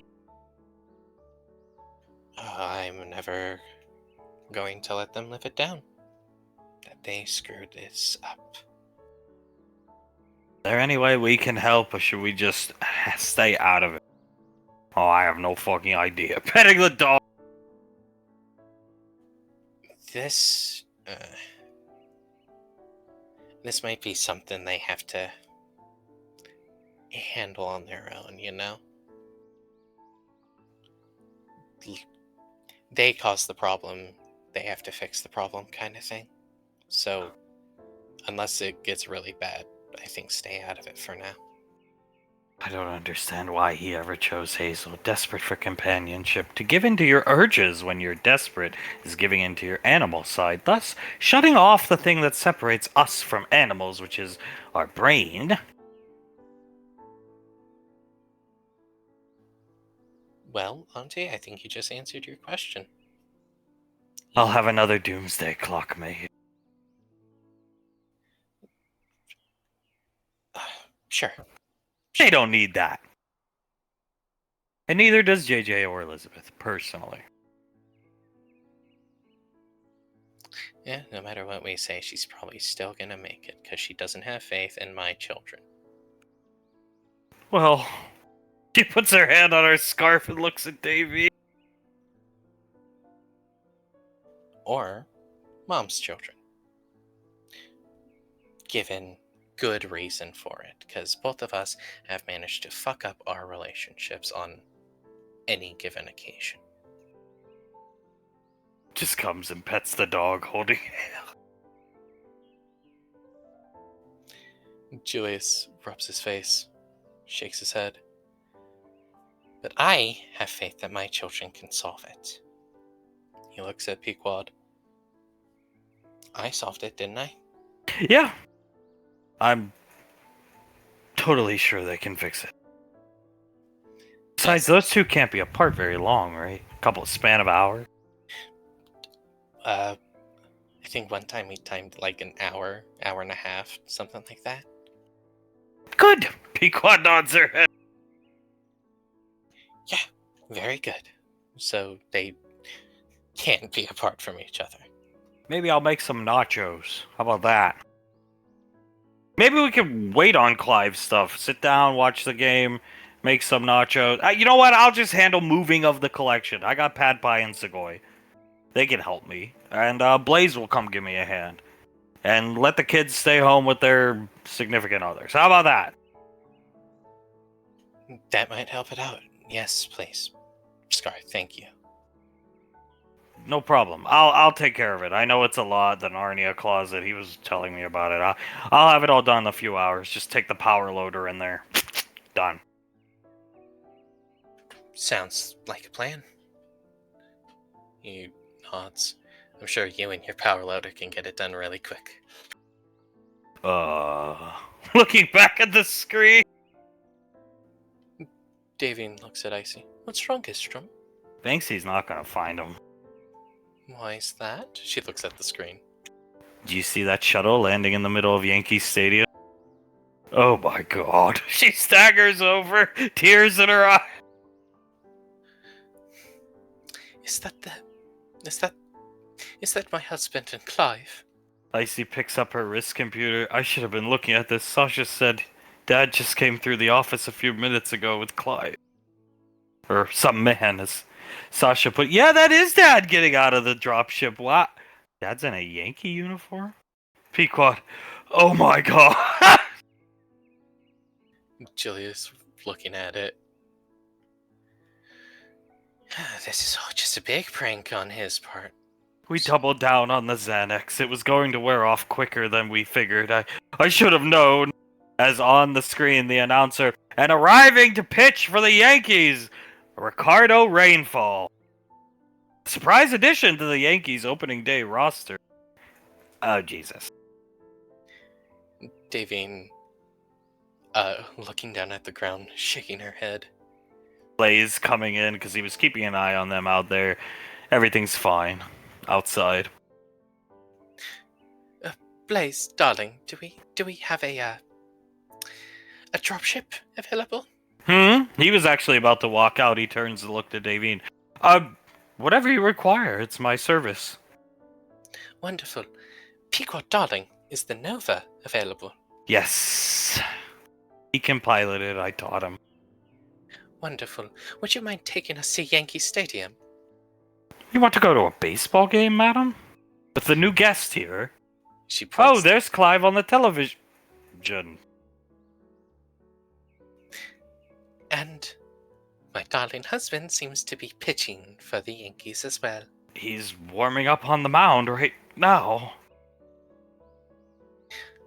Yes, he is warming up on the mound as we speak. Mother! Let us go quickly, Blaze, please. Come on. Yes, let's go. Wiping tears away from her eyes. Right this way, madam. She actually leads the way to the Nova, walking past both of them. Blaze will let her storm by.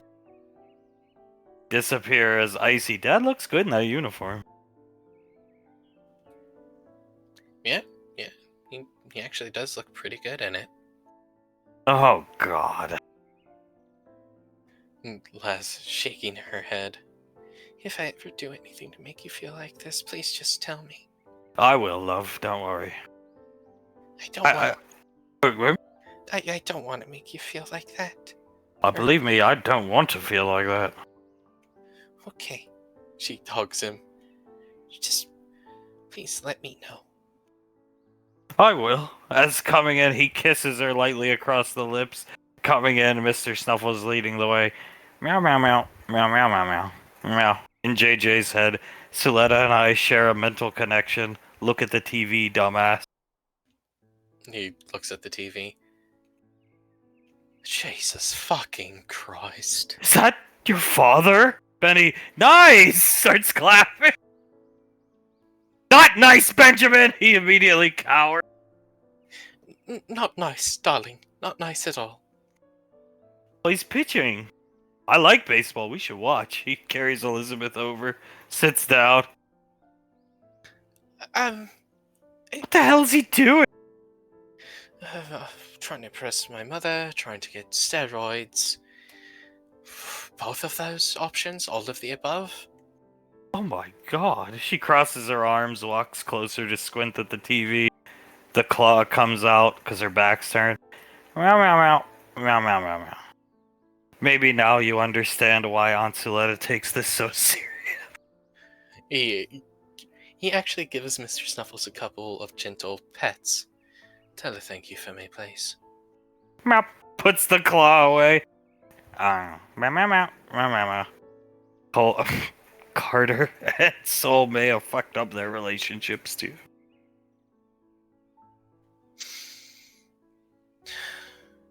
I just want to scream.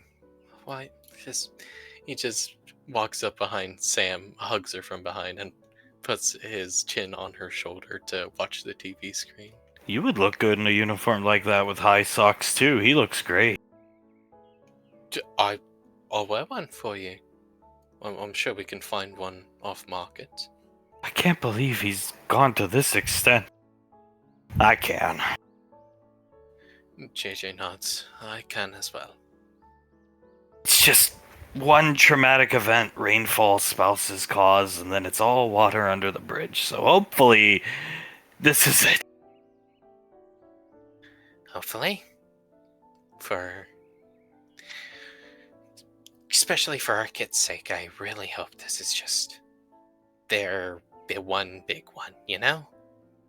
Benny, he struck out 3 in the matter of literally 2 minutes. Casey puts her hand up, they high five. Pequod, this is not a high five situation. No, no, it is not. Just any second now, we're gonna see the Nova landing, and she's gonna manage to get Dad back here. Coming back to the dugout, he's done pitching. Clive, I don't know how he's feeling and faring right now in this situation, but he comes in, takes his glove off. There's players in the dugout, all giving Hunks high five. How you feeling, Clive? Best seats in the house? Mate, when you said you had the best seats in your house, I thought like the seats behind us. I didn't know you were a goddamn player, mate. Yeah, I am a player. At least I never wanted to be a professional sports player, but yeah. Oh, why are you doing it now, mate? No, so the wife keeps me around. Oh, I'm sure she would keep you around no matter what. Oh, you'd be surprised. Trust me, that woman. He just rolls his eyes.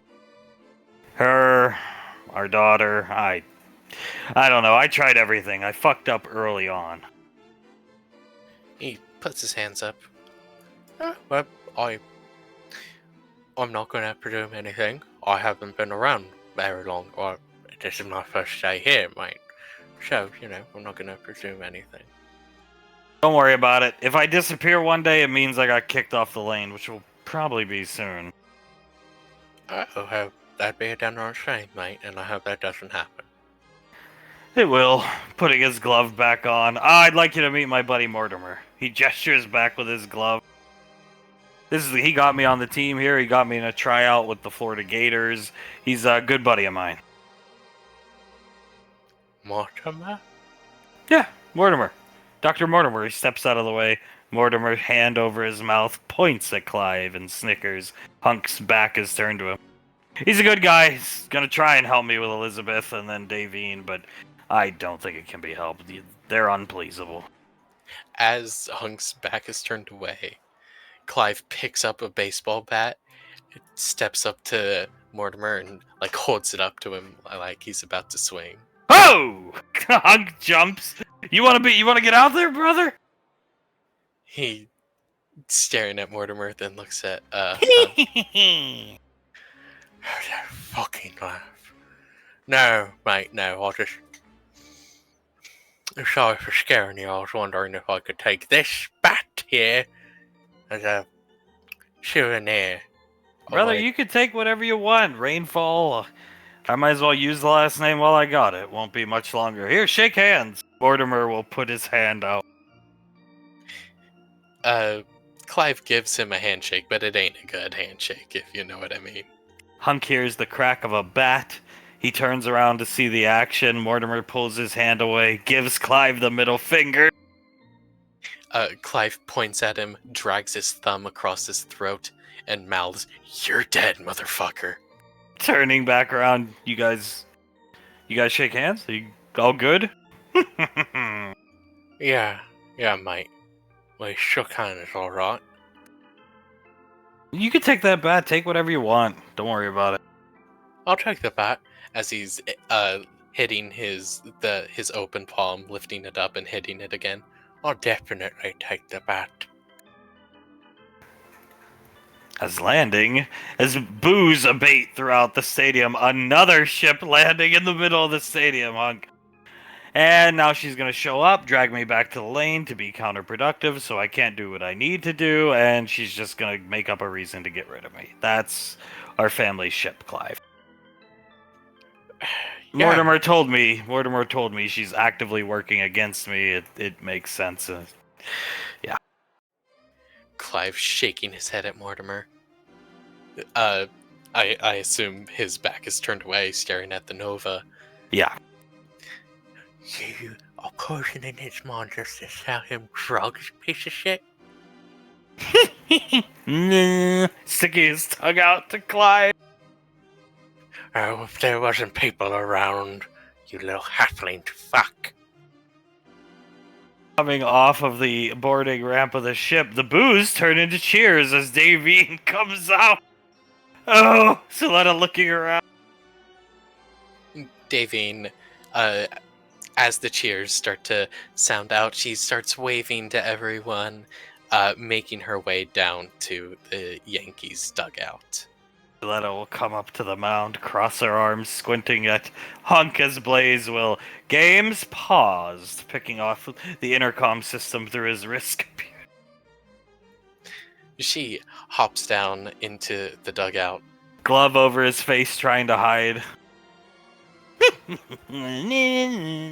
Tongue out at Clive still.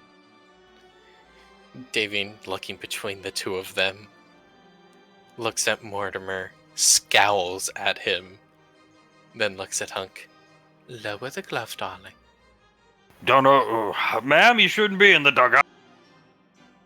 Darling. Love of my life, lower the glove. He lowers it. She'll take his hand in hers. Let's go home. No. I gotta stay here. You don't need to stay here, darling. You don't need to impress me, and you most certainly do not need steroids, my love. Look, dear, Clive's here. He's got a bat like a little kid. He got a souvenir. Mortimer's here with us. See? Gestures behind it. Yes, I do see Mortimer is here. I do see that. Why don't you, Suletta, that's Blaze out there, get yourself nice box seats. You stay up there. I'll pitch the game. I'm gonna throw a no-hitter. That ought to buy me some time. Darling, what I want to do is go back to the lane and spend the rest of the day with you. I mean, I think I need to stay here. I think There's no debate. I think you need to come with me. I don't get why you actively try to sabotage me, but okay. I don't try to sabotage you. I try to make you see that I just need you there with me. Elizabeth would think it's cool if she saw me up here, to impress her boyfriend, which would hopefully in turn, that's what Mortimer said, impress Elizabeth. She left home for a boyfriend. I don't know. And Julius, don't even get me started. Both of them are actually worried about you, seeing you on the pitcher's mound like this. They want you home too. Oh.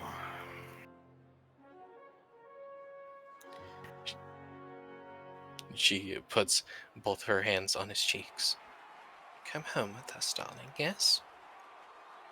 I guess I can. I'm blowing another opportunity. Come on then. Let's go. And you do not need to take these kind of opportunities. All I need is you. Do you want me to touch you, or how do you want to work this? I don't have confidence in my decision making. You walked away enough. Pick me up, darling. You'll pick her up, only if you're sure. I am 100% sure of everything when it comes to you. Let's go home, okay, darling? Alright, Clive, you coming? He takes Clive out of the dugout. Mortimer, middle fingers to Clive. Clive, pointing the bat at him, threateningly, just keeps his eye on him, arm outstretched with the bat as he walks out of the dugout. Huh. Watching Clive the whole time. Let's go. Blaze gesturing quickly, looking around the stadium of cheering people. Yes, toot sweet, let us go. You sure you don't want me to stay? I give you one more chance. I mean, I want you to be on the lane with us.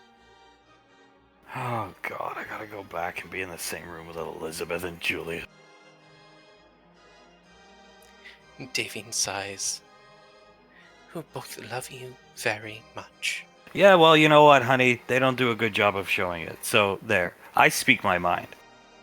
Just get me home, let me have a few drinks, and that's that, okay? Fine. Let's go then. Waste a good opportunity. Clive with the bat pointing at Mortimer, Blaze noticing this. As they're actually gonna come back here. They saw everything unfold. Icy's busted out the alcoholic beverages, slides one to Elizabeth. Elizabeth takes a sip of it. Tastes pretty good. Hands it over to Benny so he can try it out. Benny takes a sip. Not bad. One of Mom's favorites. Nods her head. Elizabeth nods. "Oh, yeah, I thought it looked familiar." She looks around. Surely her mom and dad are back soon. Just sighs at the TV and turns it off. Nova left couple minutes ago. They should be home soon. Don't worry. It doesn't take long with the Nova. Blaze is a good pilot. As the door opens, come to check on new person, Fledwick. Frederick stroking his chin. Well, is this new person, as he has been called? Yeah, come to see Clive? Gestures to Frederick. Yes, Mr. Freetooth, we have come to see this Quive fellow. Drinking the entire drink in one gulp, lighting a cigar. He'll be back in a few minutes. He got taken for a ride. Yes, of course. Why don't you sit down with us? We could use your company right now. A lot going on. Oh, of course, we can help out with anything. A lot of problems that need fixing that we fixed, and these idiots fucked up. Frederick raises his eyebrows. Fairytale 8 type problems? You know it, brother. Come have a cigar. Krellin needs cigar. Comes over and takes one. Frederick does the same, comes over, takes one. Just take one, Samuel. Pretend like you're smoking it. Beeps and nods his head. Why don't you go sit with Carter? Memory asks. No, I'm fine here, thanks. Alright. Frederick just looks at Scar, shakes his head, takes a puff off the cigar, and starts to cough immediately. Krellin, how'd they screw this up? All hard work. Crybaby, wah wah. Frederick shakes his head. Need to figure out a way to help. Frederick leans forward, whispering to Scar. Have to do with Hazel? Nods his head. Frederick sighs. We can fix this. Or at least help in assisting to fix this. God, I hope. I hope so too, so I hope so too. I really wish I had my captain suit on, as he takes another puff off the cigar. Meow meow meow meow meow meow meow meow. In JJ's head, stop this guy from petting me or I'm gonna slash your thigh. Cause Colt's just petting Mr. Snuff. JJ looks at Colt. Hey, Colt, mate. Huh? Why don't you go sit next to Sol? Sure, I guess. Alright. Go for it, mate, then. I could just stay here. Can I have one of those drinks, Sam? No. JJ shakes his head. Alright. If you want to stay here, that's okay. Whatever you're comfortable with.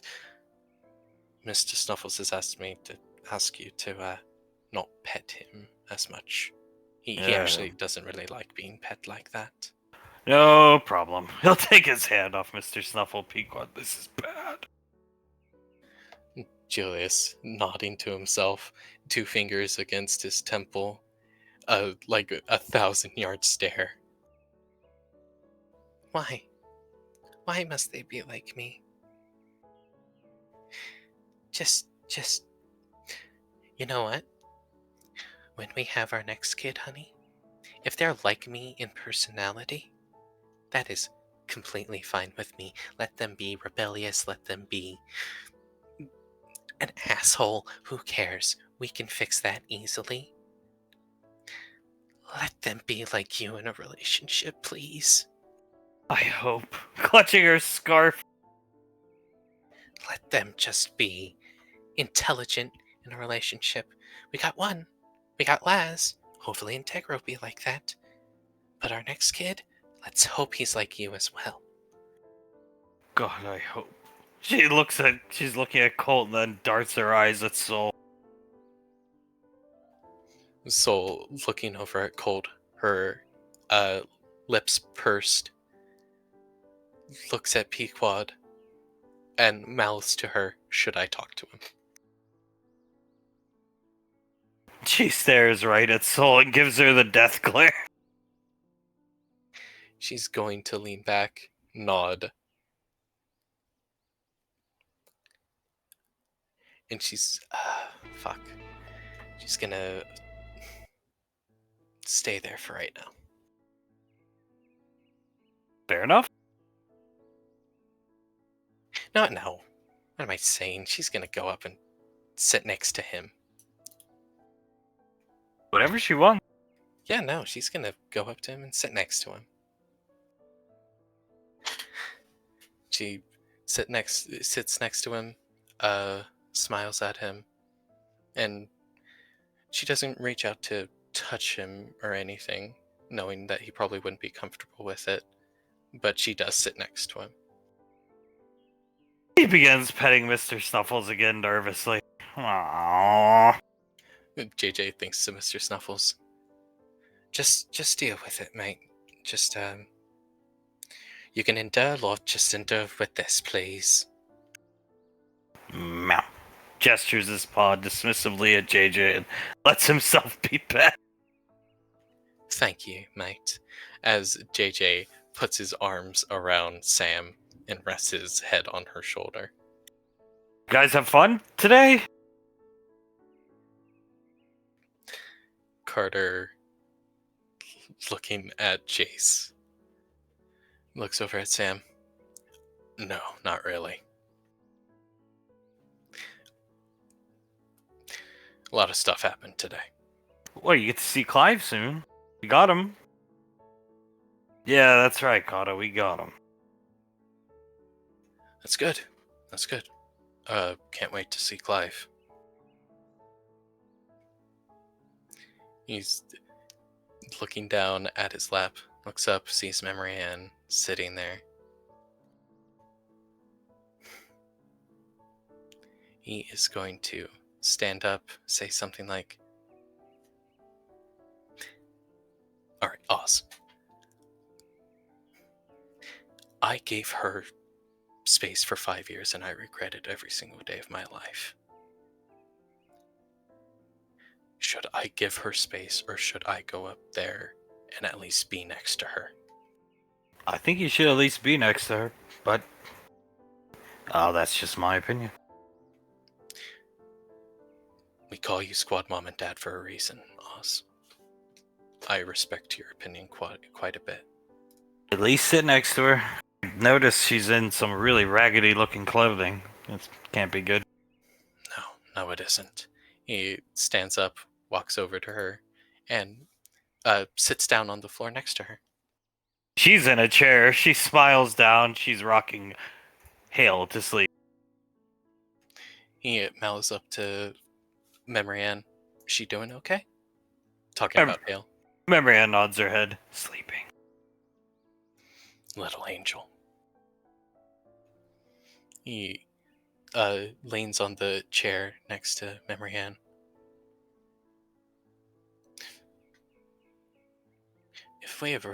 When we have a kid, which maybe we can do sooner than later. I wouldn't mind. I'd have to lose some weight, but yes. No, I wouldn't say you would have to do that, but given what we know about Hale, her limited personality at this age, I think I would want them to be like her.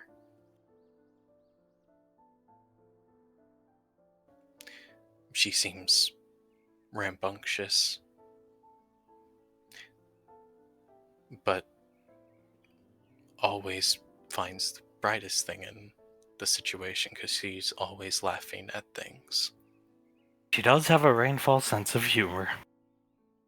He smiles. The most rainfall sense of humor, I would have to say. He leans his head onto her arm. And I hope our kid is just like that, with a rainfall sense of humor. If I'm lucky. And if I'm lucky, they'll have their mother's wit and intelligence and looks and everything that makes you so perfectly you.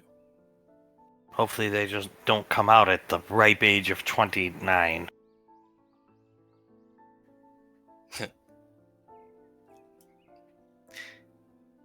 Your age is perfect. He puts a gentle hand on her knee, pats it twice. Your age is perfect and always will be. Just as everything about you is perfect in my eyes. She shrugs and just keeps rocking Hale. I'll fix up my attire, look a little more like Hazel. Oh no. Under his breath. Fudwick shaking his head. Fuck, fuck, fuck, fuck! Carter shaking his head. The pantsuits are done. No more. I don't want you to look like Hazel, dress like Hazel, or have anything to do with Hazel. She was a skeleton. She was quite attractive, I thought. Young, vivacious. Oh, God. He just facepalmed. She looked like that gremlin guy off of Lord of the Rings. Agreed. A mistake of mistakes. Carter nods. Mistakes of mistakes she was. I'm tired, honestly. I don't feel good. I'm going to go to bed. Take her. He hands Hale to Carter. I'm going back to your parents' house. I'm going to bed. Stomach sick. Not feeling great right now. She'll leave.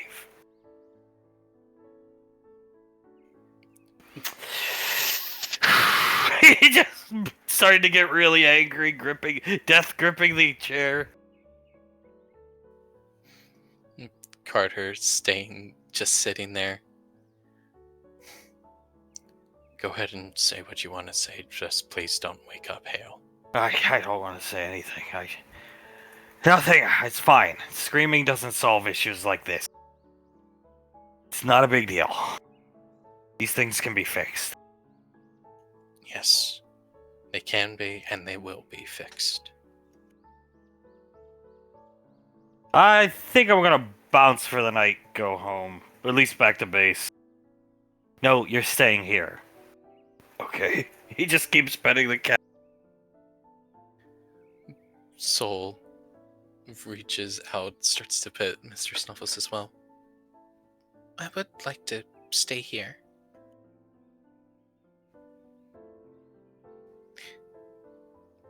And I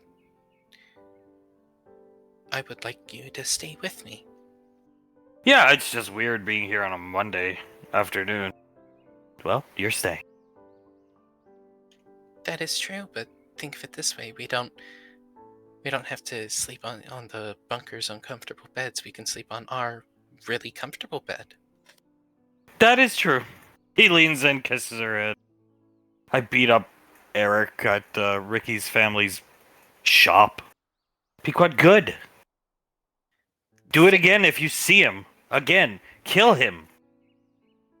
Tear his tongue out. Make it hurt. Honestly, Colt, make it hurt. You didn't beat him up inside the shop. You did the right thing. Pequod nods her head. Give me that, Nicole. Here you go. She just starts drinking it. I'll make you another one, Elizabeth. No, that's okay. I'm okay. You're gonna need it. Slides it to Elizabeth. I think I am going to need it. She starts to drink it. She, Soul smiles when Colt kisses her. She smiles at him. Yeah, I'm really happy you made that decision. It was making me really uncomfortable, and I very much like the fact that I know I can rely on you to protect me like that. And then I blew up on fucking poor Ricky. Well, that's fine. I'm sure he didn't take it personally. Why'd he blow up on him? He had Ricky put a hand on my shoulder. Good, spelled Good. Julia's nodding. Good. Good. No other guy, unless it's a family member, no other guy should ever touch my daughter except you, so keep it that way. Julius puts his hand up for a drink from Icy. She'll slide one to Julia. He starts chugging it like Pequod was. What is the big deal? No other man should touch her, and if Ricky touches her again, beat him up. Prove the point. Teach him the hard way, like Julius did today. Though I don't think Ricky's that stupid, so you'll... Don't even worry about it. She finishes her drink. Another Nicole. Yep. Starts making it. Soul nods. Yeah, if he does that again, please beat him up. I don't feel comfortable when other men, other than like my father or my brother or any of the family members, touch me. So I would appreciate it if you had a talk with him or beat him up. Please. I don't know. He did slick his hair back like this. He'll replicate it. Julius, when he sees it, gags. Soul grimaces a bit. I really don't like it when you do that. Well, he had something going for him, at least. At some point, anyway. She shakes her head. He had nothing going for him. He really had nothing going for him, Colt. Nothing at all. While you, on the other hand, have everything going for you. Oh, he'll take her hand and kiss it. I'll stay on the lane, but I want to go for a walk. Just on my own for a while.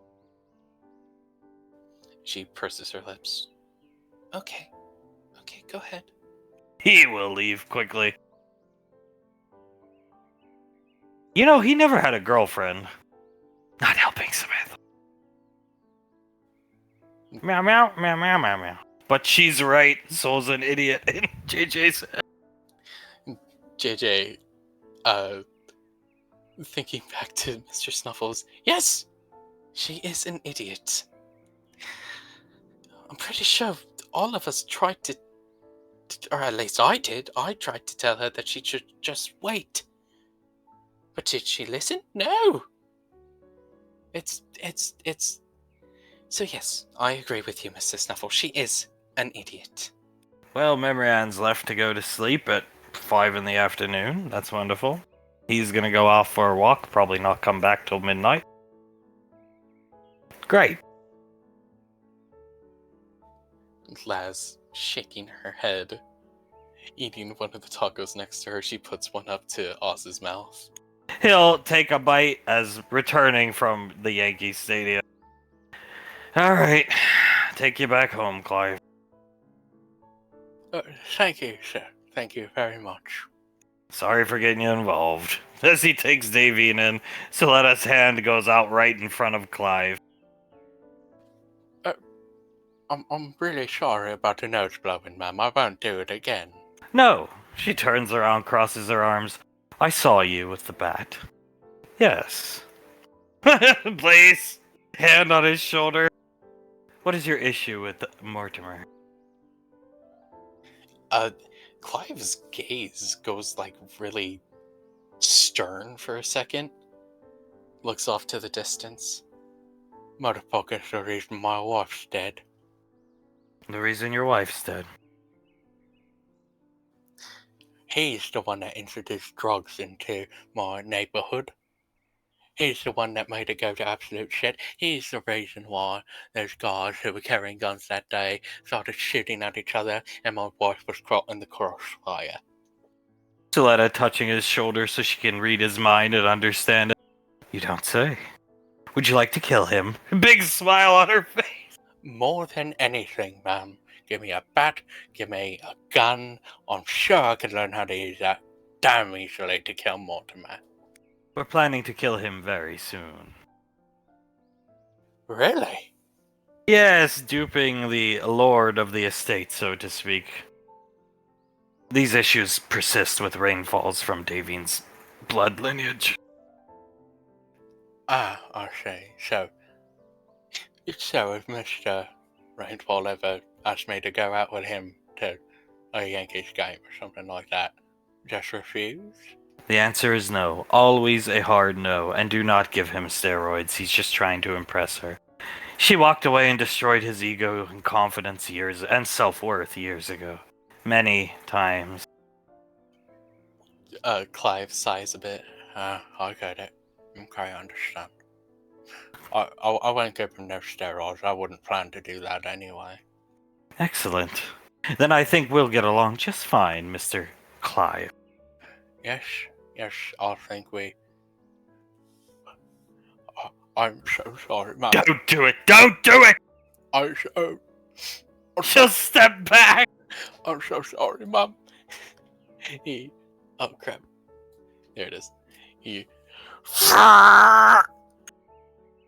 Oh, groaning, looking up at the sky. It's fine. Gagging.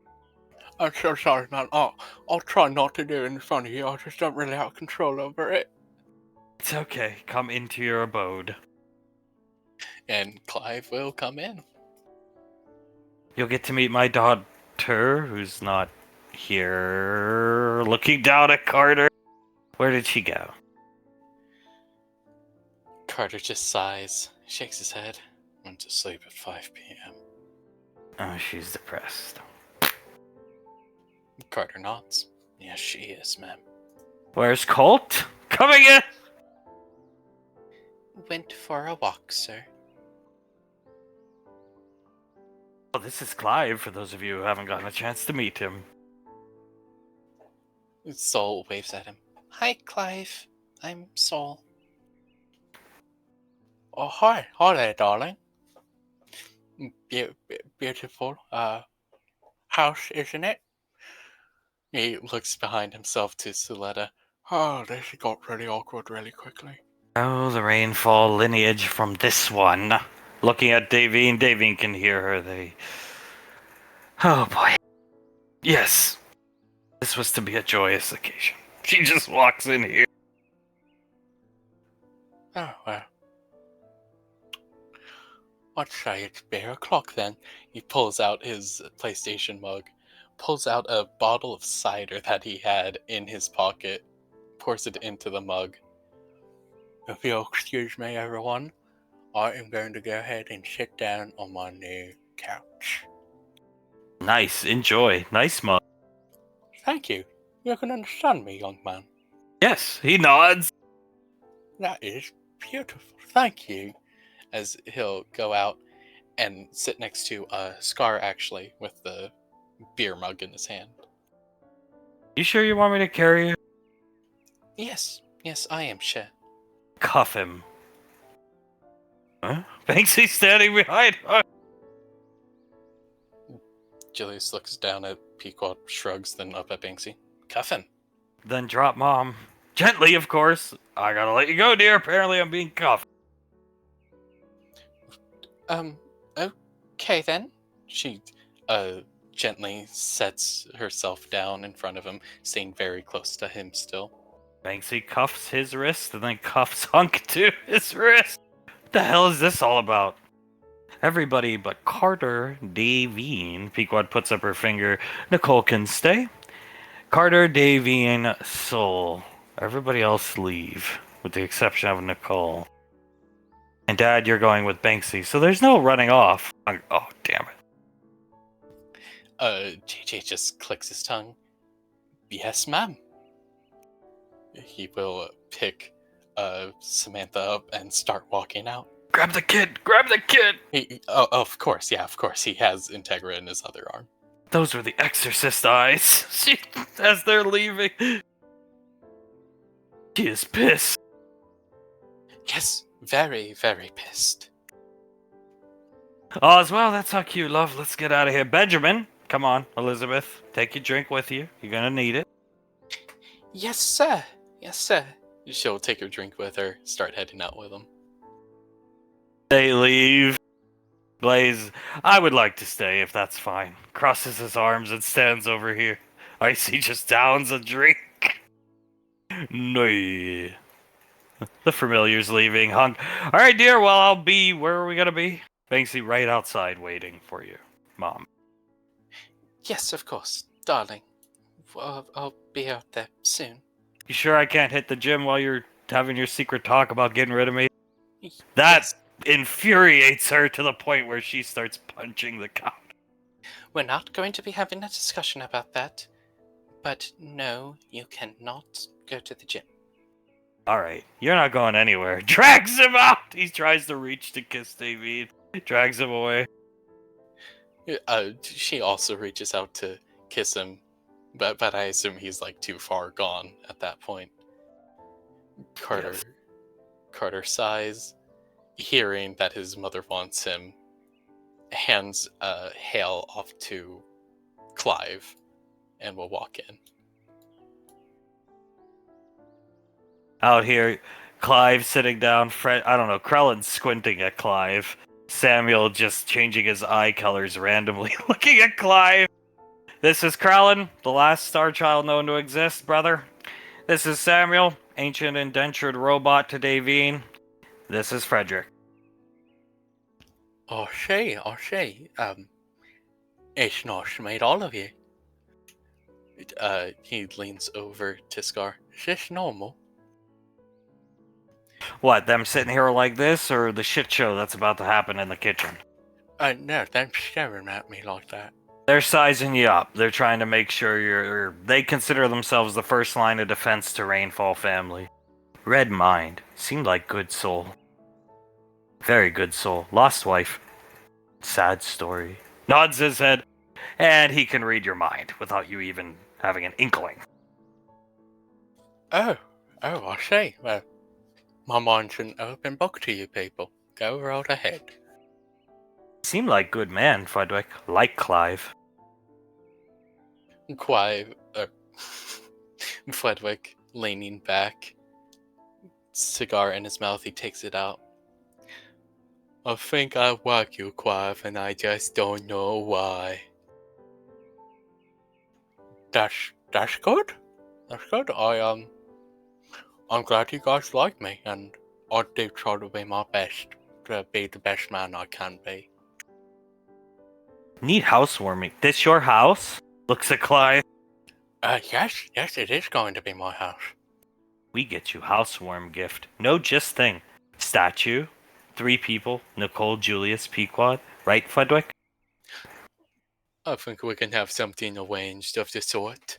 Oh, those are out of production if it's the one I'm thinking of. Krellin, we have one. Always safe in storage with Mother Goodash. Ah, okay. Nods his. Yes, very safe in storage with Mother Goodash. They're talking about this statue. He pulls it up. Clive, he doesn't know Clive wanted it, but he knows it's one of the biggest Rainfall collectibles of all time. Clive, looking at it. That thing was sold out almost immediately. I wasn't able to get access to it. You good soul. Read mind, can tell. We be good friends. Mind if we stay here time?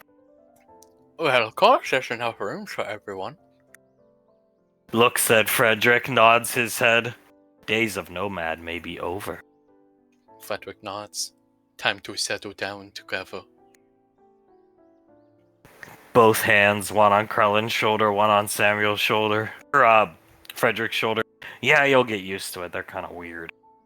Oh, I can certainly tell that much as he takes a drink out of his PlayStation mug. Here, this is 10% alcohol volume. You're gonna need it for what's about to happen in the kitchen. Oh, let me drink up then, Mike. And he starts drinking it. Welcome to the Rainfalls. He clangs his glass with Clive Pequot. Done violently punching the sink. Nobody said anything. Actually, I think I'm gonna leave. Grabs her coat, whips her back, or not. Julius shakes his head. You need to be here, Nicole. Not my fault. She looks at Julie. Yeah, we all know it's mine, but apparently you need to be here. Look, she picks up a glass. She looks very sexy, walks over here. Understand. I'm the most understanding person in the universe. I understand people's plights. She changes the hand of the glass. Blaze comes over here. I understand people's issues. I can put my feet in almost anybody's shoes. But what I cannot understand is how stupid can you be? And she'll throw the glass and it shatters right next to Julius's. Julius does not flinch at the glass shattering. How stupid can you be? Was love so rare in Gallia that you just have no preconceived notions? Davine shakes her head. It wasn't very rare. Uncommon, I would say, but not rare. She'll pick up another glass and throw it into Clive's new wall. Letta was about to pick that one up as well. Blaze just watching the glasses with his head. How stupid can you be? Tell me, Soul. Very stupid, Mom. How stupid can you be, Carter? The stupidest, Mom.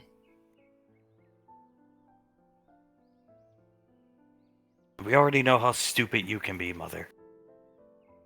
Davy, But lucky for you, they're gonna fix it. Davy nods, and I am very thankful for them for that.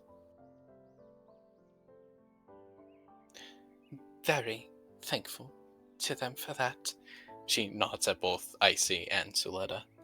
I want things to run smooth around here. Do you understand me, children? Twins at the same time. Yes, ma'am. And this is not running smooth. No, ma'am.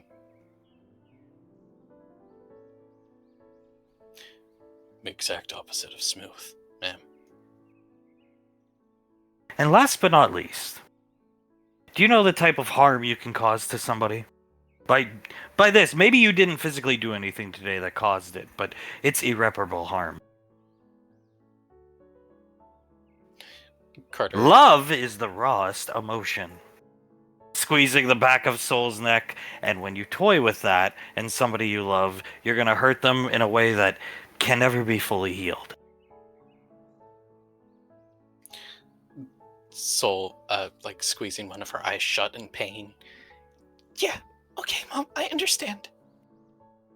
All you had to do was express your feelings to them years ago. Both of them, Memrian and Carter. But because you have to have that Gallia tick, that Gallia gene, where you just can't express yourself, here you sit.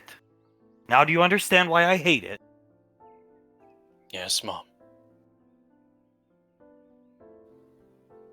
I definitely can see why you hate it now. And I lived it. She looks at Carter in the eyes. I've taken responsibility for it, but I lived it. I understand. Now get out of here and go find him. He's probably... Where is he, Nicole? Frost Tyrant territory. They're happy to see him, though, so... Get going. Yes, Mom. She starts running, and as she's running, she's misty stepping periodically to increase her speed. You go into the... Where is she, exactly? Her bed at your house. Well, Carter's bed, just depressed. Takes a drink. Go. Carter nods, starts running towards the house. Unbelievable.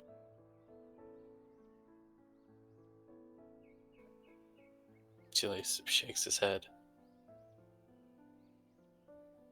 I'm sorry they're like me. I just didn't want this for them. She shrugs. Obviously not. I didn't want it for my kids either.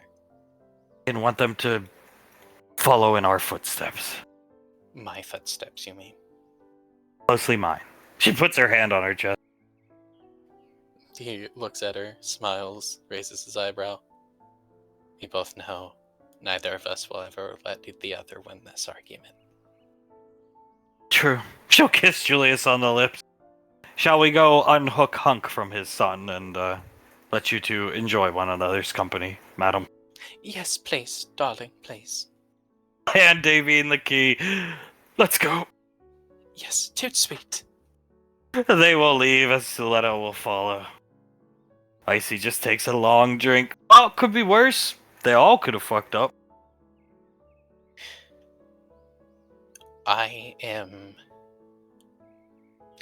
I've said it like 5 times today, I know, and I am sorry I'm repeating myself. I'm just glad Lass is like you, honey. Am I? Icy, and they're both like their dad who fixed it, so give them a chance. Pequod, oh, they better fix it. Glares in the directions they ran off. They better fix it, because otherwise, no more rainfall? Can't we just relax knowing that they'll fix it and drink and watch the rest of the game? Pequod, yeah, sit down, Julius. I need my seat. Julius immediately walks over and sits down. She'll plop on Julius's lap as Icy will make more drinks. And we're cutting there.